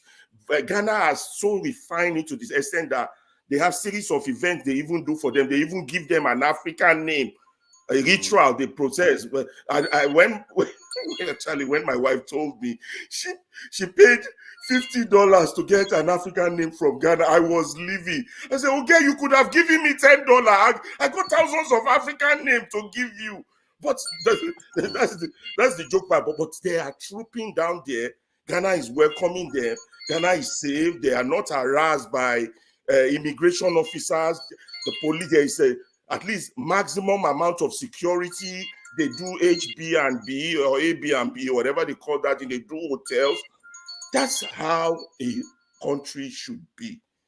Just hearing the Ghanaian story, and it's been every year, makes me feel ashamed of where we are in Nigeria. And this is what we have to prepare our country, drive out these criminals so that this can, because I notice is that even the African Americans here, they want to go back. There's that nostalgic root feeling of that connection with Africa that they want to explore. They might dislike us, they might hate us, but if they want to, you know, if they want to go and experience it in Ghana, that one has been very emotional for them. They take them through the slave route. They go to where the slaves are taken away. Ghana just had it well refined. And we have all these things also in Badagry, in Calabar, but look at us. From the airport alone, the national crowd that will welcome them at Lagos airport alone is so embarrassing that I can't even go to Nigeria all by myself without proper security arrangement. I'll talk less of them coming. So we need to drive out these criminals, exploit this connection that we have with this, and make the Black race proud. This issue of us just living the way we have in the likes of drug dealers and Tinubu's and people who have no progressive vision to be in charge of our destiny is really sickening, because we are a great people. We just need to raise our thing high. And it is sad we are living away from our people. It's not what we wanted, but it's what something has pushed us there. But we need to be reunited with our ancestors. We need to fix our land. And this, when we argue these political things, it's because of things like this. Now, on the loss of the cultural aspect that forefather was itemizing, yes. You're not going to speak. You have spoken for more than 5 minutes already. I didn't even know. Anyway, last one. That last one on the cultural one that forefather is saying. Of course, you won't know. You see, the important, we're gradually in genocide, because most Igbos let their children speak the language. It's harder. So any race that is gradually losing its language is being wiped out gradually. And the more we keep thinking that coming abroad is the symbol of success, over time, we will wipe ourselves out. Thank you. Thank you. I appreciate that. Jago, yeah, you're welcome. I don't know why you want to talk for 10 minutes on this topic, but it's all good. Bro, if I may, my brother. You're welcome. You're welcome. Go ahead. I thank you, forefathers. One, for bringing on a very interesting subject. And there's one thing about you, forefather, that we can all agree upon. Amongst all the foibles that you carry along with you, interesting is something that you very much are. You're an interesting individual, and you come with a very interesting and important subject. And me, for one, has been a member of the diaspora, so to speak, for the longest time. All of you people here, you are all newcomers as far as I'm concerned. You understand? I'm 54 years in the diaspora. You understand? So given that, all of you are as Mama would say, my Pekin, all of you. What I mean is, I was born, but I'm a very interesting person myself, my brother. I'm a Nigerian, fully fledged, 100% born and bred. You get me? Huh? You say what? I be Tinubu age mate. No, he's an old man to me. Let me just come to it. You see, in being in this country of England since I was a child, my memories of yesteryear, when I was in Nigeria at 1, 2, 3, 4, 5, my memories there are much clearer than my memory of yesterday. And what I mean to say is, I've always been a Nigerian. No matter my accent or how somebody may look upon me, I've just always been. When people used to ask me, where are you from? I had to tell them directly, I'm a Nigerian. Nigeria? Where's that then? They didn't even know. Nigeria wasn't the name that it is today. I was defending Nigeria back then. You understand? Not when Nigeria is all a bit shiny. It's a bit as dusty as it always has been. It's a bit more shiny now than it was when I was in this country, defending the name called Nigeria. So in that, I put it to you that this is a deep, deep topic you speak of. And I want to spend my time emphasizing the importance of being a part of the diaspora. Being a part of the diaspora, if you are African spirited, African hearted, then it should be clearer what is going on back home than it is from actually being in Nigeria. It's much clearer when you look at it from here. Because for all of us who travel back home from time to time and think we see stages, we see things improving in one light, but getting much worse in another light. We see it. We know what it is. When we go back home, we're in terms of back into the diaspora, and we look upon Africa and Nigeria particularly, and we see that Nigeria is not performing. However, Nigerians are performing at any level you expect. Whether they be Nigerians who are reared and even marry into Oyumbo, there's something about them that is so shiny in my eyes. I've watched a lot of cross relationships, Chinese and Nigerian, Indian and Nigerian, Oyumbo and Nigerian, whoever and Nigerian. And the show and display of splendor, wealth, and culture, it shines through in being a Nigerian today. And this is a marketing value and a power that we have, but we don't really realistically know how to target that. And the power of us being in the diaspora should encompass the whole of the Black people that are stationed wherever we are in the world. If we are taking advantage of our positions as being part of the diaspora, and those amongst us who are Nigerians and shine, and we pour into that culture of the nation that we are in, my brother, we soon take the world over. I really, really want us to look deeply at what's going on planet-wise. We may want to secure ourselves back to Nigeria, as Oti is explaining, and that not be a bad thing. I personally would prefer to be in Nigeria right now, because that was the plan. Things went a bit ski with. I'm still here in Europe. You understand? So give that as it may. I have 3 homes in Nigeria, built and paid for. You understand? 3. 1 in Lagos, 2 in Ondo State, where my villages are of my parents. Nice property. Nobody is there now. My cousins are there, but nobody of our own family is actually there. My mom is here in the UK. Things here as it may, we are all over the world.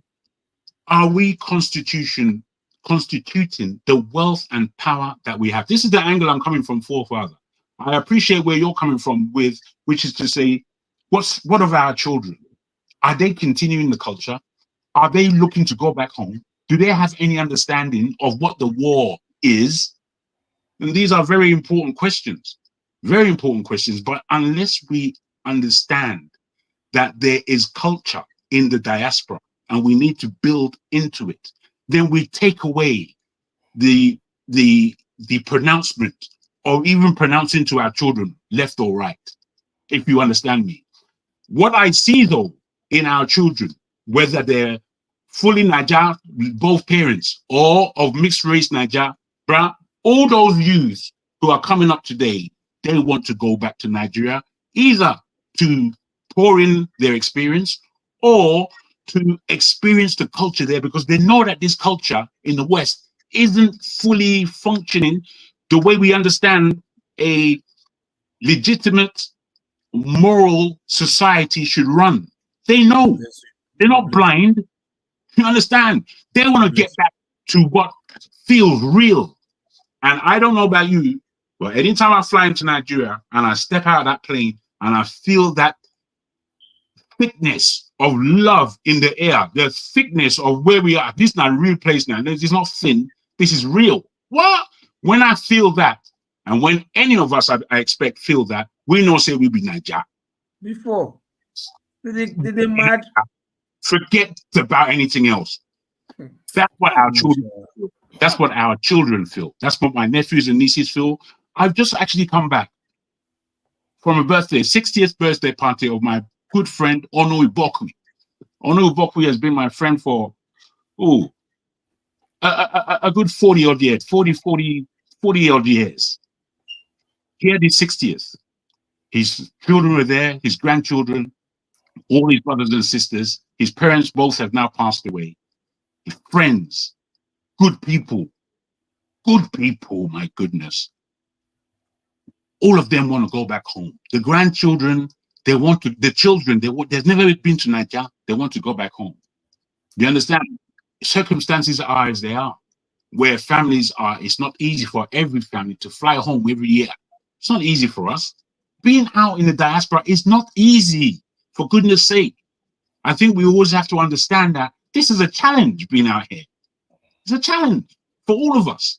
The bravery of my parents to come to the UK, knowing that they wanted to go back. Every year we were supposed to be going back to Nigeria in my childhood, going back for good, but we never did. And as much, they were brave enough to make it a serious goal of being in the UK. You know, they brought up wonderful children. They championed so many people into the country. So many people, put them through university. My parents, I've seen what the diaspora is. The diaspora is part of our power base. Unless we get to grips with that real quick, we're just going to miss we're going to miss everything. How are we going to get back home? Me personally, I'm building my station as to how to get back home. In terms of, I don't want to go home and do nothing. I still got energy. I want to have a good 10 years of putting efforts into strategizing for Nigeria, me personally. And I know what I can pour in. So I really don't want us in the diaspora to be taking our position as just to come here, wake up and work and sleep. You have to be thinking, you have to be planning. You understand? And the more you do that, whether within your family or within your friendship group, you need to be organizing. So please, forefather, again, that's the angle I'm coming from. I thank you for this subject. I must say, over the last 3 or 4 subject matters that have been broadcasts, I think there's been a heightening of intention in our discussions. So I again applaud everyone for their contribution. Thank you. Yeah, I really the point you made about the diaspora being a power base, I think that is actually is correct, because it's a power, but do we tap into it to the potential that we can? So far we are not organized. I wanted to say that the other day somebody was criticizing Obasanjo, or was it Gowon, whoever organized First Start back then for organizing. I think that thing they did then was a real great thing, and Africa is due for another First Start. It would be nice if Nigeria gets itself together and be the one to host it. The bringing together of everything black, there's nothing like it. we don't have the kind of leader that is ready to party now. But the point Jagun made about the as a power base is a powerful thing, and I have to say there's some drive now for some young Africans to visit Nigeria, partly because of this Afrobeats and Nollywood, that is getting around the world. So that too is making them a little bit more proud. If it's nothing to be proud of, like Jagun was saying when he was younger, he had to be defending Nigeria. If nothing to be proud of, can you imagine having a child in the UK like that? They will not want to associate themselves with Nigeria, or they want to be part of. And I've seen many that have done that. Even if they've been to Nigeria, when they grew up, they barely had any contact with Nigeria. But now they are going. That said, you still have that issue whereby, like, the families are breaking up, because when they come here, you heard about the case, they are throwing the men out of the house. The families are breaking up. The outcomes are less. And because the families are breaking up, the state gets involved in those families' lives even more.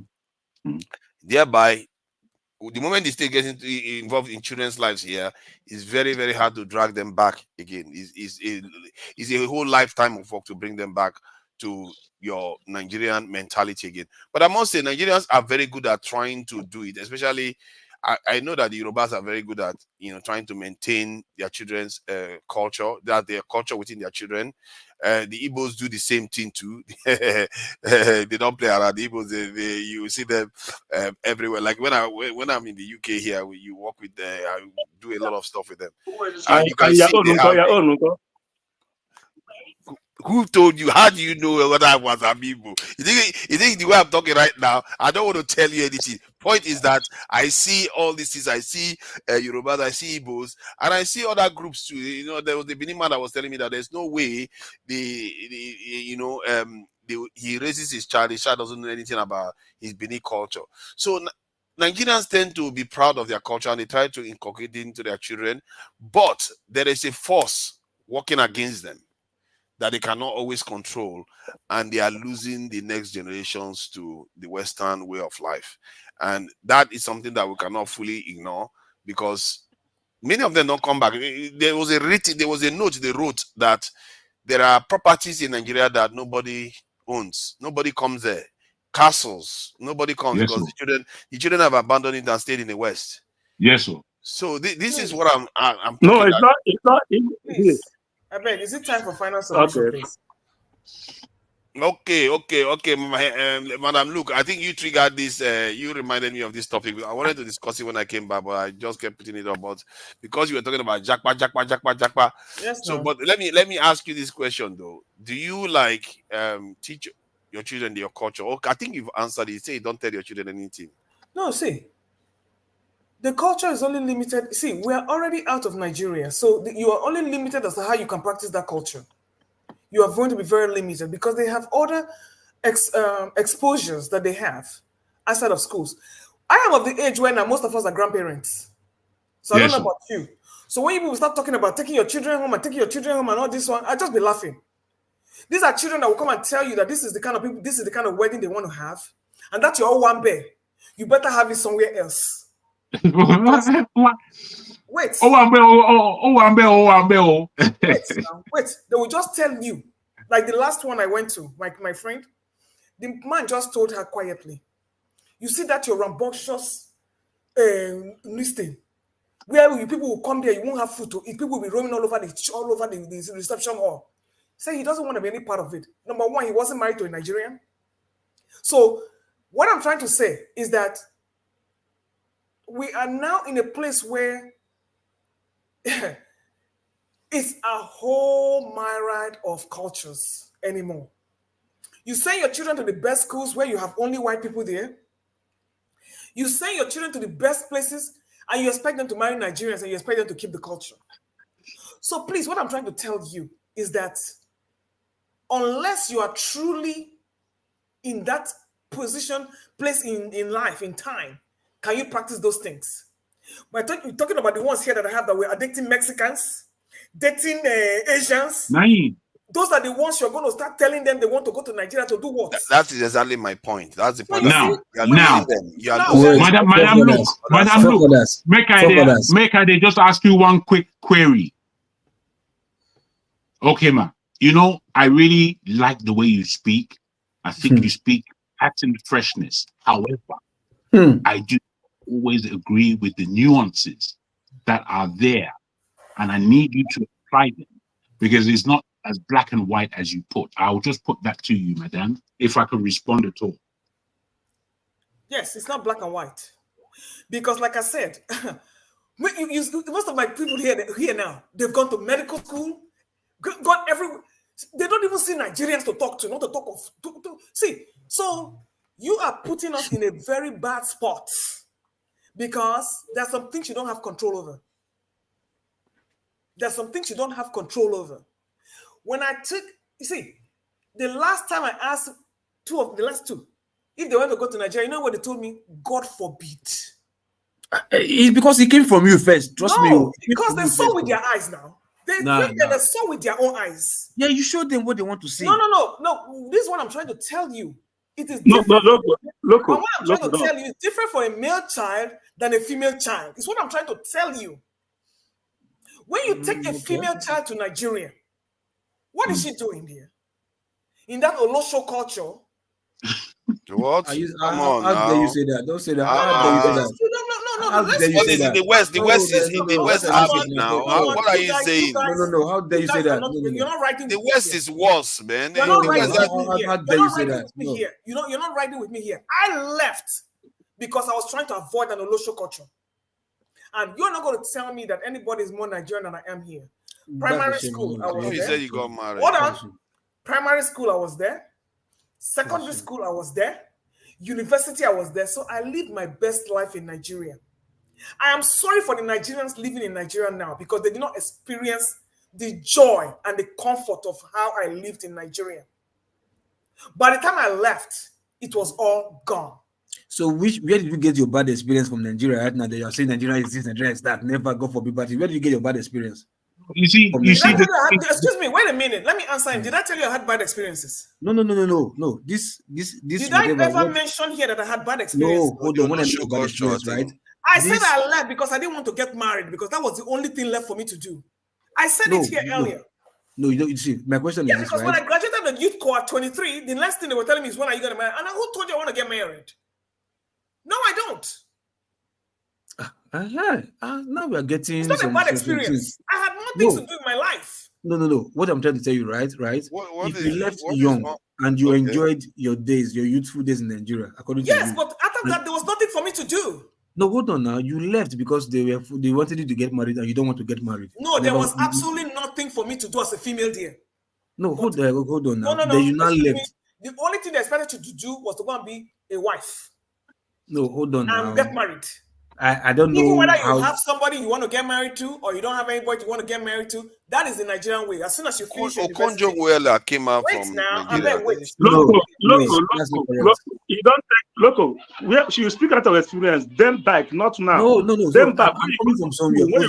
I'm coming from somewhere. They expect you to get married. No, I still don't believe. Loco, I don't believe you're getting Madame at her point. Please let her. Wait. I understand. I'm with you.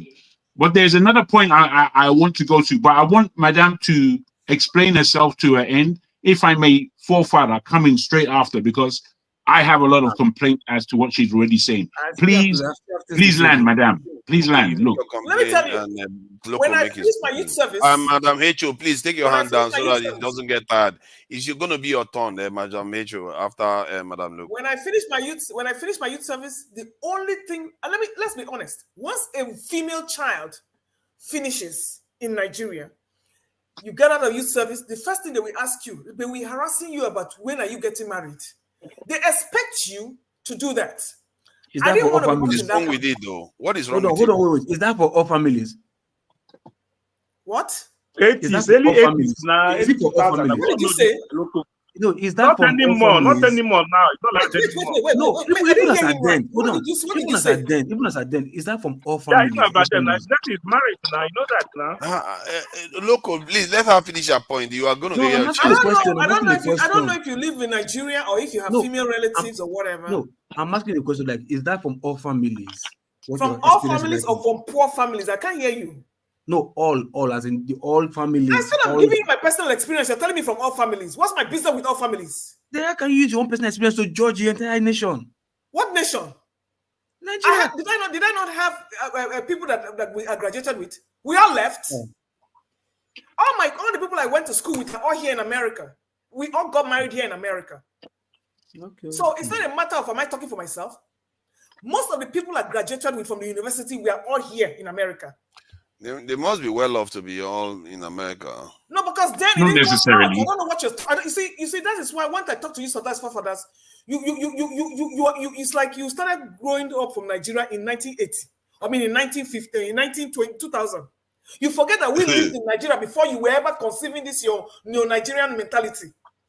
Yes, you have no idea it's not exactly, what it is to be a Nigerian. This is where I've got to ask all of us to really think about what we are saying, and whilst we can only come from our own narrative, we must always understand that there is a wider narrative out there.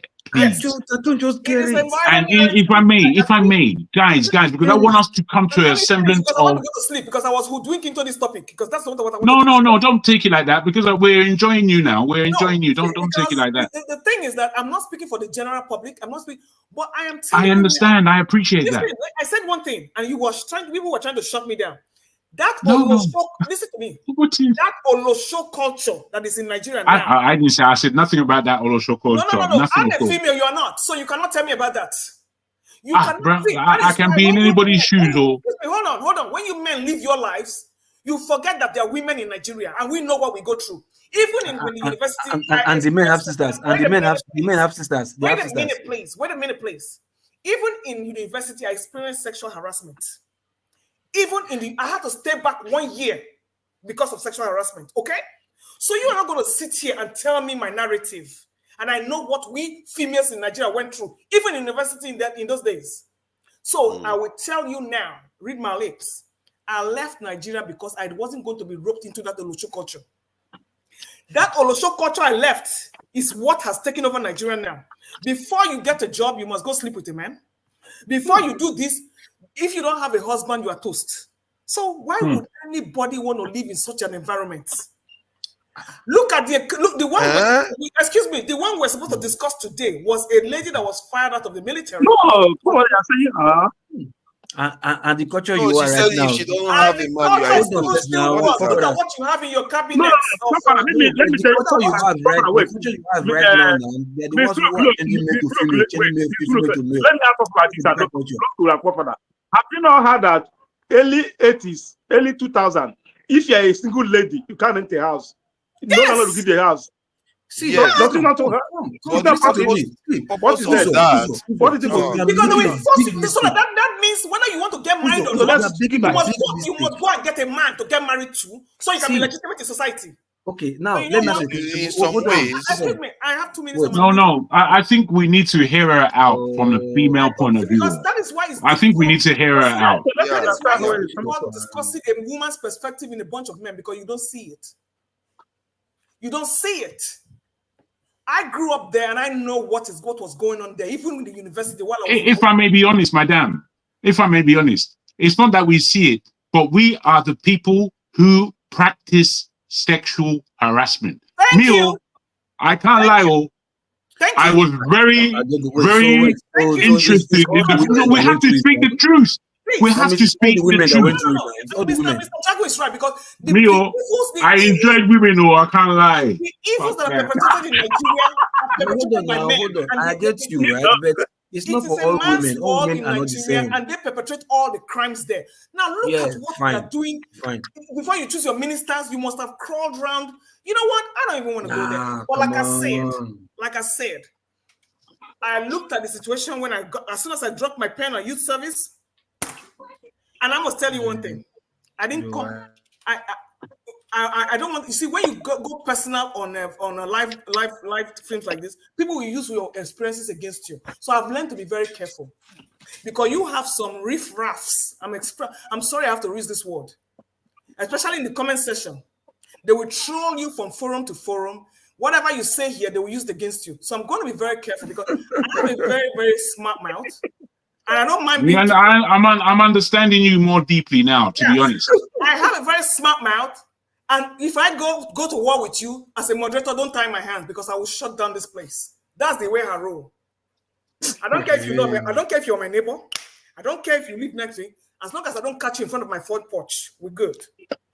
So my thing is, you will have some riffraffs who will troll you from forum to forum and use what you say against you. So I'm going to be very careful what I say right now. I didn't come from a home of women that were handicapped or did not have nothing to do for themselves. I didn't have, my mother wasn't that way. My aunties weren't that way. I come from a family of very strong women. Now, does it mean they're not marriageable qualities? No. They found men who appreciated them who they were, the way they were, and they found men who could work with them the way they are. We are not traditionalists. So what I'm trying to say is that after looking at the environment in Nigeria, I knew that was not the place for me. And it was time for me to leave because... Okay, and look, may I ask you a question? Yes. So now that we are all here, refugees, okay, as it were. Oh yeah, so proud, a proud one, beating my chest. Hold on. Oh, sorry. So it's a good thing. It's a good thing, right? They did give you visa. Beating my chest. Well, that's the pity of it, you know. So, but it's not a good thing, and it's never a good thing. People should really. It's never a good thing. Did you say it's never a good thing? No, it's not. To be a refugee. Myself, I'm a very proud refugee. Because let me tell you, you have people in Nigeria that are living in IDP camps. Are they better than me? No, hold on. Sorry. Excuse me. Are they better than me? But you are not living in IDP camps in Nigeria. I'm not a refugee. I'm not a refugee. Refugee camps in Nigeria selling their votes. Are they better than me? Look, I'm not a refugee. Hold on. The problem is this, okay? We really have to understand what the issue is, okay? Now, because we have problems in Nigeria, the country is in shambles. You know what I mean? It doesn't mean it's temporary, okay? We are here economic imperative, but that's not how it should be, okay? So you know what? You got your dreams. You have your dreams. You have your dreams, huh? No, it's not about my dreams, okay? Most of you are listen to me. Most of you are here. Madam Luke. Let me tell you why we're listen. Mr. Fofadas, you are the number one hypocrite on this panel. Let me tell you why. All of you here. Madam Luke, why are you fighting everybody?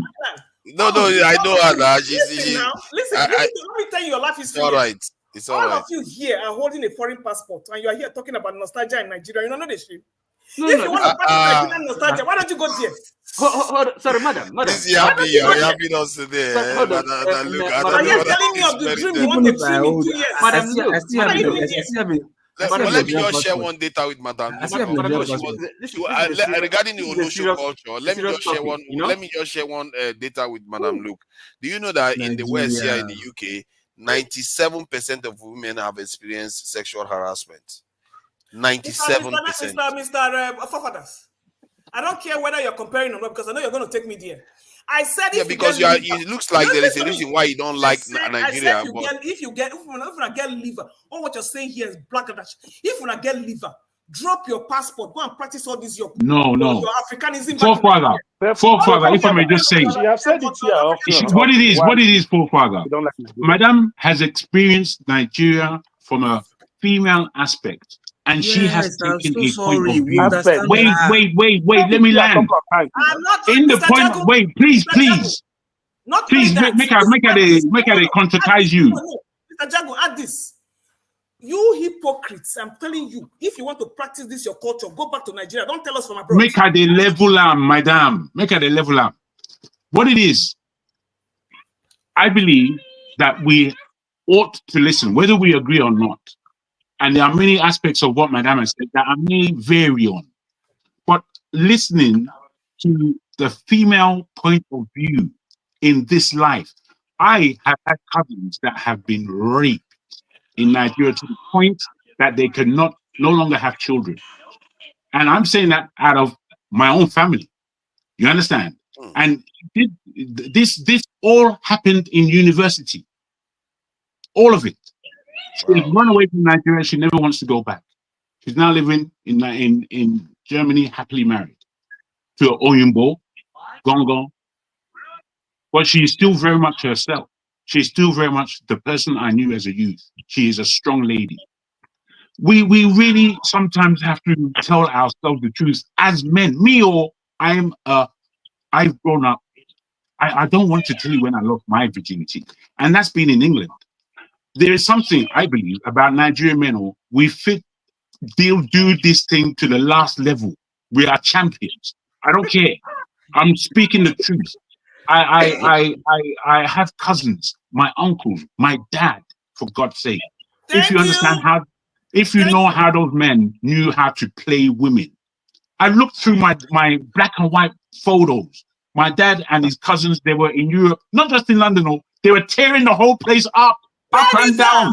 Women, during the time when racism, they didn't give a fuck about racism, they were going to get theirs. You understand? In plush style. If you see the way the men were dressed and how they were running things, or in African American, it doesn't matter. We have been like this. Me personally, I take a lot of pride in it because I'm an expert. Having said this, I think we really need to pay some regard to the female objectives in this life, to be honest. What it is that from the way I read Madame Luke speaking, I'm escaping to a place where there is law governing my privacy. There is law, as opposed to the rampant rubbish nature that we have in that crazy place. We have to admit it. No point in messing around and having yabba. Listen when people speak, and then own your own experience. Own it. Own it. Don't mess about here. I know all you lot scoundrels amongst you. Let's not pretend. We know who we are. Come on, let's get on with it. Next subject, please. Okay, so for us, see, I have to say this truthfully, right? Whatever experience she went through, or she noticed, or this and that, maybe through her childhood, yeah, fine. It's a personal life, you understand? And I don't know if our friends, our peers, or our schoolmates in university experienced the same thing she experienced. I don't know if our cousins, both from paternal and maternal side, experienced the same thing she's experienced. But regardless, all these people together aside, still will not make her to say, okay, she might decide to, that's her choice to say, no, Nigeria, this and that, because of my experience, whatever. But there are also people of her age group, even older and younger than her, that will say opposite of what she's saying about Nigeria. And there are many out there. Please go and bring them. No, hold on now. Listen. Hold on, listen. Just listen. There are many out there to like, oh, they never had the experience you had. You understand? They were like, oh, they went to school. You understand? Probably, maybe whatever, they got their own job. They were working. It was okay for them. When it was time to get married, they got married. They were never peer pressure to like, when are you getting married? And come again, baby. Maybe their parents was not selfish like that, or their parents was somewhat educated or whatever, or know what they want for their children, not to pressure them. You understand? They discuss with their children, they are friends with their children, no pressure. It's one at a time. Husband will come when they want to come, children will come when they want to come, wife will come when they want to come, no pressure. You understand? But the most is that they teach them the value of life, the lessons of life, and they go with it. And when those things happen, fine. You understand? That is some people, they get married late, they get married early. It just depends. Some even got married when they're in university, not because it was too pressure. So there are some youth who like, I just feel like getting married early so that when I'm growing up, my child will still be growing with me, so I will mature together. So by the time I'm maybe like 60 years, my child will be like 40-something years old, like, oh, is it your daughter? Are you sure your daughter or your son? Very old, something like that. There are families like that who plan their also, so to speak. But I also have family, I have sisters. They did not experience what you experience. To say, oh, after university, when are you getting married? They didn't. You understand? I have cousins too. You understand? They didn't. That's what like, oh, okay. Are you speaking for all Try to keep it Nigerians? brief now. You know it's not your turn. The Macho's hand is up.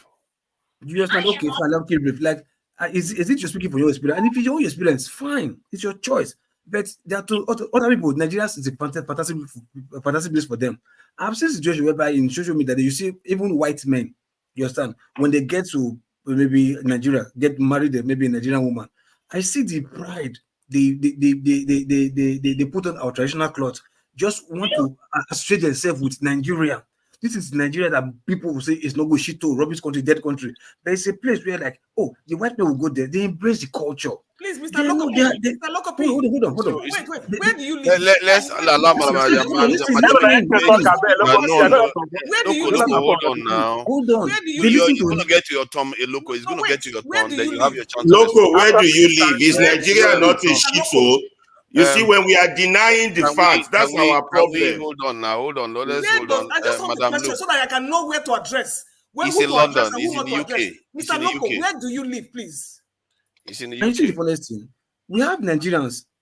Can we leave it now? Can we leave it? Not now. Not where now. Where are you speaking from now? Is my question to you, Mr. Loco. Where are you speaking from now? It's in the UK. It doesn't matter. It's in the UK. If Nigeria was that good, why are you not living in Nigeria? Thank you. Can we leave it? Shut up. Can we leave it? He had other. You don't want the truth. You want to be. Can we leave it now?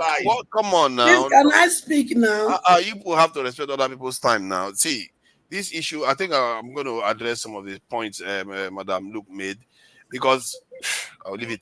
Madam Mitchell, please go ahead. Thank you for your patience. I'm sure you really had to put up with a lot. I'm not be patient too. And Oga Oti not see anything wrong since. Now that when I take the floor, now I go call remember Mama. Okay, we're going to put it there so that it doesn't go beyond 10 minutes, so Madam Mitchell. You see?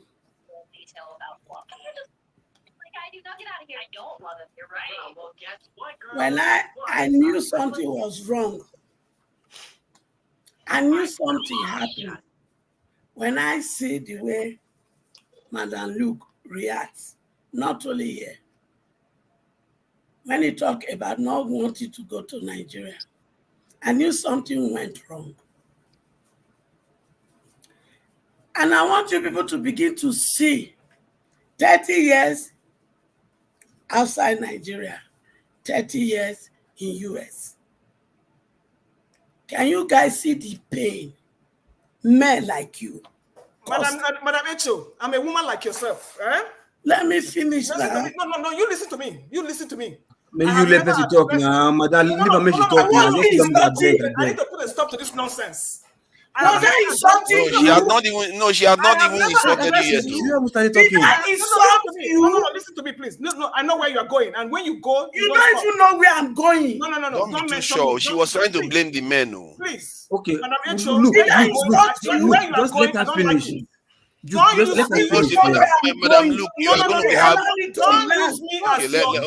me as your Hold on, Madam Luke, you are going to get your chance to respond back to her fully. Nobody's going to interrupt you. Don't worry, you're going to get your chance to respond to her. Nobody's hearing you, Madam Luke. That's fine. 30 years in America is not your business. Don't use me. No, allow her to say what she wants to say. She's not insulting you. Mama H.O., sorry, you are muted. Mama H.O., go ahead. You don't even know what I'm saying. You don't even allow me to land. Go on. Listen, you can do your hand like this. I'm a professional in my job. I'm a social worker. When I see people that speak from pain, I know. I'm only referring to you so that these men and other men out there who know that their action, what they have done to women,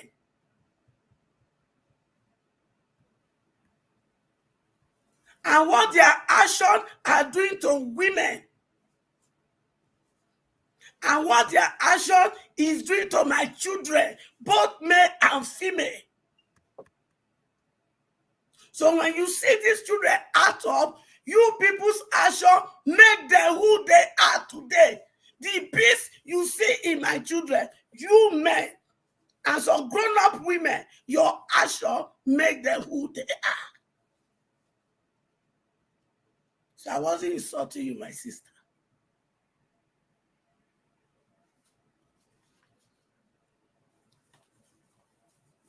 I went through pain. Are you serious? Wait, are you done? But I live above my pain to save my children.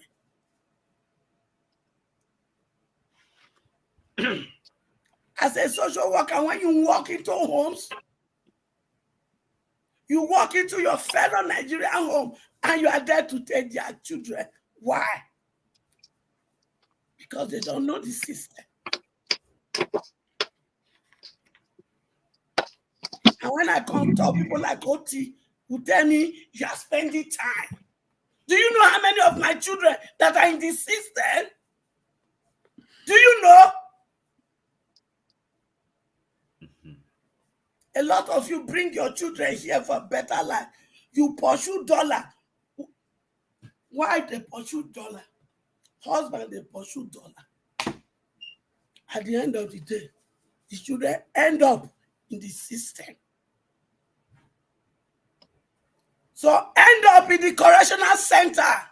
That is where they are. Thousands of Nigerian children, they are in the correctional center.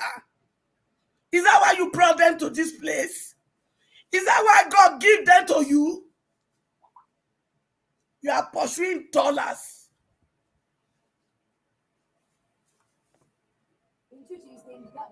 I told them in our training school, I said, you know what? You people train us to remove children for safety and put them in foster home. But in foster home, they are not raised. They only kept them for safety. And when they are 18 years, you let them go without no raising them. And because they can't cope, they end up in doing drugs. And they end up for life in prison. So when I come here, I've seen.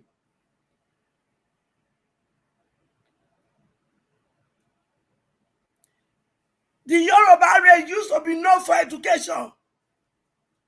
But when people like Agbadoria came, they turned them to Agbero or Malta. And you people are here. My Igbo tribe. I love you people. When you people used to bring people forth, they will learn trade. You will settle them. No trouble. But what you people do this, the majority of you. You bring them to learn trade. When it is almost time for them to graduate, you will set them up so that you don't settle them. And if you have to settle them, you go and put the money in Odochi. So that when they open the shop, the money will be coming. You think I don't know all this? So when I come, I change and make up my mind to assume the role of a mother, not because I give birth to them, because I know majority of them, they need the role of a good mother in their life.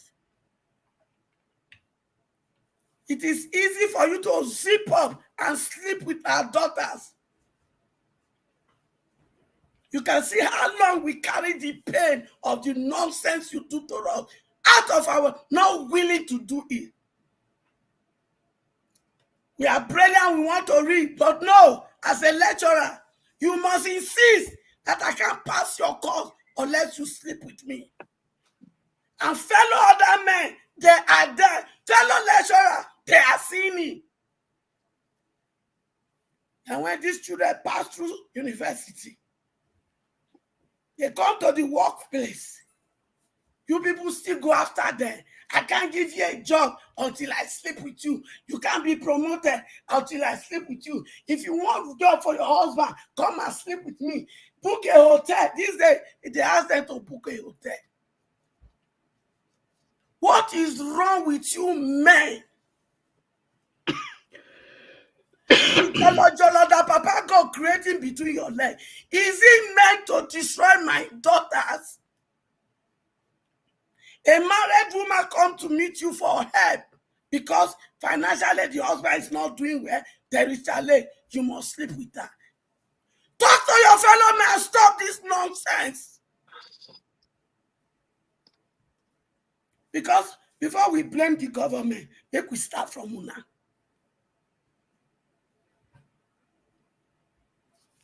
Look at the pain what you've done to a daughter. Look at it. And there are a lot out there. If women will not be judged and they open their mouth to talk, you people will not sleep for a whole year. Those that have heart, not the one that have sold their soul to the devil. I want to ask you people, when Papa God was forming you in your mother's womb as a man, did he give to you that when you go on earth and you grow up to know that you are a man, you should be doing suku with my daughters? Is that why you are created? Man! And in order for women to join you in your trade, growing up, na sugar daddy are they here. But they confuse them and they cheat them. Now they now have sugar mommy.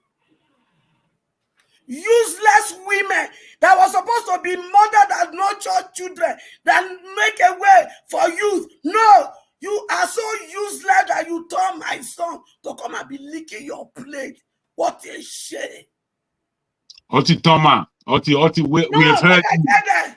No, Oti Toma, Oti There's Toma. nothing I got to tell you. Not to hear the truth today. No, wait, why? Calm, be calm, madam. I understand you. Make una leave my children alone. If una want, make I calm down. Madam, I like what you say and where you come from. I want you people to start telling your fellow men to stop this nonsense. We have spoken. We have. It's much. It's much. It's not much. We have understood you. We have understood. Because my children must be free from all of una and all the women. If your husband not satisfy you, leave my sons alone. Don't tell my son to be coming to lick your plate. If you have money, instead of using it to pay them for licking your plate, establish that boy, establish that young man, and let him fulfill his original God-given destiny. All of una when they do nonsense to my daughter and son, I will come after you because you people. Father, moderate now. Okay, you guys, look at all of you that went over 1 minute. My HO is over 10 minutes already. Yeah, it's already over 10 minutes. So, yeah, my HO is over 10 minutes. So, all of that, the tosses are not keep quiet. I know. No, you mustn't take it like that. Can I just say this? Can I just say this, my brother? Hold on, I need to say this to Mama HO. Mama HO, see, you are uncannily correct in most of the things you talk about. So you are a natural. Nobody needs to teach you. The instinct, you have it already. Just allow people to also contribute. That's all. If I may say, Madam H.O., you know, we have a great deal of respect for your age. But I must put this to you in all real candid nature. My mother, my own mother, is just like you. She's a good, probably, I don't know, 20 years older than you. Having said this, she would never come to a platform like this necessarily. But if she did, I believe, as much like you as she is, she would appoint, I appreciate your motherly nature, but you must understand that you are not speaking to children. You are not speaking to children on the platform. You are speaking to adults. And there's a difference between the Oyedepo and the black race, where the Oyedepo would bring their children into adulthood. They would bring them into adulthood. Many of the children who were in the colonial terms running countries were young men between the ages of 19 and 26. We, on the other hand, as black people, we want to maintain that you are forever children. With that, madam, I will put it to you candidly as a father myself, that we cannot afford, if we are playing in this game, we have to understand and appreciate that you are speaking to adults, grown human beings. So the mother nature is appreciated, no doubt. I personally love it. However, you must appreciate you are speaking to adults. Madam, I beg your pardon. I don't tell you. I'll not call you picky. Let those who see me as a mother figure see me as a mother figure. Did you understand? Do you know what it means for me to ask again? I don't have the money right now. Can you reach out to your pastor? You know what she told me? I can't. Because the last time I asked for help, he almost raped me and I ran away. Do you know what it means? Do you know what it means? Thank you. Thank you. Oti. Yeah. Oti, so what are you doing? Listen, I mean, are you checking some documents or something? Are we still talking on the same topic? I mean, No, it's on the same topic. It's on the same topic. I think he went to low show direction a little bit. No, I think I made my point. So okay, you made your point. And it's really, it's most of this is it shouldn't be a personal matter. We just have to look at look at it in a serious way. Think of ourselves as a people. I mean, there's a reason why we were born where we were born. We are not light skinned. We're Africans. So you can't just throw all that away and then come and live in the place where other people have built.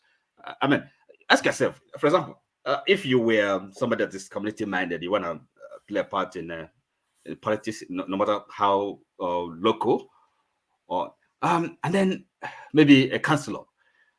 I just imagine myself maybe sitting in Alaba, just in case, no drinking while you're on live, please. If you want to do that, go off the panel, please. If you want to, thank you. Okay. First of all, local. I'm not drinking. So now, the thing is this: for me, really, if you want to be true to yourself, then you sit in a council with a group of other councillors or white people, and then you, as a Nigerian, a black person from Nigeria, and then maybe telling them how to govern, how to make life for the citizens good. And I mean, are you really? And then you're coming from some distant land that cannot it's just, if you see yourself in this kind of position, as me, you're somebody that is really wanna be active in your community, contribute to in somehow in governance, in government, at whatever level. I think I'll just see myself as being really false, be out of place. Now, because you are home. They say charity begins at home. You've not been able to contribute anything to the development of your country, your land, and then you're somewhere some thousands of miles away, and then you want to tell them, this is how things should be done. It's crazy, And now, Madam, look, you see, you talked about, this maybe dating children, dating Mexicans and Indians and whatever. So, okay, let me ask you. So before the children grow up to this age of dating, is it so impossible that maybe they could not grow up, go to school in Nigeria, or where they could learn their culture and then be rooted, okay, to develop their personality? Because where they're coming from, their cultural identity is part of their personality. You can't take that away. If you're a black child, a black boy, a black girl, you're not gonna be English. You're not gonna be Caucasian or Irish or anything. Okay, you will forever remain a black person, albeit one that. Are you asking me? Let me finish. Albeit I don't believe he's asking. He's putting his point. Listen. Albeit that one that is not really genuine, true to himself. Now, because how can as a man, you say, look, I'm an Igbo man. You can't speak the language. How does that? So these are the things that we really have to think seriously about. Have you ever seen maybe a German who can speak German language, or Spanish who can speak Spanish? So but we Africans live through all this, and then we think it's normal. It's not normal. Okay. First of all, sorry. Yeah. First of all, go ahead. My mom speaks one language. Okay. My father speaks a different language. My grandmother speaks one language. We have 4 languages in my house. How many am I going to teach my kids? No, what's your language? What is your language? That's not the point. That's not the point he's making. What is your language? We have 4 languages. My father cannot speak his language. My father can speak his mother's language. My mother cannot speak my father's language. So please, you make it look so simple. Most of us grew up in excuse me. Most Now, of us. forefathers, if you notice, you can see the pattern. You can see where the root is coming from. There's a pattern here. Most of us grew up in What is one a pattern? tribal It's got a homes. root. So you can pick one language and say, let us speak this language. That's Look, I understand. I'm not saying that this is easy. Okay, something the things that difficult does not make it not true. Listen, come, wait. My mother is Igbo. My father is Edo. My grandmother is Yoruba. My other grandmother is Kogi. Which language am I going to speak in the house? You for champion everything now. You're proper Niger. What are you complaining about? It's what I'm speaking in the house. Can I answer the question? Can I answer the question? What you're saying? Look. Sorry. Let me answer her question. Look, you should teach them Igbo, okay? And then of course you should learn Igbo yourself. Excuse me, in a Doman's house. Are you Okay. Everybody has spoken on this topic. The only person that hasn't spoken is AY on this topic. We've not had his own. And we haven't heard Pereira now. And we know Loco is looking for a pattern now. So there's a pattern. I've got the pattern. Loco is trying to find the pattern. I will plot the graph. I can plot the graph. I can plot the graph. We'll find out the pattern. How he learned from to language and all the rest. Okay, let's just allow AY to just chip in, and then we can carry on, because AY probably has he's been listening. He tends to have an interesting take on these things. AY, thank you for joining us. So I did hear. Don't take me off. Yeah, all right. What do you think about this conversation so far? Stop drinking.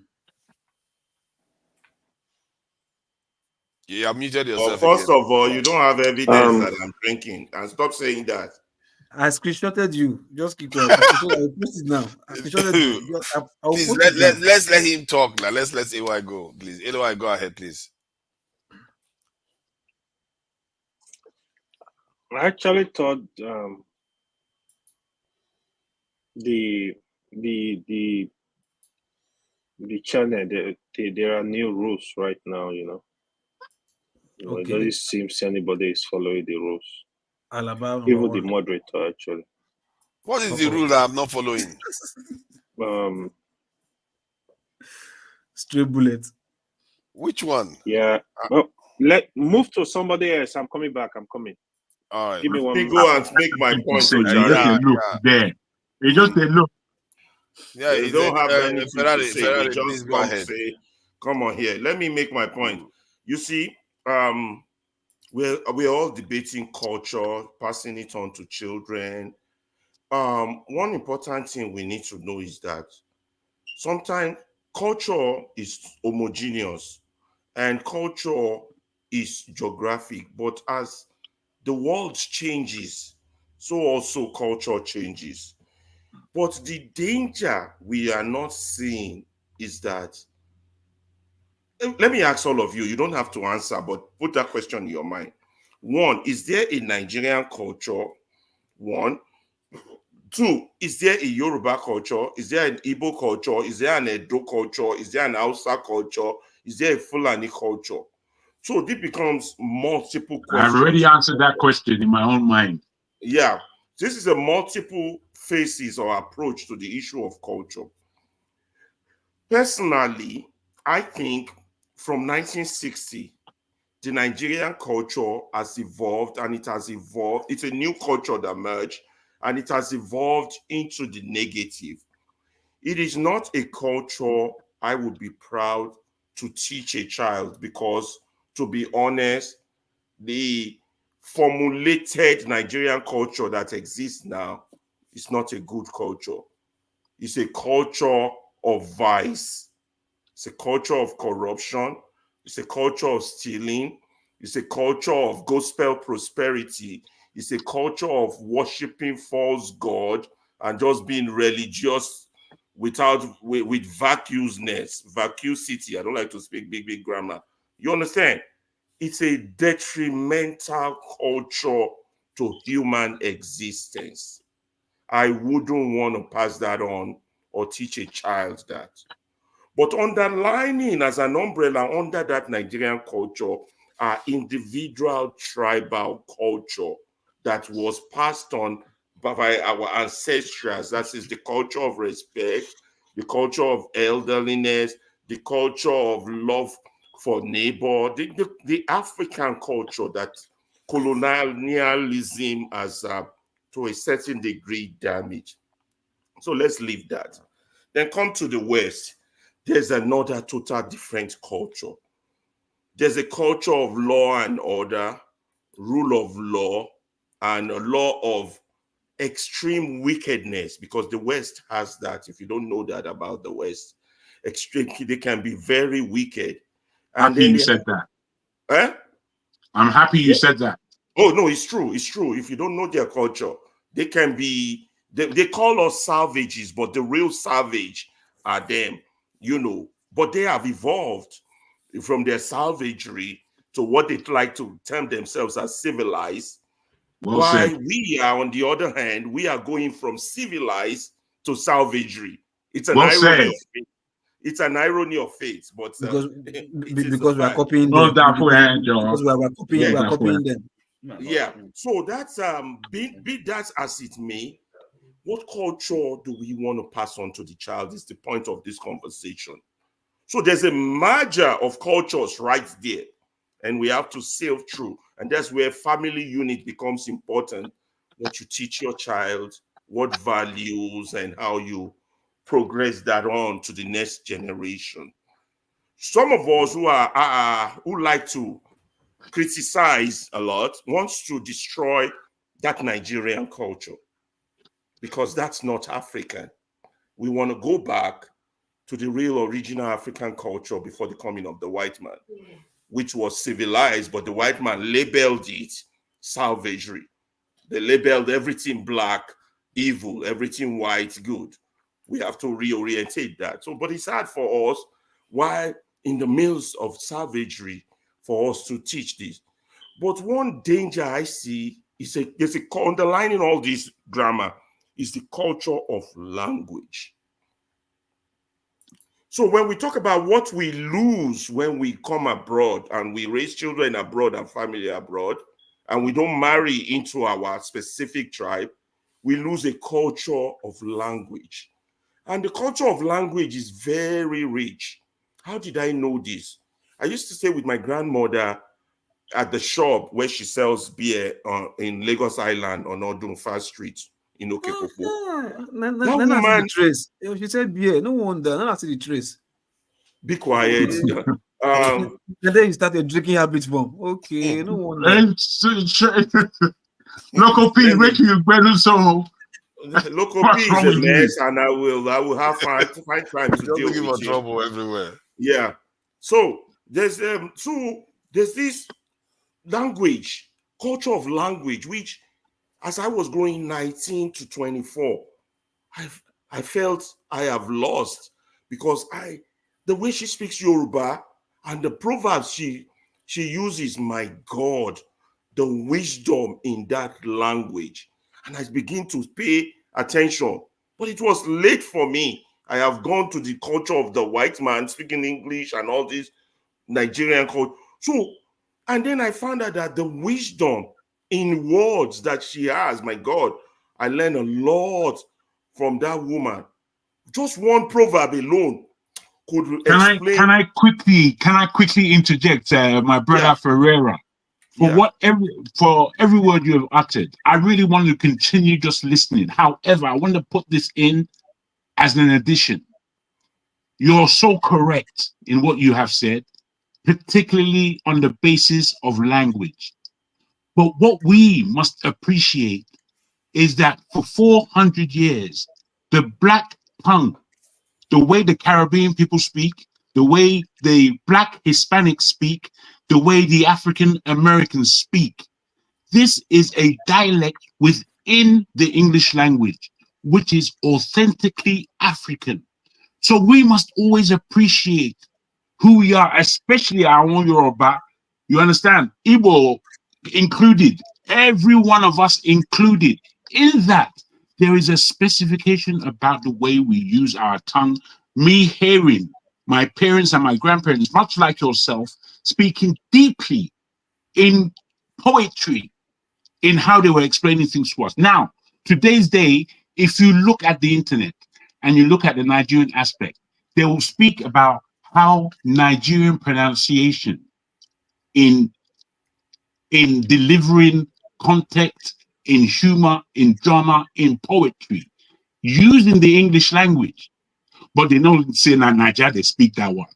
Or more. When they will tell you something like, my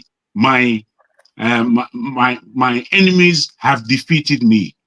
When that is put by Nigerians in a crowd that is non-Nigerian, they hear it, bang, it goes into their head, and they know saying that Nigeria, they speak that one. Poetry. If you look at the internet, you will see reams of the way both in the Europeans and in terms of the Americans worldwide, they say about how Nigerians speak English, how they speak it. Forget the accent sometimes. In fact, don't forget the accent. The accent even puts more into it. Say, now Nigeria, they speak this one, but it's English, and it's intelligible, and it's poetic, and it's accurate, and it explains humor inside the English. That's us. The language never break. We don't dare hear almost. Yeah. So I'd just like to make that addition. Bring you right up to date. Continue from that. So language is of enormous importance because personally, I always ask myself when I want to talk, do I think in Yoruba and then speak in English? This matters. Yes. Or do I think in English and then speak in Yoruba? This matters. So this is what we are losing from this conundrum of events that is overtaking our lives. And my daughter will never be able to understand the proverbs I learned from my grandmother, although I will speak a few to her, but she won't get the originality that I got from it. And I myself did not get as much as I should have gotten. So something there has been lost. And over time, as generation pass on to generation, when we lose that originality of our language, it is sad. We had one conversation here the other day, forefather, and you were saying, how far back should Nigeria go? I'm telling you, every Nigerian tribe, 350 in each of their region, should speak their language, and their children, at least at primary and secondary school level, should be taught education in their language, and English should be seconded to their language. It's important because this is the real genocide, apart from the pains and suffering we're going through, the loss of originality, the loss of language. If our language becomes extinct like Latin did, then that originality in us is gone. And that's what we are witnessing now with the migration, with the immigration, with the bad policies, with the bad rulers. Because if we are still within that geographical space, at least our language survives. You understand? But when we are away from it, we have succumbed our language to someone else's language and state of order. That's just my view. We're losing a lot from this current. We've lost a lot from colonization. It's time for us to start making amends. Thank you, Alaba. I think your submissions these days, my goodness, you're really getting even more and more intellectual now. You know, you're lecturing us. That's quite good. It's the alcohol. It's delivery. I think we've dealt with this topic quite well enough, and I am very. Can I just end it? If you're ending it, can I just end it by saying this? Because you're quite right about what Alaba has spoken, and I would lend some hope to his position and to the position of that level of thought. Is that in my earlier interruption that I made, I want to lend to the fact that all African, Nigerian cultures in particular have yielded space in language terms, but they have so much space that is already there. And that is what we don't always recognize. What I mean by this, in particular, about the Yoruba language and the Yoruba peoples as a whole. And when I look at what the Yoruba diaspora has done over the last 400 years, not over the last, like us, not us, those before us for 400 years are significantly there. We can recognize what they're doing comes from us. So in that, we've seen what they have done with it and how far they've gone with it and how still similar it is to ours. Because of the repeated level of diaspora that is taking place, we have to, as I say, pertinently, take charge, take responsibility of the culture that we have significantly there. We, as Yorubas in particular, we spread between our land that is Yoruba, between Western Nigeria, Togo and Benin, even up to the Sierra Leone coast. Many of us, all the way up to what they call the Gambia. We are there in our hordes. We are there. Then we go to Brazil, the Caribbean, and North America. We are there evidently for so long. If we don't tangibly understand the space that we have globally, I'm not talking about the Yoruba. When you talk about everybody else, then we really understand how much space we are taking over globally. If we use this diaspora along with our mother Africa, we can reposition ourselves. And this, we can do it in our Yoruba, we can do it in the blasted English. There are those of us in China speaking marvelous Chinese. You won't believe who we are in this planet. We have to take responsibility that we are actually everywhere, and we have a history of being everywhere. And in that, we must be proud of what it is to be Black, what it is to be Nigerian, what it is to be African, what it is to be Yoruba, Igbo, Hausa, whichever family you are from. You know, forefather. I need to underline that we are here, my brother. We are here and we are developing. What we need to do with that development is to organize it. If we organize it, then the whole paraphernalia is already set up. It's already set up. It is only that our mother Africa, that Nigeria in particular, that needs to fix. We need to fix that space. If we fix that space, we have the whole planet before us. What's going on? I need to make that an underlining. Thank you. Thank you. Yeah, I think you made that point twice. Forefather, last thing on language. When I went to Wales, I noticed that the Welsh were also losing their language, but they've instituted it constitutionally to have regained their language back and ensure that their children in schools now speak Welsh in Wales instead of English, because English, unfortunately for the Welsh, was a colonialized language. I was shocked to figure that out when I visited Wales. That was about 20 years ago or something. But you got to see the importance of language. Of course, your point is not lost on us at all. It's not. It's a valid point. I just need to give you some backing that we dare hear, no matter the language, we dare hear.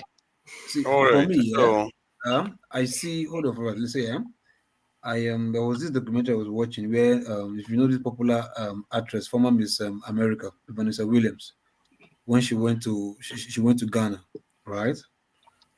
She went to Ghana just touring, just to chill, just go outside America, at least just whatever. See, when she landed at the airport, she cried, she shed tears. That was the story. Why? Like, for the first time she was born, she saw people that looked like her all over the airport, controlling things in the airport. Or like the America, where you go to the airport, you see white here, white this and that, this and that, miss, whatever. But for the first time in her life, she was born. I told you, former Miss America, Vanessa Williams. She's also what's called actress, and also a songwriter too. She said tears for the first time seeing her people that looks like her operating everything 100% in Ghana airport. Like, wow. Before she now talk about her experience going to the point of no return at in Ghana, whatever. You understand? We also have sorry? I think I saw the such videos. Yeah, check, find it. You see, yeah, it's there online. You also see some even Hollywood celebrities. You understand, like the what's it called I forgot this guy's name. Someone L. Jackson. I think I've seen what's it called Forest Whitaker. Many of them like that. You go to Africa, you stand, go to get a passport or something, try to nationalize with their people. Because they're in America. They don't even speak the language of Africa, any of African language. They don't speak it. But in their subconscious, they know, they study, they hear, they research. Like there's a deep root. These are the people, they're not young, they're old. They were born in America. Their parents were born in America. Their grandparents were born in America.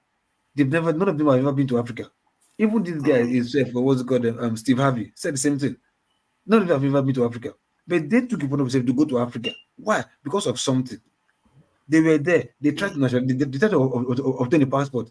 Ludacris, the same thing. He's got a passport, African passport. You understand? So the thing is, like, when I see people say, like, Africa is this and that, like, I just look at you like, do you even know yourself? Do you even know yourself at all? Just because of this, whatever you have bad leaders, bad governors, then you want to throw the baby and the bad water. That okay, Nigeria's hope is doomed with this and that. And I see we don't have people who are successful legitimately in Nigeria, trying to make Nigeria better. There's some people who cannot even travel abroad because they are successful in Nigeria. Tell them to leave Nigeria and go to abroad. They'll tell you no. They don't. They can't. They can't even fit in. You go to Nigeria, yeah, you see people, yeah, we see all this noise, yeah, this and that. We know. Thank you. I think we know that part that many Nigerians, I agree with you what you are saying. Don't forget, we also see you have to allow other people to have their own opinion. No, I'm not saying she's not correct in her own definition, in her own way of life, in her own word. She is got to her own. But like I'm talking about, we're all here, not talking about for ourselves, talking about general. The general perspective, what everybody wants global is as a that's why local is important. We all join hands to fix you understand it. So it's not like we have to fix the negativity that is messing us up.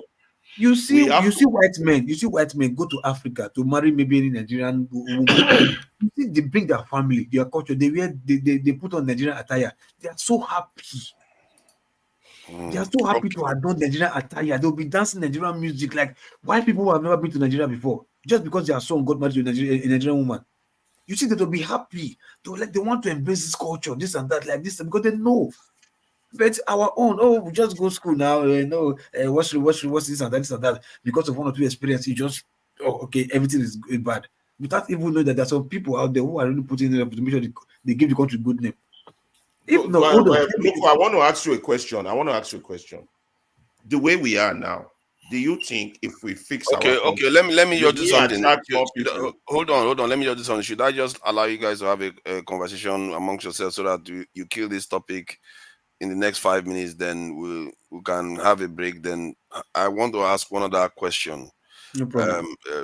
Regarding this thing about this one is more philosophical and psychological, whatever way you want to look at it, so that we just use that one to close off instead of politics and all. No problem. Yeah. All right. Now, so 5 minutes. Interesting, forefather. You they hide, what did they get for us? Why not they tell us now? So the problem I have with someone like you, Loco, is that those of us who are loud mouths saying that we are not, listen, with loud mouths, you're saying that we are not doing well, we need to do better, we need to confront ourselves, we need to fix our negativity. Those of us who are against us going from civility to savagery. You understand? And people like you who are saying, well, it's not that bad.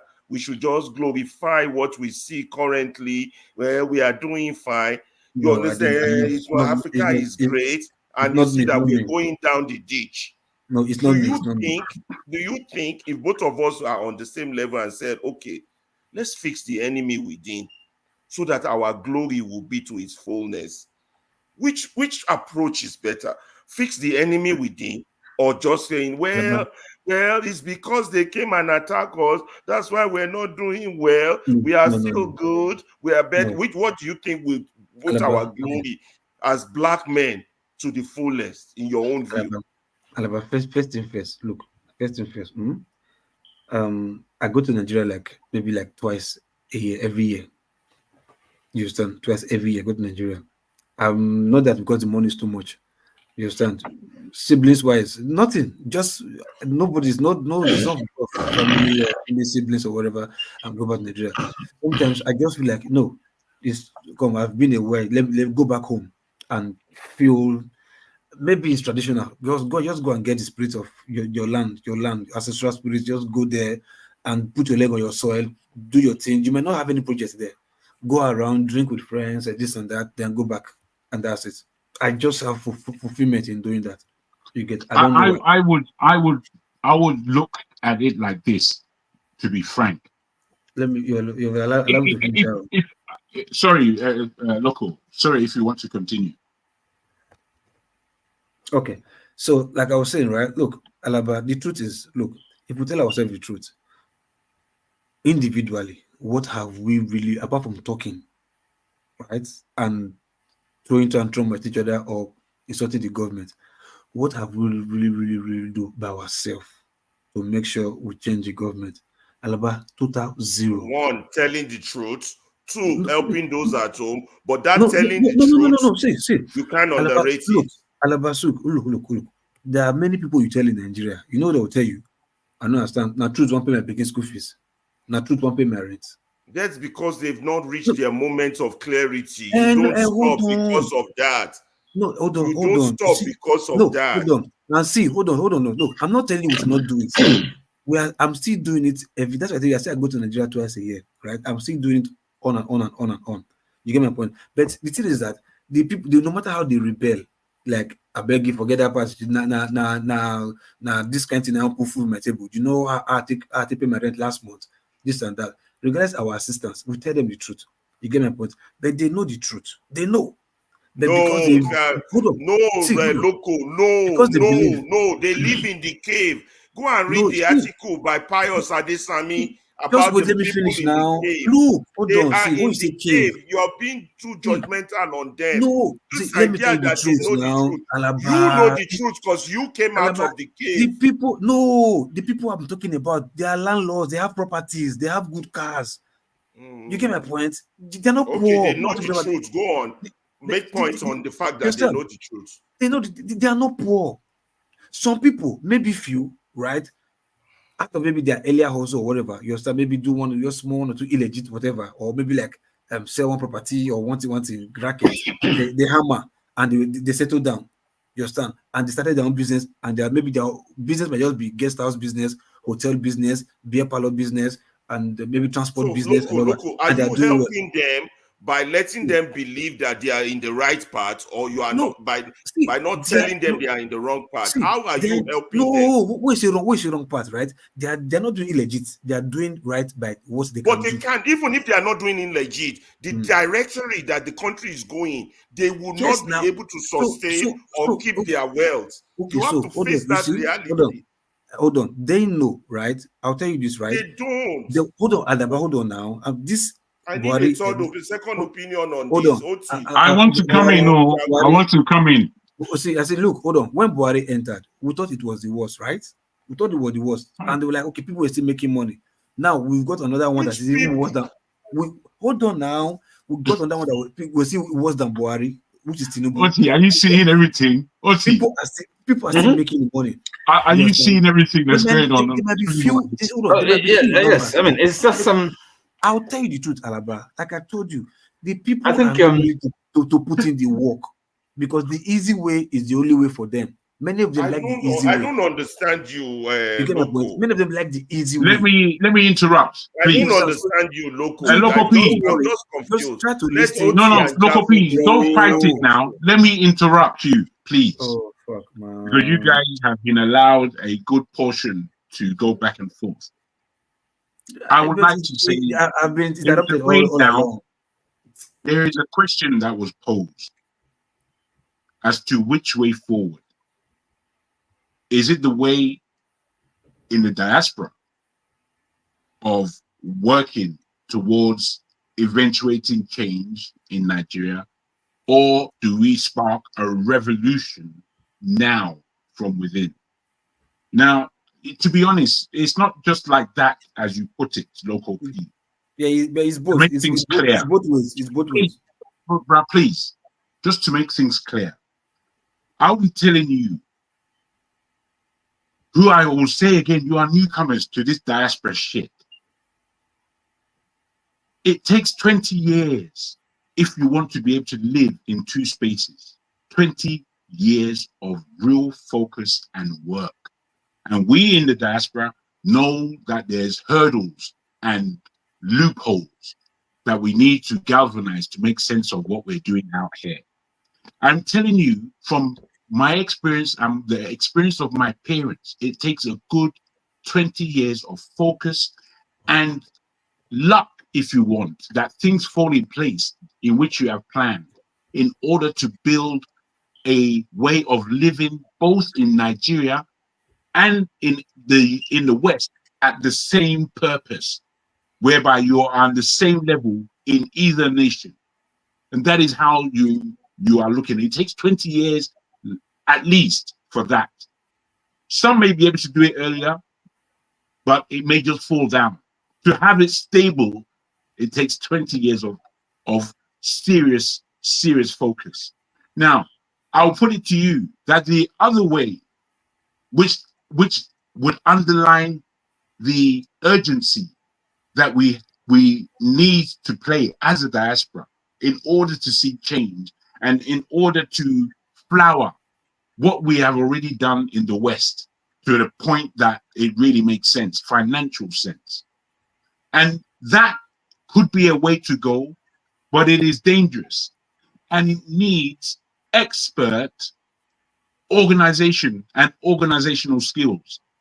It can take place over the next 5 years if we go that route, where we reach a point of completion where economically we can change it, politically we can change it also. Now, these are the frameworks that mark us really eventuating as a spirit of a nation of Nigeria specifically, to make a change in Nigeria and make a real change in Africa wide, understanding politically what we want to see. Politically, we're speaking at serious depths here in terms of what you're saying. If we look at what Mali, Burkina Faso, and Niger are doing, they have made a real revolution. They've made a real revolution. And Nigeria really should have been the first to do such. But Nigeria is still in the doldrums. We in the diaspora, we need to make sure of our own politics. What is our politics for real? What politics do we want to inject into Nigeria in order to make a real change? Now, these things are serious, Alaba, who asked the question. They're really serious. As an individual, I'm telling you, it's going to take you 20 years. As a nationhood, taking the bull by the horns and gambling, if you like, to make a change with all things in place in order to make that gamble.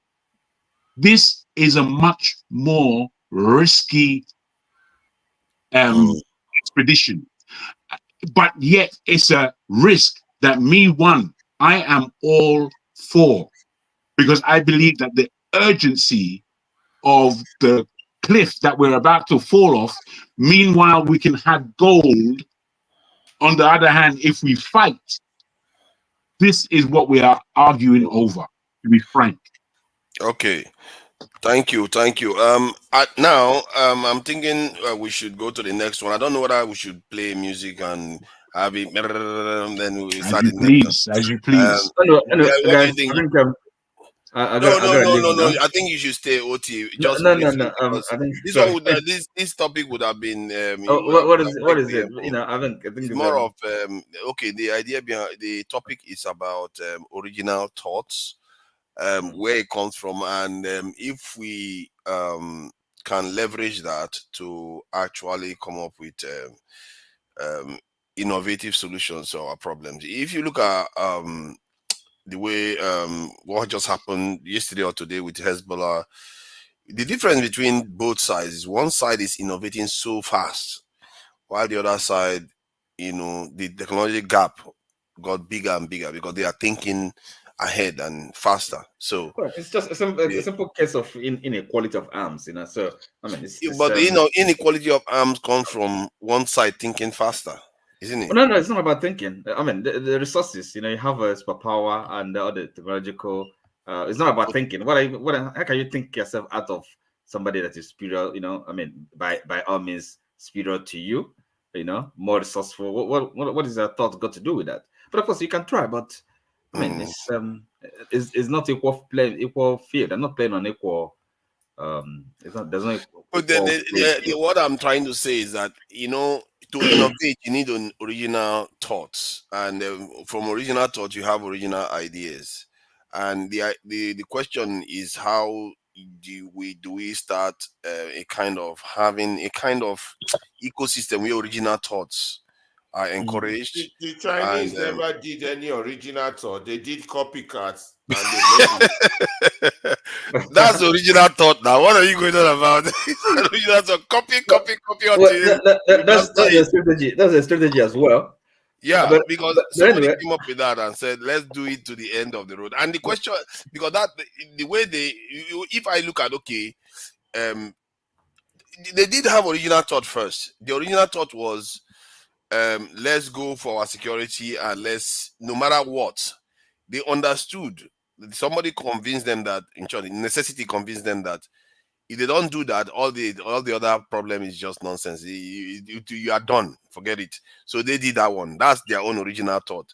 But for our own case, I think we have to be a lot more innovative, because like some of the stuff that Jagun said about the diaspora, tapping into the diaspora. At least the Chinese diaspora is not like ours. The Chinese diaspora was more linked to the China itself. Ours is a little bit loose. And some of them even left here with bitter feelings about the Nigeria, and not to mention the greater diaspora that is out there that we are not even tapping into barely. You know, I think somebody mentioned that they go to, I think it was Alabada mentioned that they go to Ghana. We rarely tap into that. We don't even tap into the Brazil. Oh, Ferrari is one of the Brazilian ones. I don't know how he managed to make it back, but he did make it back. It's true. Yeah. I still have Brazil in my mind. We don't tap into any of those edices. So all these things has to come from somebody that has original thinking, new ways of doing it. Because I don't know what anybody. But this is what I'm saying. This is what you'll be really surprised, my brother. Me, I've delved rather deeply into the Yoruba aspects of the diaspora. And whilst you are correct in saying it's rather light, it is there. You know that there is a Yoruba and Brazilian tie politically, whereby there are airplanes, American, Brazilian aircraft being sponsored by Yoruba money. It's there, it's happening. You understand? Do you know that the king of the Oni of Ife, he's been to Brazil, he's been to Trinidad and Tobago, he's been to Jamaica, he's been to South America in Louisiana, where we are. I've gone through to Togo, embrace the Benin in terms of the Yoruba there, landed back home to receive them again in our land. See, but So that is good. what I'm saying is that these things are there. They may be light. They are there. What we have to do is understand that they are there, and then bring our economics and our politics to bear. Once we've done this, we have a way of changing the minds of people back home, changing the politics back home. We have to be strategic. I'm not playing. I've thought about these subjects for an awfully long time, and the politics of it, whilst I'm seeing it from a Western point of view, I'm still able to look at it intrinsically in bringing myself inside Nigeria itself, my family in Nigeria, everything around me in the UK, Nigeria first. Okay, Then so the larger let me add to something. what you're saying. because they. Okay. Good night, all. Please. All right. Good night. Good night. Thank you. You've had it. Take care, Oti. Take care, brother. Thank you. Thank you for joining us, Oti. Thanks. So yeah, the point I'm coming from is like creating a kind of, let me just use the term, like a garden where the fruits that comes from there is new thoughts and new solutions to problems that have been aching us for a long time, and creating that environment is an idea on its own. You know, to be able to do that is an idea on its own. Then the ideas that will come from there, to know which one is relevant for the situation and the one that is not. Like as an example, like in the Israeli culture and their military, they believe that the young officers can challenge the the top officers, and because of that, there's a churning of ideas in terms of ideas to deal with their challenges. So that is what I'm thinking, because if you look at the way they approach problems, they seem to advance faster than most groups. I've worked with some of them. Would you say that example that you give should be sort of cut and pasted into a Nigerian aspect? And in saying that, how does that take place from where Nigeria is right now?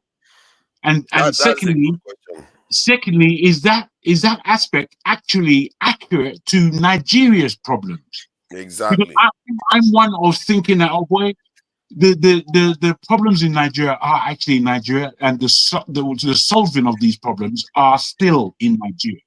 Are you with? So with that, our rightful thinking in what you say in terms of having the presence of mind, having the articulation, having the complex of thought, the churning of ideas, as you put it. This is the complication for us now. You know, we can't just put it out there philosophically. We have to put it into our design. Because when we're looking into history of all these aspects that you may give examples of, when we look further back, we have found that they designed it to be this way. It was designed by them, and we see the articulation in that design. It was purposeful for their cause. So therefore, that is where the learning is. Make matters worse, we refuse to see the pragmatic reality of that design and bring it to fold the discussion to adjust it. That's our issue, and then we resist the adjustment of this. That's our issue. I gotta go now because it's 9 o'clock. I've got an appointment. I think we can. But I wanted to hit that point, that the fact that we refuse to have that discussion, that design, on the design, whether it's flawed or right, and we refuse to have further discussion in terms of our original thought. It's our biggest problem. We just want to keep going like in one direction, like zombie. Well, it's what we meant, it's what we inherited. Let's just maintain it. Let's just work with it. That's our issue. And then the resistance for that objective discussion, it's our issue. I want to leave you guys. Godfather is bringing the discussion now. He's bringing the discussion. It's he that brings the discussion, and I rather thank the likes of local again, because as I said, I think on what from the last three, we must give it up to the station. For the last 3 episodes that I have seen, the level of discussion for me has been heightened to the point where we are actually discussing matters as opposed to personalities. Because we can do that one all day long. But if we're discussing matters, let it long exist on this platform. Please. Thank you. Because it is one of the things that forced me in this direction, because I did some research about nations, how they emerged, and the key factors. And, I've done a lot of research on my own on other things, especially on security. And one of the ones I asked was about, did any of these nations that are strategic emerge without involving any major conflict in the world for the last 100 years? It turns out none of them. Without conflict. None of them. None of them. Without conflict. No. Strategic nation. At first, the first question I asked was strategic nation. It turns out that none of them did, and Nigeria is a strategic nation. Then I said, okay, how about any nation at all that has gone on to do very well in the world economically? Very, very few. Even Dubai was involved in the war. Even Dubai was involved in the war, in the Arab War and all that stuff. So it's like, it's so scarce. If you look at throughout Europe that are doing so well, all of them are involved. Switzerland, they say even Switzerland hasn't fought a war for. Forefather, are you saying that Nigeria also has to go through this experience of war again at this time in order to reach a point of view, a destiny, a refreshment, a new nation? Is that what we have to go through? Is that what you're implying? That is why I asked the question about the original thought, to escape it. Because there has to be a way of not having to go through that to emerge. By having discussion and copying what is already out there. It's simple. Copying what is already out there is war. No, I don't believe it's simple. Alaba, it's not simple. Alaba, it's not simple at all. Wait, guys. I must put it to you. We are having a great discussion here. And we need to either put it into thought. If we are sleepy at this time, make we go sleep, because this is not serious something. No. To be frank, deal with it some other time. But it's simple. No, it's okay. It's okay. But what forefather is coming at is still legitimate. Yeah, whether you don't have to wait until a war. You can learn from others' experience. No, wait. Don't bring animosity. What it is that somebody has a different point of view. And what I'm saying is that it is not easy. What you are still fighting inside or outside of Nigeria in order to perform the level of complexity that we have to go through in order to change minds and souls that have been deeply damaged. That job ain't easy. Don't kid yourself. That's the mission. Repeat that. Wait, my brother. Make a land somewhere. So important. Pereira, make a land. Pereira. Change minds and souls. Pereira. I've heard you already. Don't repeat yourself, please. I'm saying to you that it is complex. It is not easy. We have to take that on board. It is doable, is what I would agree with you upon. It is very much doable, but it is not easy. And what I'm saying is that what forefathers is asking is the complexity of this not easy experience that we have to go through. Does it mean war? It's meant war for all these other nations at one level or the other. Japan did a great thing. Japan was great, but they were as proud as they've always been back in their history. Somehow they were humiliated in order to re-emerge again with their pride, but with a great deal more humility, bringing their culture along with them. This is what they've been able to do. That wasn't easy. They went through war in order to do it. They went through experience. Their history is not easy. So, Chinese, within our lifetime, when we look at what we've been able to witness in our lifetime, is that they've gone from direct peasantry in our lifetime. Nigeria on a whole was far better than China ever was within our lifetime. Yet still, that culture was able to break. Please take permission to back this. Waiting. Over a length of time that it did involve conflict. I think so too, yeah. But they were able to amass their power. So this is history.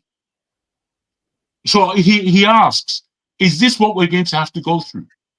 And for me, it's a valid question, because violence is what is being perpetrated upon the Nigerian nation right now, and all of us are within that violence. So violent that we are out here in the diaspora. That's how violent. We have been desensitized to the violence that is being perpetrated. Now, all I'm saying is that in forefathers' rightful question, if we take him on board as intellectuals, forget our emotions for a minute, as intellectuals, is our thought that looking forward from where we are now to where we've got to get to, is it going to take violence? And if it does take violence, can we handle violence of any kind?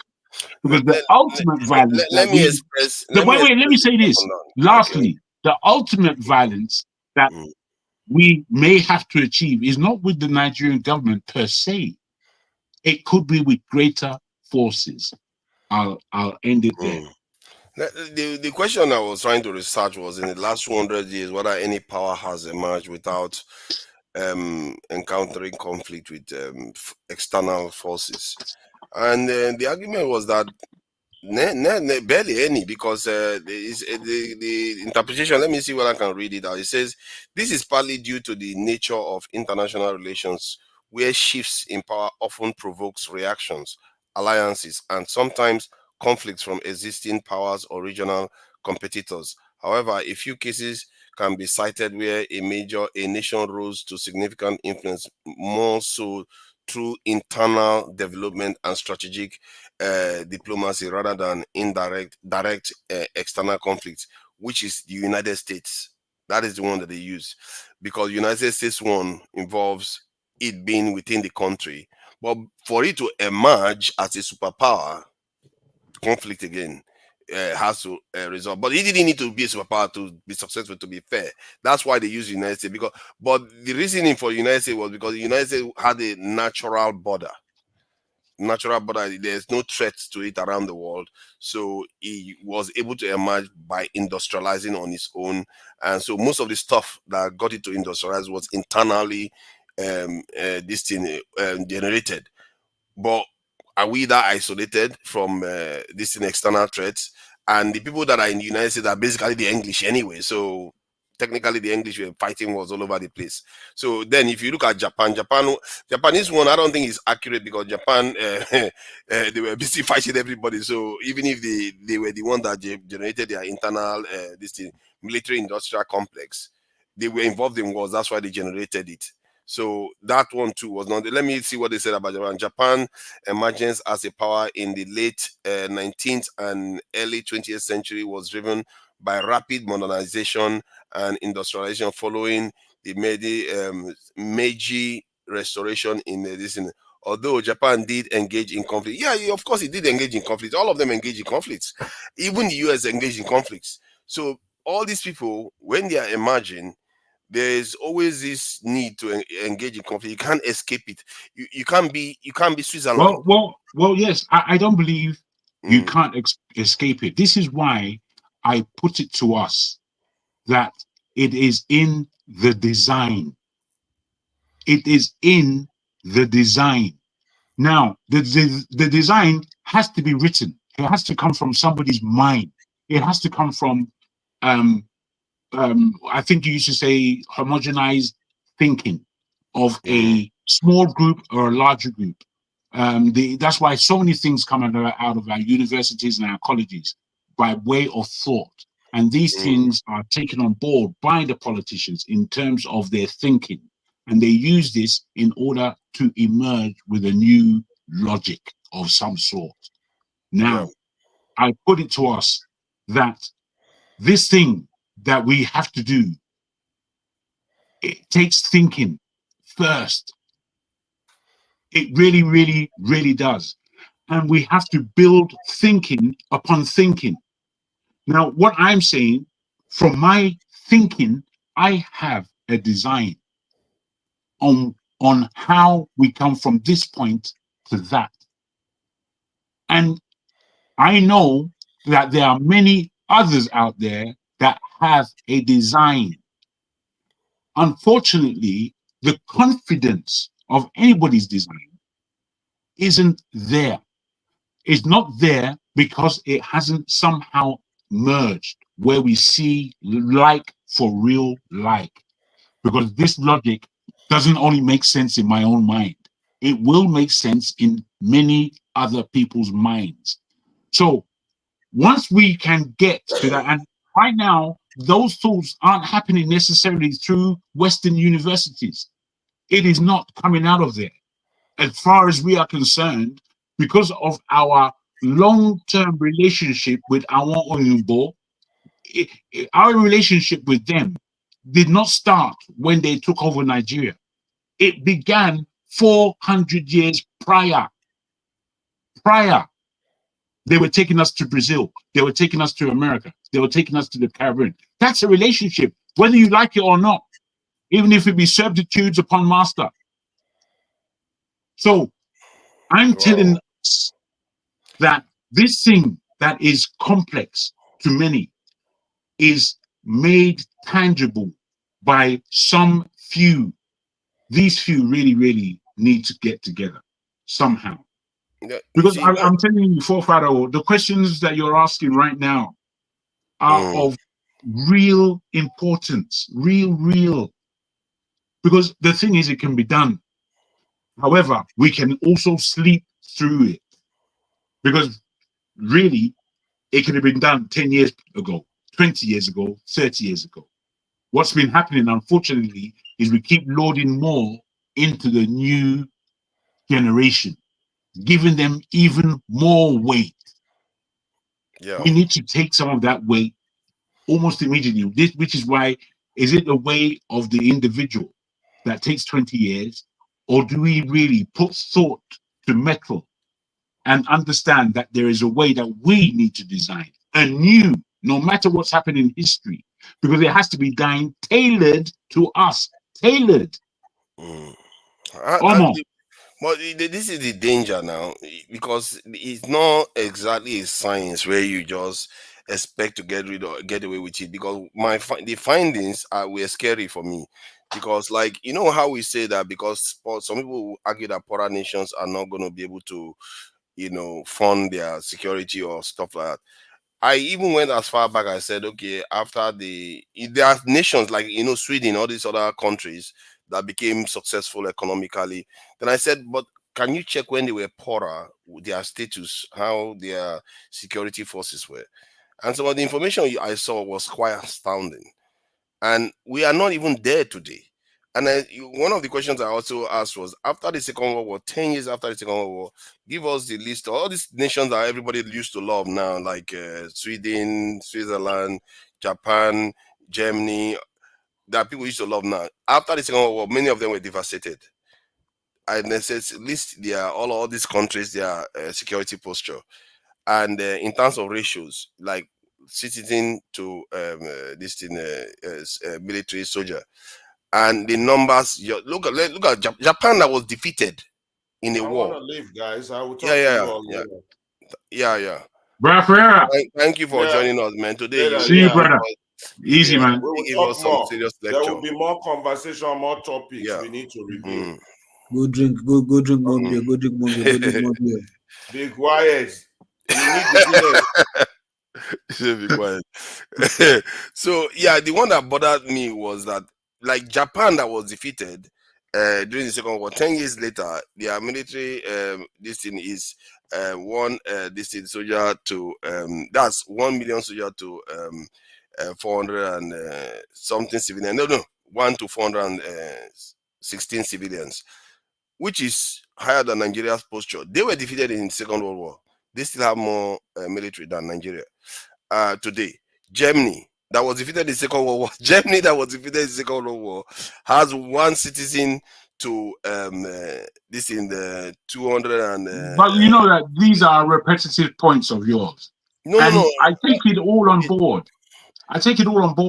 I'm going back in time, not now. But are you saying that Nigeria should be at a much higher level of security when the nation is as poor as it is, and when it does come from a military background in many terms? It already comes from a militarized nation, but yet, because of the lack of administrative diligence and honesty, it has come to scrap.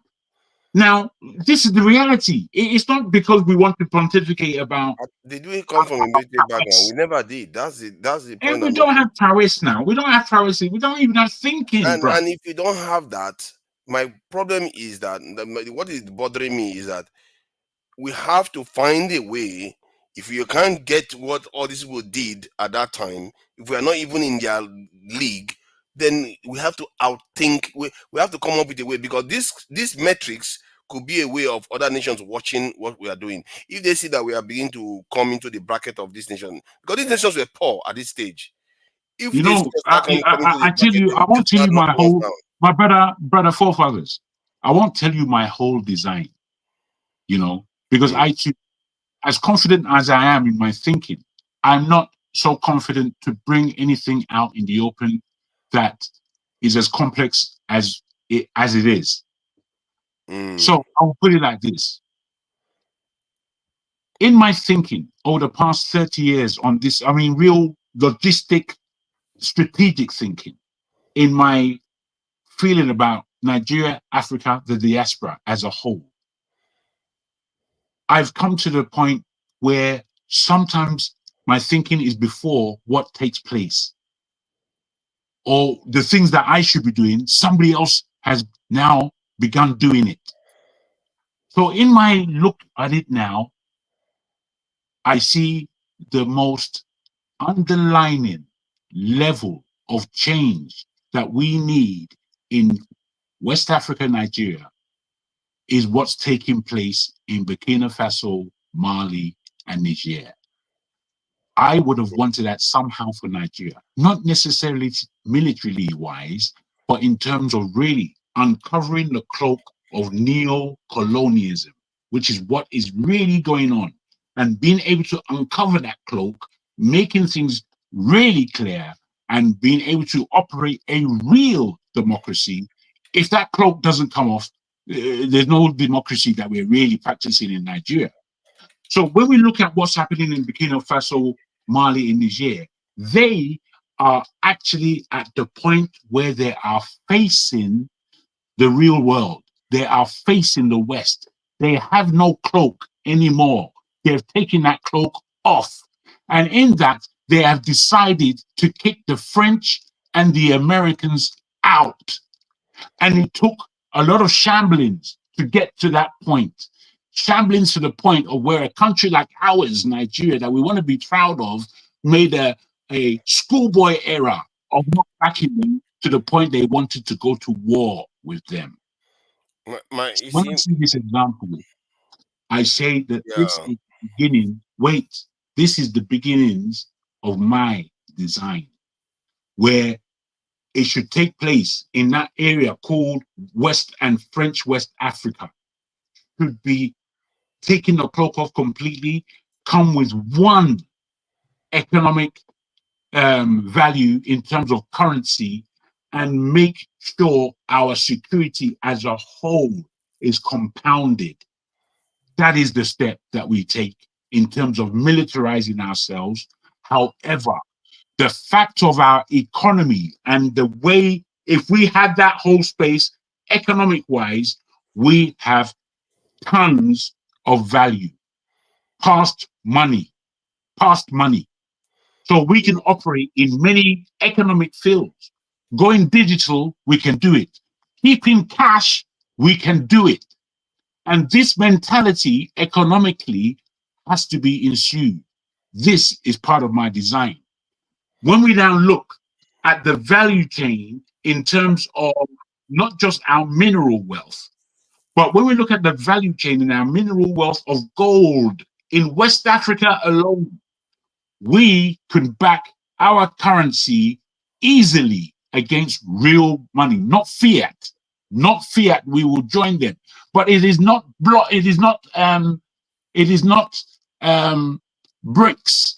It is not BRICS. I think there's a wisdom in us not being in BRICS as Nigeria, but with us somehow operating something called the ECO, or whatever the currency would be, backed with Naira, backed with Kobo. Doesn't matter what the currency is, but that currency involves that whole West African region. I must come to the point. to prevent people from taking. You know, we're talking practically. I'm talking practically. I'm not talking about things that can't happen, and I'm not talking about just asking questions. I'm talking about how do we answer these questions. I'm putting to you, I have a design. I'm putting that to you. I'm putting to you that you can. Okay, let me understand what you are saying. That you have a design to implement these things. So, like that, if you are given the resources to be able to implement it and the support. So, but how do you prevent it from being stopped? Because Nigeria wanted to join the ECO. This is the thing. I tell you how. Let me finish the point. Nigeria tried to join the ECO. And it failed right under our nose, and we couldn't say anything about it. Why? Because a stronger power came and just hijacked it. But was it anything in the first place? Was it anything? Were they doing anything with it? Yes. I mean, let's be honest. The African Union, for so long, really and truly, what power has it exerted? What aficionado has it exerted over the African planet as far as politics is concerned? No, let's be serious. No, let's be serious. Let's be serious, bros. Wait, let's be serious. These institutions add up to nothing. Constitutionally, morally, in terms of an Africanicity, they add up to nothing. They are tools of the West being conjunctified easily. The Chinese, they built the African Union building in Addis Ababa. They had the whole place filled with cameras and mics all over the place. Let me start asking questions then. So that I ask you, you answer, then I ask again. So how did they become tools of the West? If there was no element of question. I think we can speak the history, and I can speak the history, but I think we have to come up to date with the practicalities of where we are right now. Where we are. So how do you stop the West? How do you stop yourself from being tools of the West? That's why I want to be asking you these questions. No, it's okay. This is where I can answer as part of the design. You see, where we sit as Nigerians, if we really be frank, and if we have love for us as people and our nation state geographically, Nigeria, I would suggest to us that there are at least 40 million Nigerians outside of Nigeria, spread the majority in Europe and America, I would suggest. But we're in the Far East, we're in the Middle East, we're all over the place. So, given that, when we look around, we see a lot of presence of ourself. I'm telling you, forefather, when I was young, I didn't see this presence of ourself. I did not see it. My nearest cousins were all the way in Plumstead. I was in Lewisham, and we related as the only Nigerians with their hair. The rest were Jamaican or other black ethnicities, and then Oyinbo. Pakistanis even came after us in terms of waves, real waves. They came after us.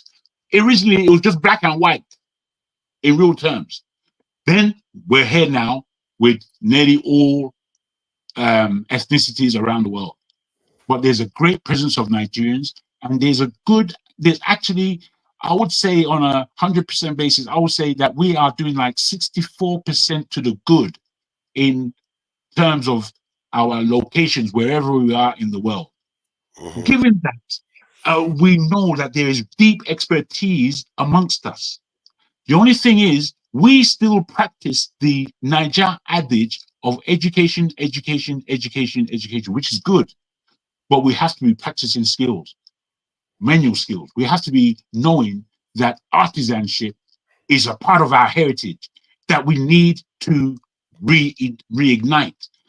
All this to say that we are rather well-placed, rather sophisticated individuals and indeed collectives that we can bring to be articulate in the war we are pursuing, and use articulation and our fan base. There is a fan base for Nigeria, and if we are doing the right thing in the world, the black community as a whole are coming at our back. They will back us.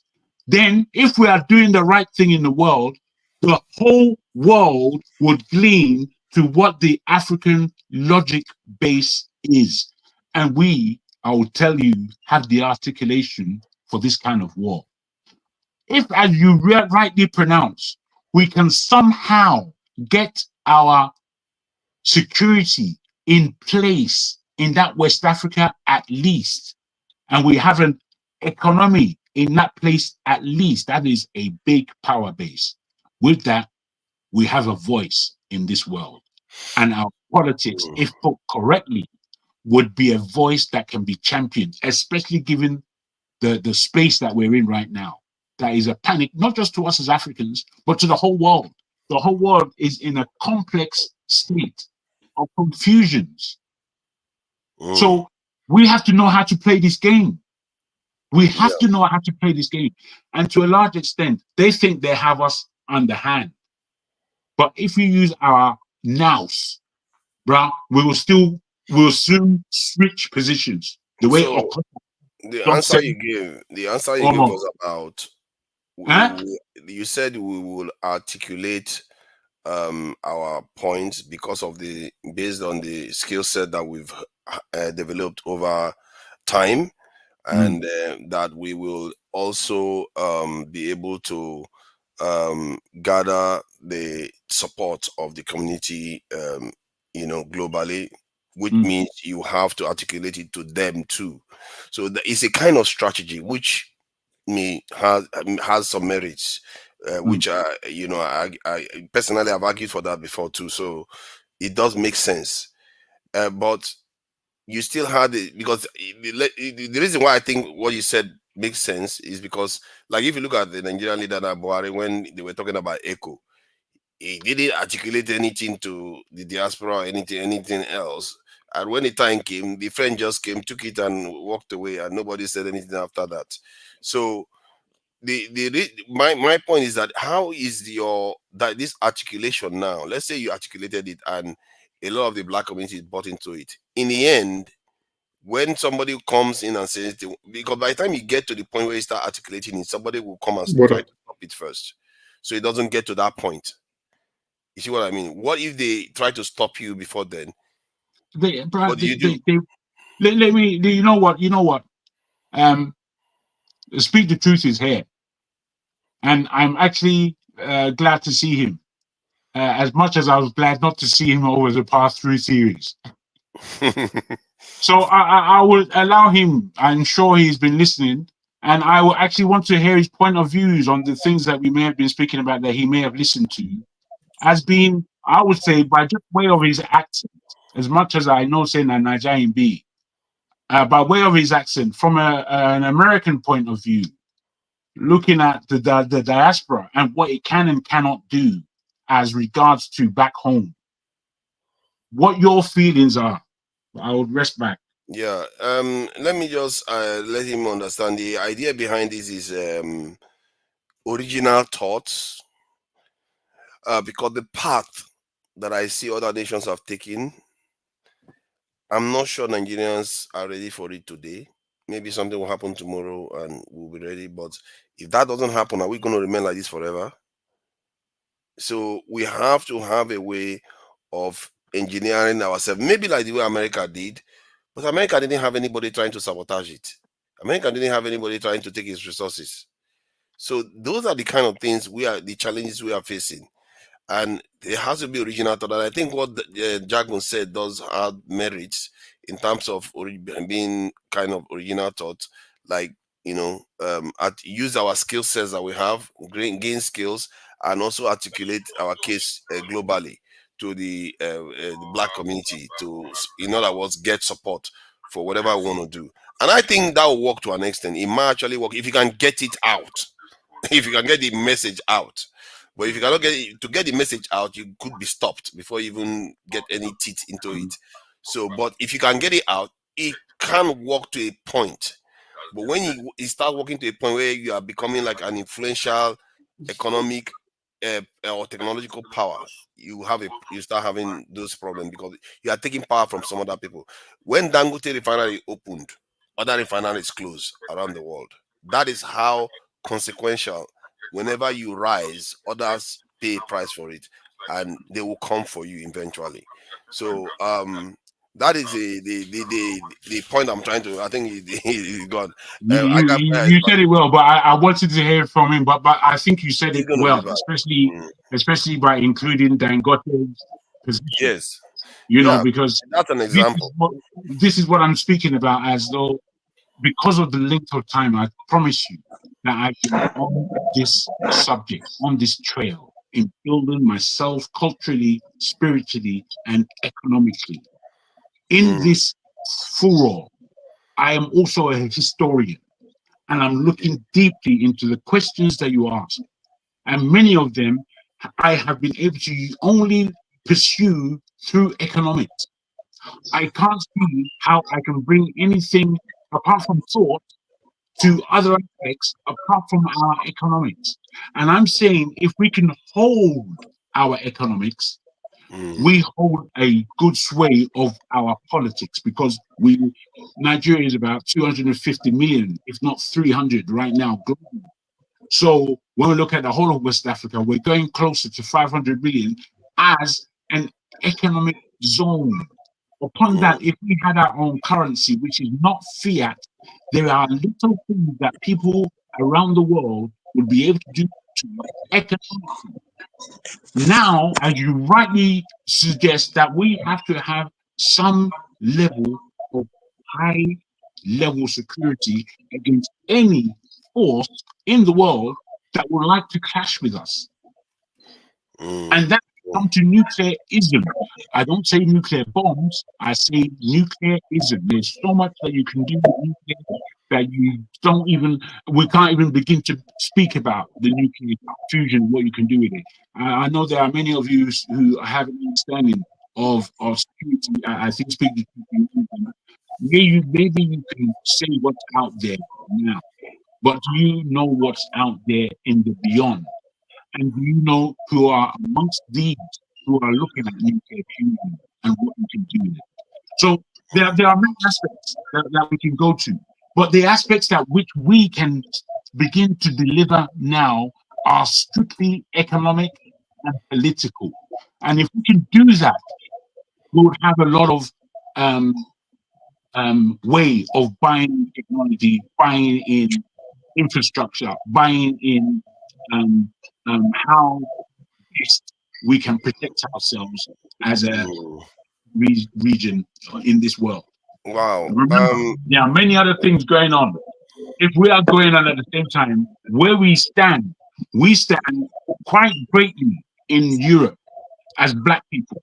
We stand quite greatly in America as Black people. Still people who have positions in the world. So we have those levers.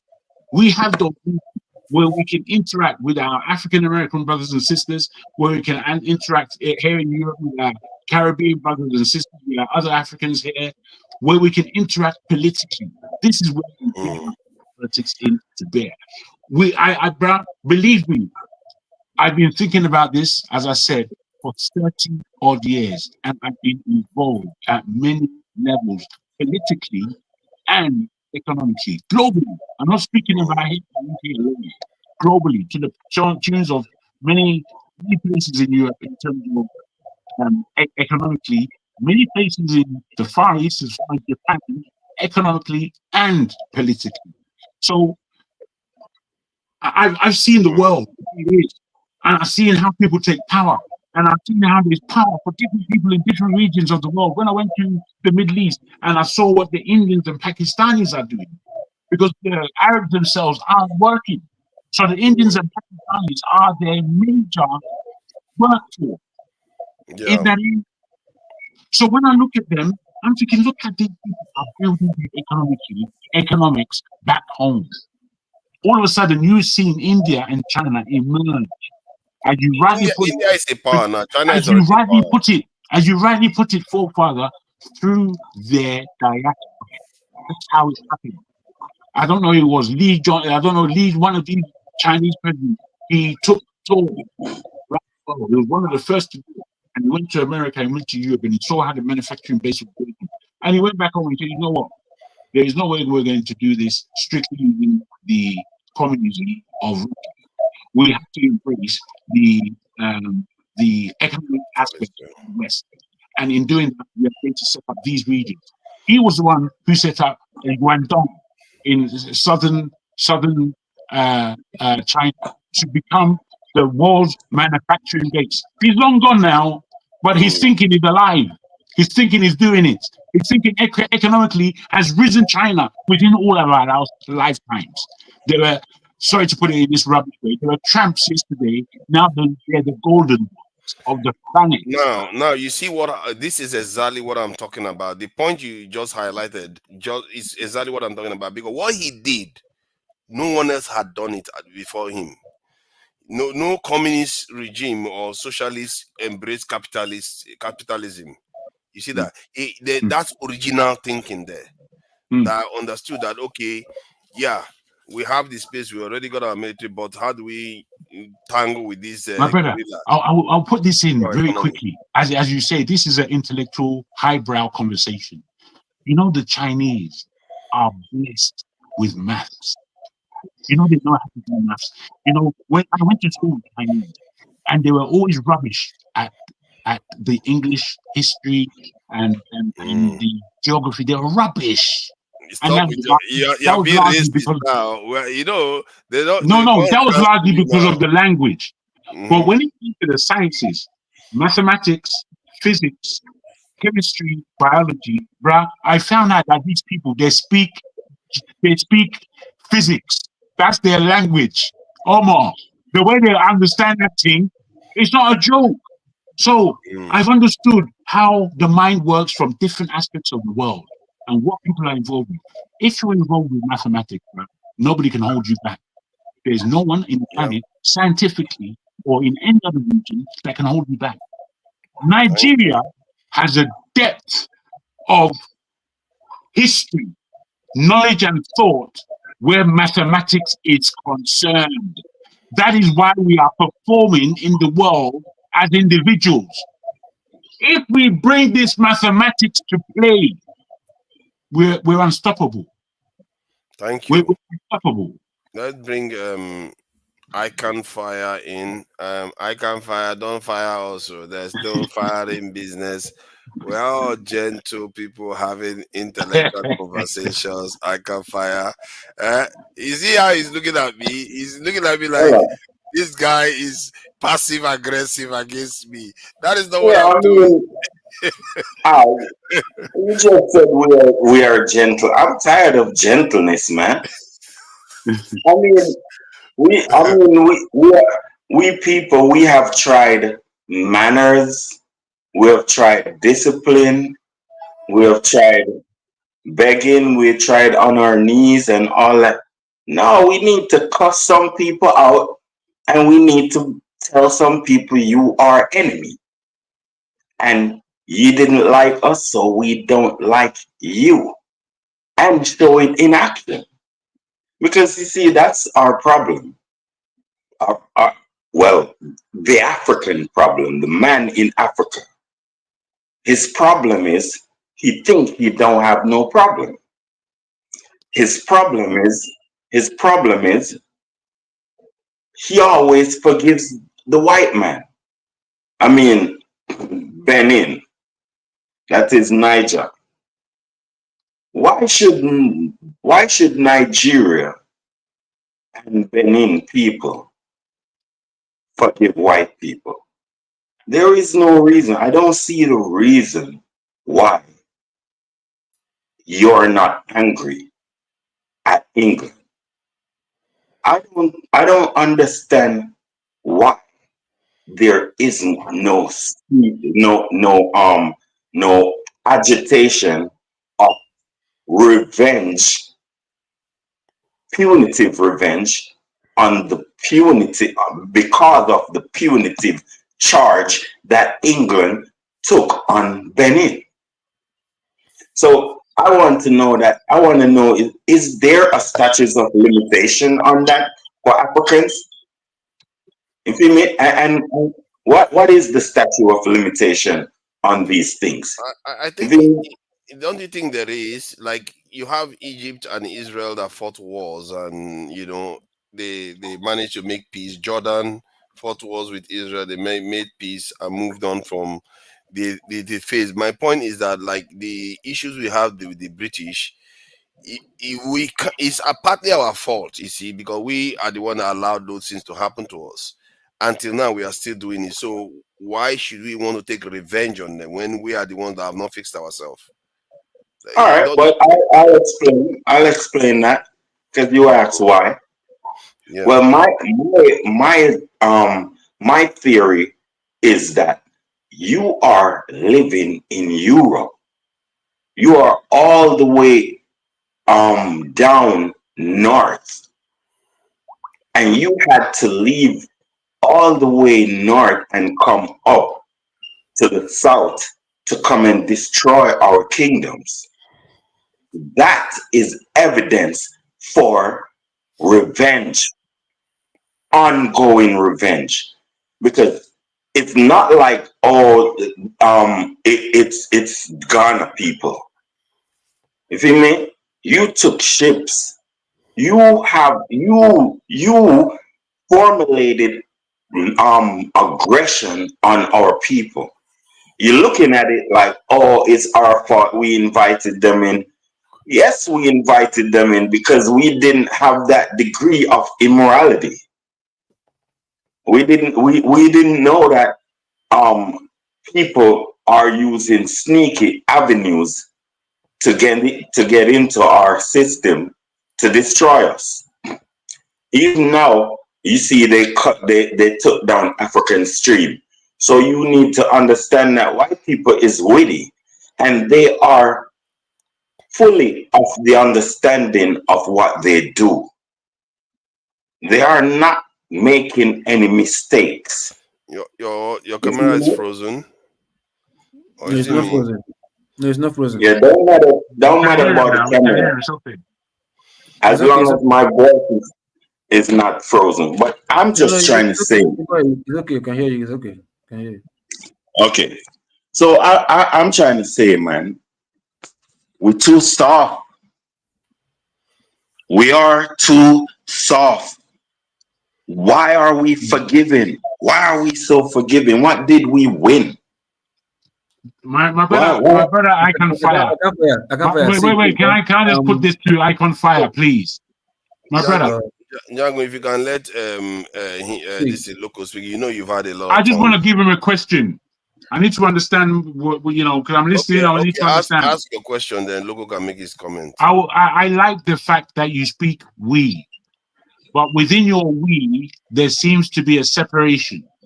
And also, in what light would you like to see the revenge take place? Because I don't fully disagree with you, but I believe that you're not looking at it from where we are right now specifically.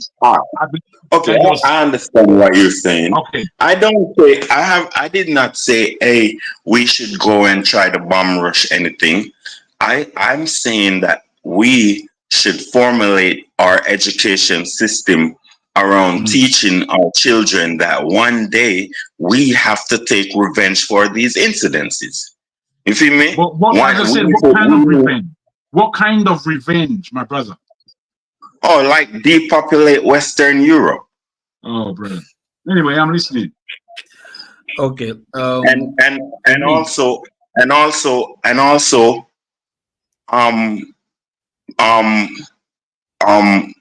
disappear. Hold on. Sorry. You can't say that now. That is a form of genocide now. This is what I'm talking about. This is why I have to ask. This is why I have to ask. And whenever he says these things, he goes inside the dark, and then you can't see him anymore. See, you can't be saying this type of stuff now. And what is the purpose of revenge? What is the purpose of revenge? All right. This is all I'm saying. This is what I'm saying, right? This is what I'm saying. This is what I'm saying. You're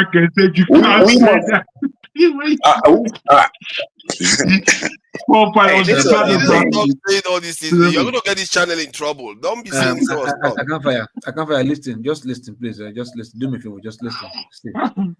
I haven't finished, but go ahead. Okay, the place you're mentioning, right?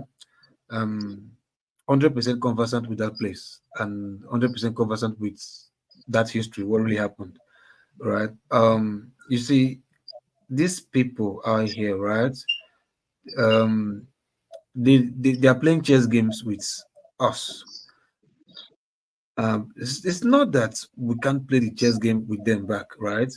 But it's because they can plan for 50 years what they want to do. So they can plan today what they want to do in the next 50 years. The outcome they want to achieve in 50 years time, they can start planning it today. Bit by bit, they'll be playing the chess game with us, but we will not know because most of us black race, we're looking for survival, fighting for survival, how to eat, how to this, how to that, how to meet up with the system, especially in the diaspora. Now, the revenge you are talking of, right? Why would they allow you to slide? Why would that people, that tribe allow you to slide? First and first, they influence the type of constitution we have today, whereby relegating all tribal chiefs, all tribal kings in that part of Nigeria, relegating them, you understand, with the help of the Nigerian constitution, you understand, making as little as the elected office in Nigeria, which is as small as a councillor. A councillor's position is bigger than a king in Nigeria, the way the Nigerian constitution is drafted. You understand, so to speak. That's why you can see a governor can wake up and say he wants to sack or remove or dethrone a king. You understand? Although there are kings in Nigeria that are appointed by the governor, rotated, but where there are kings in Nigeria, you understand, that are nothing to do with the appointment. Not part of the political system. Governor. You understand, as not, it's just there because it's bloodline, royal blood, and all that stuff. So, but in a nutshell, the Nigerian constitution is drafted in a way that the king is the throne of a king is lower than that of the office of a councillor. But that don't matter. That don't matter. The king must. No, I'm going somewhere. I haven't finished though. I'd like to finish. You know it is done now. You can't start making a whole submission. When I'd like to finish. Make your submission. Just let me finish, right? No more depopulation invading and this thing. No more invading and chasing people into the water, please. And I haven't spoken about the Arabs yet. Come on, Niger, man. Exactly. All right, let me just go back right there. It don't matter who is the leader. If the king is an idiot, a big old stupid guy, your country is gonna be nothing. If your government have pure stupid idiot white loving people in it, your government gonna be nothing. What needs to change is the people's mentality towards themselves and towards outside Africa, not outside your border, outside Africa. You feel me? These attitudes need to be changed. You need to have a black privilege attitude. People in Nigeria need to get the full wealth of Nigeria and the full respect from Nigerians, and the full respect from the government. Now, how are you going to do that? The government is the people and the people is the government. At this time, 80 to 90% of Nigeria is fully corrupt. Fully. Boy, girl, well, adults, everybody over 18. Once you, let me speak. 90%. Once you pass 18, you are a corrupt individual. You're either a thief, a little swindler, a little liar, a little scammer, a little what the hell ever. You might be the pastor, thief, scammer. So you see, what I'm saying is, any one of those little immoral people get into government, it will never change. So you need a Pan-African, black conscious teaching in Nigeria to be enforced You need a black power, a black conscious, black privilege movement in Nigeria.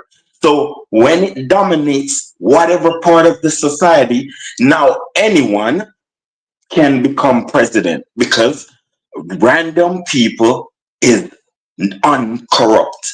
So these people will be instrumental to the government for the people of Nigeria to survive. Anything else, you're not going to survive.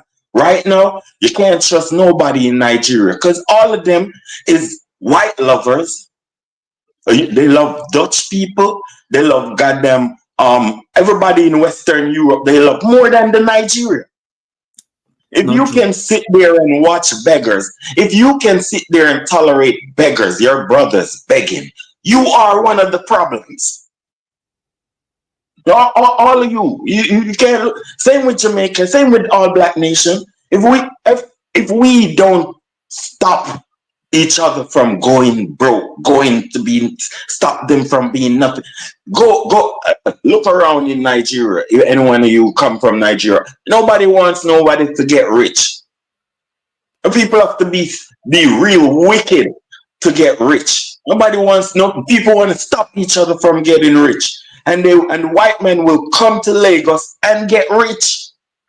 The China man will come to Lagos and get rich, and the black people will give them privilege to do so.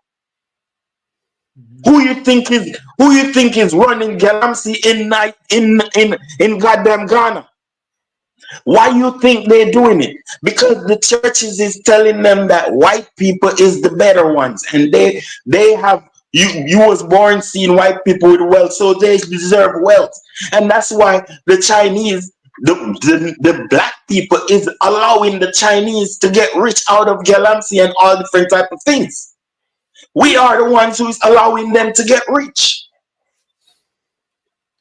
In Jamaica, they're killing each other in the streets of the city. But a white man is there with his kids, raising them till they're adults and have their stores getting rich in our cities, and they're not dying. You know what that is? White privilege in black areas. Nigeria have white privilege. It don't have black privilege. It has white privilege. Same with Sierra Leone and Liberia. That's why they kill so much people, because they don't like blackness. And they have been taught to do so. That's why they have that civil war. Same with Nigeria. That caused the civil war. It's because people don't want, they have been taught to discriminate on each other. And these things make you poor, guaranteed. So we have to control our women, because our women are carriers of culture. So our women are a major part in changing the morality of our people. You have to clean our women and get them moral so they can raise moral children. When I say moral, I mean love your blackness, love your hair, and love our people, and show that. And even by force, we need to do that. And that would make our victory mandatory. You feel me? Sorry, go ahead now. So okay. So because if that is your submission, so that he can speak, eccentricas. Yeah, I've not heard from you today. Please go ahead, eccentricas. Okay, right. I cannot finish my comment, right? No. Let the people who haven't spoken speak now. Yeah. Eccentric. Go, please, take it easy. Let's let. No. Okay, I was saying something anyway. When you said he has to finish, I thought I was going to complete what I said. Okay, no problem. Eccentricas, can he take a minute to round?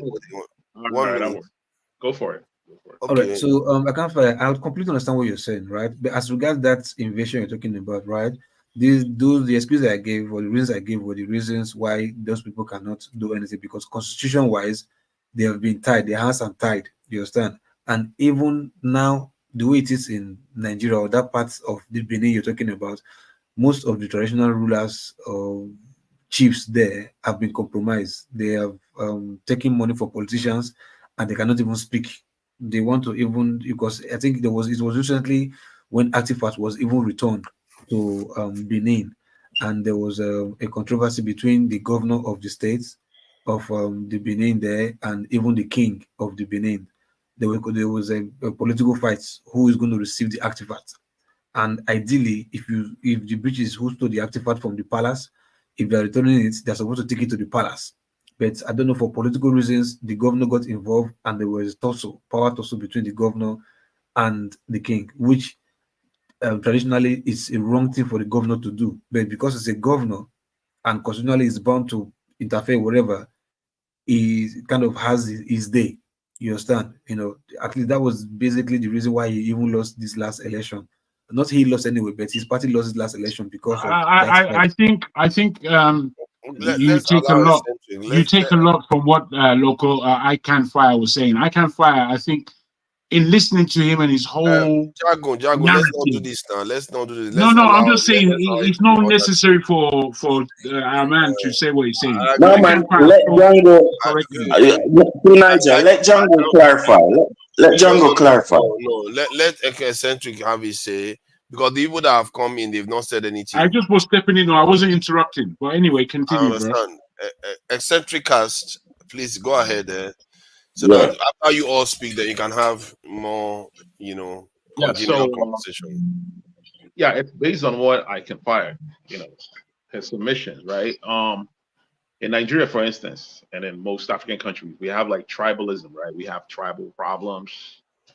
We need to transcend tribalism first, right? And the best way we can do that is by letting people know that, the world, the first society was a family, right? The family was the first structure that humanity had, right? We went from family to hamlets, right? Families grew, and like if you can observe hunter-gatherer communities in Africa right now, right? You can see how the families expand and they hunt and gather, right in a small community, right? And from hunter-gathering, humanity became tribal, right? So tribalism isn't really that bad, right? It served its purposes, right? There was a time when tribalism wasn't a bad thing, because if you are, for instance, if you're Igbo, right? You are my brother. Even though we were not born from the same parent, right? We are the same, we are family, right? Just because you were Igbo. And that eliminated the whole affiliation with only your hamlets, right? So from tribalism, this concept evolved into nationhood, right? Now we have like nationhood like Nigeria, right? All you need to be my brother is to be a Nigerian, right? It's like, for instance, if I go out to play football with Nigerians, I don't go, oh, are you Igbo? Are you from my village or whatnot? If you're Nigerian, we link up, right? So this small microcosm is growing from family, hamlet, tribe, country, and it grew to like Black consciousness. That's like the next level of it. This Black consciousness. Sure, that's the next level, right? That's why, like, if you're a Black man, I don't care where you're from. I don't care if you're from Jamaica. I don't care if you're from United States of America. Anywhere in the world, right? You are my brother, right? That consciousness is growing, right? I think the next level, the next growth will be like a world consciousness. It will be like a new world order type of thing, right? Where everybody in the whole world become one. The concept of nation will probably disappear, right? Did you say the whole world? Did you say the whole world? Oh yeah, the whole world will unite. Unite as one. Like, all you have to do is like look at planet Earth. From races? You mean like races? Or Black people? Huh? That's going to be the next level. That's going to be the next paradigm. That will be the next paradigm. It's not here right now. The current paradigm right now is we are Black people, right? We are united as Black people, not as Igbo, not as Nigerian. We are united as Black people. That's the next paradigm. That's a more bigger umbrella, right? That's the paradigm we are in right now. So we need that consciousness in Nigeria, right? instead of fighting over, you know, are you Yoruba? Are you from this tribal community? Are you from Delta State? Are you from Warri? We should be black people, right? With this paradigm, that's what Pan-Africanism brought. You know, people like Kwame Nkrumah. He wanted to unite the whole African continent, right, into one continent where we can all traverse any terrain in Africa, right, without going through, you know, getting passports, getting visas. He wanted to open up the whole Africa, you know what I'm saying, and connect the whole continent. If the whole Africa becomes one nation, kind of like how they have a United Nation right now, I mean, kind of like how they have a European Union. Africa needs to have its own union where all African countries need to unite militarily, economically, with no exclusions. All African nations, right? All the powers need to unite under one cause, right? And that cause will be no. I have to stop you, please. No. Please don't stop him. Yeah, just like you didn't want to be stopped. I respect why you want to stop him, but please let him land. Please, I beg you. So, you know, that's what we need. You know, we need a united Africa, right? And this guy from South Africa, Malema, he's been pushing this concept, and it's a very beautiful concept, right? You know, we saw xenophobia that happened in South Africa. We've seen all types of xenophobia that happens all in different parts of Africa, right? Like, for instance, xenophobia in Nigeria that was started by Nnamdi Kanu, right? All his xenophobic rhetoric. We don't need that. We need united front. You know, we don't need to separate. We don't need people calling people names because of their tribal affiliations or whatnot. We need to be united as Africans and as Black people, right? That it should be, you know, we should have an African passport. You know what I'm saying? Black passport, so that we can all travel. And I think eccentric as what you are saying is not like people. Most of us that are here that are of this persuasion tend to know these things. I think the area that I'm really curious about, that the question was about original thought. Like, okay, yes, this is true, but how do you physically manifest them on the ground? Because it has to start from somewhere. Something has to trigger it to actually come to fruition. How does the so that's what I'm asking. If you think about it, people like Fela Kuti, right? Fela Kuti, the pioneer of Afrobeat, right? His whole message was about, you know, Pan-Africanism, African unity, right? It wasn't about Fela Kuti was not attacking a particular ethnic group, right? He's Yoruba, right? He wasn't attacking Igbo people. He was not attacking the North. That's how elevated his mind was. The guy was elevated mentally, right? If you listen to his music, it's a philosophical piece, right? Like, he was talking about African unity, and he recognized the people that were, you know, that served as Trojan horses for the Western world. You know, the leadership classes, you know, the military classes with the neoliberal mindset, right? He called them out. You know, what we need is, like, we need to teach our people, right, to transcend, you know, our tribal differences and recognize that there's a new paradigm. And that paradigm is already in existence. It's been around for a very long time. This Pan-African paradigm, the we are Black people paradigm. That's the paradigm that we need to instill. You know what I'm saying? And the best way we can do that is you instill it now, because I think a lot of people wish this before now, but they were not able to. Listen, we can do that. We can start in our schools, right? Schools play important roles, right? Schools and religion, right? Our schools teaches us, for instance, like if you go to Nigeria and study history, they will teach you the history of the Greeks, of the all the European histories, right? If you study philosophy, you're studying the philosophies of Europeans, Descartes, and fucking all the European philosophers. There are philosophers in Africa, right? Like there's this guy I just learned about him. He's a philosopher from Germany, but he was originally from Ghana. His last name is Amo, A-M-O, right? And there's a city in Germany named after him. And he wrote a lot of books. He studied philosophy and whatnot. They don't teach his work in any philosophy class in Africa, right? Or in Nigeria. Exactly. Amo. So we need that, you know, we need the African consciousness. We need to teach our people that, you know, our ancestors did great things, right? We need to teach about Kwame Nkrumah. teach about the old Kemet, Commission civilization, and even African Igbo civilization. You don't even have to go as far as Commission civilization. Igbo civilization, like we were smelting iron. Igbo people, for instance, if you look at our Igbo people, the Benin people that you guys are talking about right now, most of their artifacts are made with iron. These people were smelting iron before Europeans figured out that you need a very hot furnace to smelt an iron. We were doing that. How were we able to do that? That's advanced science. We were doing cesarean sections. They were doing cesarean sections in I think Namibia before Europeans were having almost 100% mortality rate when they do cesarean section. 100% mortality. It was Uganda. It was Uganda actually. But as forefather says, you see, we came to a point. I don't know when you came in. Okay. But many of the things that you are saying are correct historically. One and two of the things are out of speech, but we are speaking about the narrative of change in terms of what is possible and what route does it take and what does it look like, in the understanding that there are those opposed to your forthcoming.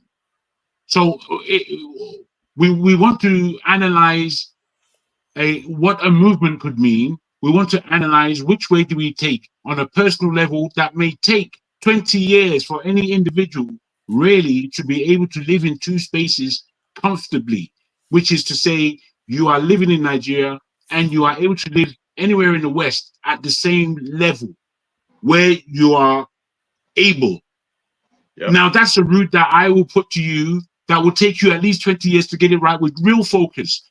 There is another route that I believe we could take that will take 5 years. It underlines weight. It underlines a risk, a great risk, at every individual who will be involved in this 5-year change. I would like to hear 5 years, the 5 years plan that you have, right? But personally, no, we're asking you, what does that look like in eventuating to a change, one way or the other? We can emulate the Chinese model, right? The path is education, period. The path is education in the sciences. We need to emphasize education in the sciences, right? And this is something, it might sound as far-fetched right now, but it's really not. Right now we are in the age of information, right? People have access to a lot of information, at the tip of their hand. All we need to do is history and mathematics. Science, history, and mathematics. That's the best thing you could ever do to Africa. I agree with that. Science, history, and mathematics. We need emphasis in the sciences, in the area of sciences. For instance, when we had the Civil War, the Biafran Civil War, there were people, locally in Biafra that were making bombs. They were making, I wouldn't say intercontinental bombs, but something similar to that. Ammunition. They were making ammunition, not just bombs. Ammunition. They were making bombs. They were making bombs. They had like museums with all the bombs that We are aware. We are aware, my brother. Those technology can be reverse engineered to make rockets. That's how they made rockets, man. It was after the Second World War. It was the technology of rockets that they reverse engineered to go. Intercontinental missiles that they reverse engineered to go to space, right? If we have that technology, we could reverse engineer that technology. We can put it into space exploration or the types of. As I'm saying, most people don't understand what motivation is. If you have no enemies like Africa does, Africa don't have in the Africans' mind, Africa don't have no enemies, and they don't revenge about nothing that nobody did to them. Although their skulls is in European museums, and all their ancient artifacts is in European museums. You feel me? They still not mad about anything. And that's why you ain't making nothing, because you're not mad about anything. if you was mad about anything, then that's the reason that you would try to build anything of mass destruction, because you want to do somebody something. You feel me? You think white people is, yeah, you're right, I'm right.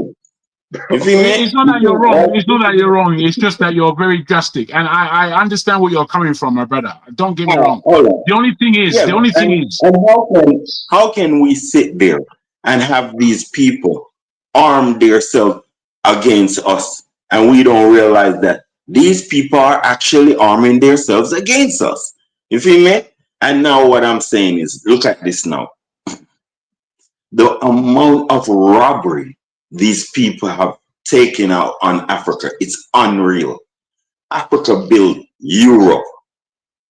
Africa built even Russia and all these places by and Eastern Europe, by extension of the wealth that Western Europe accumulated, it extended to Eastern Europe.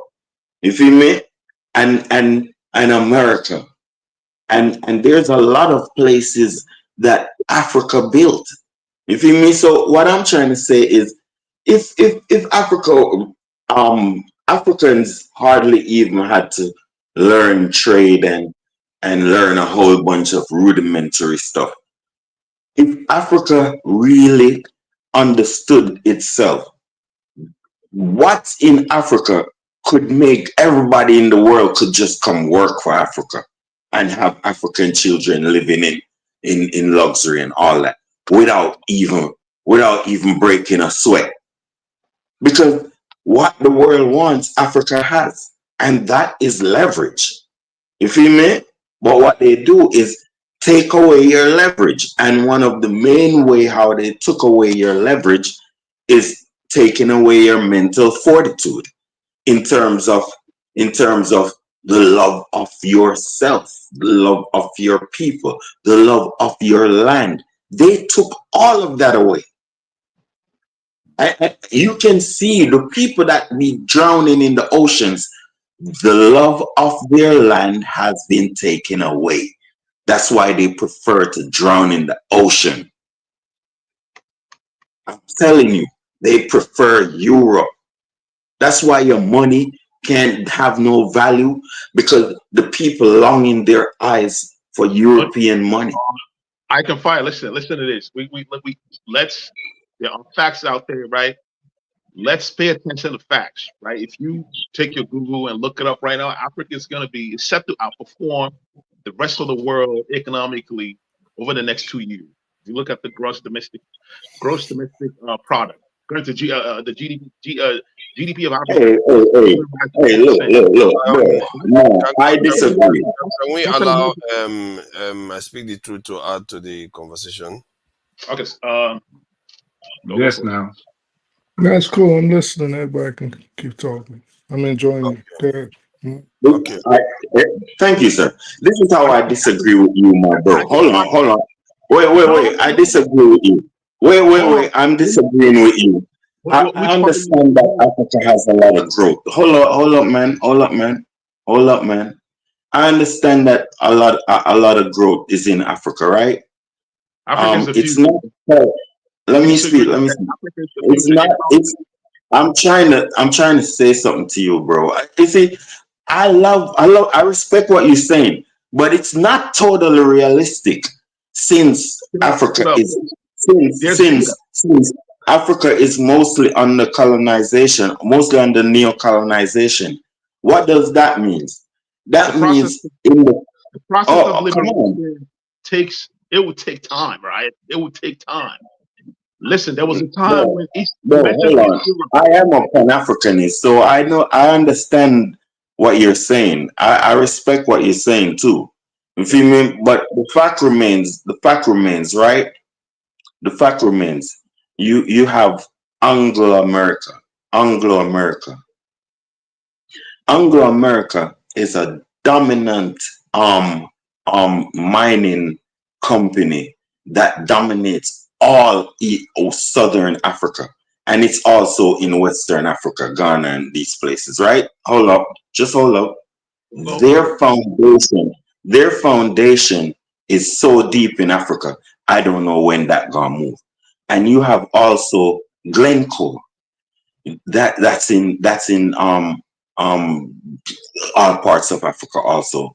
So you see, what I'm trying to say to you is, although you see these things, it's a mirage.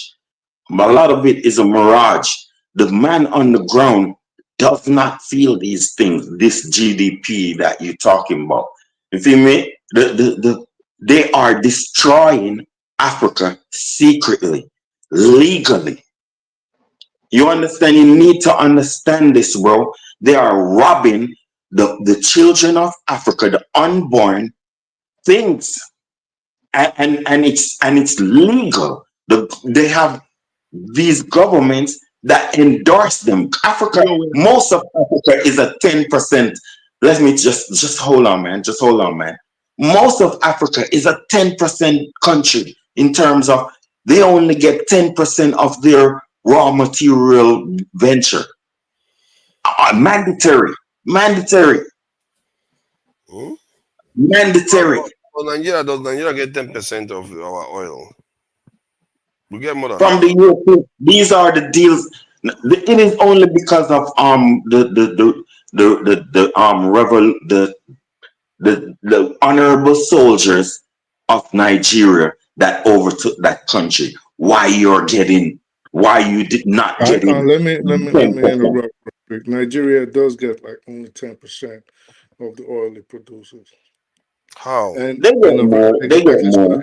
So what happens in a roundabout way is, unlike what the French do, where they tell the former French colonies, like, you can only get XYZ that we'll allocate to you, and you got to put the rest in our central banks. What the British and the United States do to Nigeria is they blatantly steal from you in conniving with the connivance of the political officers. So if you ask anybody now today, and me and you had this discussion a long time ago, and we always have this discussion, you cannot tell, Nigeria itself cannot tell how much oil it produces today. 2024. You can't tell. You know what I mean? So whatever they tell you they get is what you like, all right, so give us the money. They give you whatever they generate, and then they steal the rest and somehow you put the rest in their country, so you do get less than 10%. And that's what they do with all of our African countries. Look at Niger, right? Just look at Niger. Niger was said to be getting 8% of their uranium deposit, right? And France is selling it for $200, I think, per kilo or something, right? So what happened is, when it's calculated, Niger is getting actually 0.8% of what's going on. You feel me? So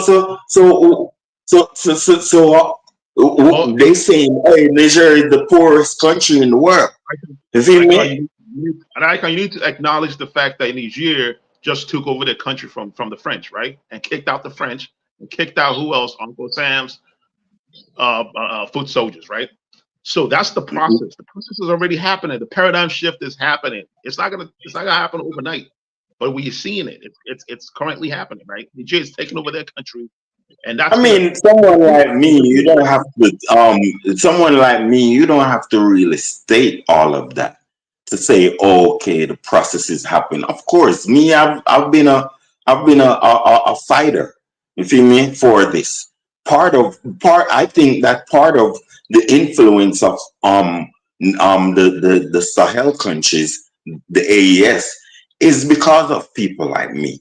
So I understand. Well, Father, if I might, you may have to go ahead. The discussion back to where we were in terms of directing what's been said. I think a lot of what's been said is being kind of repeated, and you may need to bring everybody up to the same level of the conversation. Okay. somewhat.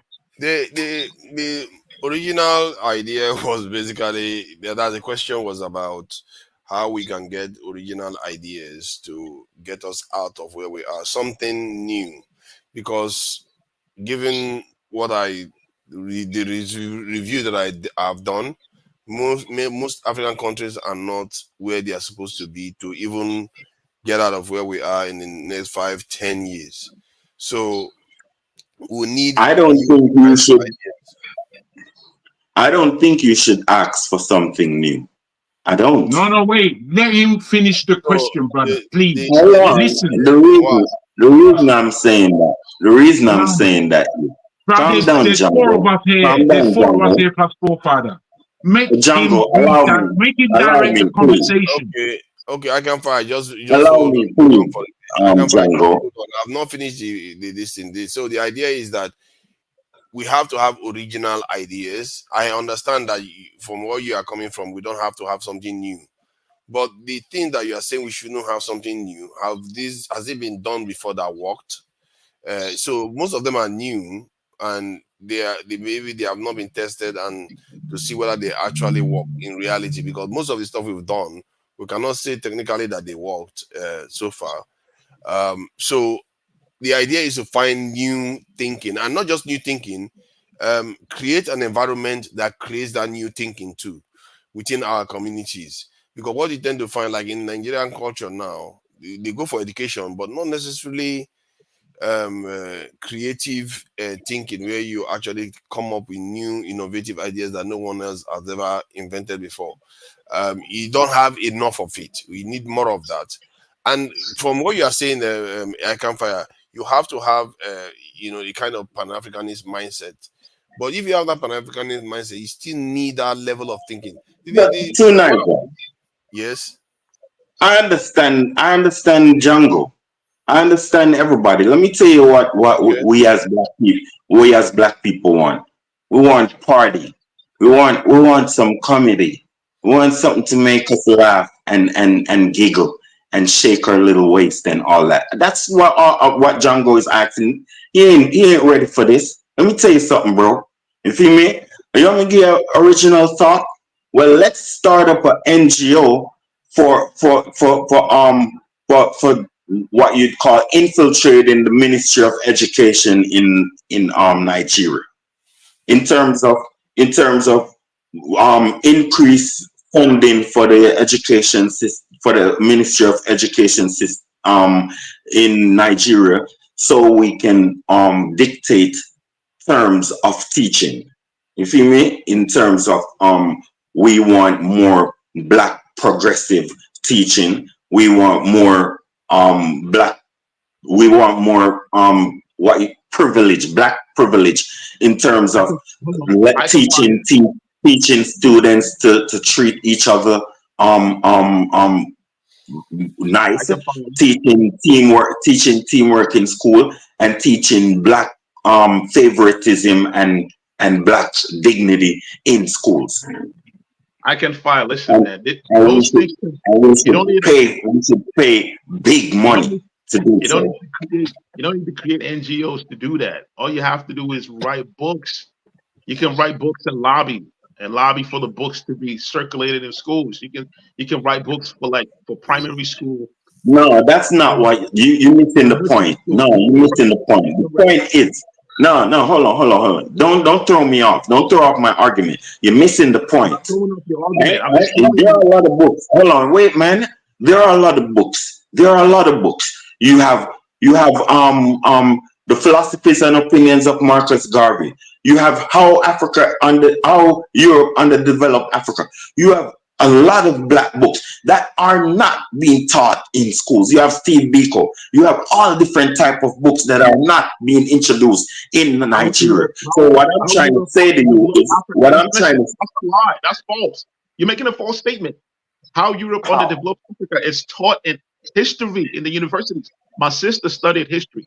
She owned that book. Why is it in university? Why isn't it? Just as did your sister study in the US or Nigeria? She graduated in Nigeria university. And they taught her that in Nigerians 2002, yeah, he graduated 2002. That's quite good. If they taught her that in Nigeria, that's good. Yes, yes. She owned the book. It's part of their books, part of their curriculum in the university. But that's one book. Did she get the philosophies and opinions of Marcus Garvey? Did she get that? She doesn't. I don't think they have that. Why? No, they are not interested in having that. Well, that's not. They're not interested in having that. So what I'm trying to say to you, my bro, I don't deal with half stuff. It is kind of half what you're saying. I'm trying to tell you that full-fledged. I'm trying to tell you that financing real black studies, to influence our youth to be dignified black people. That's what I'm trying to say. So we need to set up an NGO in order to make it structured. You feel me? So we can contribute to the Ministry of Education for favoritism. You feel me? For to use their greed on them in order to get a good result. You feel me? Because what's graduating is not going to take the country where it's supposed to be, and it's not going to give the people. I can fire, but you know that education system that we have there is not necessarily benign. Like it wasn't put there because somebody just came up with that. Let's just do this because it's the right thing for us to learn. It was put there by somebody telling them you need to use this type of education system because if you don't use it, we might consider you like you are. Because if you start teaching people about some of the stuff you say, is basically countering some of the narrative our leaders want or their partners want, like telling them that, oh, these colonizers are not good. The Europeans, you have to appreciate yourself more than the Europeans. So some people may not like that. They will feel like you are being aggressive towards them and they will start passing policies against your nation. So if they start doing that, what are you going to do then? Are you going to start resisting them? And if you are going to start resisting them, then why go start with education? Because you are going to face that problem one way or the other. No, I mean, like, this is how I look at things, right? This is how I look at things. You have to force stuff. Right now, Pan-Africanism, right? See, we are the least of people in terms of in the black world. We are the least respected in the black world, right? And yet still, it is us that the oppressor pointed out in their news briefing. You feel me? That this Pan-African channel has to go down. So what I'm trying to say to you is that not gonna stop the fight. So this is what I'm trying to say now is like, what do you want? You want your children to become shit just because some people desire that, or will you fight for your children to become upstanding citizens with more dignity and greatness, with more dignity than Europeans? But everything you've said now are things like eccentric cast said. It's something that some nations have done to an extent. They've done of them. So I agree with it. I agree with eccentric. I'm talking. See, try to understand where I'm coming from. I'm talking about strategically changing our position without triggering a war or a confrontation with foreigners in any way. My advice is soft power. You feel me? My advice is actually sneaky. It might sound loud, but it's actually a very little sneaky avenue. You feel me? So it's like, yes, it is. You feel me? So it's like you can say, okay, you want to teach you want some of these black books in basic and primary schools. You feel me? And you have a black pride thing going on with the students that people don't notice. A lot of people sometimes don't notice. You feel me? Because, but we have to do soft power, since everybody's so radical. Even our own people, you feel me, are very radical in terms of they don't want anything to change, but they cry every day about situation. You understand? Because that's what's going on. You feel me? How can you only stupid if you do the same thing and expect a different result? You So feel me?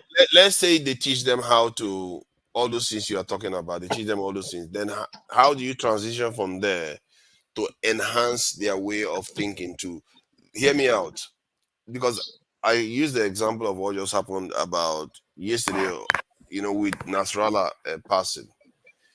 What I noticed was that these groups were Israel and Hezbollah were tangling with each other, but one side was advancing faster. Like one side was developing faster. In other words, their way of thinking, their innovative, creative way of thinking was advancing faster than that of this in Nasrallah.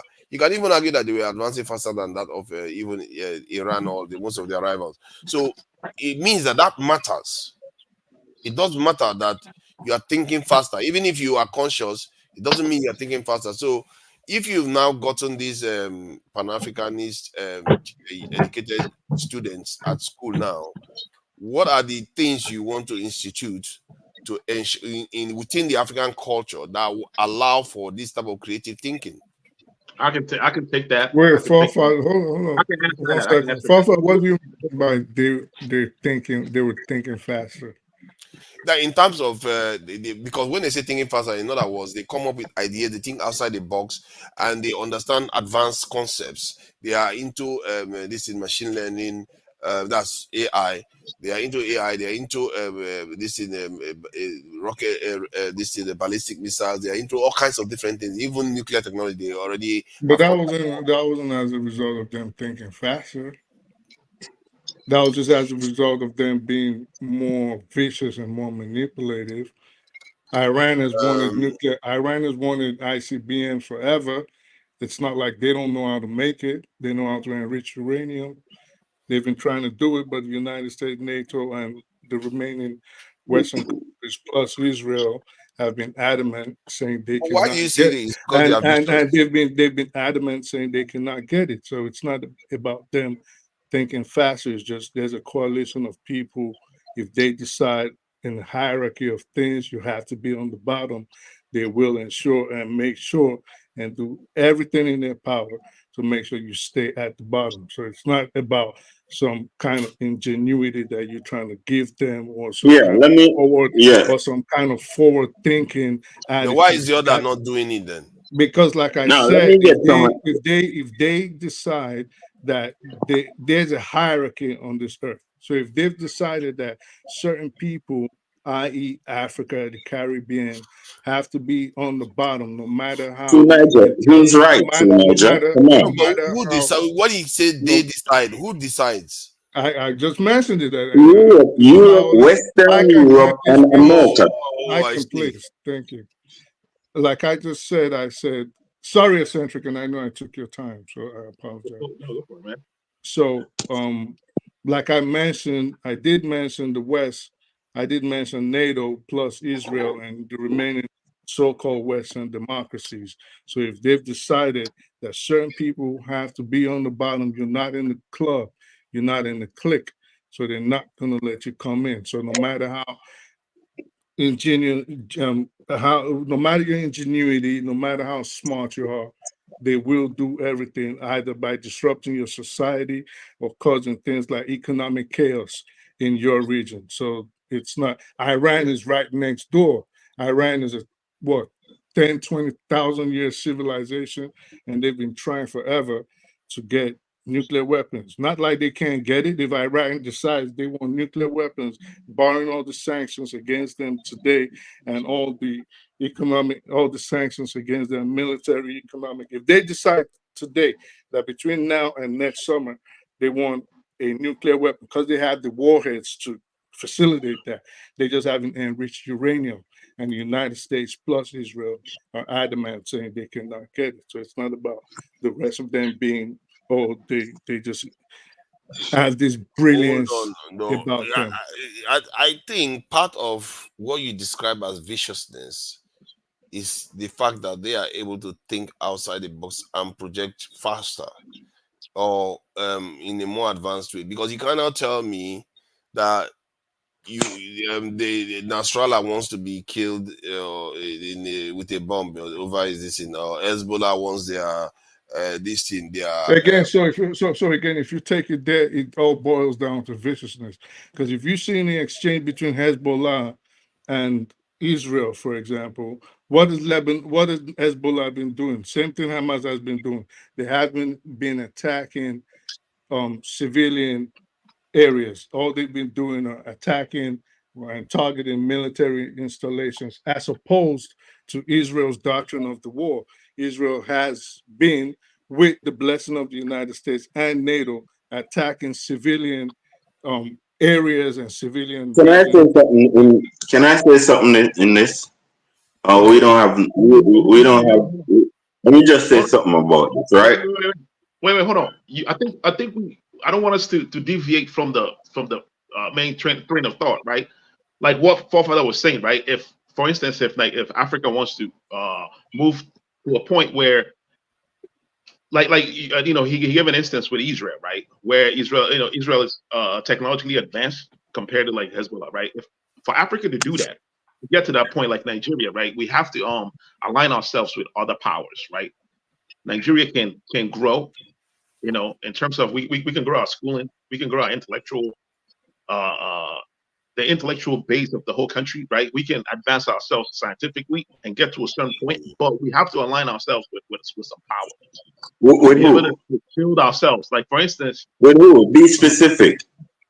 Be specific. Like if you look at our UAE right now, right? The reason why UAE is able to like advance the way they advance is because they align themselves with the United States of America, right? Economically, they align with the United States of America. Same thing with Saudi Arabia, right? United States is providing them with your advice? military protections, right? So Africa. Is that your advice? Is that your advice? We need to align. We need alliance, right? We need alliance. You don't need alliance if you haven't taken care of. Hold on, brother. Hold on, brother. You hold on. So if you don't need alliance if you haven't built your home front first. So before you know what I mean? So before you start thinking about external alliances, you have to ensure that your home front, and this is not only militarily or financial, it also goes mentally, that your people are in line and in tune with your message. So you can teach all the sciences you want. You can teach all the philosophy you want. If your people do not have that grasp of nationhood embedded in their heart and in their mind, this is why something like Biafra, it'll be hard for it to die. So if your people are not buying into the idea, you're wasting your time. So what Nigeria, and again, the black race, I've been listening to everybody all day, the black race is not going forward. Why? Because there's no leader.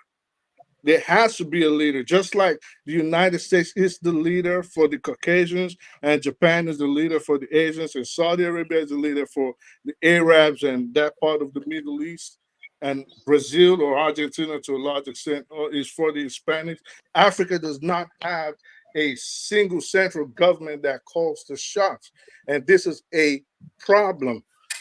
And this is what they are ensuring continues to happen. So you have 54 different countries that are not supposed to exist, that are only colonialist creations. And everybody's like, yeah, this is the idea. And yeah, this is the idea. And Niger says, hey, France, you need to get the F out of our country. And France says, well, we're not going anywhere. Listen, Nigeria, go attack them. You know what I mean? So until we have a leader, a leader meaning a country that's at the forefront to call the shots, Pan-Africanism or whatever name you want to call it is not succeeding. This is why they kill people like Lumumba. and ensure that people like Thomas Sankara die and Gaddafi. So they see a leader sprout up, they chop them down. And you know what I mean? So that's based on what his brief research that I did on this, we are not we've not moved. I think the this in the Sahelian alliance groups, they seem to have moved in the direction that they needed to, in terms of solving the problems, in terms of the alliance they created, and maybe a little bit of their increasing of their security forces, but it's not enough. Yeah. They've not gotten into, and most of the stuff they recruited was auxiliary, which are civilians really, come and join us and help fight this thing. That concerns me, because they need to start getting. I need to start seeing the only military I can say that is in sub-Saharan Africa that is in a kind of, they are in a kind of how do I put it, in a kind of solid footing. Like these people are ready to fight anybody that comes at them, because and they are small. It's Eritrea. That's the only country that I know that has a solid military that says, you know what, this it doesn't have to be that big, but yeah, they made it that big, and they are very, very rock solid. We don't have that even in the Sahelian nations, and that concerns me, because it means that we need another way to get out of the mess we are in. If you cannot get to that point, that I disagree with that. I disagree with that. Eccentric, I don't think you were here when I shared this, but let me just share this quickly. Go ahead. I checked the security posture of most of these, peaceful European countries like Switzerland, Denmark, all these other countries, 10 years after the Second World War, including Germany and Japan that was defeated. All of them were not in the state of African countries. All of them. They were in a stronger state. So it means we are not even close to where they were. Even the defeated nations, we're not even close to where they were. So that is the context I'm coming from. Please go ahead. So the Sahel region, right, they have an alliance with a superpower, a nuclear superpower, Russia, right? So they have alliance with Russia, right? And they have the Wagner paramilitary group, military group. They're helping train the people. They get all their military hardware from Russia, right? That alliance made them solid. That's why when France got kicked out, France did not boom rush, invade the country and take it over. They would have done that if they did not have that alliance with a superpower, right? That's what made it possible for them to kick out France and Uncle Sam. In Germany recently just took the soldiers out of the Niger Republic. So that's what you need. You need those alliances, man. That's a fact. You need those alliances. And also in the 80s, Nigerian naira was more than United States dollars, man. My uncle was trading, he used to travel to the United States like almost every month. Naira was way bigger than the dollars, right? In terms of exchange rate. So it wasn't a long time ago that economically we were way ahead of even United States of America. So eccentric. That's eccentric. What do you call an alliance? What do you understand? And I'm not saying this to be denigrating. I'm just saying, what do you understand as an alliance between Africa and the bigger, richer, stronger, more powerful Western countries? Africa, we need a military alliance, right? And it can come from the what do you call it? Well, from BRICS, right? BRICS right now is an economic alliance, a very solid economic alliance. If you look at the GDP, it has surpassed the G7 GDP currently, right? Africa needs to be in boat with BRICS nation, right? This is a paradigm shift, a multipolar world. That's what we need. The only thing that can liberate Africa from where we are right now is a multipolarity. Right now, we are in what's the opposite of multipolarity? I forgot. It's evading my mind right now. Singularity. Superpower, isn't it? Whatever. Yeah. So, where the West, NATO is dominating everything, right? The Western world have their own military arm called NATO, right? And this is their power play. This is how they play. We can emulate from how we can play like how they play too. We can have our own NATO, right? First, we can start with BRICS, have this economic alliance, and then we can start our own native. But I think you have a point. You touched on something that I think if you have BRICS, sorry, if you can be able to join BRICS, let's say Nigeria is able to join BRICS, it might give us a little bit of clout. But I don't know whether it's going to help us bring West Africa together. You know why Nigeria was rejected? You know why Nigeria? We will be trading with our own currency if we join BRICS. If we join BRICS, Naira will go back way up. It will be on tandem. You know why? A lot of top currencies. You know, we will be setting prices for our goods. Based on what postulations, do you think the Naira will increase in value if we joined BRICS and started trading with them? So BRIC members, right, trade in their national currencies, right? Yeah, currency exchanges. They don't trade in dollars, right? The reason why Nigerian our money is going down in terms of value is because it's in parity with United States dollars, right? So whatever happens here, whenever interest rate get raised or interest rate drops, it affects our money, right? You can look up the whole economic how the whole thing works, right? I'm not going to go into that. But if we trade, but Nigeria cannot join BRICS. Yes, so that's the whole thing. That's an